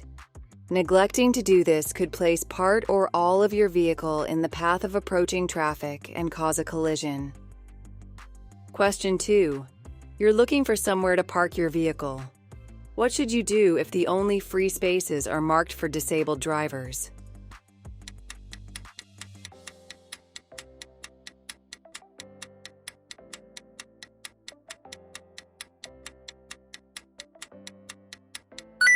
Answer is D. Wait for a regular parking space to become free. It's illegal to park in a space reserved for disabled drivers unless you're permitted to do so. These spaces are provided for people with limited mobility who may need extra space to get in and out of their vehicle. Question 3. How will you benefit from following the manufacturer's service schedule for your vehicle?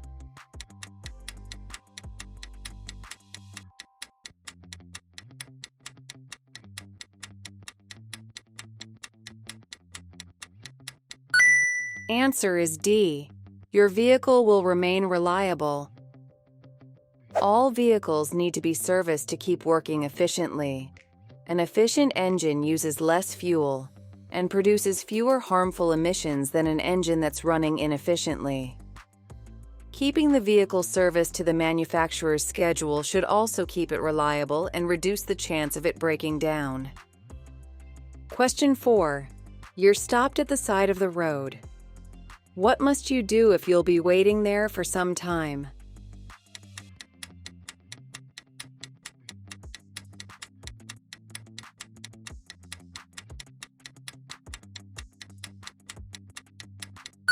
Answer is B. Switch off the engine. If your vehicle is stationary and is likely to remain so for some time, you must switch off the engine unless you're stationary in traffic or diagnosing a fault. Question 5. Why do motorcyclists wear bright clothing?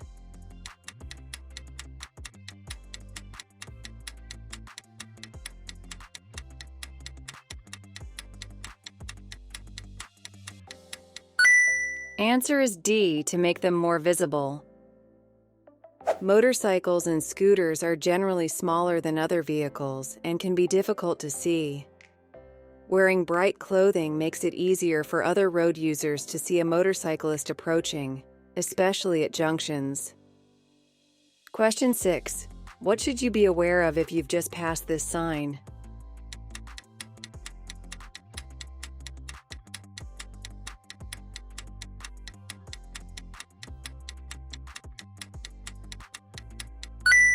Answer is A. All traffic is going one way. In a one-way system, traffic may pass you on either side. Always be aware of all traffic signs and understand their meaning.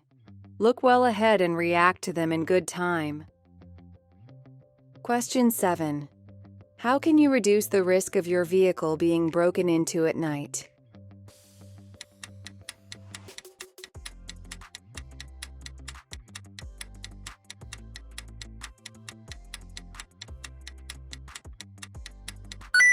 Answer is B.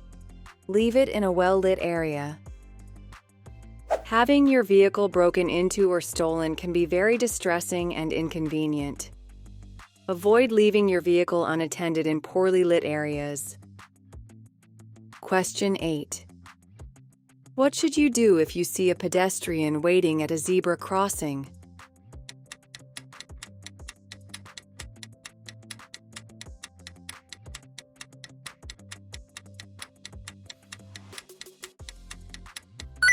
Answer is A.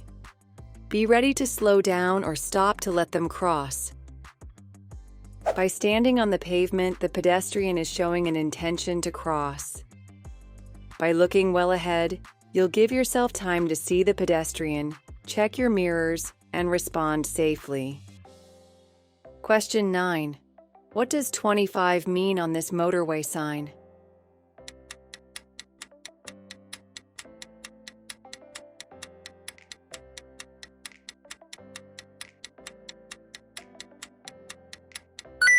Answer is B. The number of the next junction. Before you set out on your journey, use a road map to plan your route. When you see an advance warning of your junction, make sure you get into the correct lane in plenty of time. Last-minute harsh braking and cutting across lanes at speed is extremely hazardous. Question 10. When should you update your vehicle registration certificate?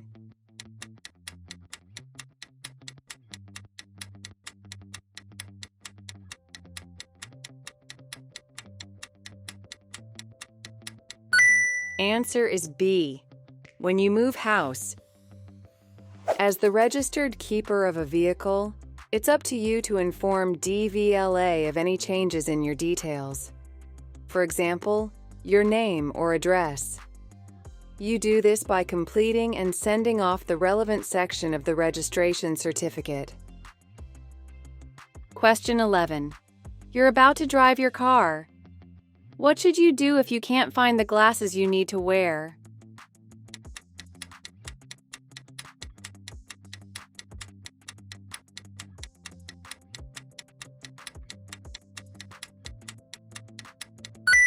Answer is D. Find a way of getting home without driving. If you need to wear glasses for driving, it's illegal to drive without them. You must be able to see clearly when you're driving. Question 12. What can people who live or work in towns and cities do to help reduce urban pollution levels?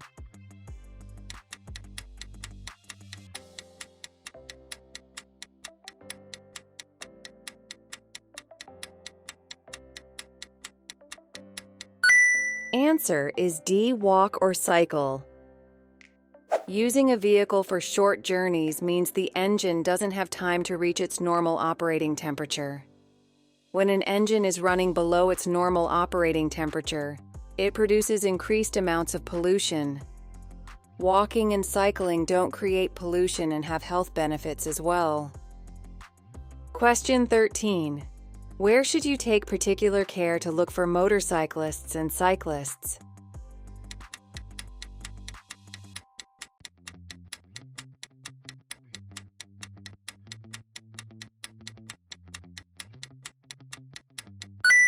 Answer is A. At junctions. Motorcyclists and cyclists are often more difficult to see at junctions.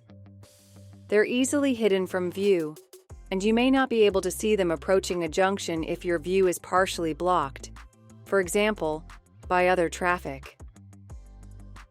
Question 14. When are you allowed to use hazard warning lights?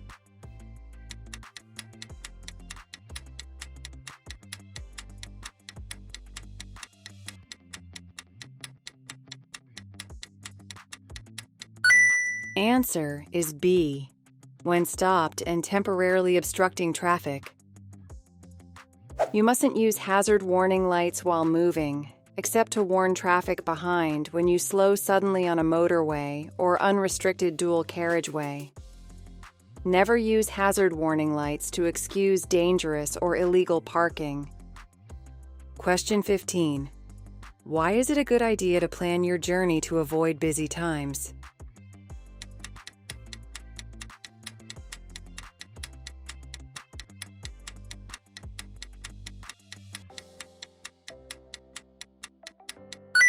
Answer is C. You'll have an easier journey. No one likes to spend time in traffic queues. Try to avoid busy times related to school or work travel. Question 16. What should you do when you see these horse riders in front?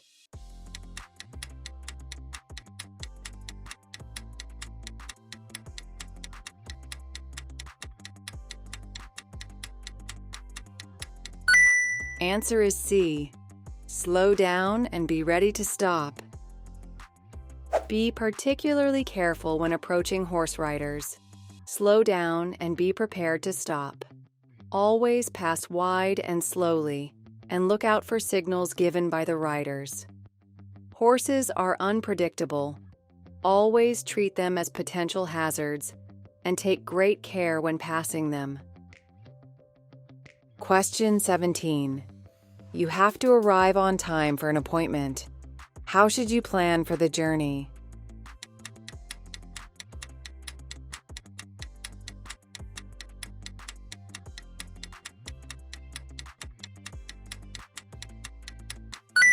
Answer is A. Allow plenty of time for the trip.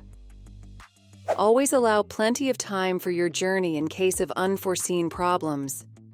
Anything can happen. For example, punctures, breakdowns, road closures, diversions, and delays. You'll feel less stressed and less inclined to take risks if you aren't pushed for time. Question 18. You're following two cyclists as they approach a roundabout in the left-hand lane. Where would you expect the cyclists to go?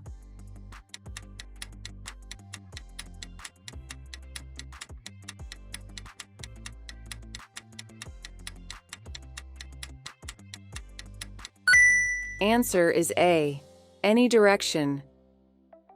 Cyclists approaching a roundabout in the left-hand lane may be turning right, but may not have been able to get into the correct lane due to heavy traffic.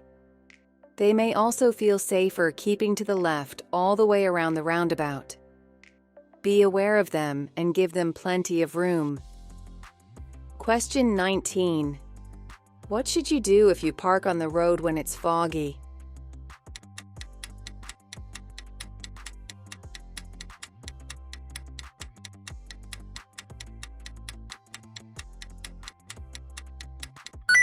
Answer is D. Leave parking lights switched on. If you have to park your vehicle in foggy conditions, try to find a place to park off the road. If this isn't possible, park on the road facing in the same direction as the traffic. Leave your parking lights switched on and make sure they're clean. Question 20. What should you do about driving if you've been taking medicine that causes drowsiness?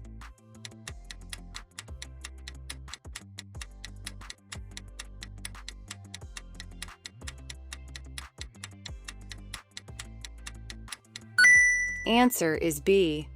Avoid driving and check with your doctor. You aren't fit to drive if you're taking medicine that makes you drowsy. Check with your doctor if you're unsure. You mustn't put other road users, your passengers, or yourself at risk. Question 21. What would you do if you see older people crossing the road ahead?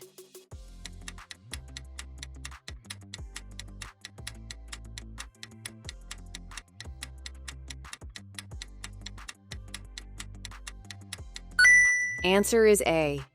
Be patient and allow them to cross in their own time. Be aware that older people might take a long time to cross the road. They might also be hard of hearing and not hear you approaching. Don't hurry older people across the road by getting too close to them or revving your engine. Question 22. What should you do when you're approaching traffic lights that have red and amber showing together?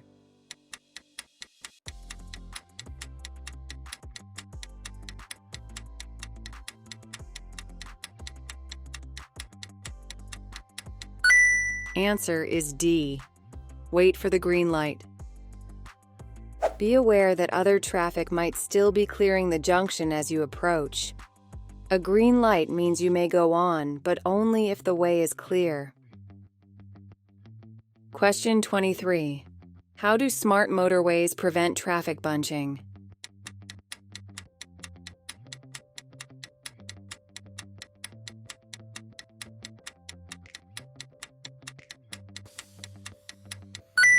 Answer is D.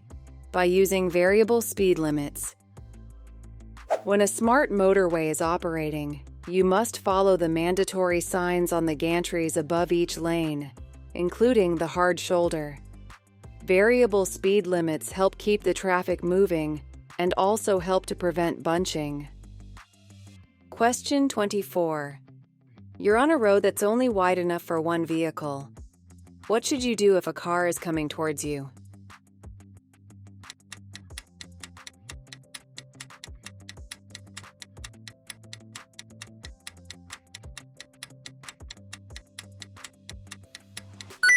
Answer is C. Pull into a passing place on your left. Pull into the nearest passing place on the left if you meet another vehicle on a narrow road. If the nearest passing place is on the right, wait opposite it. Question 25. When will a new car need its first MOT test?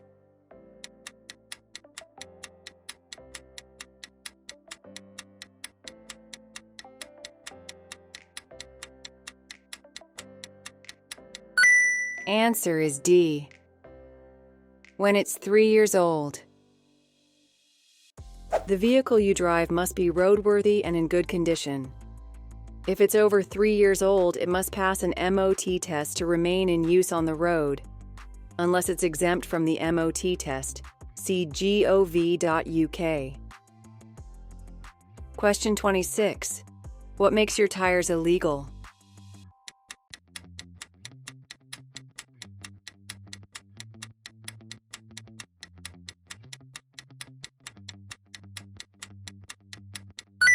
Answer is A. If they have any large, deep cuts in the side wall. Your tires may be of different treads and makes. They can even be second-hand, as long as they're in good condition. They must, however, be intact, without cuts or tears. When checking the sidewalls for cuts and bulges, don't forget to check the side of the tire that's hidden from view under the car.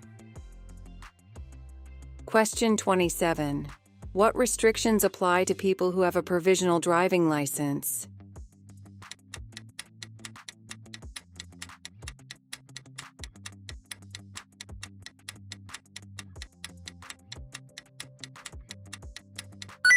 Answer is C.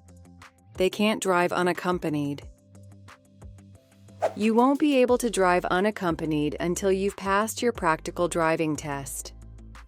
If you haven't driven on the motorway while you were learning, ask your instructor to take you for a lesson on the motorway when you've passed your test. Alternatively, you could take part in the Pass Plus scheme. This has been created for new drivers and includes motorway driving. Ask your instructor for details. Question 28. What does fuel-efficient driving achieve?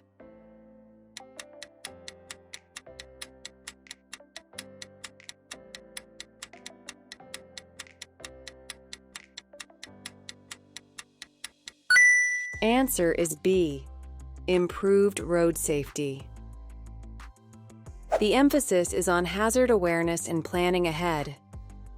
By looking well ahead, you'll have plenty of time to deal with hazards safely and won't need to brake sharply. This will also reduce damage to the environment. Question 29. What color are the reflective studs between the lanes on a motorway?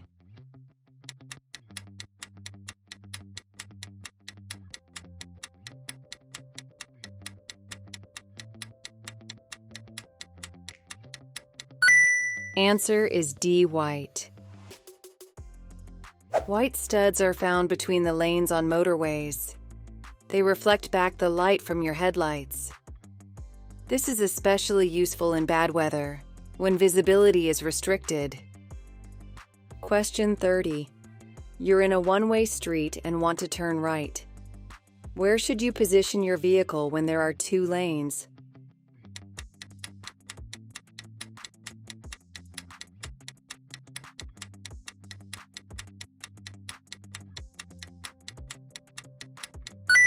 Answer is C.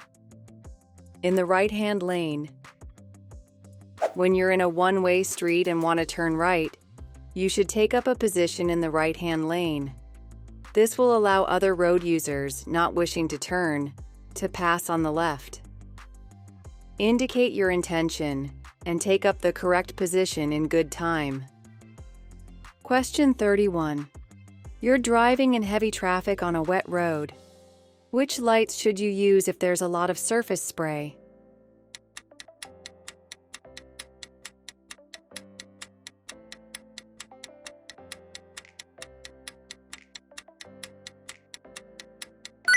Answer is A. Dipped headlights. You must make sure that other road users can see you, but you don't want to dazzle them. Use your dipped headlights during the day if visibility is poor. If visibility falls below 100 meters, 328 feet, you may use your rear fog lights, but don't forget to turn them off when the visibility improves. Question 32. Your vehicle has broken down on a motorway.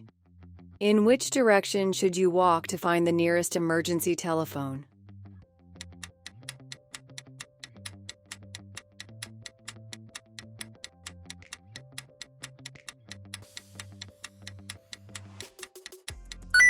Answer is C. In the direction shown on the marker posts.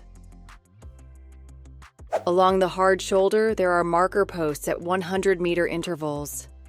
These will direct you to the nearest emergency telephone. Question 33. As you approach a Pelican crossing, the lights change to green. What should you do if older people are still crossing?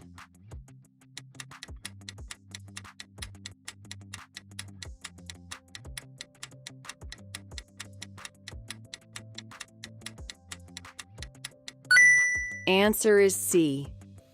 Wait patiently while they cross. If the lights turn to green, wait for any pedestrians to clear the crossing. Allow them to finish crossing the road in their own time, and don't try to hurry them by revving your engine. Question 34. You're waiting to turn right at the end of a road. What should you do if your view is obstructed by parked vehicles?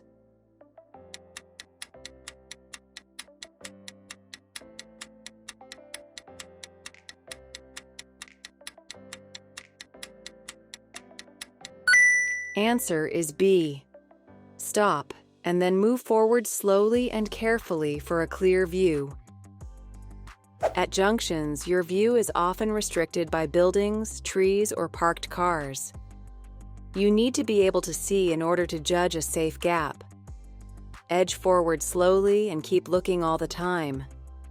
Don't cause other road users to change speed or direction as you emerge. Question 35. In which conditions will your overall stopping distance increase?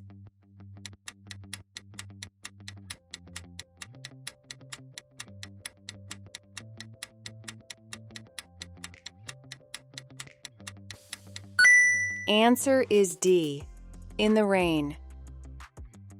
Extra care should be taken in wet weather. On wet roads, your stopping distance could be double that in dry conditions. Question 36. You see a horse rider as you approach a roundabout. What should you do if they're signaling right but keeping well to the left?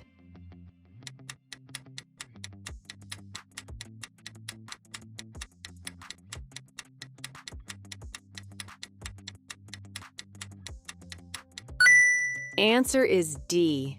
Stay well back. Allow the horse rider to enter and exit the roundabout in their own time. They may feel safer keeping to the left all the way around the roundabout. Don't get up close behind or alongside them, because that would probably upset the horse and create a dangerous situation. Question 37. You're traveling in the left-hand lane of a 3-lane motorway. How should you react to traffic joining from a slip road?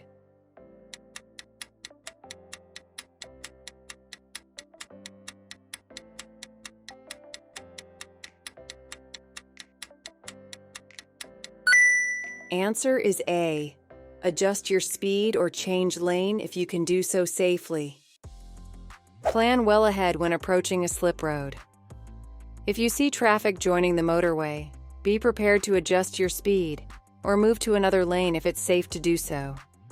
This can help the flow of traffic joining the motorway, especially at peak times. Question 38. When should you use your vehicle's horn?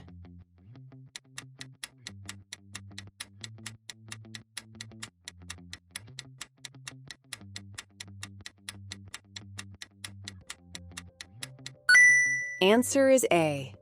To alert others to your presence. You mustn't use your vehicle's horn between 11:30 p.m. and 7 a.m. in a built-up area, or when you're stationary, unless a moving vehicle poses a danger.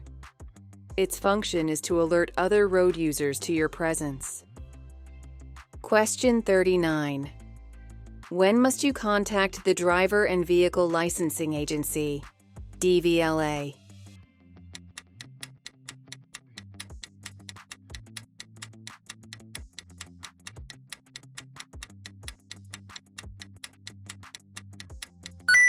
Answer is A. When you change your vehicle. DVSA needs to keep its records up to date. It sends out a reminder when a vehicle's tax is due for renewal. To do this, it needs to know the name and address of the registered keeper. Every vehicle in the country is registered, so it's possible to trace its history. Question 40. What could you do to reduce the volume of traffic on the roads?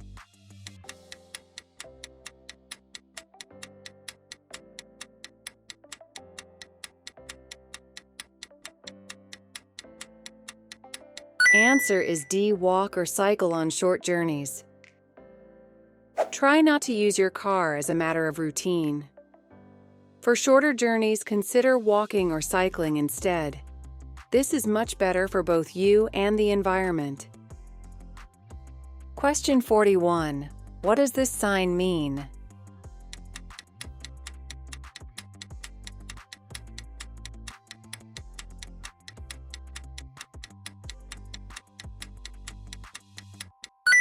Answer is D. Side winds. A warning sign with a picture of a windsock indicates that there may be strong side winds. This sign is often found on exposed roads. Question 42. What must you do at this junction?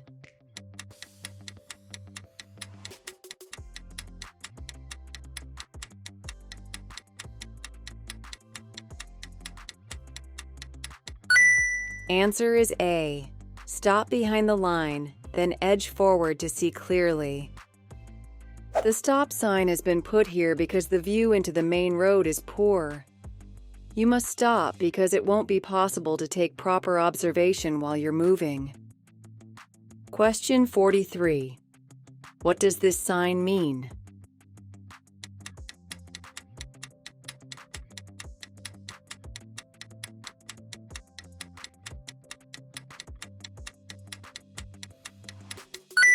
Answer is D. The right-hand lane is closed. Yellow and black temporary signs may be used to inform you about roadworks or lane restrictions. Look well ahead. If you have to change lanes, do so in good time. Question 44. What does this sign mean?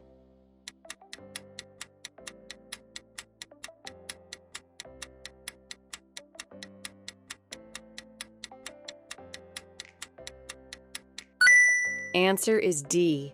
Tunnel ahead. When approaching a tunnel, switch on your dipped headlights. Be aware that your eyes might need to adjust to the sudden darkness. You may need to reduce your speed. Question 45. What will happen if you follow this vehicle too closely?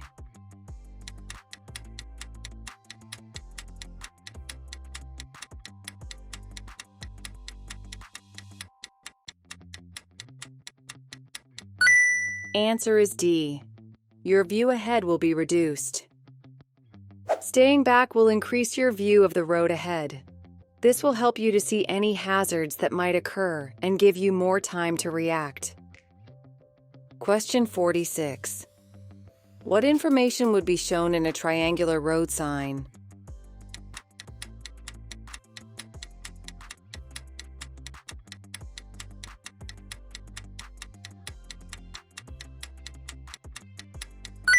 Answer is D. Road narrows. Warning signs are there to make you aware of potential hazards on the road ahead. Take note of the signs so you're prepared and can take whatever action is necessary. Question 47. You're driving along this road. What should you do if the red car cuts in close in front of you?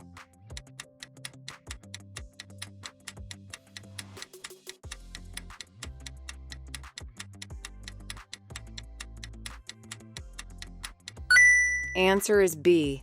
Drop back to leave the correct separation distance. There are times when other drivers make incorrect or ill-judged decisions. Be tolerant and try not to retaliate or react aggressively. Always consider the safety of other road users, your passengers, and yourself. Question 48. What should you be prepared to do in this situation?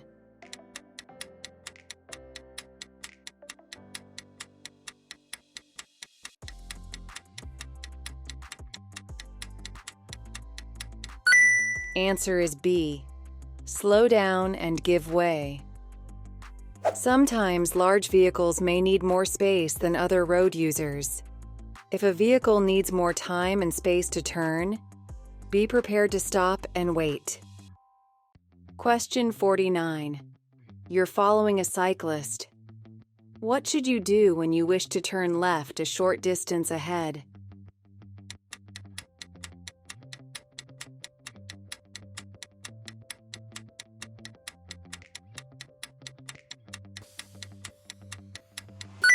Answer is B. Hold back until the cyclist has passed the junction. Make allowances for cyclists and give them plenty of room. Don't overtake and then immediately turn left. Be patient and turn behind them when they've passed the junction. Question 50. Which shape is used for a give way sign?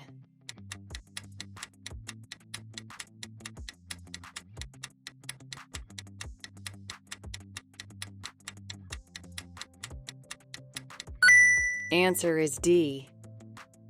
Other warning signs are the same shape and color, but the give way triangle points downwards. When you see this sign, you must give way to traffic on the road that you're about to enter. Hey, if you find this video helpful, please give it a like, subscribe to our channel, and hit the bell icon so you don't miss any updates. And if you want to support us, you can just go to our channel and click on the join button to join our channel membership, link in the description. Your support helps us bring you more content to ace your theory test. Now, let's get back to the video. Question 1. What must you do when the amber light is flashing at a pelican crossing?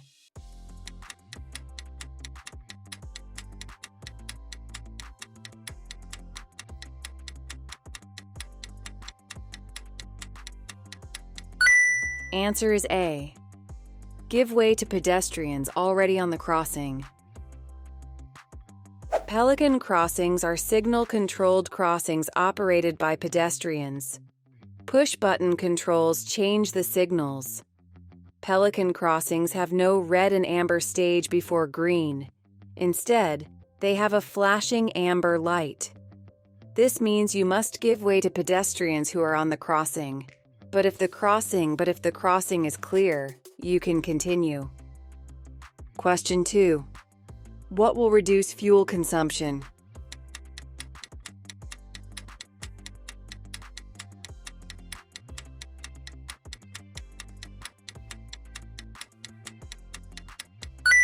Answer is B. Driving more slowly.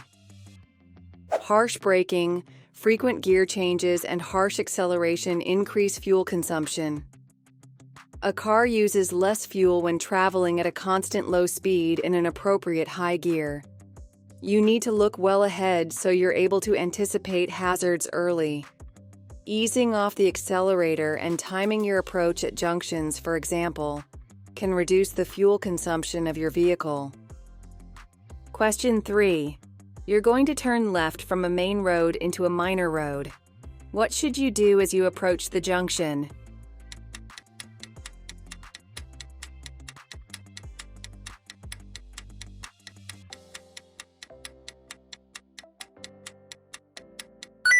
Answer is C.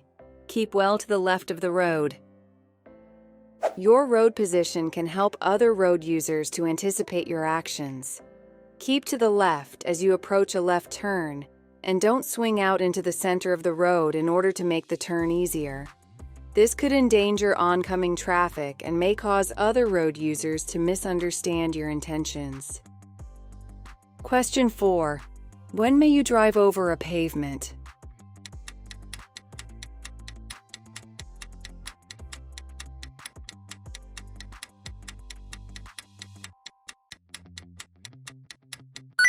Answer is B.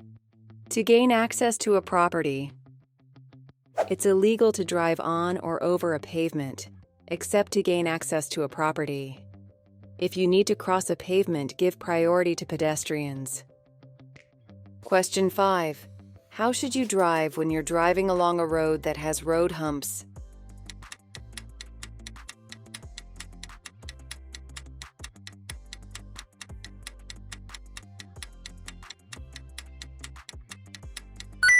Answer is D. Maintain a reduced speed throughout. Road humps are there for a reason: to protect vulnerable road users by reducing the speed of traffic. Don't accelerate harshly between the humps. Put the safety of others first and maintain a reduced speed throughout the zone. Question 6. Where would you find these road markings?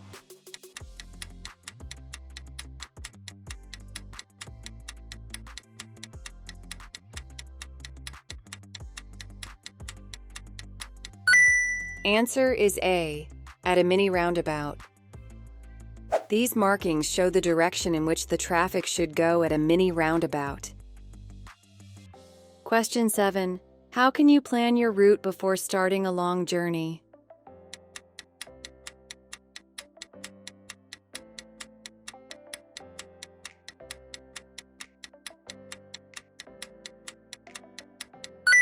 Answer is D. Use a route planner on the internet. Various route planners are available on the internet. Most of them give you several options, allowing you to choose between the most direct route and quieter roads. They may also identify rest and fuel stops. Print off the directions and take them with you.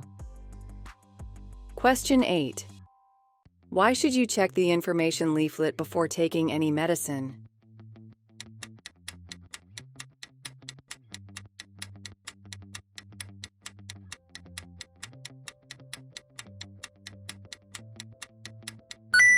Answer is B.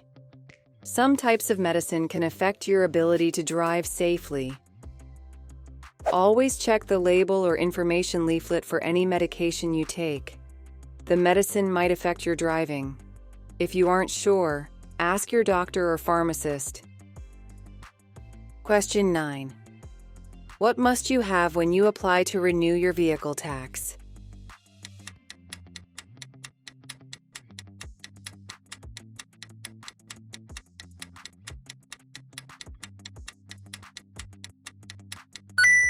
Answer is D. Valid insurance.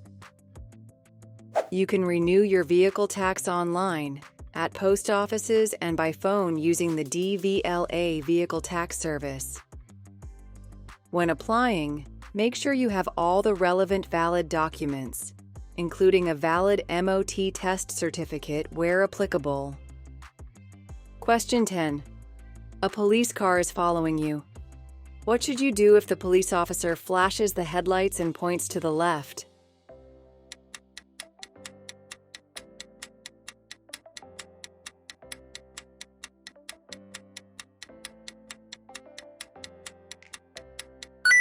Answer is B.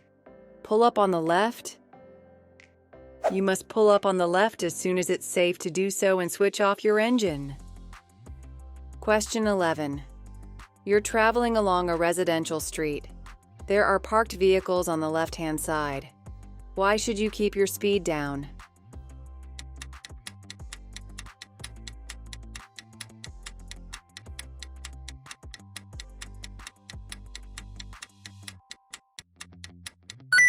Answer is A. Children may run out from between the vehicles. Travel slowly and carefully near parked vehicles. Beware of vehicles pulling out, especially bicycles and motorcycles. Pedestrians, especially children, who may run out from between cars. Drivers opening their doors. Question 12. What will affect your vehicle's stopping distance?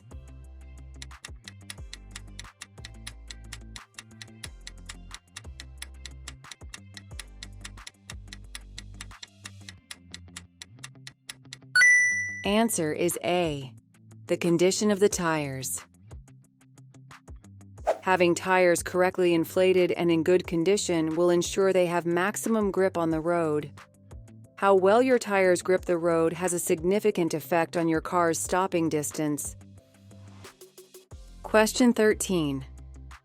When will you feel the effects of engine braking?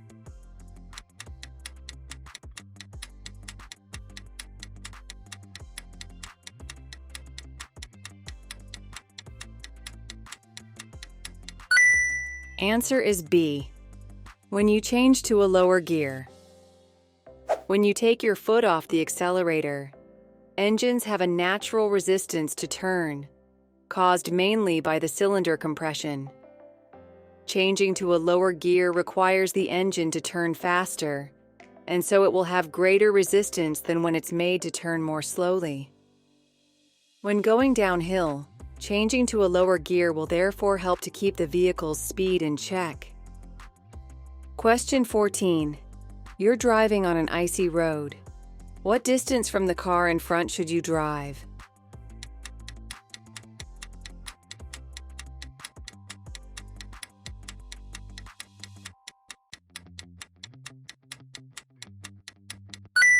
Answer is D. 10 times the normal distance. Don't travel in icy or snowy weather unless your journey is essential. Drive extremely carefully when roads are or may be icy. Stopping distances can be 10 times greater than on dry roads. Question 15. What action should you take when you see flashing amber lights under a school warning sign?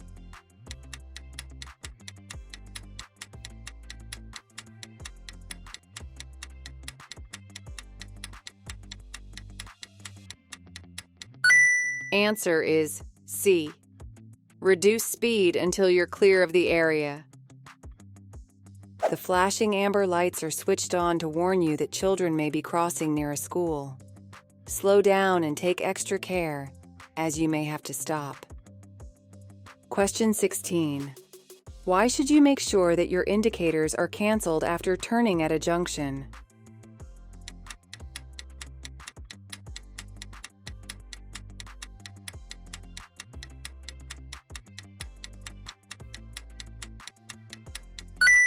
Answer is D.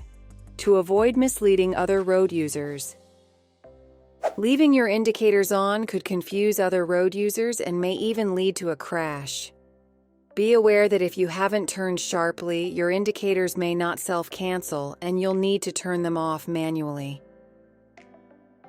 Question 17. On a 3-lane motorway, which lane should you use if there's no traffic ahead?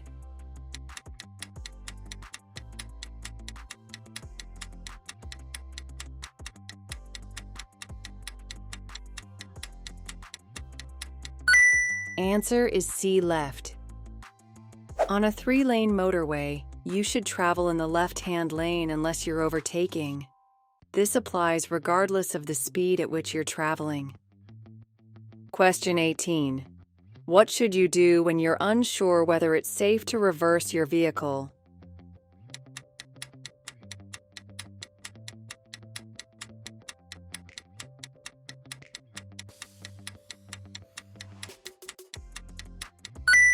Answer is A. Get out and check. A small child could be hidden directly behind you, so if you can't see all around your vehicle, get out and have a look. You could also ask someone reliable outside the vehicle to guide you. Question 19. Why are vehicle mirrors often slightly curved, convex?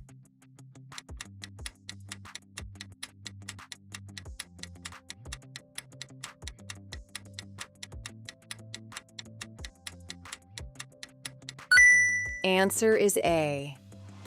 They give a wider field of vision. Although a convex mirror gives a wide view of the scene behind, you should be aware that it won't show you everything behind or to the side of your vehicle. Before you move off, you'll need to look over your shoulder to check for anything not visible in the mirrors. Question 20. For how long is an MOT certificate normally valid?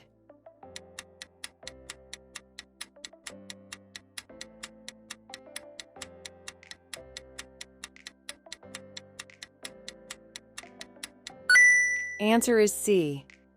1 year after the date it was issued.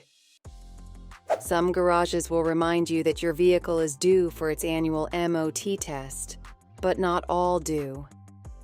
To ensure continuous cover, you may take your vehicle for its MOT up to 1 month before its existing MOT certificate expires. The expiry date on the new certificate will be 12 months after the expiry date on the old certificate. Question 21. When is fuel consumption at its highest?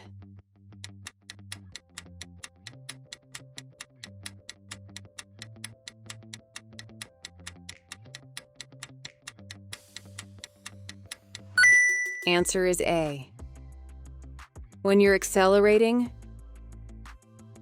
Accelerating uses a lot of fuel, so always try to use the accelerator smoothly. Taking your foot off the accelerator allows the momentum of the car to take you forward, especially when going downhill. This can save a considerable amount of fuel without any loss of control over the vehicle. Question 22. What restrictions apply if you're towing a trailer on a 3-lane motorway?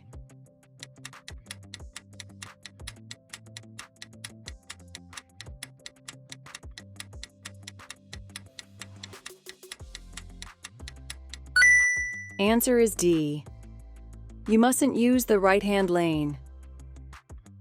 The motorway regulations for towing a trailer state that you mustn't use the right-hand lane of a 3-lane motorway unless directed to do so, for example, at roadworks or due to a lane closure. Exceed 60 miles per hour. Question 23. A cycle lane marked by a solid white line is in operation. What does this mean for car drivers?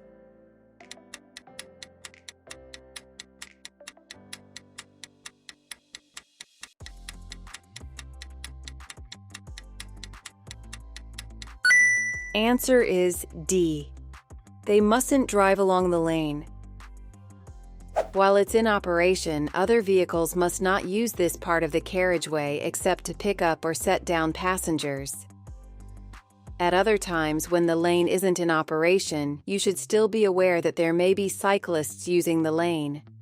Give them plenty of room as you pass and allow for their movement from side to side, especially in windy weather or on a bumpy road. Question 24. Where is your vehicle most likely to be affected by side winds?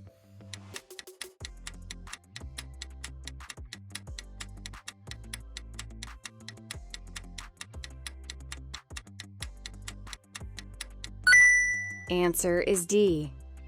On an open stretch of road. In windy conditions, care must be taken on exposed roads. A strong gust of wind can blow you off course. Watch out for other road users who are particularly likely to be affected, such as cyclists, motorcyclists, high-sided lorries, and vehicles towing trailers. Question 25. Why would you fit chains to your wheels?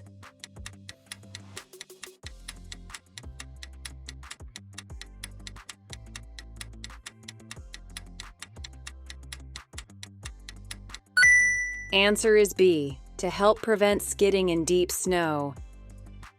Chains can be fitted to your wheels in snowy conditions. They can help you to move off without wheel spin, or to keep moving in deep snow. You'll still need to adjust your driving to suit these conditions. Question 26. How can driving in a fuel-efficient manner help protect the environment?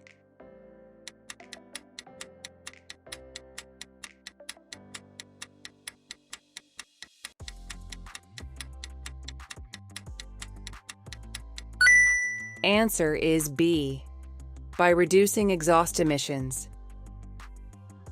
Fuel-efficient driving is all about looking and planning further ahead. This helps raise your hazard awareness and reduces the need for late and heavy braking. This will make your journeys more comfortable, as well as considerably reducing your fuel bills and reducing emissions that can damage the environment. Question 27. You're traveling along a motorway. Where would you find a crawler or climbing lane?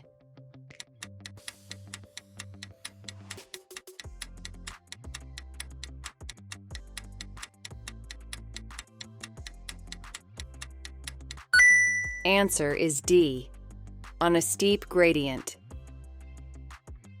Large, slow-moving vehicles can hinder the progress of other traffic. On a steep gradient, an extra crawler lane may be provided for slow-moving vehicles to allow faster-moving traffic to flow more easily. Question 28. What does this arm signal mean?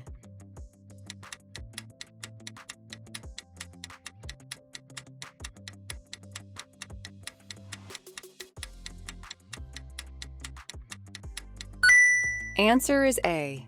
The driver intends to turn left.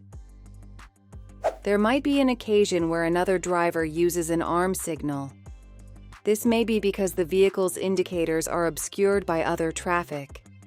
In order for such signals to be effective, all drivers should know their meaning. Be aware that the left turn signal might look similar to the slowing down signal. Question 29. The fluid level in your battery is low. What fluid should you use to top it up?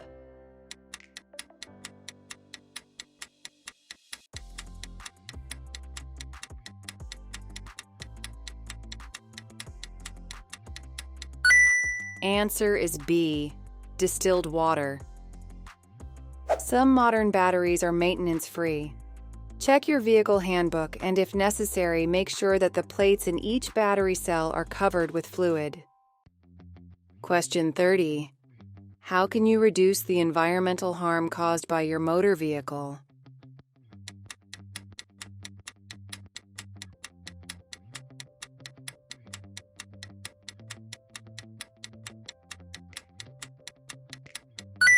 Answer is C. Keep engine revs low. Engines that burn fossil fuels produce exhaust emissions that are harmful to health.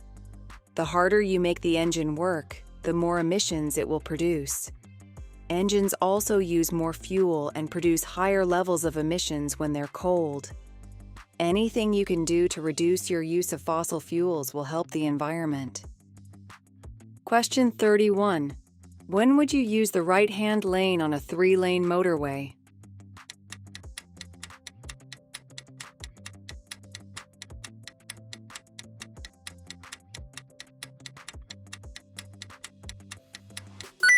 Answer is B. When you're overtaking. The right-hand lane of the motorway is for overtaking. Sometimes you may be directed into a right-hand lane as a result of roadworks or a traffic incident. This will be indicated by signs or officers directing the traffic. Question 32. You're on a smart motorway. What does it mean when a red cross is displayed above the hard shoulder?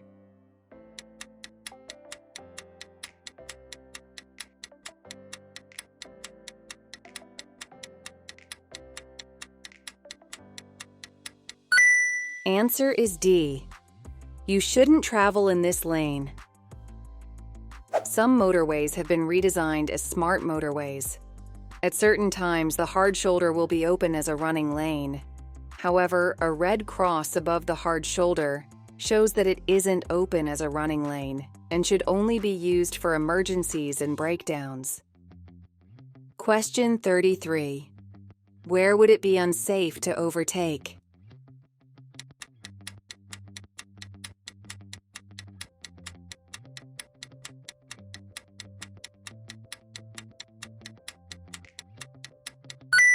Answer is A. Approaching a junction. You should overtake only when it's really necessary and you can see it's clear ahead. Look out for road signs and markings that show it's illegal or would be unsafe to overtake. For example, approaching junctions or bends. In many cases, overtaking is unlikely to significantly improve your journey time. Question 34. What's the speed limit for a car towing a caravan on a dual carriageway?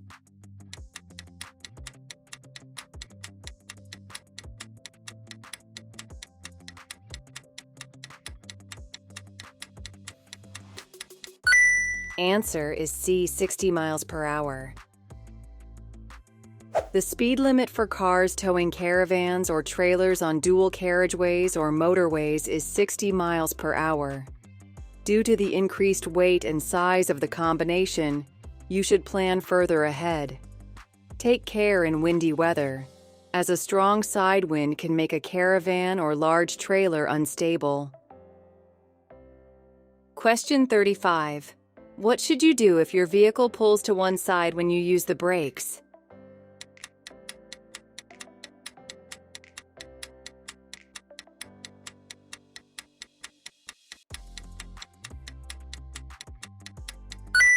Answer is B.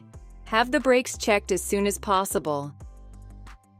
The brakes on your vehicle must be effective and properly adjusted. If your vehicle pulls to one side when braking, take it to be checked by a qualified mechanic as soon as you can. Question 36. You're driving along a wet road. How can you tell if your vehicle's tires are losing their grip on the surface?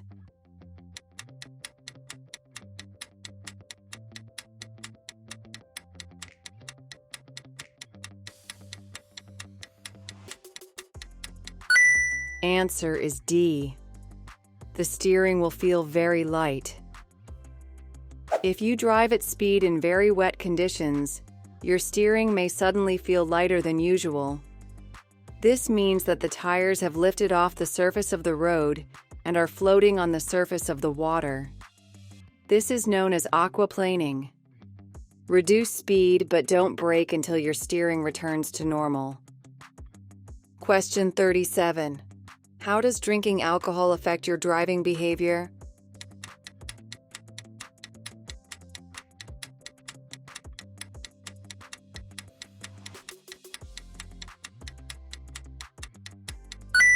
Answer is C. It increases confidence. Alcohol can increase confidence to a point where your driving behavior might become out of character. Sensible behavior might change to risk-taking behavior. Never let yourself or your friends get into this situation. Question 38. What should you do when you're approaching traffic lights that have been green for some time?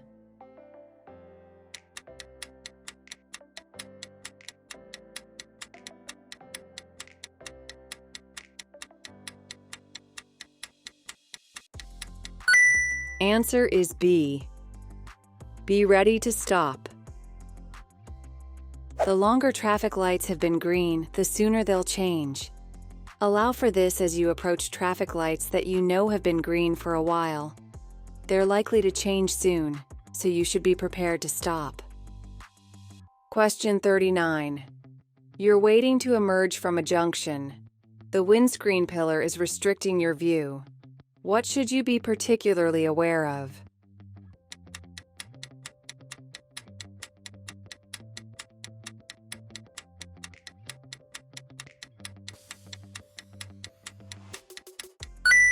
Answer is D. Motorcyclists. Windscreen pillars can completely block your view of pedestrians, motorcyclists, and cyclists. You should make a particular effort to look for these road users. Don't just rely on a quick glance. Question 40. You're driving a friend's children home from school. They're both under 14 years old. Who's responsible for making sure they wear a seatbelt or approved child restraint where required?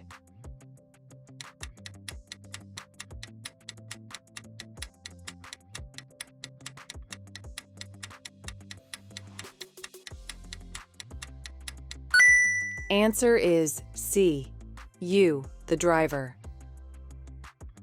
Passengers should always be secured and safe. Children should be encouraged to fasten their seatbelts or approved restraints themselves from an early age, so that it becomes a matter of routine. As the driver, you must check that they're fastened securely. It's your responsibility. Question 41. Which diagram shows a hazard warning line?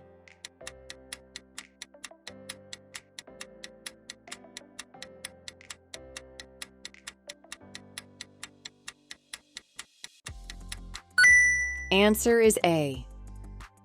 You need to know the difference between the normal center line and a hazard warning line. If there's a hazard ahead, the markings are longer and the gaps shorter. This gives you advance warning of an unspecified hazard. Question 42. What type of vehicle displays this yellow sign?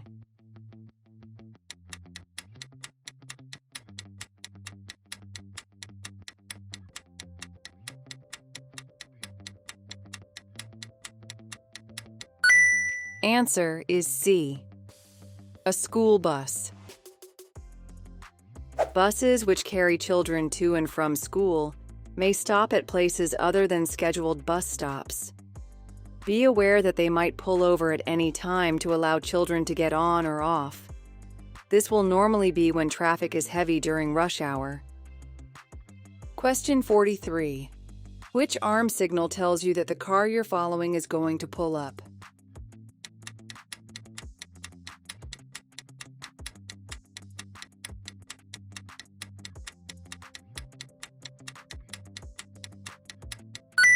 Answer is D. There may be occasions when drivers need to give an arm signal to confirm their intentions. This could include in bright sunshine, at a complex road layout, when stopping at a pedestrian crossing, or when turning right just after passing a parked vehicle. You should understand what each arm signal means.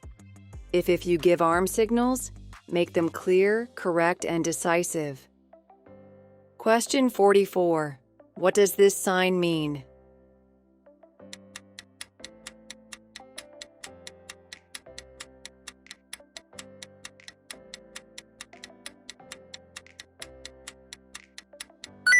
Answer is D. Two-way traffic straight ahead. This sign may be at the end of a dual carriageway or a one-way street.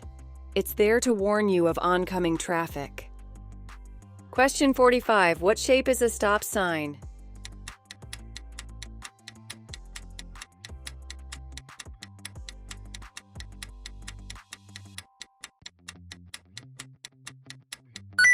Answer is D. To make it easy to recognize, the stop sign is the only sign of this shape.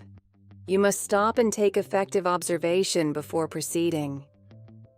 Hey, if you find this video helpful, please give it a like, subscribe to our channel, and hit the bell icon so you don't miss any updates. And if you want to support us, you can just go to our channel and click on the join button to join our channel membership, link in the description. Your support helps us bring you more content to ace your theory test. Now, let's get back to the video. Question 46. In winter, road signs can become covered by snow. What does this sign mean?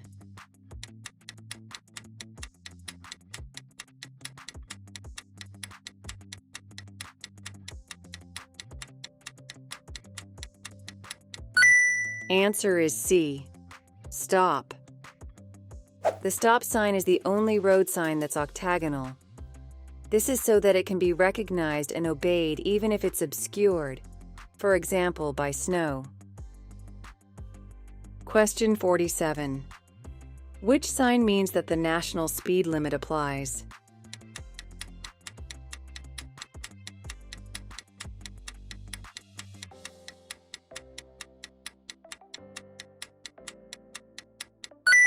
Answer is D. You should know the speed limit for the road on which you're traveling and the vehicle that you're driving. The different speed limits are shown in the highway code. Question 48. What should you do when going through a contraflow system on a motorway?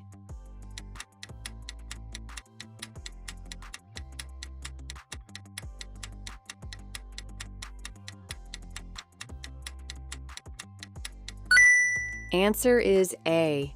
Keep a good distance from the vehicle ahead. At roadworks, and especially where a contraflow system is operating, a speed restriction is likely to be in place. Keep to the lower speed limit and don't switch lanes. Get too close to the vehicle in front of you. Be aware that there will be no permanent barrier between you and the oncoming traffic. Question 49. Which sign shows that you're entering a one-way system?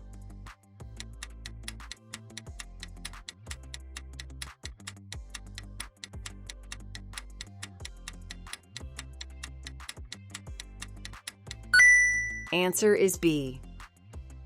If the road has 2 lanes, you can use either lane and overtake on either side. Use the lane that's more convenient for your destination unless signs or road markings indicate otherwise. Question 50. You're driving along a country road. You see this sign. What should you do after dealing safely with the hazard?